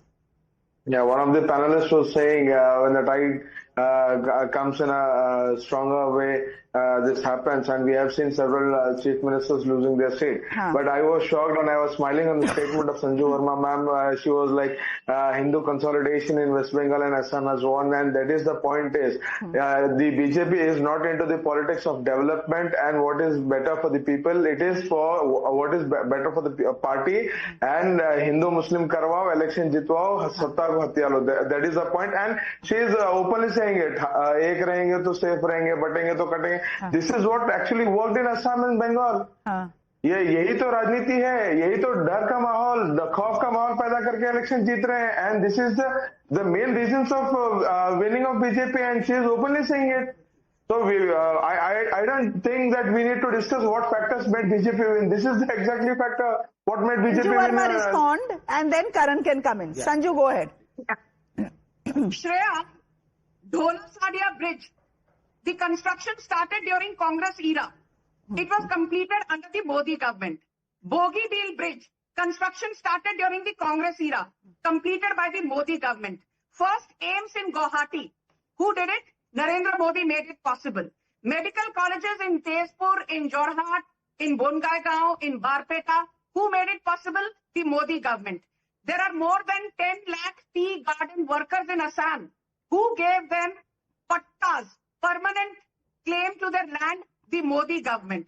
Who gave Bharat Ratna to Bhupen Hazarika and actually restored the legacy of Assamese people?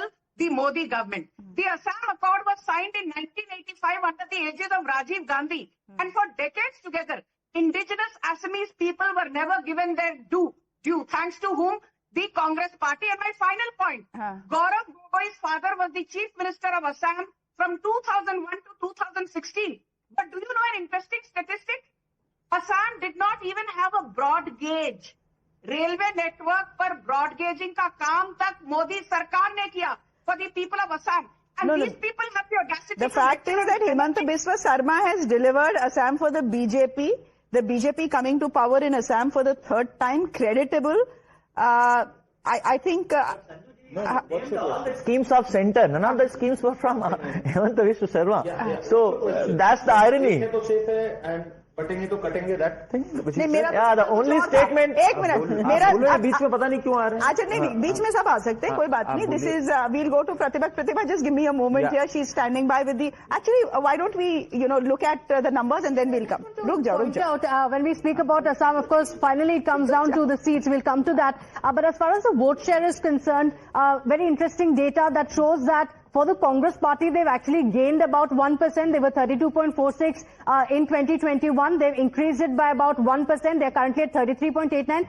For the BJP, there has been a big increase. They were at 41.12%. They've increased it to 49.78, almost 50%. And all of it seems to have come at the cost of AIUDF, which was at 9.3% versus now almost 5% only. Pratibha, is that the entire minority vote this time consolidated in favor of Congress party and the alliance. So as a result of which, in fact, probably AIDUF leader, the Rajmal must have lost. No, he has won. He has won, is it? He's won. Okay. He has won, but other seats and all, they would not have won.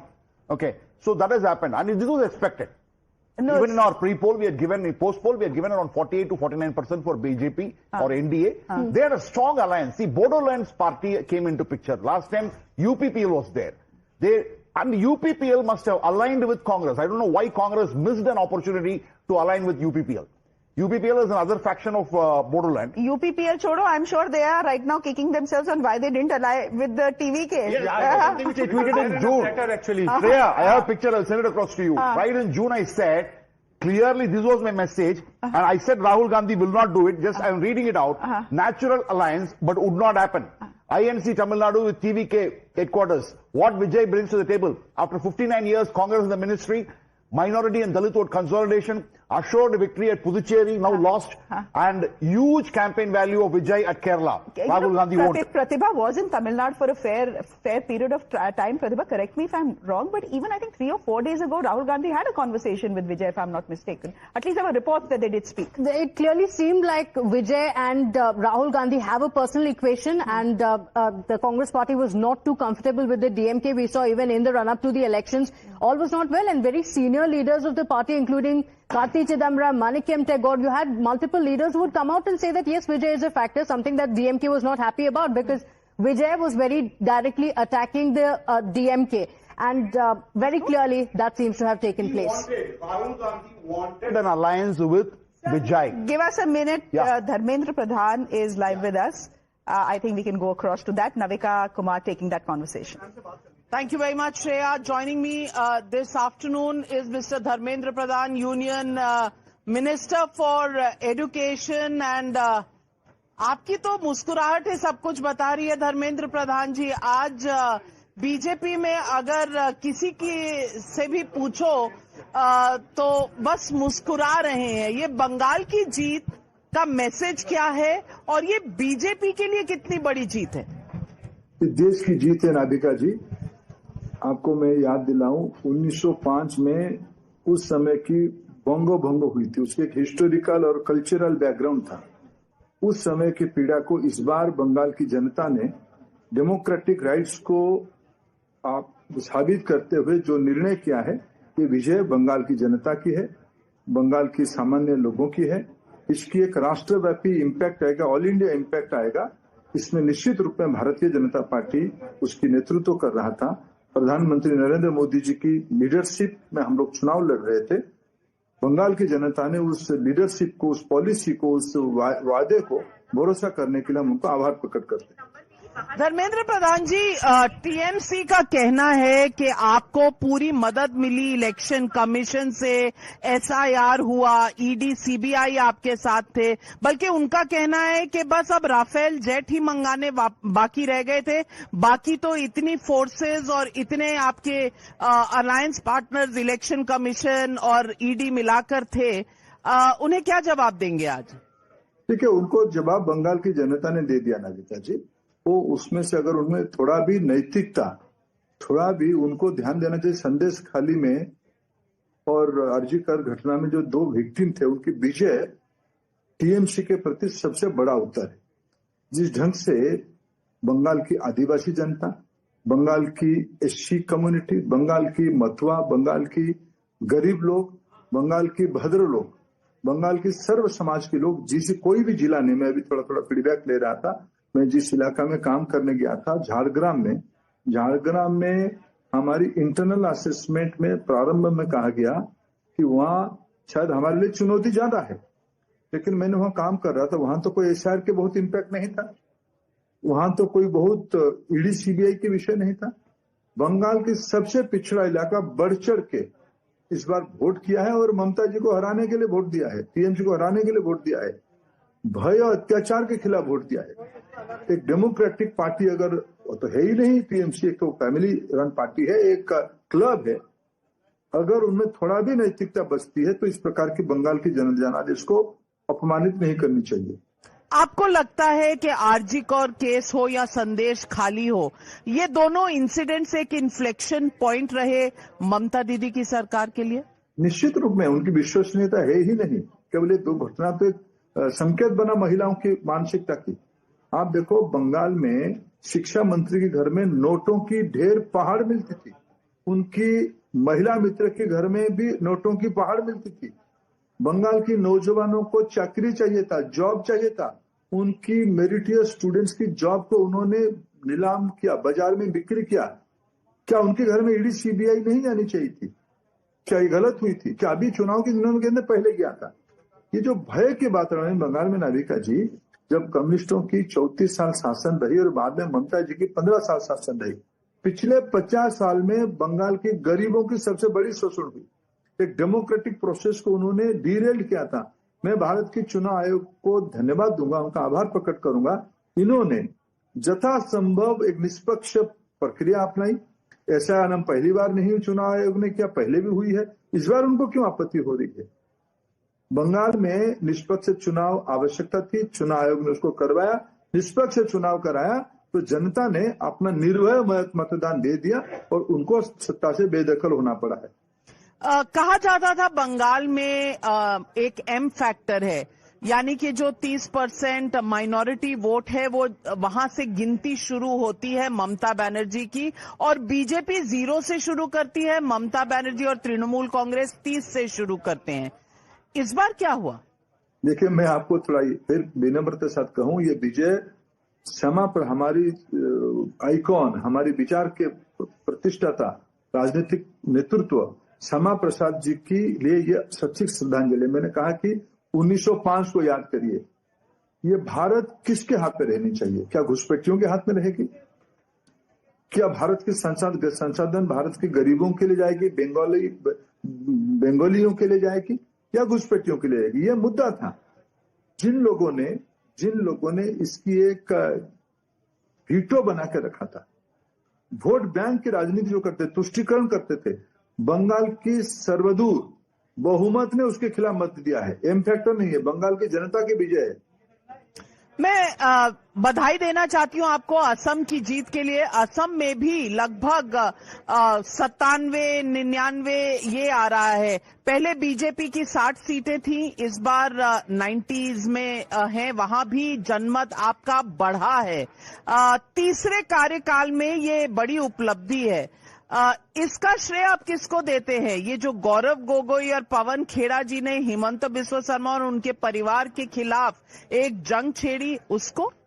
ना, मैं आपको कहूं, पिछले 12 में नाविका जी, मैं उड़ीसा से आता हूं, मैं पूर्व भारत का। आजादी के उपरांत अनेकों सरकार दिल्ली में बैठी है, लेकिन पिछले 12 साल में प्रधानमंत्री नरेंद्र मोदी जी ने पूर्व भारत को जितना महत्व दिया है, पूर्वोत्तर भारत को जितना महत्व दिया, उनको कहा अष्टलक्ष्मी है हमारी। जितने बार दोहरा प्रधानमंत्री जी ने नॉर्थ ईस्टर्न स्टेट्स में किए, जितने बार उन्होंने, हमारे पास सरकार तो देश सेवा का दायित्व तो हमको अभी मिलेगा बंगाल में, 2 साल पहले हमको उड़ीसा में मिला है। एनडीए की शासन बिहार में हमारे पिछले 20 साल से चल रहा था। झारखंड में हमारी सरकार कभी आती है कभी जाती है, छत्तीसगढ़ में हमारी सरकार कभी आती है कभी जाती है, लेकिन जो पूर्वोदय की कल्पना प्रधानमंत्री जी ने किया है, मैं नहीं मानता हूं इतने बड़ा दायित्व, इतने बड़े विकास के काम, इंफ्रास्ट्रक्चर हो, ह्यूमन सोशल सेक्टर हो, हेल्थ हो, एजुकेशन हो, लाइवलीहुड हो, जितने काम ईस्टर्न इंडिया में हुआ है, इसके क्यूमुलेटिव इम्पैक्ट, बंगाल एक बड़ा प्रांत आखिरी में था, बंगाल में कुछ एडिशनल फैक्टर था, बंगाल उपेक्षित था। ये सारे का सिर्फ प्रधानमंत्री नरेंद्र मोदी जी की पूर्वोदय पॉलिसी की, अष्टलक्ष्मी पॉलिसी की बड़ा एंडोर्समेंट है। धर्मेंद्र प्रधान जी, आप केंद्रीय मंत्री हैं तो आपसे केंद्रीय सवाल पूछती हूं। इस चुनाव में 3 रीजनल सत्रप जो हैं वो ध्वस्त हुए हैं। डीएमके बाहर हो गई सत्ता से, तृणमूल कांग्रेस बाहर हो गई सत्ता से, लेफ्ट पार्टीज अब इस देश में कहीं पर किसी सरकार में नहीं है। आप मानते हैं इसका असर 2029 के लोकसभा चुनाव पर होगा? देखिए, 21st सेंचुरी की जब हम 2.5 डिकेड पास कर चुके हैं, जब हम 2047 की टारगेट में चल रहे हैं, ये प्रधानमंत्री जी ने कई नई पैरामीटर्स खड़ा किया है। डेवलप इंडिया होगा, वुमेन लेड होगा, प्रो पीपुल होगा, डाउन ट्रेडन उसकी निर्णय करेंगे। कई मनमोहन सिंह जी की यूपीए की सरकार, कांग्रेस सरकार कहता था संसाधनों के ऊपर पहला अधिकार माइनॉरिटी के, हम कहते हैं संसाधनों के ऊपर पहला अधिकार गरीबों की है, महिलाओं के लिए, युवाओं के लिए। इस प्रकार की पैराडिम शिफ्ट इस चुनाव में बड़ा उसको मैंने प्रोपेल हुआ है। जो हमने पॉलिसी बनाई, मैं मानता हूं हमने जिस प्रकार की पिछले 12 साल से सेवा किया है, एक शासन प्रणाली चलाया है, एक पद्धति अपनाया है, इसकी बड़ा एंडोर्समेंट हुई है, लीडरशिप को बड़ा एंडोर्समेंट हुई है, पीएम की विजन का एंडोर्समेंट हुई है। निश्चित रूप में ये आप एक छोटे मोटे घटना से उसे मत जोड़िए। कुल मिला के प्रधानमंत्री जब महिला आरक्षण की डिबेट कर रहे थे, उन्होंने बड़ा विनम्रता से अपोजिशन को समझाया था, भाई आप ही श्रेय ले लो, छेड़ो मत, मातृशक्ति को अन्याय होने मत दो, हम मिलकर करेंगे, आप ही ज्यादा श्रेय लो। लेकिन अपोजिशन ने विशेष करके राहुल गांधी की अहंकार, राहुल गांधी की अड़ियलपन, पूरा चीजों गुमराह किया था। उस दिन में उन्होंने कहा था पछताओगे, you will repent, you have to pay price, now they have to pay price, उनको पछताना पड़ेगा। बहुसंख्यक की आकांक्षा को, इमर्ज एस्पिरेशनल सोसाइटी की आकांक्षा को जिन्होंने ध्वस्त किया है, उनको भुगतना पड़ा है। हम उस विषय को पहले भी कह रहे हैं, अभी भी कह रहे हैं, हमारी दायित्व बढ़ रही है। भारत की जनता अभी बीजेपी सेंट्रिक एक दृष्टि को आगे देख रहा है। राहुल गांधी, बहुत से लोग सवाल उठा रहे हैं, इस वक्त मस्कट में हैं, ऐसा रिपोर्ट्स बता रही हैं। इस पर क्या कहेंगे आप?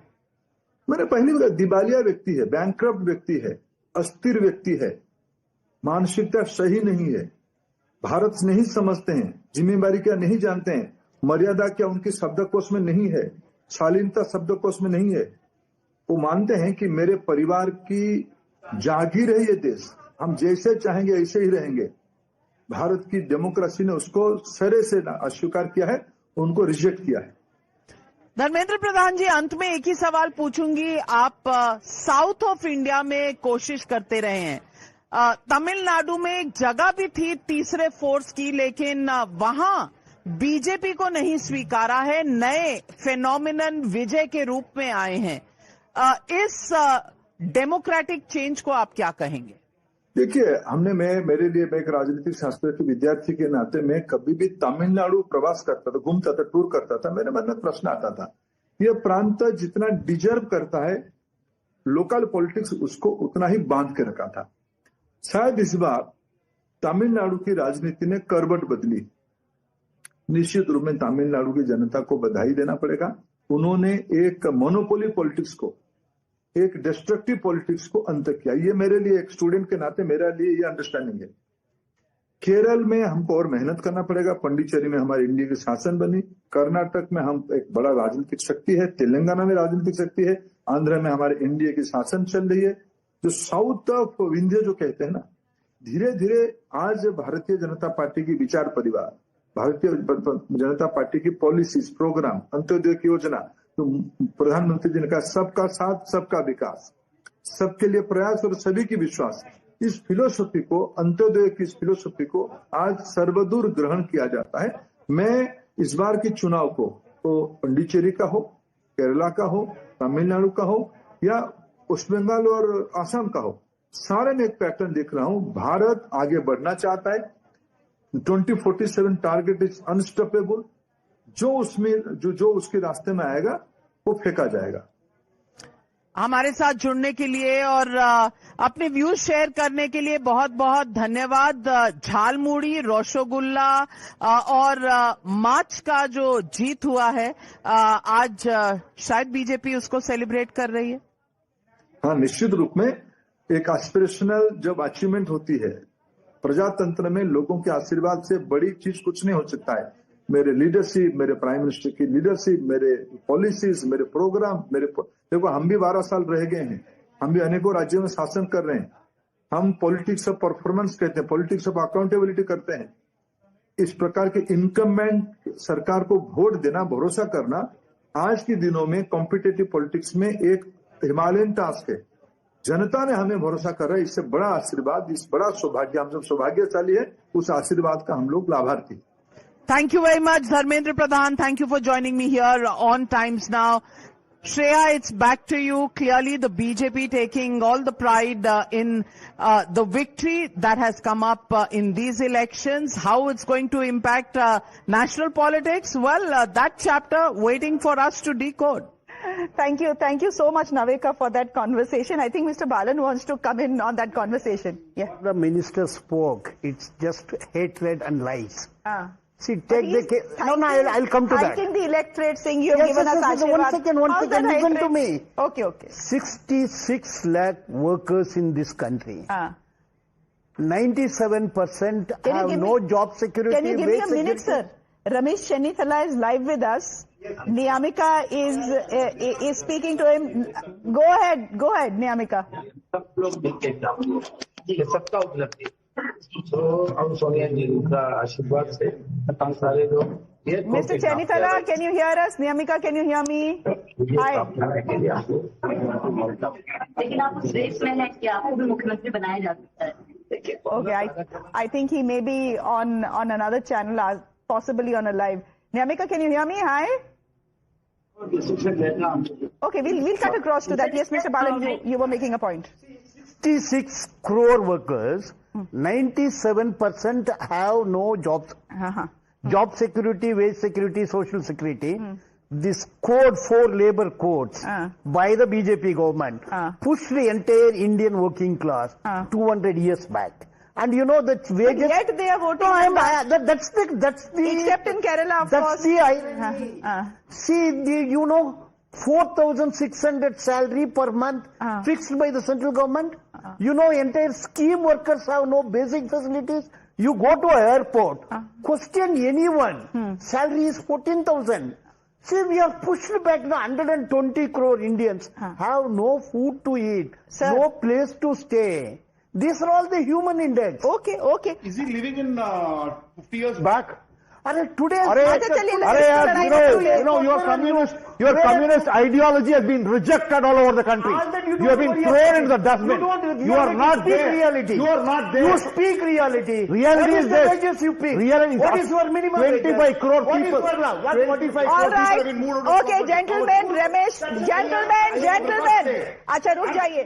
Mr. Chenitala. Sir, he can't make a statement of the Can we just speak to the communist lobby? Can we just speak to Mr. Chenitala? Can we just speak to Mr. Balan? Can we speak to Mr. Chenitala? Mr. Chenitala, how are you doing? How are you feeling this afternoon? Good afternoon, madam. बताइए. आपके लिए तो good afternoon हो गया है. हमारे लिए अच्छा रिजल्ट आ गया. हम सब लोग खुशी में हैं. सारे लोग इधर खड़े हैं. हमारे कार्यकर्ता सब हैं. देखिए 10 साल के बाद हमारे सरकार बनने जा रहे हैं. चलिए हमारे सारे कार्यकर्ता खुशी में हैं, उत्साह में हैं और पूरा विजय मनाने के लिए इधर आया हुआ है. So Mr. Chenitala, am I speaking to the next Chief Minister of Kerala or not? देखिए चीफ मिनिस्टर की बात हमारा हालात कमान करने लेगा. हमने पहले भी आपको बताया था कि कांग्रेस पार्टी में कोई मतभेद नहीं होगा. राहुल गांधी सबको जानते हैं. राहुल जी केरला का एमपी था वो सब. और मल्लिकार्जुन खड़गे जी हमारा कर्नाटक से हैं. केरला के सारे नेता लोग और भावना दोनों जानते हैं. और सोनिया जी भी वो जानते हैं. जल्दी से जल्दी इसके ऊपर एक डिसीजन हो जाए. अच्छा, so you're saying jaldi se jaldi decision ho jayega, but you're not committing to Madhav joining us as well. You're not committing to the fact that I could be speaking to the next Chief Minister of Kerala, Madhav? Yeah, Mr. Ramesh Chenitala, Madhav here. Many congratulations on this victory that has eluded you for 5 years. But the big question is, what is the next plan of action? Are you expecting central observers to come? And I believe you also spent some time in the national capital recently.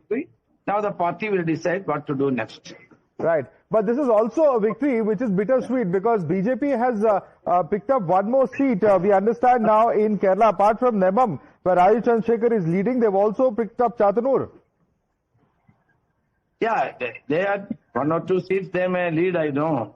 But Rajiv Chandrasekhar's issue is not, you cannot say that they are winning. 1 seat already, Chatanur, they won. Right.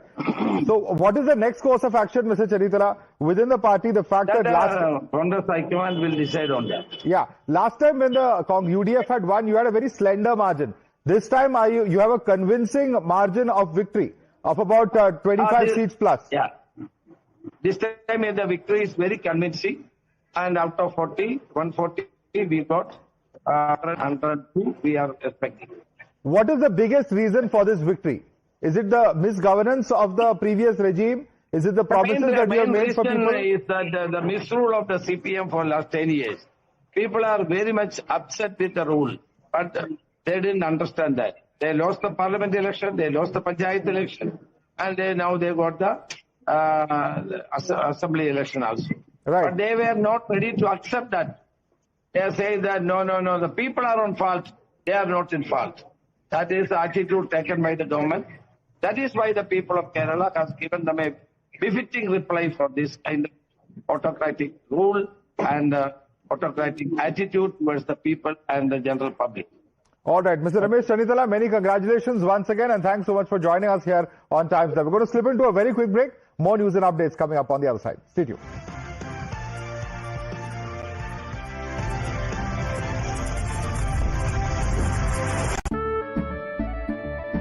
केसरिया से मन जोगी हुआ रे दिल झूमे देखो मतवारा हुआ रे केसरिया से मन जोगी हुआ। हर पल मनाओ केसरी त्योहार।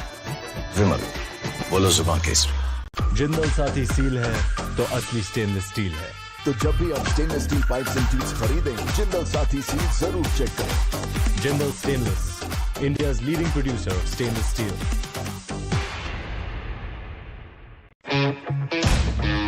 When the nation demands clarity, We cut through the noise to bring you the real story.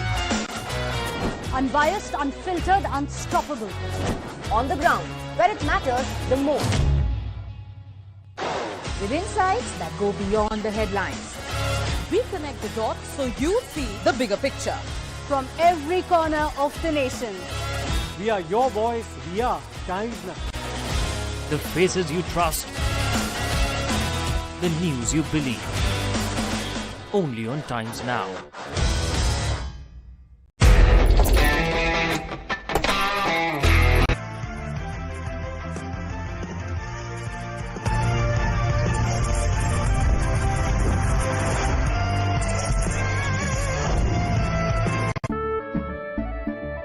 केसरिया से मन जोगी हुआ रे दिल झूमे देखो मतवारा हुआ रे केसरिया से मन जोगी हुआ। हर पल मनाओ केसरी त्योहार। विमल बोलो जुबान केसरी। जिंदल साथी सील है तो असली स्टेनलेस स्टील है। तो जब भी आप stainless steel pipes and tubes खरीदें, जिंदल साथी सील जरूर चेक करें। Jindal stainless, India's leading producer of stainless steel.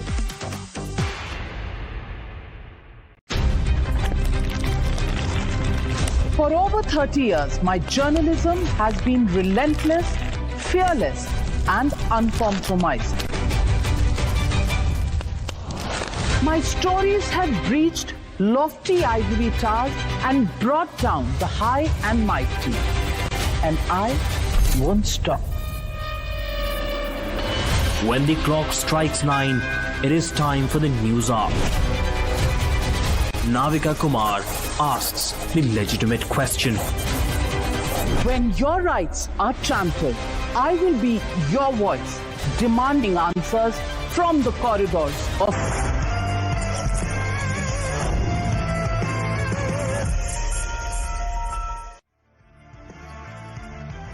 Hello, welcome back to Mandate 2026, and it is a masala mandate that we are bringing to you. Jalmuri featuring prominently in these elections, and along with Shreya and Meghna, it is going to be Jalmuri time now. Shreya, it is Jalmuri, but is it a little bit more mirchi this time around than the previous time? I think that healthy serving of green chilies needs to be added here. Mirchi डाली नहीं डाली आपने? Only one person. बहुत लोगों को मिर्ची चाहिए होगी आजकल. No, I'll tell you. I'll give you the context. For our editors roundtable, we were making predictions. All right, Meghna, about who was winning.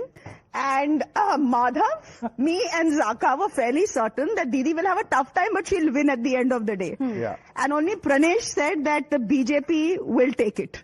So the three of us have got it completely wrong, and Madhav now wants to say कि सबसे ज़्यादा मिर्ची मुझको लग रही है, which is not true. सबसे ज़्यादा मिर्ची Madhav got scared. I just said Mirchi, the green this time. I only said some people. All I said is that कुछ लोगों को मिर्ची ज़्यादा चाहिए होगी. That's all I said. सबसे ज़्यादा मिर्ची अभी ममता बनर्जी को लग रही है. Okay. Now that's perhaps the safer way to do it. Now that we are here in the studio, लेकिन भैया थोड़ा सा झाल मुड़ी इनको दीजिए. I think we're all going to walk out with a plate of jhal mudi. Abhi Swati is also here. Swati, extra mirchi for you or less mirchi for you in this election? You know, all in the statements coming in from the TMC leaders, this is nothing compared to that jhal. That jhal. That sting of the mirchi that is being felt, and we're all going to get our own little plates of... Chatpata masala has been the EVM bahana and the chori bahanas which are already coming in. I would have said it's a day 3 out of 5 for the BJP. It's a day to pop the bubbly. लेकिन वो bubbly तो होगा नहीं BJP में, तो हम झालमुड़ी खा के ही खुश हो जाएंगे. It is popped rice. If that helps. Popped rice. Popped rice. Yeah. And you know, the question that many would have is that it's Vijay's day. So there should have been ideally an idli or a dosa stall or a vada stall here as well, to celebrate that kind of victory as far as Vijay is concerned. But before we dive right into... There is another maybe a dialogue. Yes. For now, maybe a dialogue, if you can remember. For Vijay, I have to confess, I'm not a Vijay fan at all. I think the closest I've been to seeing his movies is the trailers and the number of debates that he's done. But what will be very interesting to see is who will Vijay ally with? Is he going to go with the single parties who are otherwise the allies of the Congress and the BJP? Is he going to get support of either the Congress or the BJP? And also, let's remember, there is a certain case for which he's been called to Delhi twice. But what happens to that case will be interesting to see. Interesting that everybody's lining up to offer support. Exactly. At the moment. From the left to the VCK to the other single party allies. And remember, Vijay is the one who asked them to ally with him before the election. Before the election, nobody went along. Now, after the election, what happens? Let's discuss over this plate. Have a good show, guys. Have a good show. Bye. Thank you so much, signing off. Bye. And let's not forget, at the end of it, there are others who may be queuing up for Vijay this time around. But Vijay is very clear about whom he does not want to, which ideology and which political parties he does not want to ally with. Right. So that is going to be a big takeaway as well. In fact, Swati, I believe you have the top developments behind you. Let's take a look at the top developments. And this is about Vijay. Vijay inches towards the halfway mark. So, he may not even need any of the support that is coming his way. AIDMK likely to reach out to TVK. This is what sources are telling your channel. Vijay's family has already celebrated. We play out those visuals of the verdict, the mandate that people have given. Left parties don't rule out Vijay type. Interesting that nobody wants to rule that out. Initially, everyone said he's a celebrity. Just wait, let's see if that popularity is going to translate into votes or not. Now that has happened, see how parties are lining up, who are saying that they are ready for a tie-up with Vijay's party. They're ready for an alliance with TVK. So that tells you the situation on ground. Right. So there are many, many developments coming in. In fact, Vijay, of course, inching towards that particular halfway mark, as you rightly put it, the biggest development. And now we're told that AIDMK is likely to reach out to the TVK chief, Vijay. And in fact, as his family is celebrating the Tamil Nadu verdict, very significant that AIDMK, which of course has an opportunity of sharing power, whether Vijay will be ready to do that. Because remember, Vijay has said that he wants to be the next chief minister. Will he allow for an alliance to take place? Will it be better off for him, given the numbers, to actually go with the smaller parties are important questions. Kritika and Dharini are joining us, and they're at the party office as well as the residence. Let me come across to you first. Dharini, what are we to make of this news that AIDMK is reaching out to the TVK? Is it to share power? Is it to support it from outside? And how will this really work out as per Vijay? Because he wants to be chief minister clearly.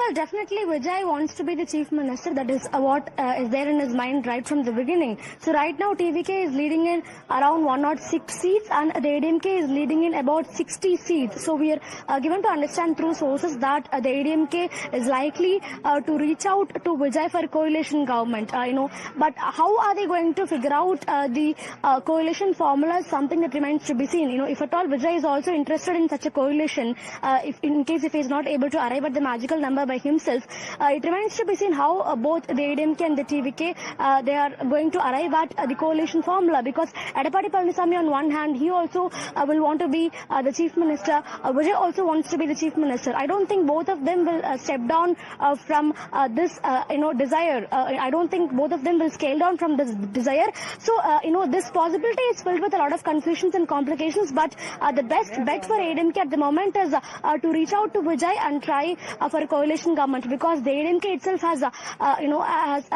seen a lead in only 60 seats. So they can either be part of the ruling government, or they can, if they have luck, they can be the opposition party. So at the moment, we are given to understand through sources that the AIDMK is likely to reach out to Vijay. So after 5 p.m. this evening, once the the last set of numbers are seen, and once all the final tally is finished, then after that, depending on the situation, AIDMK through its second level leaders will reach out to Vijay's party, is what we're given to understand. In fact, let me go across to Kritika also. She's standing right outside Vijay's residence. And Kritika, Vijay has several times said that he's ideologically fighting the BJP. What are the chances that he'd be okay with a Dravidian party like the AIADMK, but dump the BJP?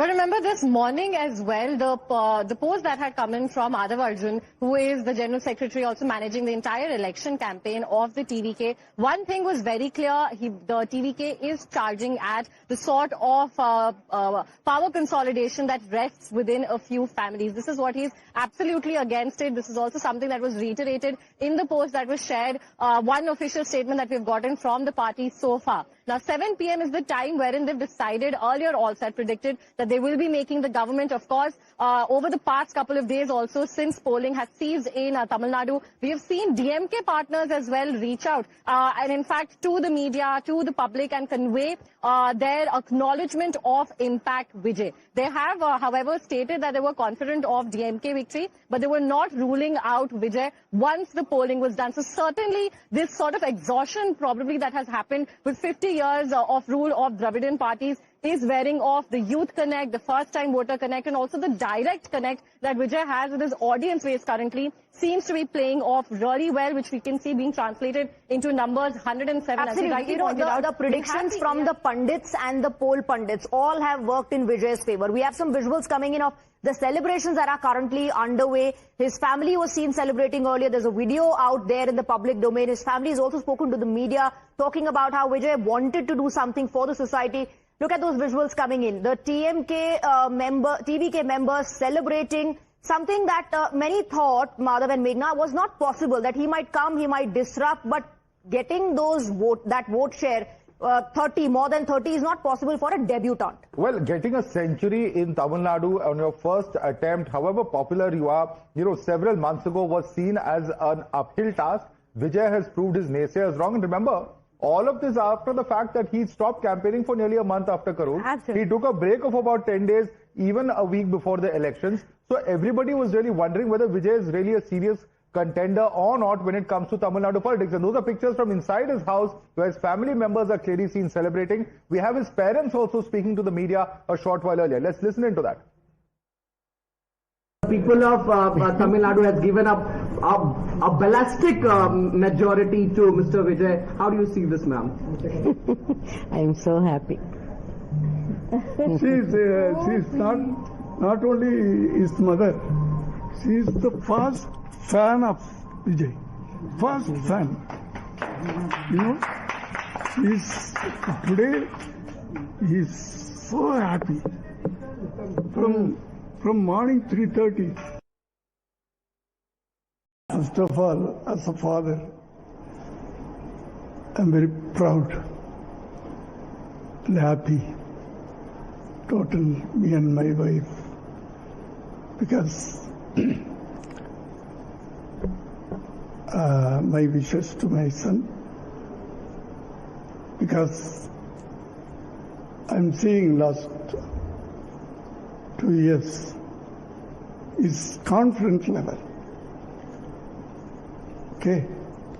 His confidence level is fantastic.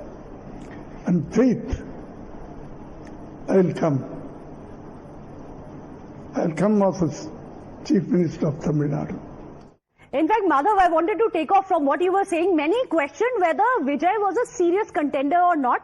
Having said that, after the elections got over, he was the only one who was still in the limelight. He was the only one who went to a church, he went to a temple, he went to a dargah. He was visible, he was preparing.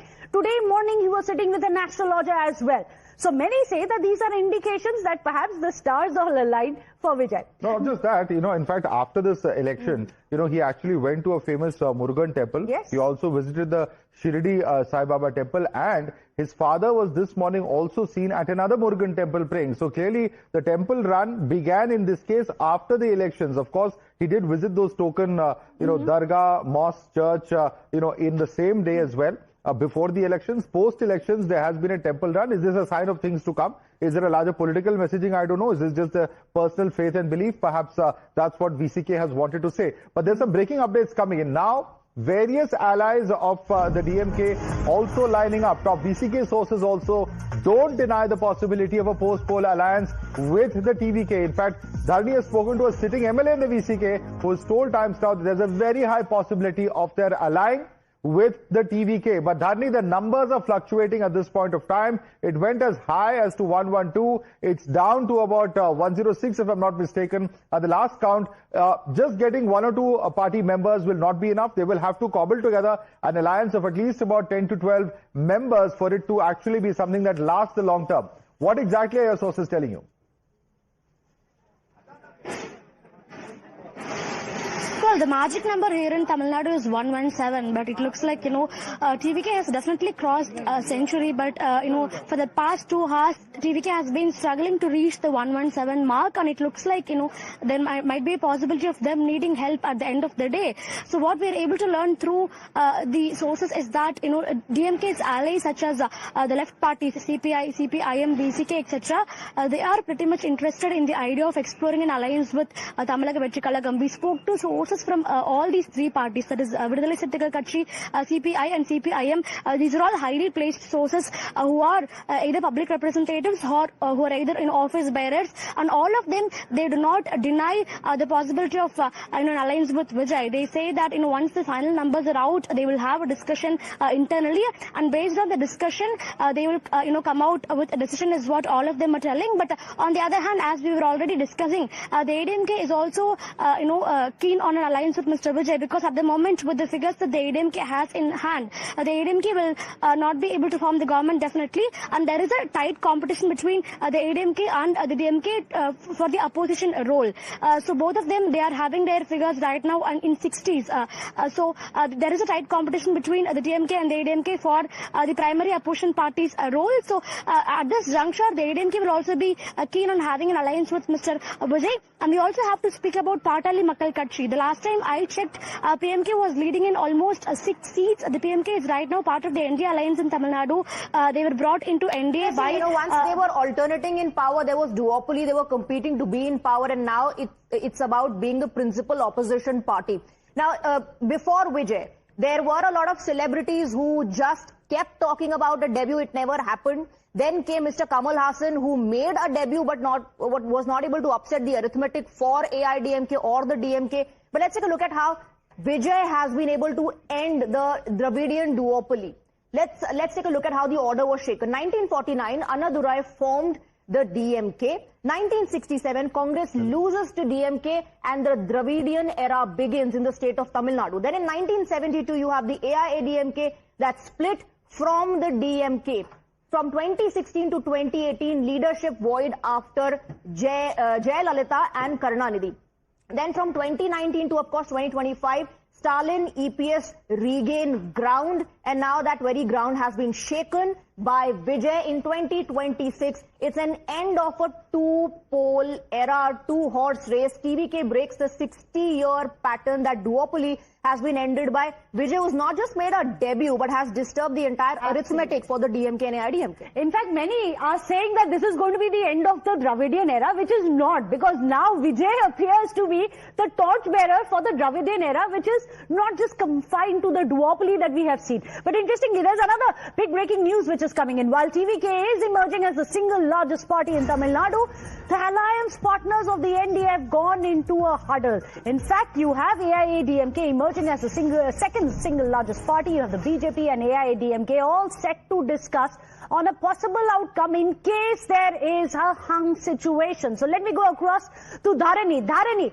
what are the possible combinations and permutations? Because right now you have Vijay, who is short by a bit. That bit could just come from the smaller parties instead of any of the NDA alliances.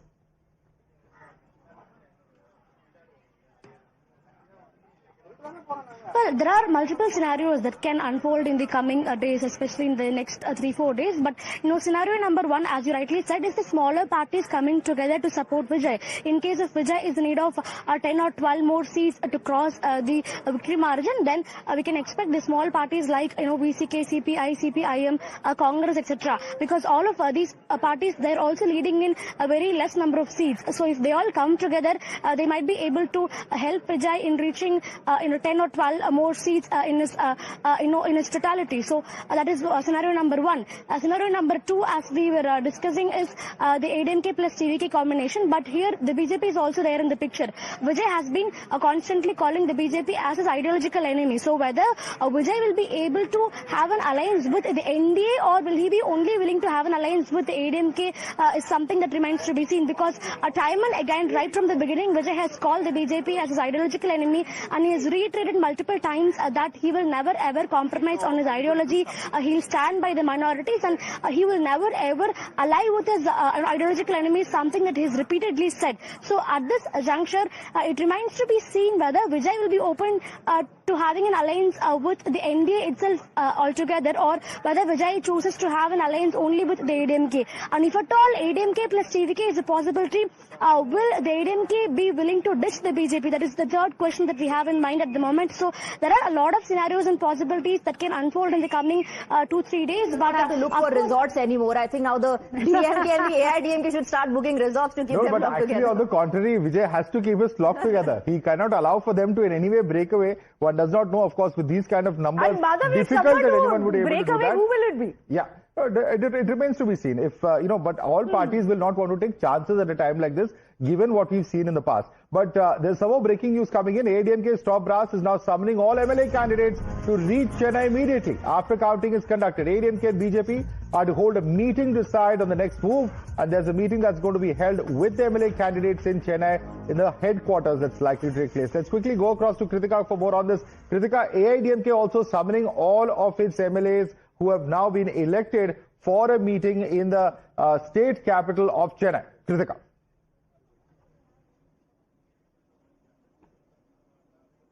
Well, absolutely. You know, this was the mandate that Vijay had earlier also given to his party members, that any winning candidate upon, in fact, securing their winning certificate have to report to Chennai, to the party headquarters. And now we're seeing that even AIADMK is working hard to ensure that none of their candidates also defect and that the flock stays together. So now we're learning it could be today, it could be tomorrow, it could take up to the next 3 days, in fact, for the MLAs to collect in Chennai. It's an immediate order as well, as per the sources. With a fresh reaction coming in of Mr. Chandrasekhar, the father of Vijay. Let's listen in.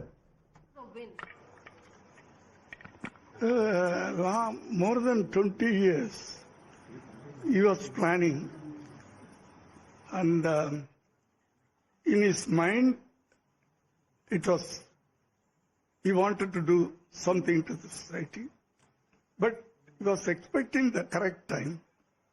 So, he felt this will be the correct time. Does a good actor be a good leader?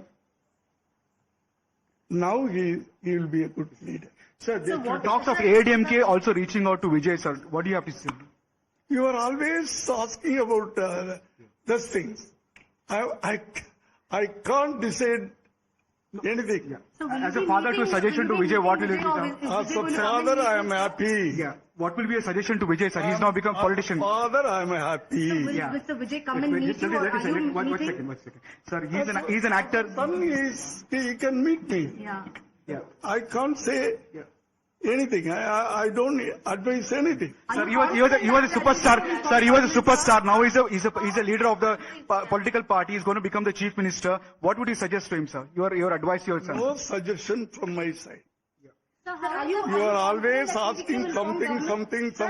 No, I'm not. How is the family rejoicing? It's a very joyous We are very happy. Huh? Sir, are you confident, sir, that TVK will form government with the majority, with the thumping majority? Are you confident? Yes. Even now, I'm hoping. So there was a video out of you celebrating with your family. For Vijay, what if I could say, what is any song that comes to your mind when you see of this victory for Vijay?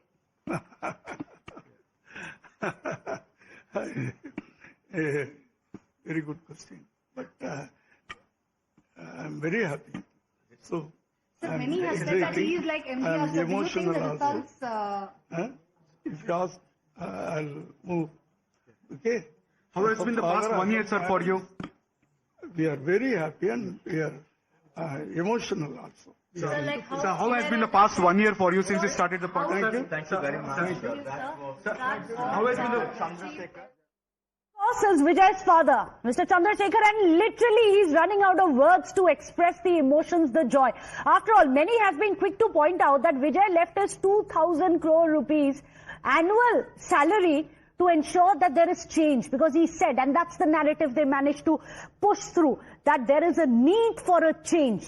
But it now appears that after the sweeping win that we see for Vijay as he's headed towards the halfway mark, that there is a lot of feathers being ruffled in the losing camp. Let's tell you what's happening in the camp there of the DMK. Top sources are telling us that left party CPIM and the CPI are telling Times Now that they are surprised by TVK's performance in the early treads, and they don't deny that if asked, then there is a post-poll alliance which is possible, because at the end of it, remember, the left parties have been rather miffed with the DMK, saying that they weren't given their due in the alliance with the DMK. Let me put that question across to Dharani. Dharani, what could be the game plan in the loser's corner as it stands today?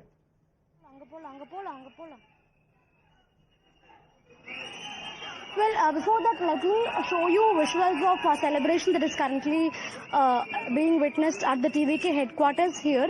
There are more than 200 people who have gathered in front of the TVK headquarters gate, and right now they are, cheering, celebrating, and they're just distributing sweets among themselves. And a short while back, we also saw the TVK bursting crackers. This is the ground situation that we're looking at in front of the TVK headquarters. We can pick up the audio also, people whistling and people sharing and sloganeering. And as far as, of course, Vijay's game plan is concerned, Vijay is very clear on one thing. He wants to be the Chief Minister of Tamil Nadu, and his party should be the ruling party of Tamil Nadu. But he is open to the idea of a coalition government, because 2 years back when he launched the party itself, at that time Vijay made it very clear that he will be willing to share power and he will be willing for a coalition government. So considering this, of course, we have 4-5 scenarios that can potentially play out in the coming days. But Vijay will be definitely very determinant on one thing, that he wants to be the Chief Minister. Whoever is ready to accept him as the CM face. Crowd gathering at the TVK headquarters. Dharani is continuing to report from there, but also joining us is Samit. Samit, now very important that AIDMK, and you've been following EPS and AIDMK all day today. What's very significant is they are also coming together and they are going to offer their support to the TVK, is what we understand. But first, they will take stock of the final numbers before they do that. What exactly is going to be that offer, Samit? Are they going to try and support the government from inside, from outside? Because Vijay will clearly want to take the Chief Minister's post. Well, Madhav, that is right. What we are hearing first, because since yesterday we were, tracking EPS starting from Salem to the Chennai. So EPS at his residence now, and we spoke to the few leaders of the AIDMK, and they clearly stated that top brass of the AIDMK, they're also holding meetings with the BJP, and very soon from now, top brass of the AIDMK, they will be likely approaching the, TVK chief himself directly today or tomorrow, and they will be offering that, the possible alliance, because initially everyone thought that, because around 100 or 105 seats are there. So, enough numbers the TVK is not having, and basically to have the enough numbers, the second largest party is AIDMK. And to join, to get the other parties, small parties together, then they'll, TVK has to bring at least 3 to 4 small political parties to get the magic figure. Well, Somit, one thing is very clear, that Vijay was, from day one saying DMK is my enemy, but as far as attacks on AIDMK are concerned, his words were measured. So yes, there are a lot of people who are willing to offer support. Whether end of the day he needs that remains to be seen till the time we get the final numbers. Stay on with us for more inputs. A quick break on the broadcast.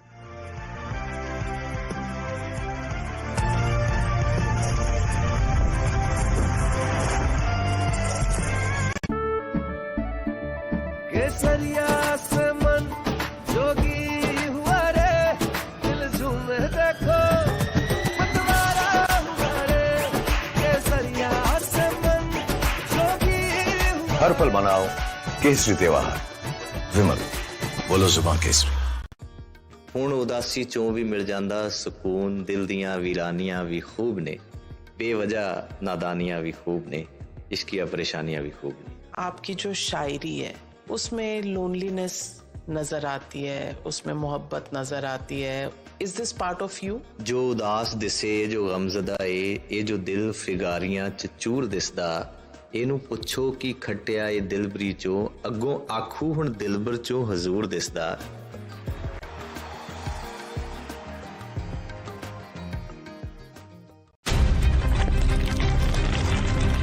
For over 30 years, my journalism has been relentless, fearless, and uncompromised. My stories have breached lofty ivory towers and brought down the high and mighty. And I won't stop. When the clock strikes 9, it is time for the news hour. Navika Kumar asks the legitimate question. When your rights are trampled, I will be your voice, demanding answers from the corridors of power. News Hour at 9 with Navika Kumar.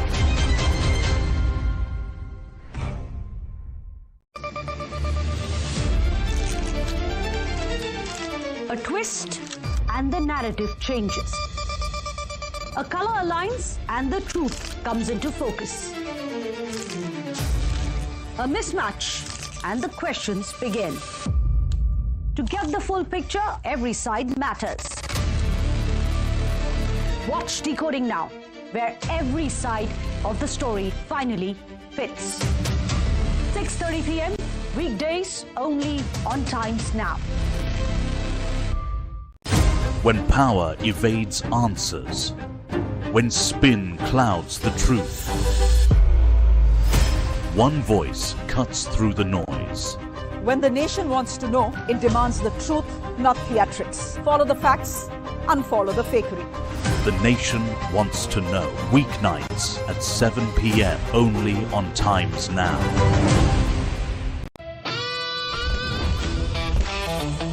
Good morning and a very warm welcome. Thanks very much for tuning in. You're watching the Morning News Hour. Start your day with the latest breaking news, smart conversations, and in-depth reporting. From politics to world to sports and Sensex.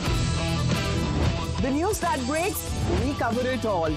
Watch the Morning News Hour with me, Mamata Banerjee, weekdays at 8 a.m. only on Times Now. When the nation demands clarity, we cut through the noise to bring you the real story. Unbiased, unfiltered, unstoppable. On the ground, where it matters the most. With insights that go beyond the headlines. We connect the dots so you see the bigger picture. From every corner of the nation. We are your voice. We are Times Now. The faces you trust. The news you believe. Only on Times Now. केसरिया से मन जोगी हुआ रे दिल झूम देखो मतवारा हुआ रे केसरिया से मन जोगी हर पल मनाओ केसरी त्योहार विमल बोलो जुबान Kesari.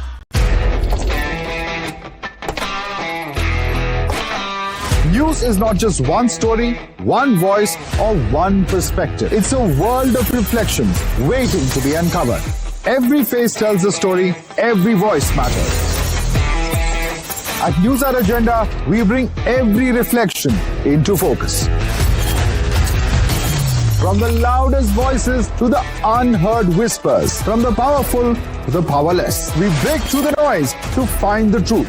Join me, Madhudas Gopalakrishnan, weeknights at 10 p.m. on the News Hour Agenda.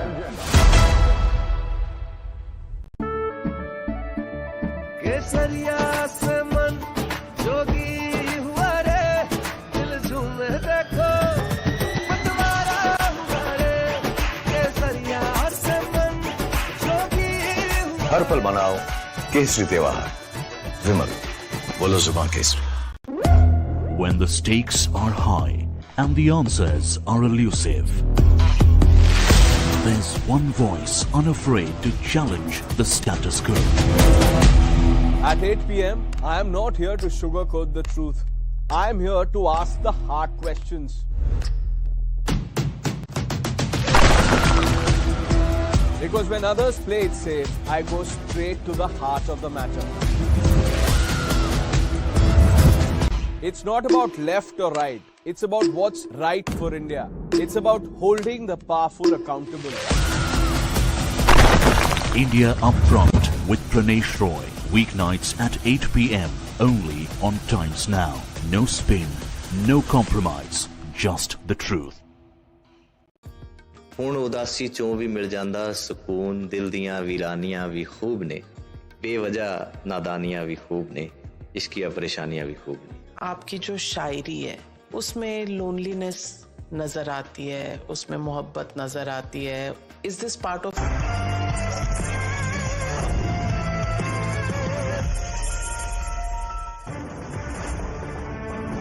Well, major projections are coming in from Times Now, which is reshaping the electoral picture. Bengal is being called for the BJP, Tamil Nadu for the TVK, Kerala for the UDF, and Assam for the BJP. A historic moment in Bengal as Prime Minister Narendra Modi leads the BJP to a sweeping performance. It's a massive mandate and a big political turnaround in the state. West Bengal Chief Minister Mamata Banerjee, or should we say outgoing Chief Minister, reacts to some of the early trends, asking cadres to stay at the counting centre. She alleges there's vote loot and says it's too early to accept the results, adding wait and watch and we will win. Spin.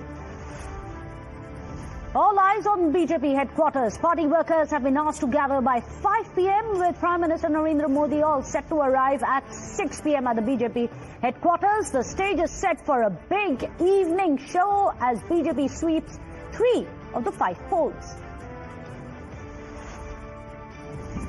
It's a Talapati tsunami which is sweeping Tamil Nadu, with Vijay making a strong electoral impact. Early trends suggest a shift in voter support, especially in the urban and youth segments. TVK's strong surge in Tamil Nadu is triggering political realignment. CPI and CPIM, our sources are telling us that telling Times Now that they are surprised by the trends and are not ruling out post-poll options, with the final call to be taken by the party high commands.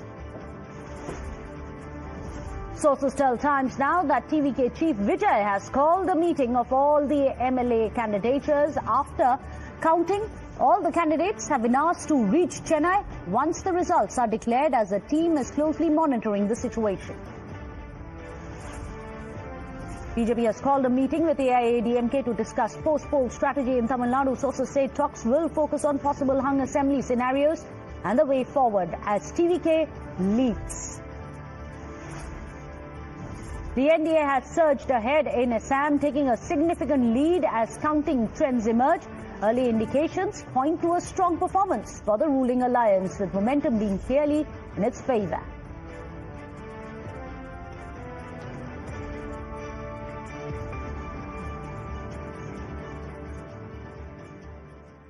Otherwise, the battle for Kerala, it is the UDF that has emerged the front runner. General Secretary Organization of the Congress Party of the AICC, KC Venugopal, is in Kerala, and he's spoken to Times Now about this stupendous victory. Of course, he's answered many questions, but has evaded the one about whether he is the front runner for the Chief Minister's gaddi. Listen in. The UDF have got, after a decade now, finally your government is forming. What is your first reaction about it? This is a landslide victory.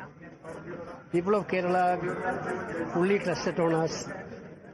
Thank you very much for the people of Kerala. So what factors do you see behind it? Certainly heavy anti-incumbency, the government worked well. With a design campaign, with a good design, that anti-incumbency helped us. Number 2, our positive narrative with the guarantees given by Rahul Gandhi helped us. because the people of Kerala believe Rahul Gandhi very much. So that also worked us. Then collective leadership campaign in the UDF and Congress helped us in a very big way. But so this time BJP has also got 2 seats. They got earlier 1 seat, only 1 seat additionally. Right. That way, I think that was a surprise. We need to dig it that what is happening. I think it is in the expense of CPM only that they got that. Can I say that I'm talking to the next Chief Minister of Kerala? Okay, so that was Mr. K.C. Venugopal speaking in Times. So with British journalist Yogesh Bharda, this is Jamka Singh reporting for Times Group. Well, very interesting. This at a time when you have the UDF sitting pretty at 100, but keeping its cards very close to its chest as to who's going to be the Chief Minister if they do come to power, as it appears they may be. And it seems to be a big split, isn't it? Right down the middle, because there seems to be separate camps, MLAs, LOPs, but also those who may sweep in from the Delhi bastion as well, isn't it, Madhav? Well, K.C. Venugopal clearly, of course, at the moment is the biggest face that Kerala has at the central level, and certainly to that extent, whether the party's central leadership will allow him to go, whether the High Command will allow him to go to the state of Kerala remains a big question. V.D. Satheeshan is clearly seen as the man on ground, but there's also, of course, Ramesh Chennithala, who has been a senior face of the party in Kerala, and therefore any of these three could be the next Chief Minister is what is speculated. In fact, the victory in the assembly election perhaps an easier battle than the one that we are going to see for succession. But let's look at Bengal as well, because the verdict in Bengal is not just historic, it's a moment of political reckoning. 15 years Mamata Banerjee and the All India Trinamool Congress has built an unbreachable fortress, a tightly controlled political machine powered by welfare, cadre, muscle and booth-level dominance. And today, May 4th, 2026, that fortress has been breached and painted on the hues of saffron. While counting still underway, the trends really are settling in, and these trends are pointing at a landslide for the BJP. The BJP is now racing past 190 seats, and this is where it gets uncomfortable for Mamata Banerjee, who's still questioning the counting process. The BJP's vote share is up by just about 6 to 7 percentage points, but the swing is translating into a 100+ seat surge for the BJP. What does this indicate? It tells you that seats that TMC won in 2021 under razor-thin margins due to cleaner rolls are collapsing under pressure. Seats that were won by 2,000 to 3,000 margin and even 5,000 margin in 2021 are now flipping. In fact, let's go across to Swati so that she can quickly round it all up for us. Swati. Absolutely. You know, whoever is winning has very conveniently forgotten about their beef with the Election Commission. But the two big talking points, one is Vijay Ho in Tamil Nadu and the other one is Paltano Dorkar or Poribortan, as the BJP was talking about. These are the top developments. BJP hovers around 190 mark in West Bengal. It's a massive mandate. Prime Minister Modi to reach BJP headquarters at 6 p.m. this evening. You know, let's not forget what the Prime Minister said. He said hat-trick hone wali hai, and he also said after 4th of May, I will go to West Bengal for the swearing-in ceremony. Now, numbers fake. We lead in 70 to 100 more seats, says Mamata Banerjee. That's pretty much what the TMC leaders have been saying. Mamata Banerjee alleges vote loot through SIR. So see how the goalpost is shifting now. Mamata Banerjee and the other leaders of the TMC saying, you are not revealing the trend on almost 70 seats. We are still in the race, very much in the race, and we are going to win. This situation is going to change. I don't know where the confidence is coming from. Well, we'll have to wait and see. Where's this confidence coming from? In fact, let me go across to Hridita. We also have Arunil who's joining us. Hridita, I believe there is Holi which is being played there at the BJP headquarters. And this time it's a saffron Holi, and understandably so. They have a lot to celebrate today. Actually, Arunil is at the BJP headquarters. Let's go across to him first. Arunil, what's the celebrations like behind you? Take us through what's happening.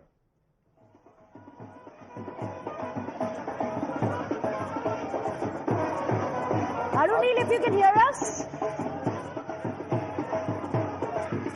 Well, Meghna, at present, I'm reporting from the BJP headquarters. Comprehensive as well as historic victory for the Bharatiya Janata Party. You can see the celebrations over here as well. There is DJ, there is Dhol. The BJP workers are celebrating here with much fanfare as well. Prime Minister Narendra Modi immediately after the Bihar victory as well has said that the Ma Ganga flows from Bihar to Bengal. And basically, history has been scripted by the BJP workers over here. We'll speak to some of the BJP कार्यकर्ता. कितने खुश हैं आप? ममता दीदी को क्या कहना चाहेंगे? ममता दीदी को यही कहना चाहूंगी कि ये जो नैरेटिव फैला रही थी और डर और भय का माहौल जो जनता के बीच में फैला रही थी वो फैलाना बंद कर दे, क्योंकि जनता भी अब समझ चुकी है क्योंकि ये जबरदस्ती की जो राजनीति जो है ना वो जनता के ऊपर थोपे नहीं जा सकते हैं। जनता ये हिंदुत्व की भी जीत मानी जानी चाहिए बंगाल में। सनातनी हिंदू जय, जय भोलानाथेर जय, जय श्री राम, सकल सनातनी हिंदू जय। पीएम चीफ मिनिस्टर कौन बनना चाहिए? शुभेंदु अधिकारी। ये तो हमारा अपार लेवल है, शुभेंदु बनना चाहिए। बेलूर मठ से कोई हो सकता है, बंगाल का बेलूर मठ है, वहाँ से कोई चीफ मिनिस्टर हो सकता है। ऊपर लेवल का बात है, बैठे सब बैठक होगा। BJP inching closer to the crucial 200 mark as well. A very kind of a satisfactory victory for the Bharatiya Janata Party. We'll speak to some of the women voters here. क्या लगता है आपको, कितने खुश है ये जीत के बाद? बहुत खुश है मैं। भारतीय जनता पार्टी का पहला विक्ट्री है, पहला विन है बंगाल में। इतना कुछ बोल नहीं सकती, बहुत खुश हूँ। Bengal is also the state wherein Dr. Shama Prasad Mukherjee belongs to. He has been the father of the Bharatiya Janata Party. He had formed the Jansangh, which was the parent body of the BJP. आप कितने खुश हैं कि जहाँ पे देख रहे हैं सब जगह पे खुशी मना रही है, भारतीय जनता पार्टी ने ममता बनर्जी को हरा दिया है बंगाल में? सुनिए, हमारा पार्टी का नाम क्या है? भारतीय जनता पार्टी। तो जनता जनार्दन है, वो वोट डाल के दिया है। ये जो डर है, जो खुशी है, उसका कोई भाषा तो नहीं है, कोई शब्द से हम नहीं एक्सप्लेन कर सकते। पर ये जनार्दन का ममता बनर्जी अभी भी बोल रही है कि वो हारी नहीं है और वो चीटिंग हुआ है, ऐसा भी बोल रही है। अरे जो खुद चीटिंग करके इतने साल रहा है, उसके मुंह से ऐसा ही बात निकलेगा ना। जो चीटिंग कर रहा था वही बोलेगा, और सच्चाई कभी दिखाई नहीं और दिखा भी नहीं। इसलिए ये पश्चिम बंगाल का जो जनता है, वो लोग जो सच्चाई दिखाई है वो हजम उसका नहीं हो रही है। When the BJP's rhetoric was right from the start, basically saying that it is the anti-incumbency that will be working against Mamata Banerjee, as well as the cut scam that she had been doing in West Bengal, that is going to work against. Okay, so the corruption allegations, have they stuck at some level or the other, comes out as a question, judging by the voices that you're getting us, Arunela. It's also go across to Rajesh and Ridhita, who are also live with us. Ridhita, where are you at the moment? I believe you're at one of the counting centers. What's the atmosphere there? Because the celebrations within the BJP camp have already and truly begun. Historic victory for the BJP there. Well, absolutely. I'm standing outside the Shekhawat Memorial School, which is the counting center for the Bhavanipur constituency. And one side, this high voltage seat is seat. Mamata Banerjee is contesting. On the other side is the leader of opposition. But you can see that from the roads to the entire lane of the Bhavanipur constituency near Shekhawat Memorial, people are screaming with Jai Shri Ram. There is saffron sweep at this area, from heavy celebration with crackers to the burst, to the playing of Holi with the saffron colors. People are celebrating already the win of Bharatiya Janata Party here, and especially the leader of opposition. I'll speak to some of the ladies who have joined us. Ma'am, this year the problem was concerning women's safety security. That was one of the big points that was raised. What do you think? Is it a new sun for Bengal now? Yeah, of course. We are waiting for a new Bengal. Bengal was like under a tremendous pressure. There was no women's safety, and now we are waiting for development to come into Bengal, and we are all hopeful that BJP will do miracles here. Jai Shri Ram. Well, there are still countings are left. Only few rounds have gone. There are more rounds to go on. What do you think? Do you still have the hope? Of course. That's the reason we are here. Like you can see the hope we've already won. Yeah. Jai Shri Ram. Well, so you can hear the women. The main problem that had raised this time in Bengal was the women crisis. So women, they say that if BJP comes, they have through their mandate also made it absolutely clear. It's not just about the freebies or the welfare schemes. It's also about law and order, the issue that the Bharatiya Janata Party raised in West Bengal. We also have Rajesh joining us in the broadcast, I believe, from outside Mamata Banerjee's residence. What is Didi saying now? Because BJP is no more a Bahiragato or an outsider party that they've proven through this mandate.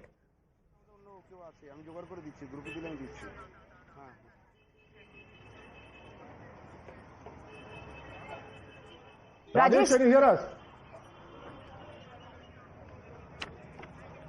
Yes, I can hear you. Okay, Rajesh, BJP has proven it's not an outsider party. Now, the next question, of course, is who's going to be the face?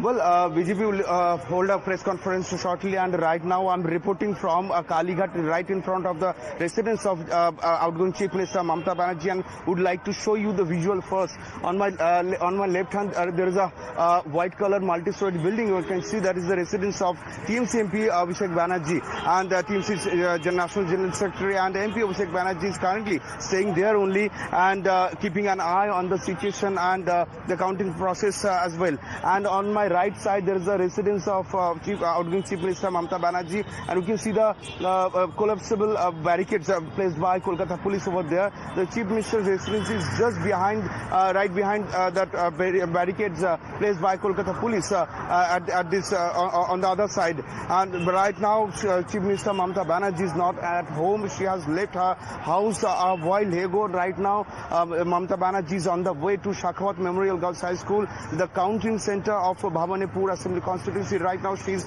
on the way, and she will be reaching over there within the next few minutes. And we also witnessed some unnatural visuals over here. The BJP people have celebrated over here in front of the residence of Mamata Banerjee.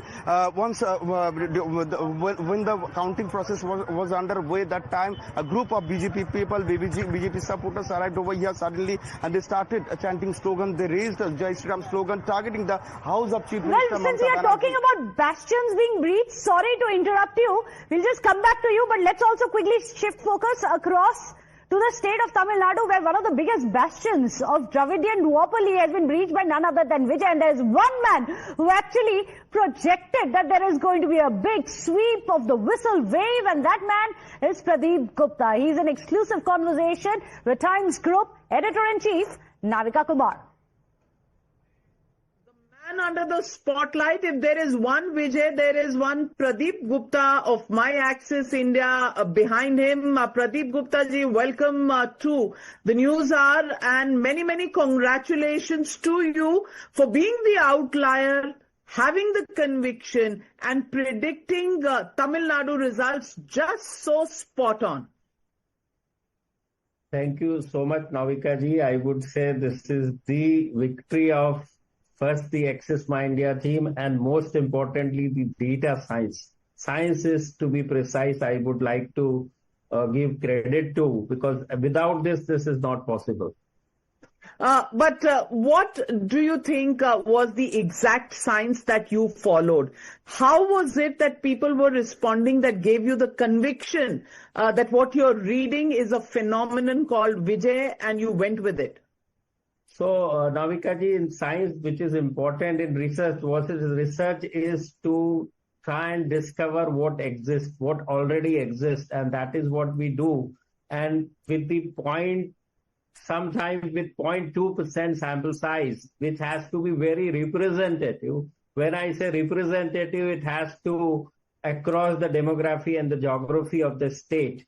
So when it comes to the demography, and that too particularly the age group and the women in this time, particularly in case of Tamil Nadu, between age of 18 to 39 year of age, which contributes 42% of voting universe of Tamil Nadu, and that is where Vijay TVK was scoring way higher than the other two big alliance, AIDMK and DMK alliance.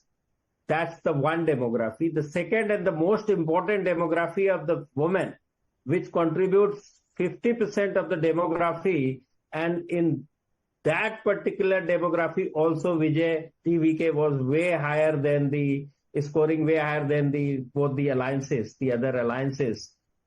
And geography. Now, Access My India, we go to each and every assembly constituency. This is the trick. We try and do that, and so that we do not face any kind of voting percentage conversion into the seat. The way actually it takes place on the ground, the people vote in each and every assembly constituency, and that construct the total vote share and of course the seat, particularly on those seats.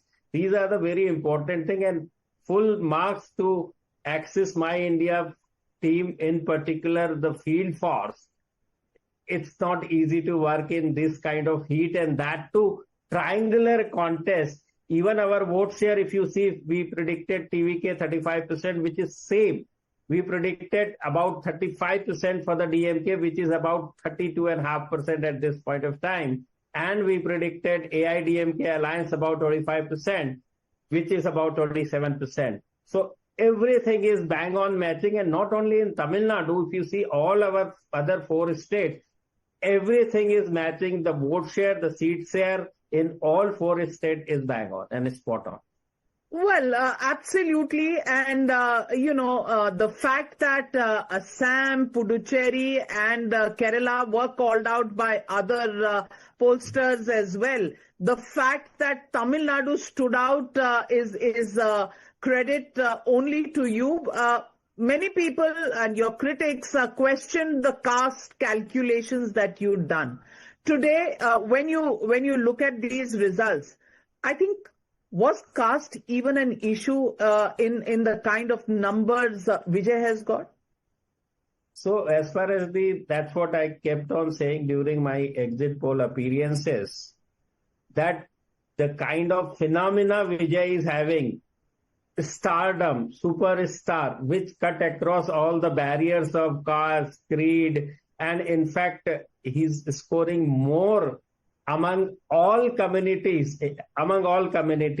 So also the caste thing, I'll tell you, that was my typographical mistake. We said 9% Brahmins. Actually, it was open general category and Brahmin. So in the space that general got removed, and that is where people were saying, but I have corrected myself. The general and Brahmin, it was to 9%. So let me ask you, you said TVK in pole position, next was DMK and AIADMK below it. Did you sense this kind of a decimation of the DMK? Was it evident on the ground? Yes, it was very much. So much so that in Chennai, particularly, I said I never use any name.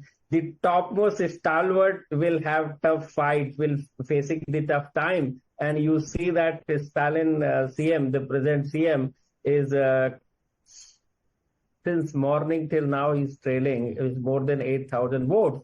And earlier his son was also trailing Udeni. And now he's only leading with 1,200 votes. So this is the kind of decimation DMK were facing on the ground, and that was quite evident because of triangular contest.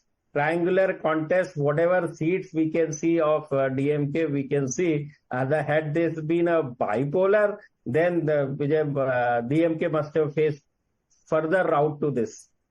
Absolutely. Do you still think that you could have called West Bengal when you bowed out of, not taking the call, which to my mind requires a lot of guts, though you've been questioned left, right and center about it.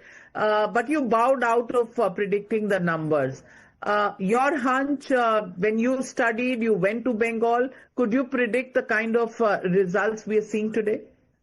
Yes, I kept on saying, people were asking me, though you are not predicting since you were there, so whatever the sample size you could do, what was the scene, what was the trend in those? I kept on saying BJP is doing phenomenally good. It's the only question whether they are crossing 150 or not.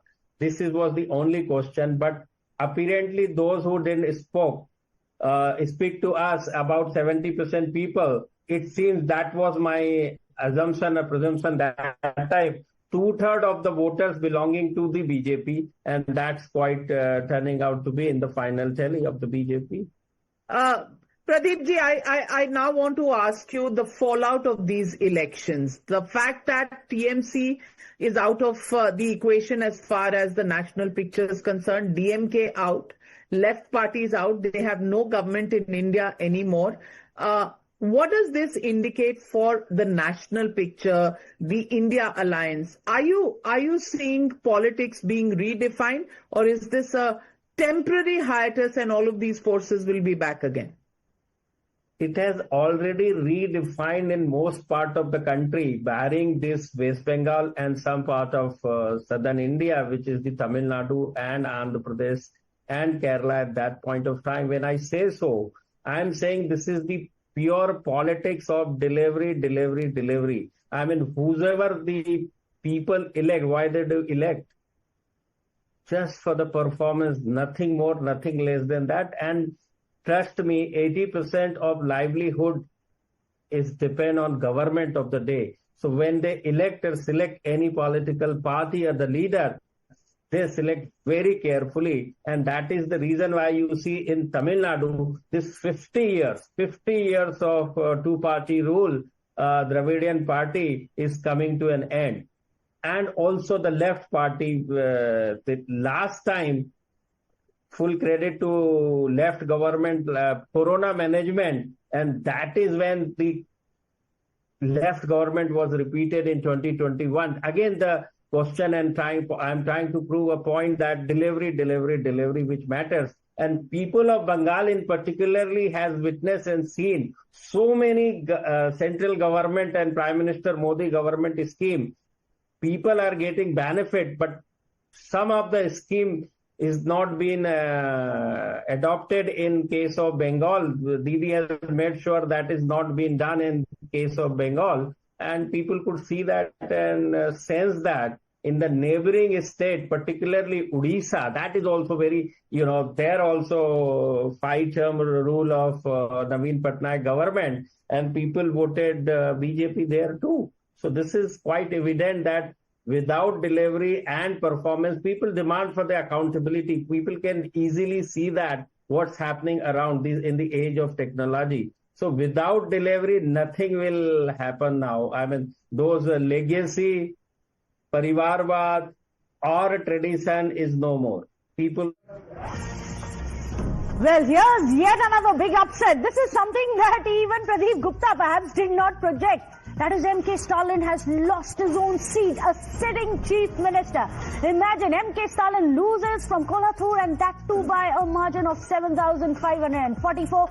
And no surprises there, it is TVK which is in the lead.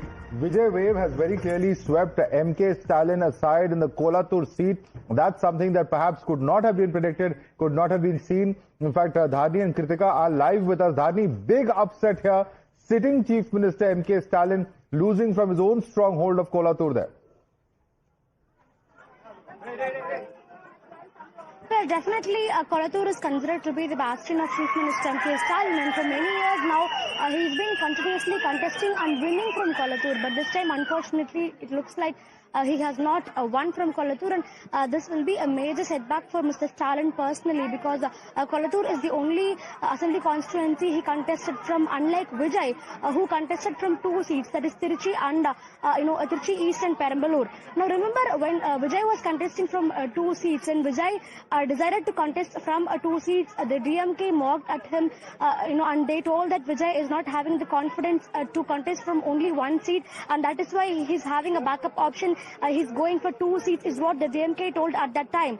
They said Vijay is insecure, but now the irony is that the Chief Minister who contested from his bastion, his sole seat, he has now lost that seat to the TVK candidate. That is the irony. So definitely... Setback. Harish Mohammed Ibrahim is with us here in the studio. Big setback. Chief Minister M.K. Stalin losing his own seat, and he's losing to a TVK candidate. The Vijay wave has truly swept the DMK out of power, and not just out of power, even the Chief Minister losing his own seat. It's a total disaster and a devastating thing which the Tamil Nadu is sensing as of now.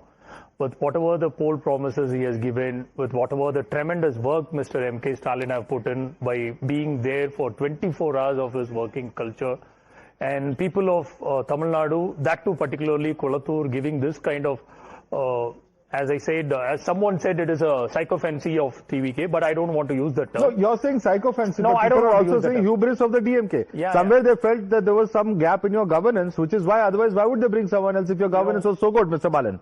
Yeah, see, what I see in Tamil Nadu, this fiefdom politics, family politics.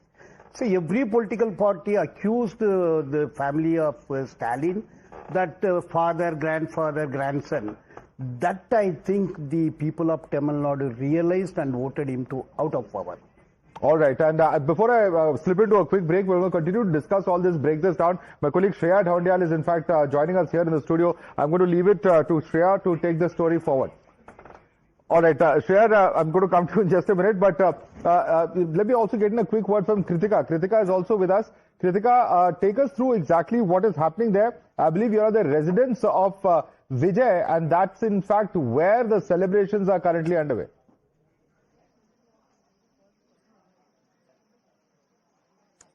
Well, yes, Madhav, I am reporting from Vijay's residence, which currently is the fortress. Remember, massive security deployment over here. We're seeing the traffic police also now roped in. There's a metal detector gate that has also been brought in, considering that there will be, in fact, people coming in to wish Vijay as well. So that is also a development here. What we're also learning is that he is likely to go to Loyola College to also collect his winning certificate. That could happen in a few minutes from now on, which is also why security is alert. There are, in fact, people coming out of the residence of Mr. Vijay as well. Ma'am, were you able to speak to Vijay, sir? Any word from? So this is, in fact, few people also coming out here, out of the house. Currently, still, there is silence here. Remember, not many people are, in fact, speaking, even as they come over here. Their family, friends. We've seen even Trisha Krishnan spend about over an hour at Vijay's place, about 12:45 this noon. We are also hoping for an official statement to be coming up. Now, remember, as per their own official statement, 7 p.m. is the time wherein they had guaranteed to be forming the government. Of course, the numbers are still not at the majority mark, which remains to be seen what alliance partners and or what sort of outside support also TDK reaches out for. But currently, this is the state from right outside Vijay's residence.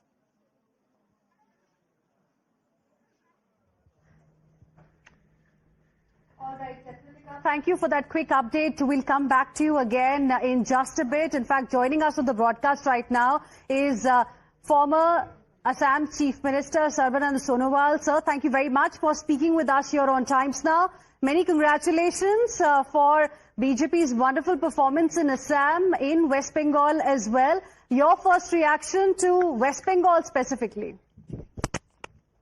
Yeah, it is a great victory, and particularly we are really thankful to the people of West Bengal. They have taken a very sensible decision this time, denouncing TMC for their misrule, corrupt practices, nepotism, and also for deteriorating law and order situation. And on the other hand, for the development and for the peace and tranquility in the state of West Bengal, they have reposed their faith in Narendra Modi's leadership. And that is why today this huge mandate have come in favor of Bharatiya Janata Party. And I am confident that this is the decision ultimately going to change the face of West Bengal tomorrow, because they are being one of the largest state in the country, most potential state in the country. Whatever they wanted to have their better growth, this has been denied by Mamata Banerjee's government for many years. But now they have decided a very, very sensibly to bring BJP into power, and particularly whatever they have seen in the last 11 years under the dynamic leadership of Honorable Prime Ministers, taking everybody along. Mr. Sonowal, can we just... The Prime Minister has given Mr. Sonowal, can we just shift focus to your state as well? Because, what the BJP is scoring in your state of Assam is a hat trick. What do you think? How do you think the BJP has managed that? Because when you ask the Congress, they say, ये तो सब polarization का राजनीति इनका चला है. हिंदू मुसलमान की और कुछ नहीं. This is an honest service to the people of Assam. Because whatever we did in the last 11 years under the leadership of Honorable Prime Minister, and particularly whatever scheme, whatever program had been taken up for the speedy growth of the state of Assam, that is all being fulfilled effectively. As a result, every citizen living in Assam, they got justice out of it and ultimately got an opportunity to set up their future tomorrow. So I believe it is because of good service to the people of Assam. And as you know, Assam have different kind of problems, particularly the presence of large number of illegal migrants.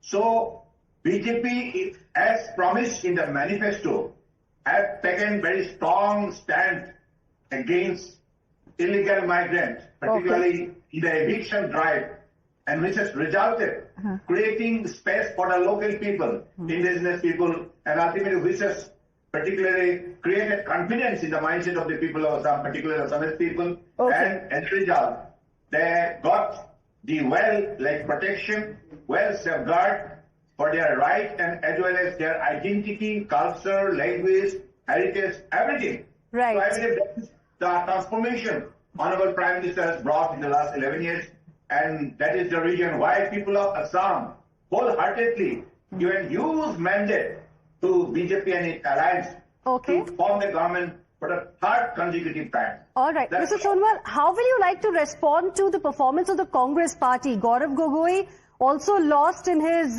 debut in assembly elections from Jorhat. What does it say about the Congress party going ahead? Right from the beginning, because I had always been when, like, the respected media person questioned me, asked me about their, future, then I had categorically said that there is no future for Congress and its allies in Assam. Because Congress, in their 55 years of rule in Assam, whatever misdeed they have committed, and particularly whatever injustice they have given to the people of Assam, so that is why people of Assam will never forget. Because it is Congress who has brought illegal migrants from Bangladesh and given the illegal settlement just to create vote banks. So that has always been known as the savior of the illegal migrant, interest the illegal migrants, not for the people of Assam and the bona fide Indian citizens. So that is why they have been denounced. Now there will be no future for Congress and its allies, and it is only BJP and its allies for their good work, for their committed service, and for good governance, for justice to everybody. And that's how we have been creating an environment of democracy where people could live with a dignified life and also carry forward their development agenda with the help of the double engine government. That's all. Right. And Mr. Sonwal, one last question before we let you go. You know, this election has also brought out another story. It has also given us a sense of what is going to be the future of the opposition. 2 regional satraps have been defeated. What does it mean for the opposition going ahead? I'm talking about DMK in Tamil Nadu and TMC in West Bengal. Look, it is very clear that opposition all the time trying to make a situation of unrest in the nation. They do not propagate for developmental programs or developmental works. They have no guts to appreciate whatever good service Honorable Prime Minister has rendered to the people of the country in the last 11 years. Because that positive mindset is totally missing in the mindset of the opposition. That is why people nowadays, in the 21st century, are everybody, particularly the Gen Z and all others, they prefer development, they prefer growth. They do not want negativity to grow. That is the reason why this opposition has been totally denounced. उनका कोई future नहीं रहा अभी. मैंने शुरुआत से बोलते आया हूँ. अरे मिस्टर सोनवाल, अभी तो कांग्रेस केरला जीत गया, आप बोल रहे हो फ्यूचर नहीं है. लेकिन वो नकारात्मक बने, इसके लिए जनता के दिल में उनके लिए कोई जगह नहीं. नहीं mister Sonowal, you are being unfair. अभी तो कांग्रेस जीत गया Kerala and you are saying उनका फ्यूचर ही नहीं है ऑपोजिशन का. ये तो गलत है. अरे आप, मैं तो असम के बारे में बोल रहा हूँ. अच्छा. हाँ, ये सुनिए, एक बात स्पष्ट है. असम में कांग्रेस ने 55 साल राज किया था. 55 साल. आज उनकी हालत क्यों ऐसा हुई? इसको आपको देखना होगा. You make an impartial assessment. Why Congress is losing that ground? Okay. What is why they have committed against the people of Assam? Okay. Honorable Prime Minister always been advocating, always been giving priority for the development program, and taking everybody along. Sabka Saath, Sabka Vikas. This mindset should be there. उनका पास वो सकारात्मक सोच नहीं है, नकारात्मक है। हर पल घृणा, कपट, अहम, दुश्मनी, इन विषयों को बढ़ावा देने के लिए कांग्रेस और विरोधी काम करते हैं। Okay. इसके लिए जनता उनके पक्ष नहीं दे सकती। All right, Mr. Sonwal, we leave it there for the moment. Thank you very much for joining us on what truly is a fabulous day for the BJP. Out of 5, winning 3, and of course winning your state of Assam as well for a third time. The numbers are, I think, out. Hina, you can perhaps take our viewers through them. Thank you, Mr. Sonwal. That's right. So let's now tell our viewers a little bit about how the numbers are really looking at this point in time, Shreya. And I want to start with the overall numbers here. If you look at Assam right now, these are early leads. That's what he can say. NDA in Assam 99, just one short of a century. Congress 23, AIUDF 2, others 2. If you look at Kerala right now, then LDF 35, UDF 99. Again, one short of a century here also for NDA 2, others 4. Now, this is a very interesting story as well, because now UDF is going to come to power. And we're getting a reaction, in fact, from Dilip Saikia as well from Assam. Listen in. से हमारा जिम्मेदारी बढ़ गया है और असम के जनता के सेवा के लिए तत्पर होकर के आने वाला 5 साल विकास के साथ विरासत का भी, हमारा भाषा, हमारे संस्कृति, हमारे सभ्यता का भी जो सुरक्षा करना है, उसके लिए भी हम तैयार बैठेंगे। आदरणीय प्रधानमंत्री नरेंद्र मोदी जी का असम के प्रति जो संवेदनाएं हैं, संवेदनशीलता है, वो अद्भुत है। और उनके नेतृत्व में 12 साल में असम में जो विकास हुआ है, और असम में के मुख्यमंत्री डॉक्टर हिमंत बिस्वा शर्मा जी के भी जो कार्यकाल रहा है, वो कार्यकाल में 5 साल में असम का अद्भुत विकास हुआ है, सतर्फा विकास हुआ है। तो इसलिए जनता ने फिर से भाजपा के नेतृत्व के ऊपर, भाजपा के विकास और सुरक्षा के मुद्दों के ऊपर उनका राय दे चुका है। And what a terrible day this is turning out to be for the Congress party in Assam. I mean, of course, they have lost the state, but Gaurav Gogoi, the face of their entire campaign, has lost his seat from Jorahat as well. We are getting a soundbite from Gaurav Gogoi. Let's quickly listen in. बहुत से ऐसे विधानसभाएं हैं जहां पर margin चाहे leading का हो चाहे ट्रेलिंग का हो, मार्जिन बहुत ही कम है। तो पूरा हमें चौकन्ना रहना है। अगले इलेक्शन के लिए आप लोगों का क्या प्लान है? नहीं, बिल्कुल हमारे अगला जो हमारा म्यूनिसिपैलिटी हमारे इलेक्शंस आ रहे हैं, और हमको अभी से ही वैसे हमने पहले से ही शुरुआत कर लिया था प्रचार के समय ही कि आने वाले लोकसभा चुनाव में हमें किस प्रकार से आगे बढ़ना है। जो सारे रिजल्ट्स आने दीजिए, जो हमको सीख लेनी है वो निश्चय हम सीखेंगे। कांग्रेस पार्टी एक बहुत मजबूत पार्टी है, और हर विजय या हर पराजय से कैसे आगे बढ़ना है, कैसे हमको सबक लेना है, यह पार्टी हमारी बहुत अच्छी। That was Gaurav Gogoi. The numbers as far as the Election Commission is concerned, Hina, for the state of Assam. 71, the BJP is leading. The Election Commission has declared 11 wins for the BJP. The International Congress leading in 19, 1-0 so far. So that is where things stand in Assam. Gaurav Gogoi losing his seat, and the BJP poised to make a government for a third successive turn. On that note, a quick break. There's much more on the other side. Do stay with us.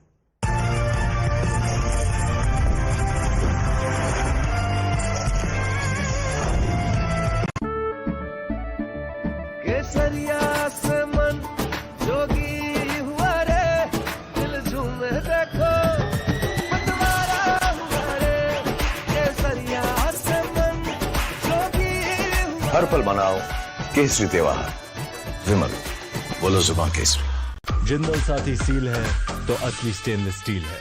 तो जब भी आप stainless steel pipes and tubes खरीदें, Jindal Saathi seal जरूर check करें। Jindal stainless, India's leading producer of stainless steel.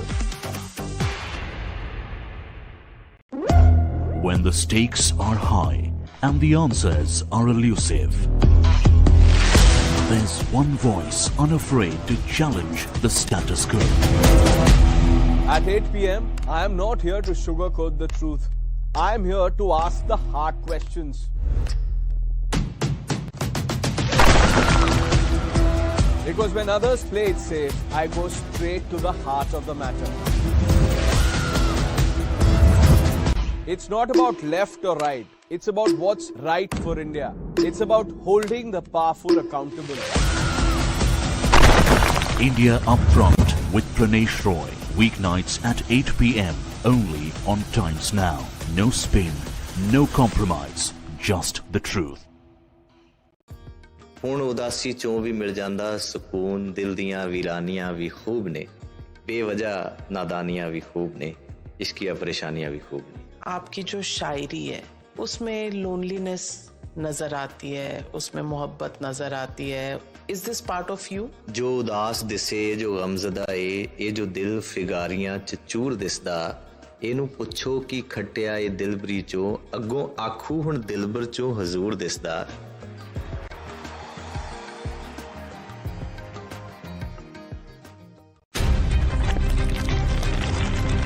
For over 30 years, my journalism has been relentless, fearless, and uncompromised. My stories have breached lofty ivory towers and brought down the high and mighty. And I won't stop. When the clock strikes 9, it is time for the news hour. Navika Kumar asks the legitimate question. When your rights are trampled, I will be your voice, demanding answers from the corridors of power. News Hour at 9 with Navika Kumar.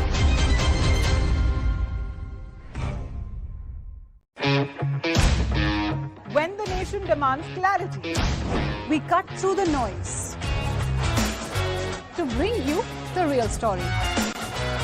Unbiased, unfiltered, unstoppable. On the ground, where it matters the most. With insights that go beyond the headlines. We connect the dots so you see the bigger picture. From every corner of the nation. We are your voice. We are Times Now. The faces you trust. The news you believe. Only on Times Now.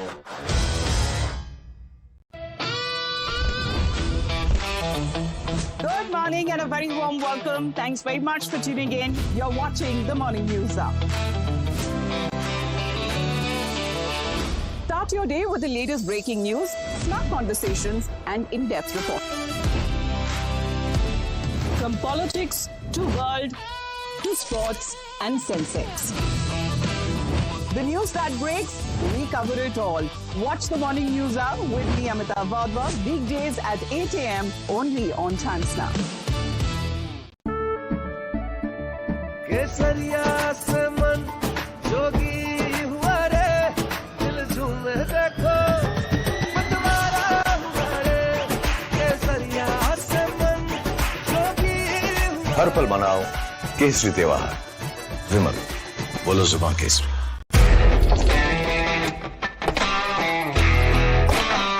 News is not just one story, one voice, or one perspective. It's a world of reflections waiting to be uncovered.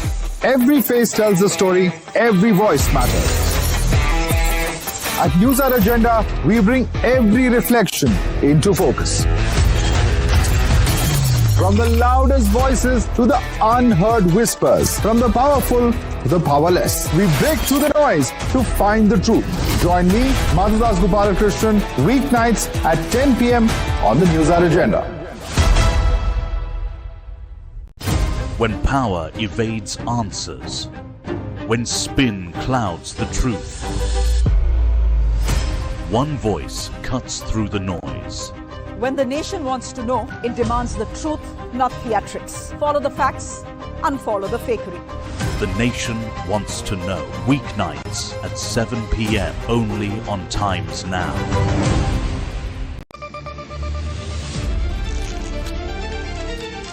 A twist and the narrative changes.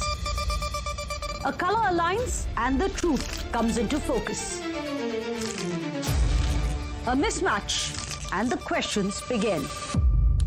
To get the full picture, every side matters.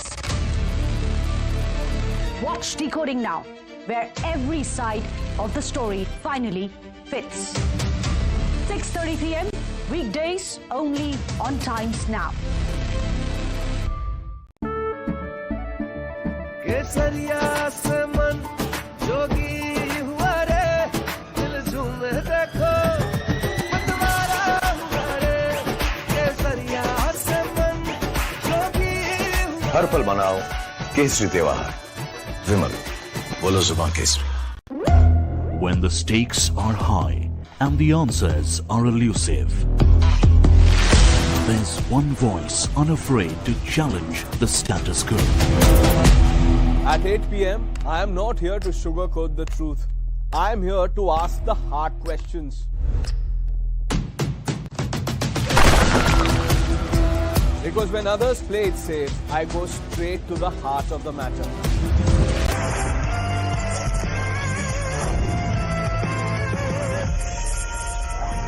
We've finally spotted Mamata Banerjee. One was wondering why she did step out and speak once and said, I'm not conceding defeat so far and just wait for the counting to end, we will win. So she was very confident, Hina, till about 2:30. Now it is 4:20. Let's see if that confidence has shaken or not. For the moment, ladies and gentlemen, these pictures are on your screens. Mamata Banerjee at the Shekhawat school. This is a counting center. Bhavanipur, is she winning Bhavanipur? Is she losing Bhavanipur? During the initial trends, of course, there were some reports that Shubhendu Adhikari was leading. Things changed, of course. Let me go straight across to Ridhita, who is joining us on the broadcast. Ridhita, I can see the Chief Minister on our screens. Now the question is she soon to be ex-Chief Minister? But we'll talk about that later. For the moment, what is she doing here? Well, absolutely, as per sources are telling us that the counting agent of Chief Minister Mamata Banerjee, the question that you raised, is she present or ex? We're coming to that later. But Chief Minister Mamata Banerjee's counting agent, Mr. Singh, he has at this point left the constituency, the counting centers of the constituency. We're not as of clear as why did he leave, but he's also a councillor of this very constituency of the Mamata regime. But then he has left all of a sudden, just after Shubhendu Adhikari has also entered the same counting center at the Shekhawat Memorial School. At this point, both Chief Minister Mamata Banerjee and the leader of opposition, Shubhendu Adhikari, is inside the counting center. Probably Mamata Banerjee suddenly stepped out of her household, which falls apart from her tradition. Generally, as per the traditions of Trinamool Congress, she steps out of her house at 4 p.m. and then leads a michil towards the governing house, towards the Lok Bhavan. But this time, as there is a trail that TMC is having all over West Bengal, but Bhavanipur seat at this moment is being led by Mamata Banerjee. But in case of that also, she came out early of that time of 4 p.m. She came out half an hour early and then she has reached at Shekhawat Memorial School. At this point, as the visual that I show you is the deployment outside the Shekhawat Memorial School, where you can see that it is a heavy deployment of CAPF and CRPF, and that is that exact gate where Mamata Banerjee entered from. Rather, when police was trying to guard her or check her, she in fact went below the bamboos that are the guardrails that are present, and then she escaped her way inside the Shekhawat Memorial School. Okay, Ridhita, so you're telling us something interesting. You're saying that Mamata Banerjee's counting agent actually just went missing, left, which is very strange and intriguing. Why that has happened, we'll find out. But Mamata Banerjee at the counting center, is she a little worried that what has happened to Stalin in Kolathur could happen to her here in Bhavanipur? We don't know. Possibly we'll hear from her as well, because if there are cameras, Mamata Banerjee usually tends to come to them and speak. So let's see if she speaks. For the moment, we're slipping into a quick break on the show. We are back to Bengal. Do stay with us.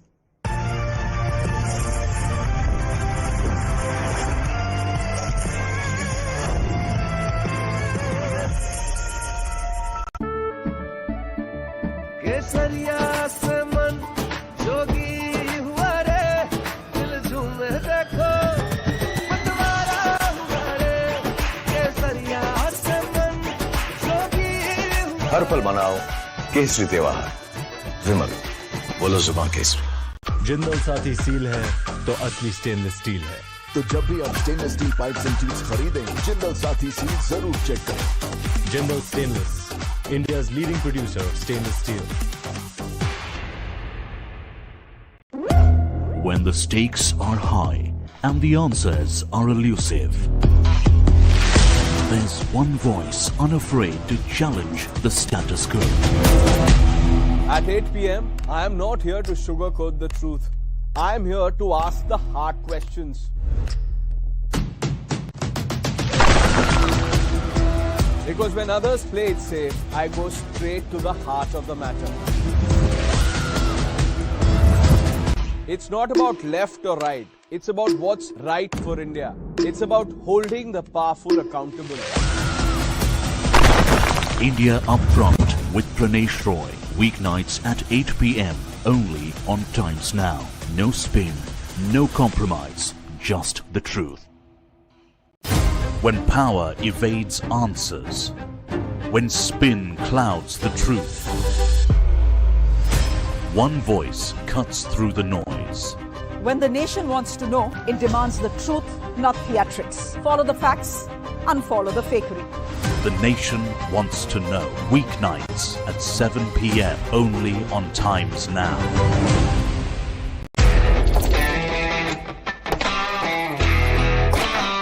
News is not just one story, one voice, or one perspective. It's a world of reflections waiting to be uncovered. Every face tells a story, every voice matters. At News Hour Agenda, we bring every reflection into focus. From the loudest voices to the unheard whispers, from the powerful to the powerless, we break through the noise to find the truth. Join me, Madhudas Gopalakrishnan, weeknights at 10 p.m. on the News Hour Agenda.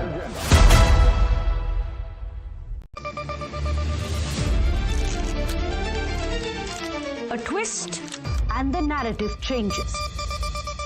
A color aligns and the truth comes into focus.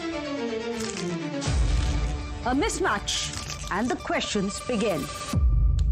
To get the full picture, every side matters. Watch Decoding Now, where every side of the story finally fits. 6:30 p.m. weekdays only on Times Now.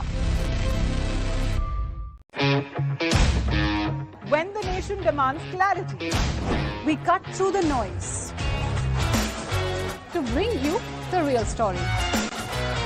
Unbiased, unfiltered, unstoppable. On the ground, where it matters the most. With insights that go beyond the headlines. We connect the dots so you see the bigger picture. From every corner of the nation. We are your voice. We are Times Now. The faces you trust. The news you believe. Only on Times Now. केसरिया से मन जोगी हुआ रे दिल झूमे देखो मतवारा हुआ रे केसरिया से मन जोगी हुआ हर पल मनाओ केसरी त्योहार विमल बोलो जुबान केसरी ਹੁਣ ਉਦਾਸੀ ਚੋਂ ਵੀ ਮਿਲ ਜਾਂਦਾ ਸਕੂਨ ਦਿਲ ਦੀਆਂ ਵੀਰਾਨੀਆਂ ਵੀ ਖੂਬ ਨੇ ਬੇਵਜ੍ਹਾ ਨਾਦਾਨੀਆਂ भी खूब ने इसकी परेशानियां भी खूब ने आपकी जो शायरी है उसमें लोनलीनेस नजर आती है, उसमें मोहब्बत नजर आती है. Is this part of you? जो उदास दिसे जो गमजदा ए जो दिल फिगारियां च चूर दिसदा ਇਹਨੂੰ ਪੁੱਛੋ ਕੀ ਖੱਟਿਆ ਇਹ ਦਿਲਬਰੀ ਚੋਂ ਅੱਗੋਂ ਆਖੂ ਹੁਣ ਦਿਲਬਰ ਚੋਂ ਹਜ਼ੂਰ ਦਿਸਦਾ.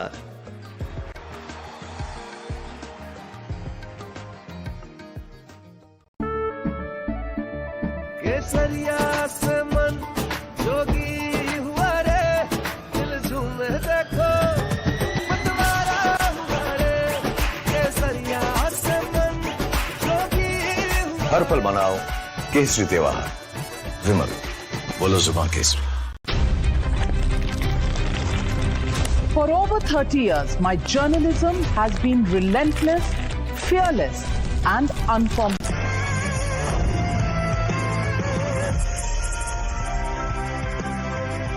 Welcome back, everyone. It is almost 4:30, and these are the big headlines on verdict day.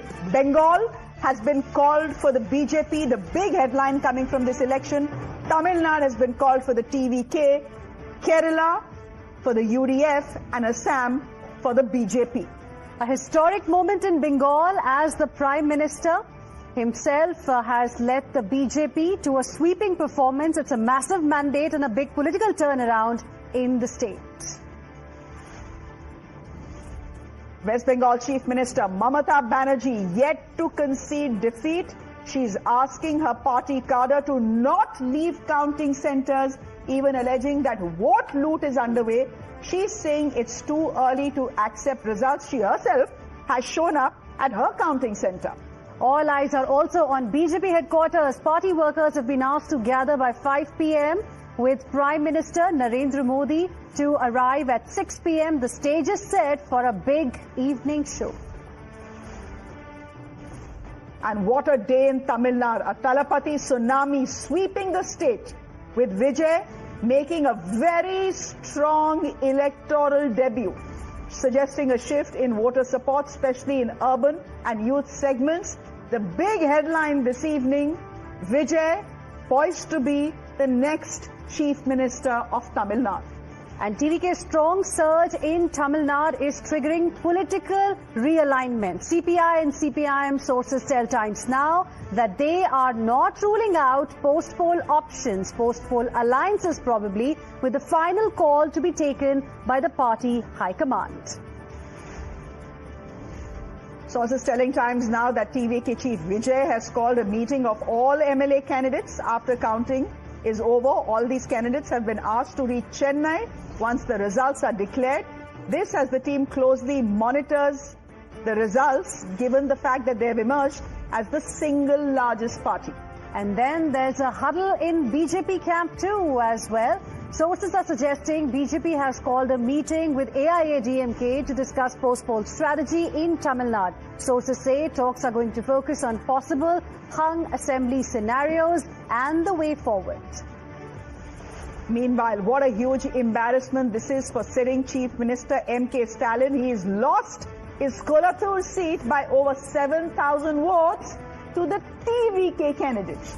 And in Assam, NDA wins big with Himanta all set to lead the state for third time in a row.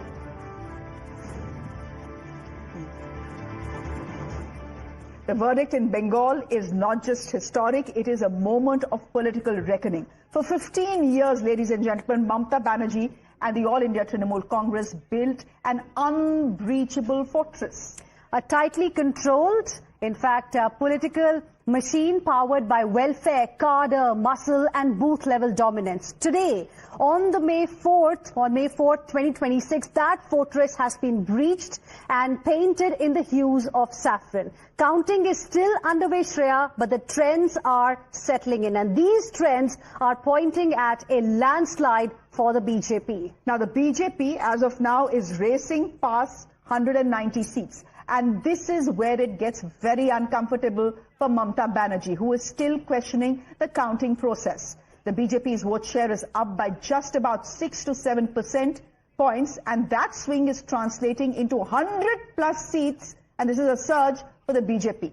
Now, what does this really indicate? Viewers, it tells you that seats that TMC won in 2021 under razor-thin margins due to cleaner polls are collapsing under pressure. Seats that were won by 2,000, 3,000, 5,000 votes in 2021 are now flipping really hard. Let's straight away go across to our colleagues who are tracking the story very, very closely. We have Hridita as well as Aruni joining us live right now. Hridita, to you first. One thing is clear. For TMC, what is happening today has come in as a huge shock, and Mamata Banerjee, you told us last, is currently at Shekhawat Counting Center. Can you tell us what's happening on the ground? Well, absolutely the situation here at the Shekhawat school, the memorial school, where both the leader of opposition and the chief minister, Mamata Banerjee, is inside the same counting center, because this is the Bhavanipur counting center.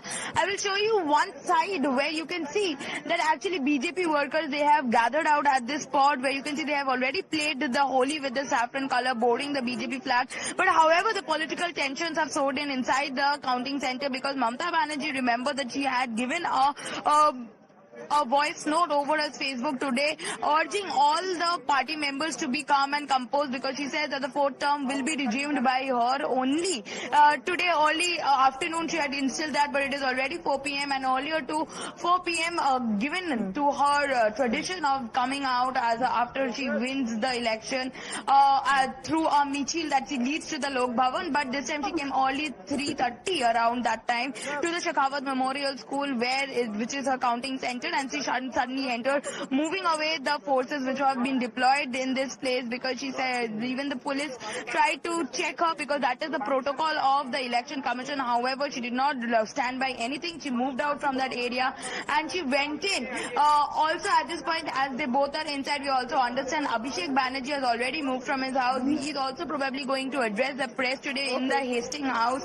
But that is again given, everything is given to circumstances. Both the leaders are inside the Shekhawat Memorial School at the time when BJP is rejoicing over the win. We see heavy leaders of the Trinamool Congress taking a lead back this time, which was pretty unexpected for Trinamool Congress. This has come in as a shocker for the Trinamool government. However, Mamata Banerjee has not spoken anything, but we understand that her counting agent, which is Mr. Singh, he is also a councillor of this Bhavanipur ward. He was her Mamata Banerjee's counting agent, but suddenly he also moved out from the counting center. So that is also very suspicious as to what is happening ahead of poll and the results which are coming out. Okay, but eventually, Vidita, Mamata Banerjee and Abhishek Banerjee will have to step out and possibly concede defeat. When that happens, we'll wait and watch. I'm sure a string of accusations against the Election Commission and the BJP are incoming. It's already as well. going on, by the way, on social media. I think you have some numbers for us which Mamata Banerjee may want to see. Yes, we would like to show to our viewers now the numbers as they stand right now. The counting is still going on, viewers, and the numbers are very, very interesting. So this is where the numbers stand right now. 200 for the Bharatiya Janata Party. Now, this is something that TMC was talking about, Shreya. You will remember. Mamata Banerjee, after, just 24 hours before the counting began, had said, while she was addressing the candidates via Zoom call along with Abhishek Banerjee on Saturday, she had said that we are going to get over 200 seats, but this is the number that has gone to the BJP. This is the leads that we're talking about for BJP. Look at TMC where it stands right now. At 87. Congress has managed to open its account as well. So 2 from 0 for the longest time. It was at 0, it's at 2. And here's how the picture used to look in 2021. It is completely blue everywhere, and North Bengal had, pockets of saffron, which were BJP strongholds, and compare this to how the situation is like right now. It's completely saffronized, the entire northern Bengal here, and the southern Bengal also, if you see. In fact, we are seeing a significant saffron surge coming in here, and the numbers are telling the entire story. The counting is still going on, and this is tremendous for the BJP this time. Our reporters, therefore, at the BJP headquarters in Calcutta. Arunil is joining us from there. Shivam is joining us from there. Shivam, let me come across to you. We know what is going to be happening at the BJP headquarters here in Delhi starting 5 o'clock when all senior leaders will start arriving. That will be an hour before the Prime Minister himself arrives. And about 7 o'clock is when we are expecting the Prime Minister to speak. But what is happening at the BJP headquarters in Calcutta?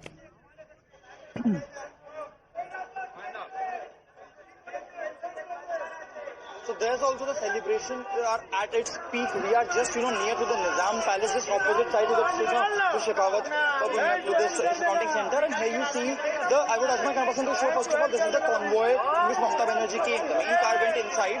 This is the convoy which is stationed here. And just opposite to it, not even 10 meters, you will see the BJP supporters, raising slogans, chanting, celebrating, this color all around. But at the same time, it almost became a tense situation when these people try to approach the convoy, approach the car, and that is when you will see this in particular place there is heavy security deployment as well. Almost, the West Bengal police acting as a shield to separate these people, to separate the supporters who are on the street. It is dangerously close to the counting station, and the number of people that have come up here, it's in hundreds, easily above 500. The entire road is jammed. This is a two-lane main road connecting the Kolkata to many places, and still you see the level of deployment in this particular place. On my right hand side, you will see CRPF personnel currently standing.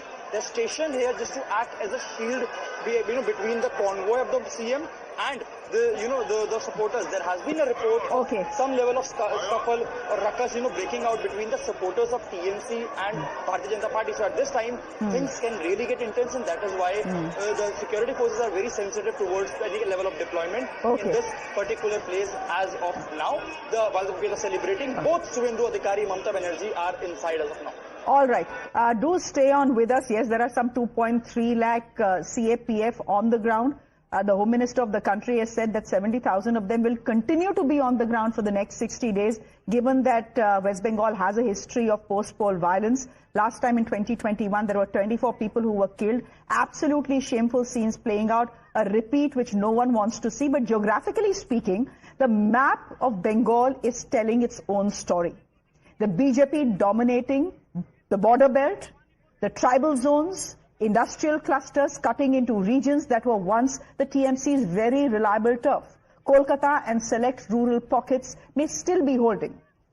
But Shreya, you know, the periphery is shifting, and that is why Mamata Banerjee is still pushing back, alleging some kind of a game plan by both BJP as well as the Election Commission. She has questioned, in fact, the data as well, and has said that the trends are not fully reflected.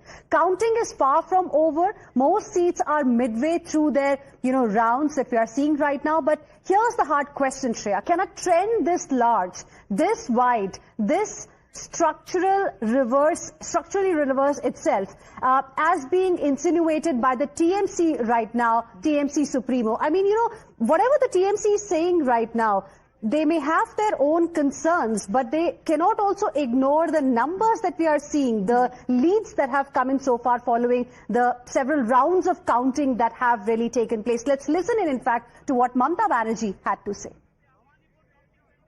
প্রথম 2-3 রাউন্ডে আমি কালকে থেকেই বলছি যে ওদেরগুলো আগে দেখাবে, আমাদেরগুলো পরে দেখাবে, এবং অনেক জায়গায় 2-3 রাউন্ড কাউন্টিং করার পরে প্রায় 100টা জায়গায় কাউন্টিং বন্ধ করে রেখে দিয়েছে, এবং কল্যাণীতে ধরা পড়েছে 7টা মেশিন যেখানে কোনো মিল নেই। এটা টোটাল ফোর্সফুলি সেন্ট্রাল ফোর্সকে দিয়ে চারিদিকে তৃণমূল কংগ্রেসের উপর অত্যাচার করছে, অফিস ভাঙছে, জোর করে দখল করছে, এসআইআর নামে আপনারা দেখেছেন ভোট লুট করেছে যাতে যে সিটগুলো জিততে পারে। কিন্তু এখনো এমন 70টা সিট আছে, 100টা সিট আছে যেগুলো আমরা এগিয়ে আছি, সেগুলো বলছে না, টোটালটাই মিথ্যে নিউজ খাওয়াচ্ছে। সুতরাং আমি সব আমাদের কাউন্টিং এজেন্টদের, আমাদের সমস্ত পার্টির কর্মীদের বলবো, অত মন খারাপ করার কারণ নেই। আমি বলেছিলাম সূর্যাস্ত পরে আপনারা জিতবেন। 3 রাউন্ড 4 রাউন্ড কাউন্ট হলেও এটা 14 রাউন্ড থেকে 18 রাউন্ড কাউন্ট হয়, তখন আপনারা জিতবেন।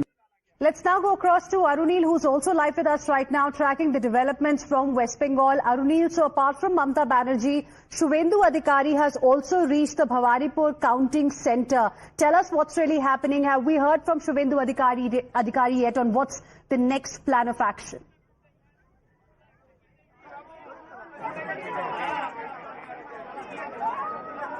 Hello? Arunil, can you hear me?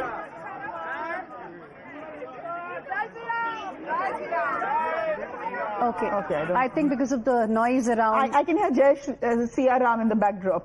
Yes, those are all BJP supporters there. Okay, we'll try and reconnect with Arunil in just a bit. For now, let's slip into a very, very short break. We'll be back with more.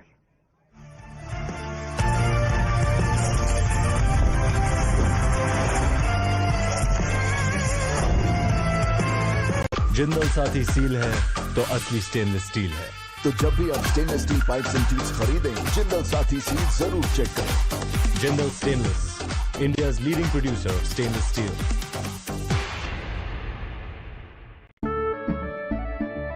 केसरिया से मन जोगी हुआ रे, दिल झूमे देखो मतवारा हुआ रे, केसरिया से मन जोगी हुआ। हर पल मनाओ केसरी त्योहार, विमल बोलो जुबान Kesari.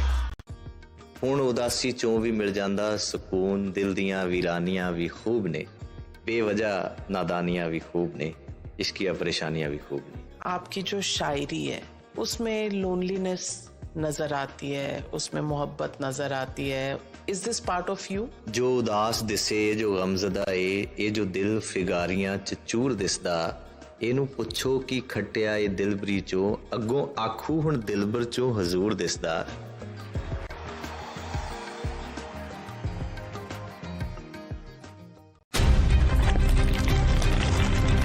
For over 30 years, my journalism has been relentless, fearless, and uncompromising. My stories have breached lofty ivory towers and brought down the high and mighty. And I won't stop. When the clock strikes 9, it is time for the news hour. Navika Kumar asks the legitimate question. When your rights are trampled, I will be your voice, demanding answers from the corridors of power. News Hour at 9 with Navika Kumar.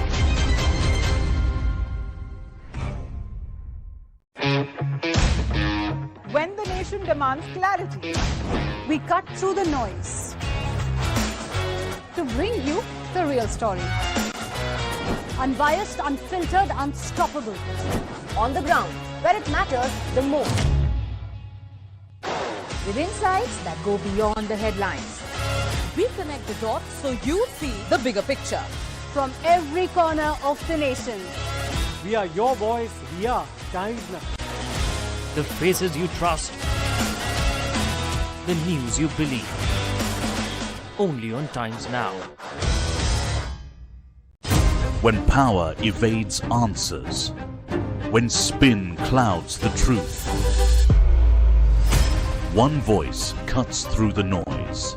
When the nation wants to know, it demands the truth, not theatrics. Follow the facts, unfollow the fakery. The nation wants to know. Weeknights at 7 p.m. only on Times Now. केसरिया से मन जोगी हुआ रे दिल झूमे देखो मतवारा हुआ रे केसरिया से मन जोगी हुआ हर पल मनाओ केसरी त्योहार विमल बोलो जुबान Kesari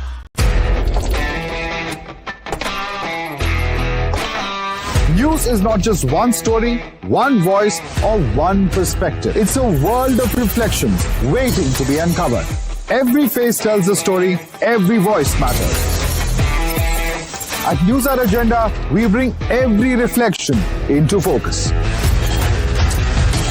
From the loudest voices to the unheard whispers, from the powerful to the powerless, we break through the noise to find the truth. Join me, Madhudas Gopalakrishnan, weeknights at 10 p.m. on the News Hour Agenda.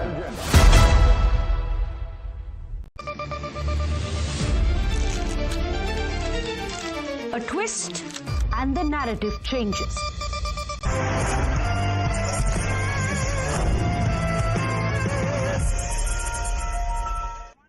After achieving a stunning and sweeping victory in the Tamil Nadu elections, Vijay will be leaving now to go to Loyola College to collect his winning certificate. Remember, he was fighting from 2 seats, Perambur and Trichy East. But the question is, where will he go looking for support? If you look at the Election Commission numbers right now as they stand, the TVK is the single largest party. It is leading in 101 seats. It has won 8 seats. Which means it is still 17 seats short to form a government. It's very clear that Vijay is the next chief minister, but who will he actually take support from? Because by the looks of it, he will require the support. I believe we have some scenarios that Hina has sketched out for us. Hina? That's right. You know, since morning, we've been hearing from TVK spokesperson saying that we are not going to be joining hands with anyone. But looking at what you've just told us, they will definitely need some support because the magic number, viewers, is 118 seats. So scenario number 1 is TVK on its own crosses 118 seats on its own. Then it will not really require anybody's support to form the government. Then things are absolutely fine. But if that does not happen, if, say, the number stays at 101, what Shreya just now mentioned, then what is going to happen? We've tried to put out for you those kind of scenarios. This is scenario number 2, which I just explained to you. Let's move across to scenario number 2. If TVK falls short of that magic figure, 118,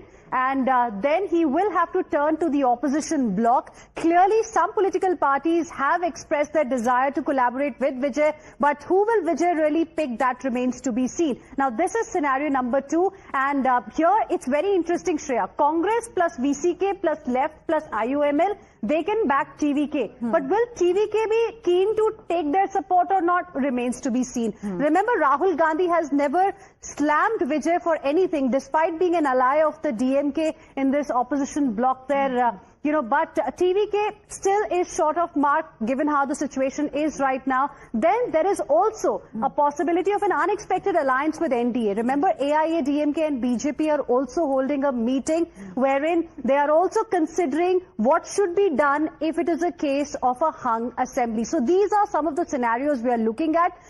Let's go across to Dharini, in fact, who is joining us live right now. Dharini, what is it that your sources are telling you? What next? Vijay had asked all his candidates to reach Chennai. There's going to be a meeting, but what are the options on the table if Vijay on his own does not reach that magic number of 118? Well, as I explained the scenarios, I would like to show you visuals of the celebrations that are currently taking place at the TVK headquarters. And now coming to the scenarios, in case if Vijay is not able to cross the victory margin by himself, then of course he'll have to depend on alliance partners. Now, we have to remember that when he launched his political party, Vijay openly announced that he will be okay with the idea of a coalition government, that he is ready to share power with his allies. That is what Vijay has told 2 years back, and Vijay still stands by it. So whoever is allying with Vijay, in case if he calls short of a majority, then by the CPM. They have given it to the BJP on a silver platter. We won 4 corporations in the local bodies, but CPM gave this Trivandrum corporation to the BJP on a silver platter, and now 3 seats they have given. There was a deal. We have made allegation that there was a deal between BJP and CPM. That is why BJP got 3 seats. Also, one last question about the Chief Minister, because time and again there have been put posters in Thodupuzha and multiple places in support of you, and people want, it clearly says that the leader who led the campaign, they want him to continue, they want him to be the Chief Minister. So how do you see that? There is a procedure for our party is a national party. And ACC have a procedure. They will start that procedure. They will declare the Chief Minister candidate. That is a procedure. People want you as I am not a competent person to say anything about that. In the exit polls, people have clearly shown their interest as your preference, you as a preference. No, that is not the way to select a Chief Minister. There is a procedure. Thank you so much. Thank you so much for speaking to us. Ladies and gentlemen, that possibly is the next Chief Minister of Kerala. Of course, we spoke to Mr. Chennithala a while ago and asked him the same question, and he gave us this same templated answer that the party decides and the leadership decides and the organization decides. But there are at least 3 front runners for the Chief Minister of Kerala. But as far as the Congress is concerned, it's only in Kerala that they have some good news coming in from. Otherwise, rest of the states, it's a pretty sad story. The happy story, of course, coming in for the BJP this evening. 3 out of 5, incredible. We'll hear from the Prime Minister at about 6:30, 7 o'clock this evening. The other big headline, of course, is Vijay. This is a debutant who formed his party barely 2 years ago. He's a film star. You didn't even think. You wouldn't think he had the political heft to actually manage the sort of numbers that he has. But look at the numbers as they stand right now, Hina. Right. 100 for the TVK, which means after all is said and done, he will be the big newsmaker of this evening. A debutant, a film star, on his way to becoming the Chief Minister of Tamil Nadu. He's essentially doing what NTR did. Sad news for the Congress in... I won't say it's like a really sad news, because they've at least managed to, get Kerala back. After 10 long years, finally we will see Congress party, UDF actually coming back to power in Kerala. And what's interesting, Shreya, is that after a very long time, there are going to be at least 3 chief ministers from the Congress party in southern states. So you've got Karnataka, you've got Telangana, and now you'll have Kerala as well. While BJP has been trying very hard to make inroads in the southern part of the country, Congress party, its footprint is shrinking in north and east, but then in the south, its footprint, if you see, is slowly widening. I mean, how else will you describe? But of course, with Congress, we've seen in the past also that they managed to win the elections, but then the problem arises as to who is going to be the CM. There are problems in Karnataka and here also. So Kerala, let's go back to Kerala and hear from Mr. Satheesan once again.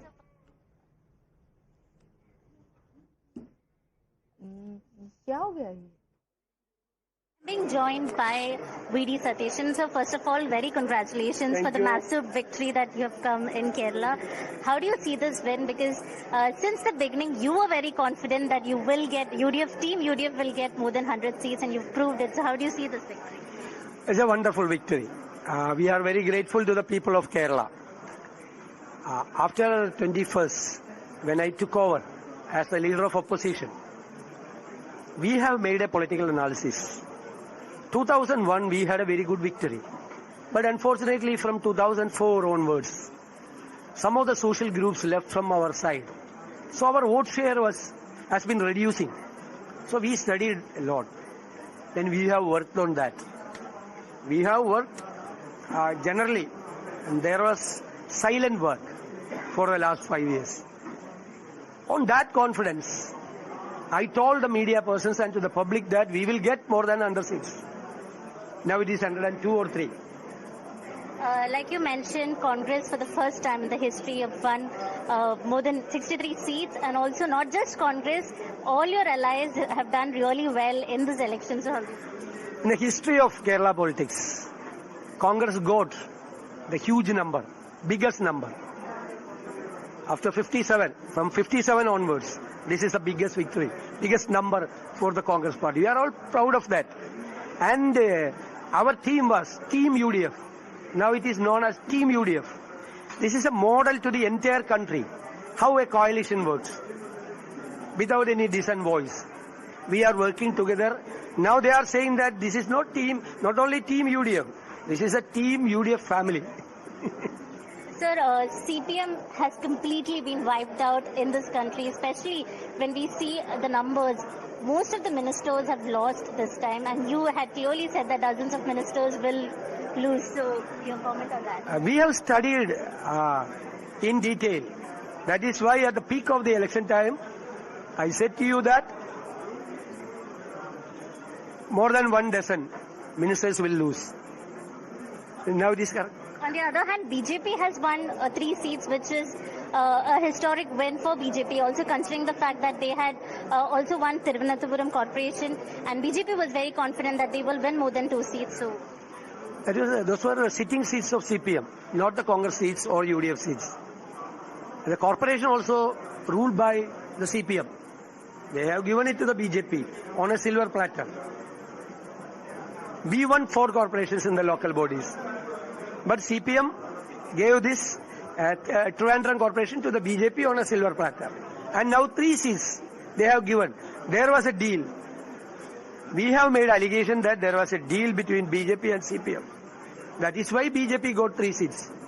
So one last question about the Chief Minister, because time and again there have been put posters in Todupuzha and multiple places in support of you, and people it clearly says that the leader who led the campaign, they want him to continue, they want him to be the Chief Minister. So how do you see that? There is a procedure.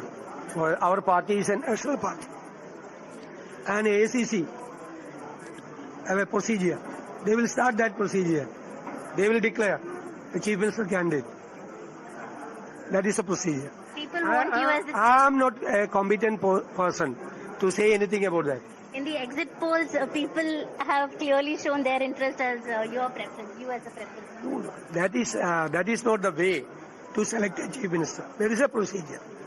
Thank you so much. Thank you so much for speaking to us.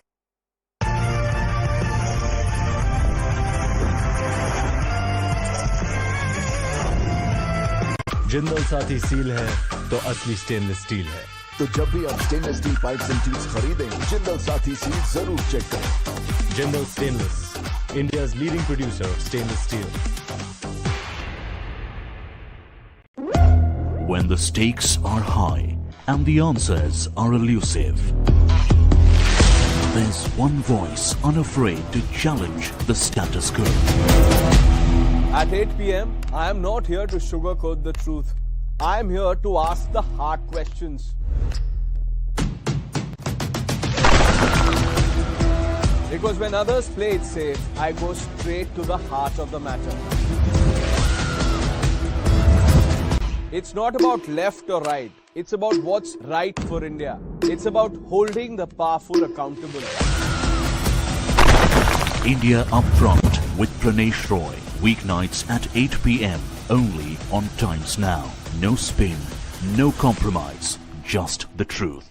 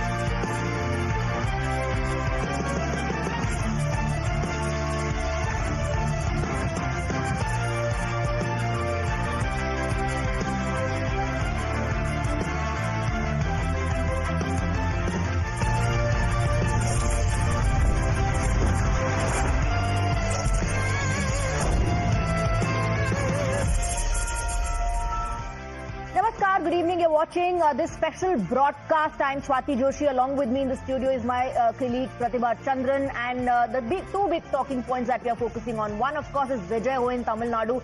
And you also have Parivartan happening in West Bengal. In an hour from now, Prime Minister Narendra Modi will reach BJP headquarters to celebrate the party's historic win in West Bengal. It is a day that will be etched in the political history of India as the saffron wave. Before we get you more details, let's go across to Pratibha for the top developments till now. Over to you, Pratibha. So, Swati, the biggest talking points are, of course, from West Bengal as well as Tamil Nadu. And now the BJP is taking a lead in over 2/3 of the seats in Bengal. So, it's a decisive victory, a landslide in Bengal. BJP taking a lead in over 2/3 of the seats in Bengal.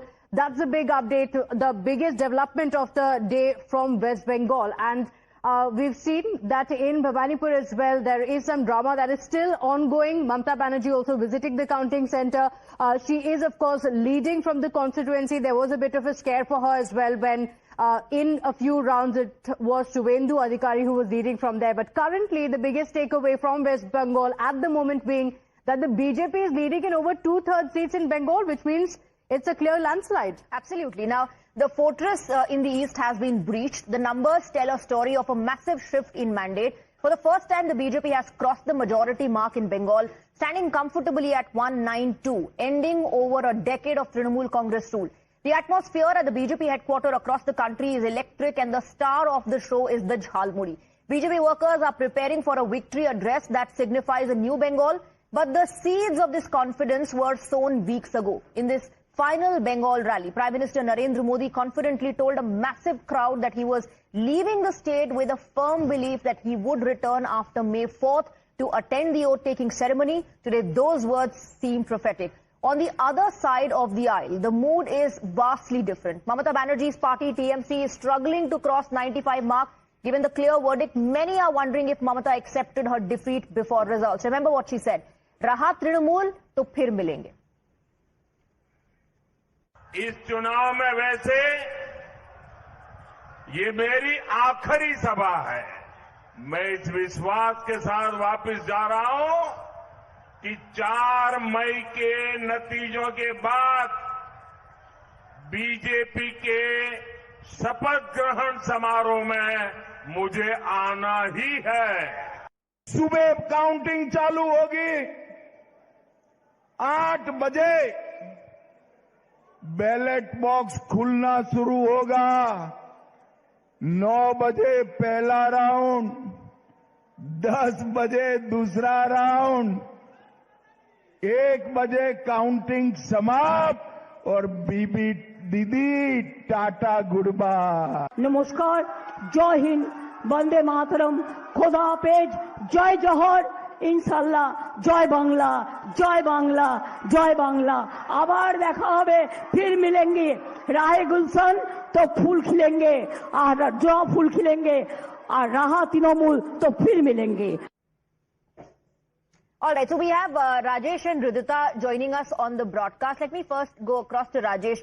Rajesh, all eyes now, of course, are on the BJP headquarters where the Prime Minister is going to arrive at around 6 and the celebration that will happen. All eyes on what the Prime Minister will have to say next, because this is what he predicted. Hat-trick hogi was one prediction. The other one was, I'll come back to Bengal now after May 4th for the swearing-in ceremony. Yes, absolutely. There is no doubt anymore. BJP is going to make a new history in the state of West Bengal. The people of Bengal is going to see its first ever BJP government in the state of West Bengal since the independence, because now Trinamool Congress is going to be defeated for the first time after ruling West Bengal for last 15 years. And right now we are reporting from in front of the Lok Bhavan in Kolkata, and you can see the people now Chief Minister Mamata Banerjee, the outgoing Chief Minister Mamata Banerjee is expected to arrive over here from Sakhawat Memorial Girls High School, and she will submit her resignation before the Honorable Governor of West Bengal in Kolkata. Right now, Chief Minister Mamata Banerjee is in Sakhawat Memorial Girls High School, which is the counting center of her own assembly constituency. And once the result got clear, we saw that outgoing Chief Minister Mamata Banerjee suddenly came out of her home, and she was on the way to Sakhawat counting center. And so soon after Mamata Banerjee came out of her home, 15 minutes later, Trinamool General Secretary and MP Abhishek Banerjee also came out of her residence at Kalighat. Right now, as per the source information, Abhishek Banerjee is probably on the way to Diamond Harbour, which is his own Lok Sabha constituency. So the Trinamool MP is on the way to Diamond Harbour, and Mamata Banerjee is at Sakhawat High School, and after which Mamata Banerjee will be arriving here in next few hours. And as per the protocol, she has to submit her resignation before the governor of West Bengal. Okay, all right. So on one hand, there's drama still ongoing. Shivam and Arunil are also on the broadcast with us, and the BJP celebrations have begun, but the TMC has not really conceded defeat yet. Let's go across to Ridhita. Ridhita, in Bhavanipur, there was a lot of drama. Counting of votes still underway. The outcome not clear yet, and you have the counting being halted at the moment. What's happening there? Well, absolutely. You see that I'm at the moment standing at the Sakhawat Memorial School, and this is a heavy deployment of police. And Mamata Banerjee entered through this gate only. There are reports which also says that Mamata Banerjee was carrying her mobile phone and was without any identity card while she was entering, and hence police had held her for a check. But then she did not listen to any check. She went into the Sakhawat Memorial School, and as per the ECI sources that we are getting to understand, that both the leader of opposition and the outgoing Chief Minister Mamata Banerjee was having their phone with them, and due to which they were instructed by the ECI to come out at that very point, submit their phones. Also towards Abhishek Banerjee, who had gone to the Hastings counting center, there also ECI had instructed him to come out because that is not his counting center, and which is why he was stopped and barred from entering that counting center. Now, given to understanding of the situations here about counting, now the ECI portal is showing us about the 13th round of counting, after which there is no update about it. However, sources out here in the Sakhawat Memorial School, the agents especially who were coming out from the school, has told us unofficially that after the 15th round, no counting as of now has taken place. In fact, the broadcast that was happening outside the Sakhawat Memorial School, the honks that have been put up, as I showed to you, they have been also muted for the last 1 hour almost now, especially after both the leaders have stepped in. At this point, the data that we get to understand that both the leaders, both Shubhendu Adhikari, the leader of opposition, and the outgoing Chief Minister is inside the Sakhawat Memorial School. However, it is also given to understanding as per sources that Mamata Banerjee may also sit in this counting center till the counting period is over, which is 7 p.m. today. So until then, there is no chance, as per sources, that she will be leaving this counting center. Earlier as well, she urged the agents not to leave the counting centers, the booths, and she said, we are still leading on 70 to 100 seats. Just wait till the entire counting process is done. We have Arunil and Shivam joining us as well on the broadcast from the BJP office in Kolkata. The big question, of course, Arunil, now is who's the incoming Chief Minister? Remember, the TMC kept saying this is an outsider party, they don't have a face here, to the extent that the Home Minister had to promise the Chief Minister will be a Bengali-speaking Chief Minister.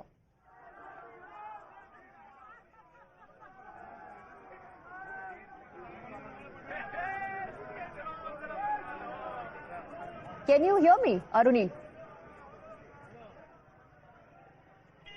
Okay, looks like Arunil is not able to hear us, Pratibha. 13 rounds of counting. Mamata Banerjee is leading by 5,349 votes. There are 7 more rounds pending. Okay, so but while she's so at the moment, rattled is the word many She's would rattled use. because see, she never thought this was coming. She thought Bengal was hers. As long as she was there, hale and healthy, she would be ruling. Because there was no opposition. Communists were decimated. Congress is just not there.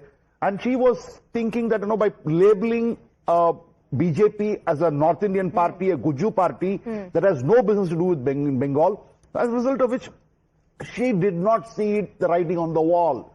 She saw the phase 1, the support, yes. But when the phase 2 things started happening, in fact, Mr. R.P. Singh was BJP spokesperson, was showing me a video where she was addressing a crowd in Bhavanipur where there were hardly few people were there. Empty chairs everywhere. But did it happen even before phase 1? Did TMC and especially Mamata Banerjee Shekhar lose confidence? We played out that reaction. I don't know why she said that, but she did say, Rahat Trinamool to phir milenge. What was Mamata Banerjee sensing? No, this was, after the phase 1 was over. And she probably felt that in Bhavanipur, which has been her traditional seat, she suddenly found crowds gathering at Shubhendu Adhikari's meeting. And Shubhendu Adhikari being her old, and she knew that he knew all about the Trinamool's ways of doing things, and that is what affected her in Nandigram. So she felt that this is getting very, very serious and maybe too close to call. And that irritation showed because the meetings were held very close by and some people started flocking to that side. See, because she has been winning from what? Margins, you see. Just a minute.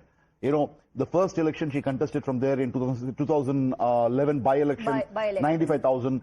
2016, Yes. 1,37,000. 2021, the Trinamool Congress candidate won by 1,27,000. She won by 1,18,000. 71.9 percentage votes. So, even in the wildest imagination, she must not have thought that there is going to be a contest here.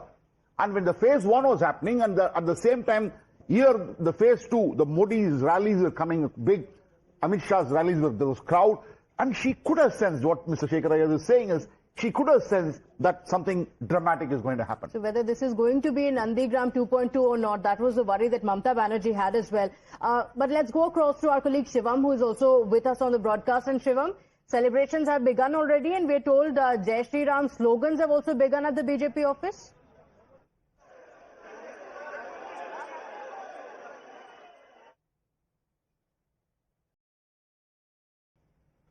Okay. Arunil?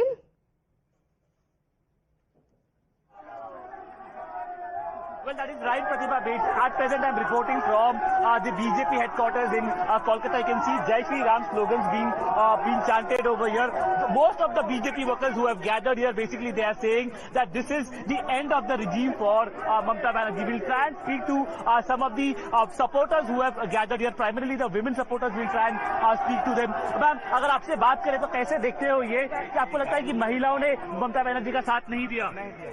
1500 रुपए पर महिलाओं ने सुरक्षा का जो नाटक ममता बनर्जी ने महिलाओं को दिया था, जो झांसा देने की कोशिश की थी, वो महिलाओं ने नकार दिया है। अपनी सुरक्षा को, महिलाओं ने अपने घर की सुरक्षा को ज्यादा महत्व दिया है। अभी भी हम देखेंगे तो ममता बनर्जी हार नहीं मान रही है। वो काउंटिंग सेंटर पे जा रही है। एक तरीके से एक फेस ऑफ भी देखने मिल रहा है उनका ईसी ऑफिशियल्स के अगेंस्ट में। कैसा देखते हो इसको? मान जाएगा, 2 दिन के बाद जरूर मान जाएगा। आम आदमी मान लिया है, उनको भी मानना है। गवर्नमेंट बीजेपी का हो रहा है। ये हिंदुत्व की जीत है, ऐसा आपको लगता है? 100% हिंदुत्व का ही जीत है। Well, Mamata Banerjee, Pratibha, was seen as one of the biggest face of resistance against the BJP's growing juggernaut, at least with respect to local state politics is concerned. And now, after this defeat, clearly BJP has made a very big statement to all the other regional parties as well. अगर आपसे बात करेंगे, आपको लगता है ये ममता बनर्जी को आप क्या मैसेज देना चाहोगे? ममता बनर्जी को मैं ये मैसेज देना चाहूंगी कि पाप का हंडी एक बार भरने का वेट होता है और जब भर जाता है तो फूट जाता है। तो उसका आज वो हंडी फूट गया। अगर आपसे पूछेंगे कि आपको लगता है महिलाओं ने ममता बनर्जी का हाथ छोड़ दिया, उनका साथ नहीं दिया इस बार? जिस ममता बनर्जी महिला मुख्यमंत्री होके बोलते हैं लड़कियों के 8 बजे के बाद नहीं निकल सकते हैं, उसको कोई वोट दे सकते हैं कोई महिला? और जहां पर भारतीय जनता पार्टी कह रहा है 33% रिजर्वेशन है सरकारी हर डिपार्टमेंट पे, महिला का सुरक्षा का वादा किया है भारतीय जनता पार्टी के, तो भारतीय जनता बीजेपी का पहला जो जीत है बंगाल में, फर्स्ट एवर विन, कैसे देखते हो उसको? ये श्यामा प्रसाद की धरती है, श्यामा प्रसाद की भूमि है, वहाँ पर पहली बार बीजेपी सरकार बनाने जा रही है, इससे ज्यादा खुशी मतलब पता नहीं हम क्या बोलेंगे। अंग बंग कलिंगो पूरा जगह बीजेपी, हम अपने 200 से ज्यादा कर्मियों का कार्यकर्ता का हत्या होते हुए देखा है, अपने दादा थे भाई थे, अब ये सारी की सारी जो जीत है उनके लिए है, ये जय ये जीत है अभय का ये है, ये जय वो सारे 26,000 जो चाकरी प्राप्ति थे उनके जय है, ये जय बंगाल की जनता का है। ऑलराइट, बंगाल की जनता ने मान लिया है, ममता बनर्जी को मानना पड़ेगा that BJP is going to form the government. That's what the mahila voters there have to say. We also have on the broadcast mister Gopal Krishna Agarwal of the BJP joining us, R. Rajgopalan, senior journalist, Shaina NC of the Shiv Sena, Shubh Rashtra is joining us as well, along with Akashdeep Muni, political analyst. I want to come to you very quickly, Shaina. Mamata Banerjee nahi maan rahi hai. The Mahila voters there reminding Mamata Banerjee that she will have to accept aaj nahi to kal. Now this is a very, very significant vote bank. This Mahila vote bank this time around decided that they're not going to be lured by schemes. They are going to vote on the issue of law and order. Yeah. So I think the biggest takeaway from this election is that, Mamata Banerjee, as a woman leader, pretends to be espousing the cause of women, but obviously the voter has viewed it completely otherwise. If we look at Sandesh Kali or the car incident, it is testimony to the fact that the women of West Bengal have rejected her. They have rejected her on 3-4 premises. One is, of course, women's safety, and what you heard in your audio right now, where the local citizen says that, how can I even move out post 8 p.m.? Where is my security? Second, the lawlessness that one has seen time to time, where the state machinery has really not been able to contain law and order. And third, most importantly, is the infiltrators or the Ghuspet, who, were trying to destabilize West Bengal in multiple ways. So I think that this is the biggest takeaway from this election, that a woman chief minister has been rejected by the women of West Bengal, and they have been rejecting her because of multiple issues of violence. And I think Sandesh Kali and car case are only some to talk about. But the victim of the RG car, who was a BJP candidate winning, is also a testimony to the mandate of 50% of the electorate. And I'm glad that the women have spoken up so unequivocally, wanting stability, wanting good governance, and wanting the politics of performance.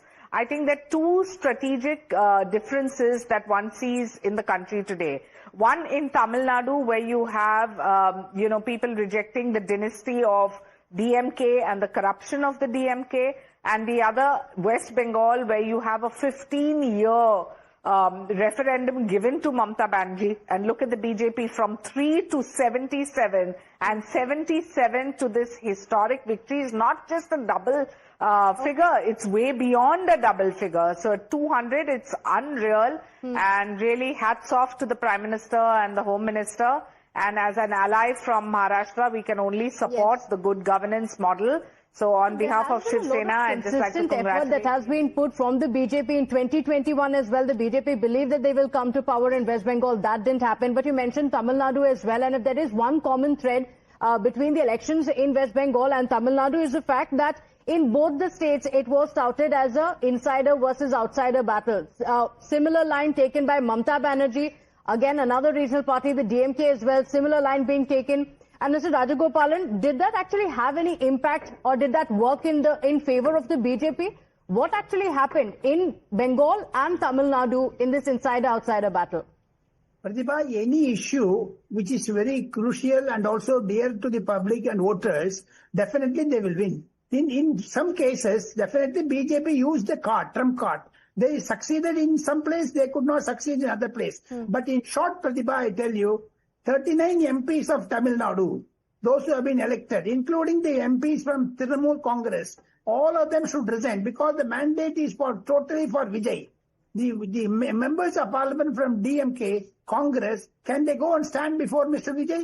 High time, the Vijay should also ensure that members of parliament from Tamil Nadu should resign so that he gets an opportunity from the members of parliament. From center, he can get the developmental programs, etc. What will the DMK do, MPs? No one. Similarly, TMC MPs also, like the foul mouth, bad mouth, Mr. Derek O'Brien. So this, every MP, they have been having a foul mouth against Mr. Narendra Modi and also the Home Minister. So they should stop that type of thing. Second important thing, Pratibha, the Gujarati card which the TMC played went against them.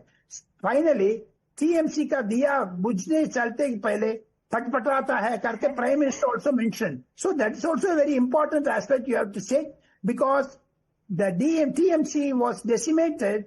Such statements have been made from all political parties, but what matters the most is the mandate of the people. And as far as the insider versus outsider debate in West Bengal is concerned, one, it has been settled through the mandate that the BJP has received. Two, now, BJP leaders are putting out these posts saying BJP will be forming the government for the very first time in Shyama Prasad Mukherjee's birthplace. Ye BJP Bengal ki hai. So now the BJP talking about that narrative ki BJP outsider nahi hai, BJP to Bengal ki party hai. Very quick break on the broadcast. Our discussion will continue on the other side as well.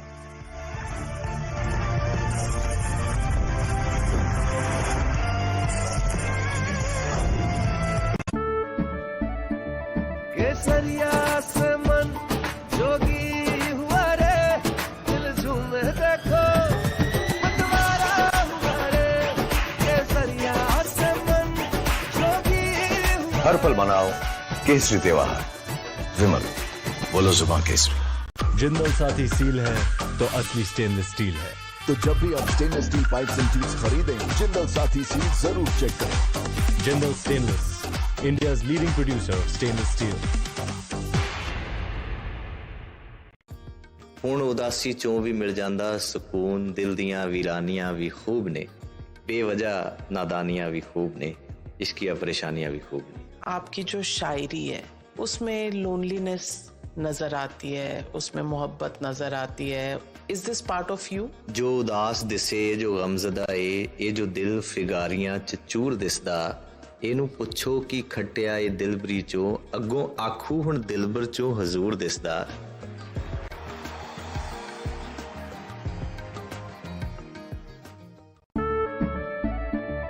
केसरिया से मन जोगी हुआ रे दिल झूम देखो मतवारा हुआ रे केसरिया से मन जोगी हुआ हर पल मनाओ केसरी त्योहार विमल बोलो जुबान Kesari When the stakes are high and the answers are elusive, there's one voice unafraid to challenge the status quo.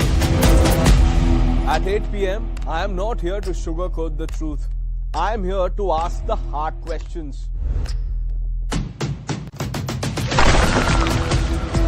Because when others play it safe, I go straight to the heart of the matter. It's not about left or right. It's about what's right for India. It's about holding the powerful accountable. India Up Front with Pranesh Roy. Weeknights at 8 p.m. only on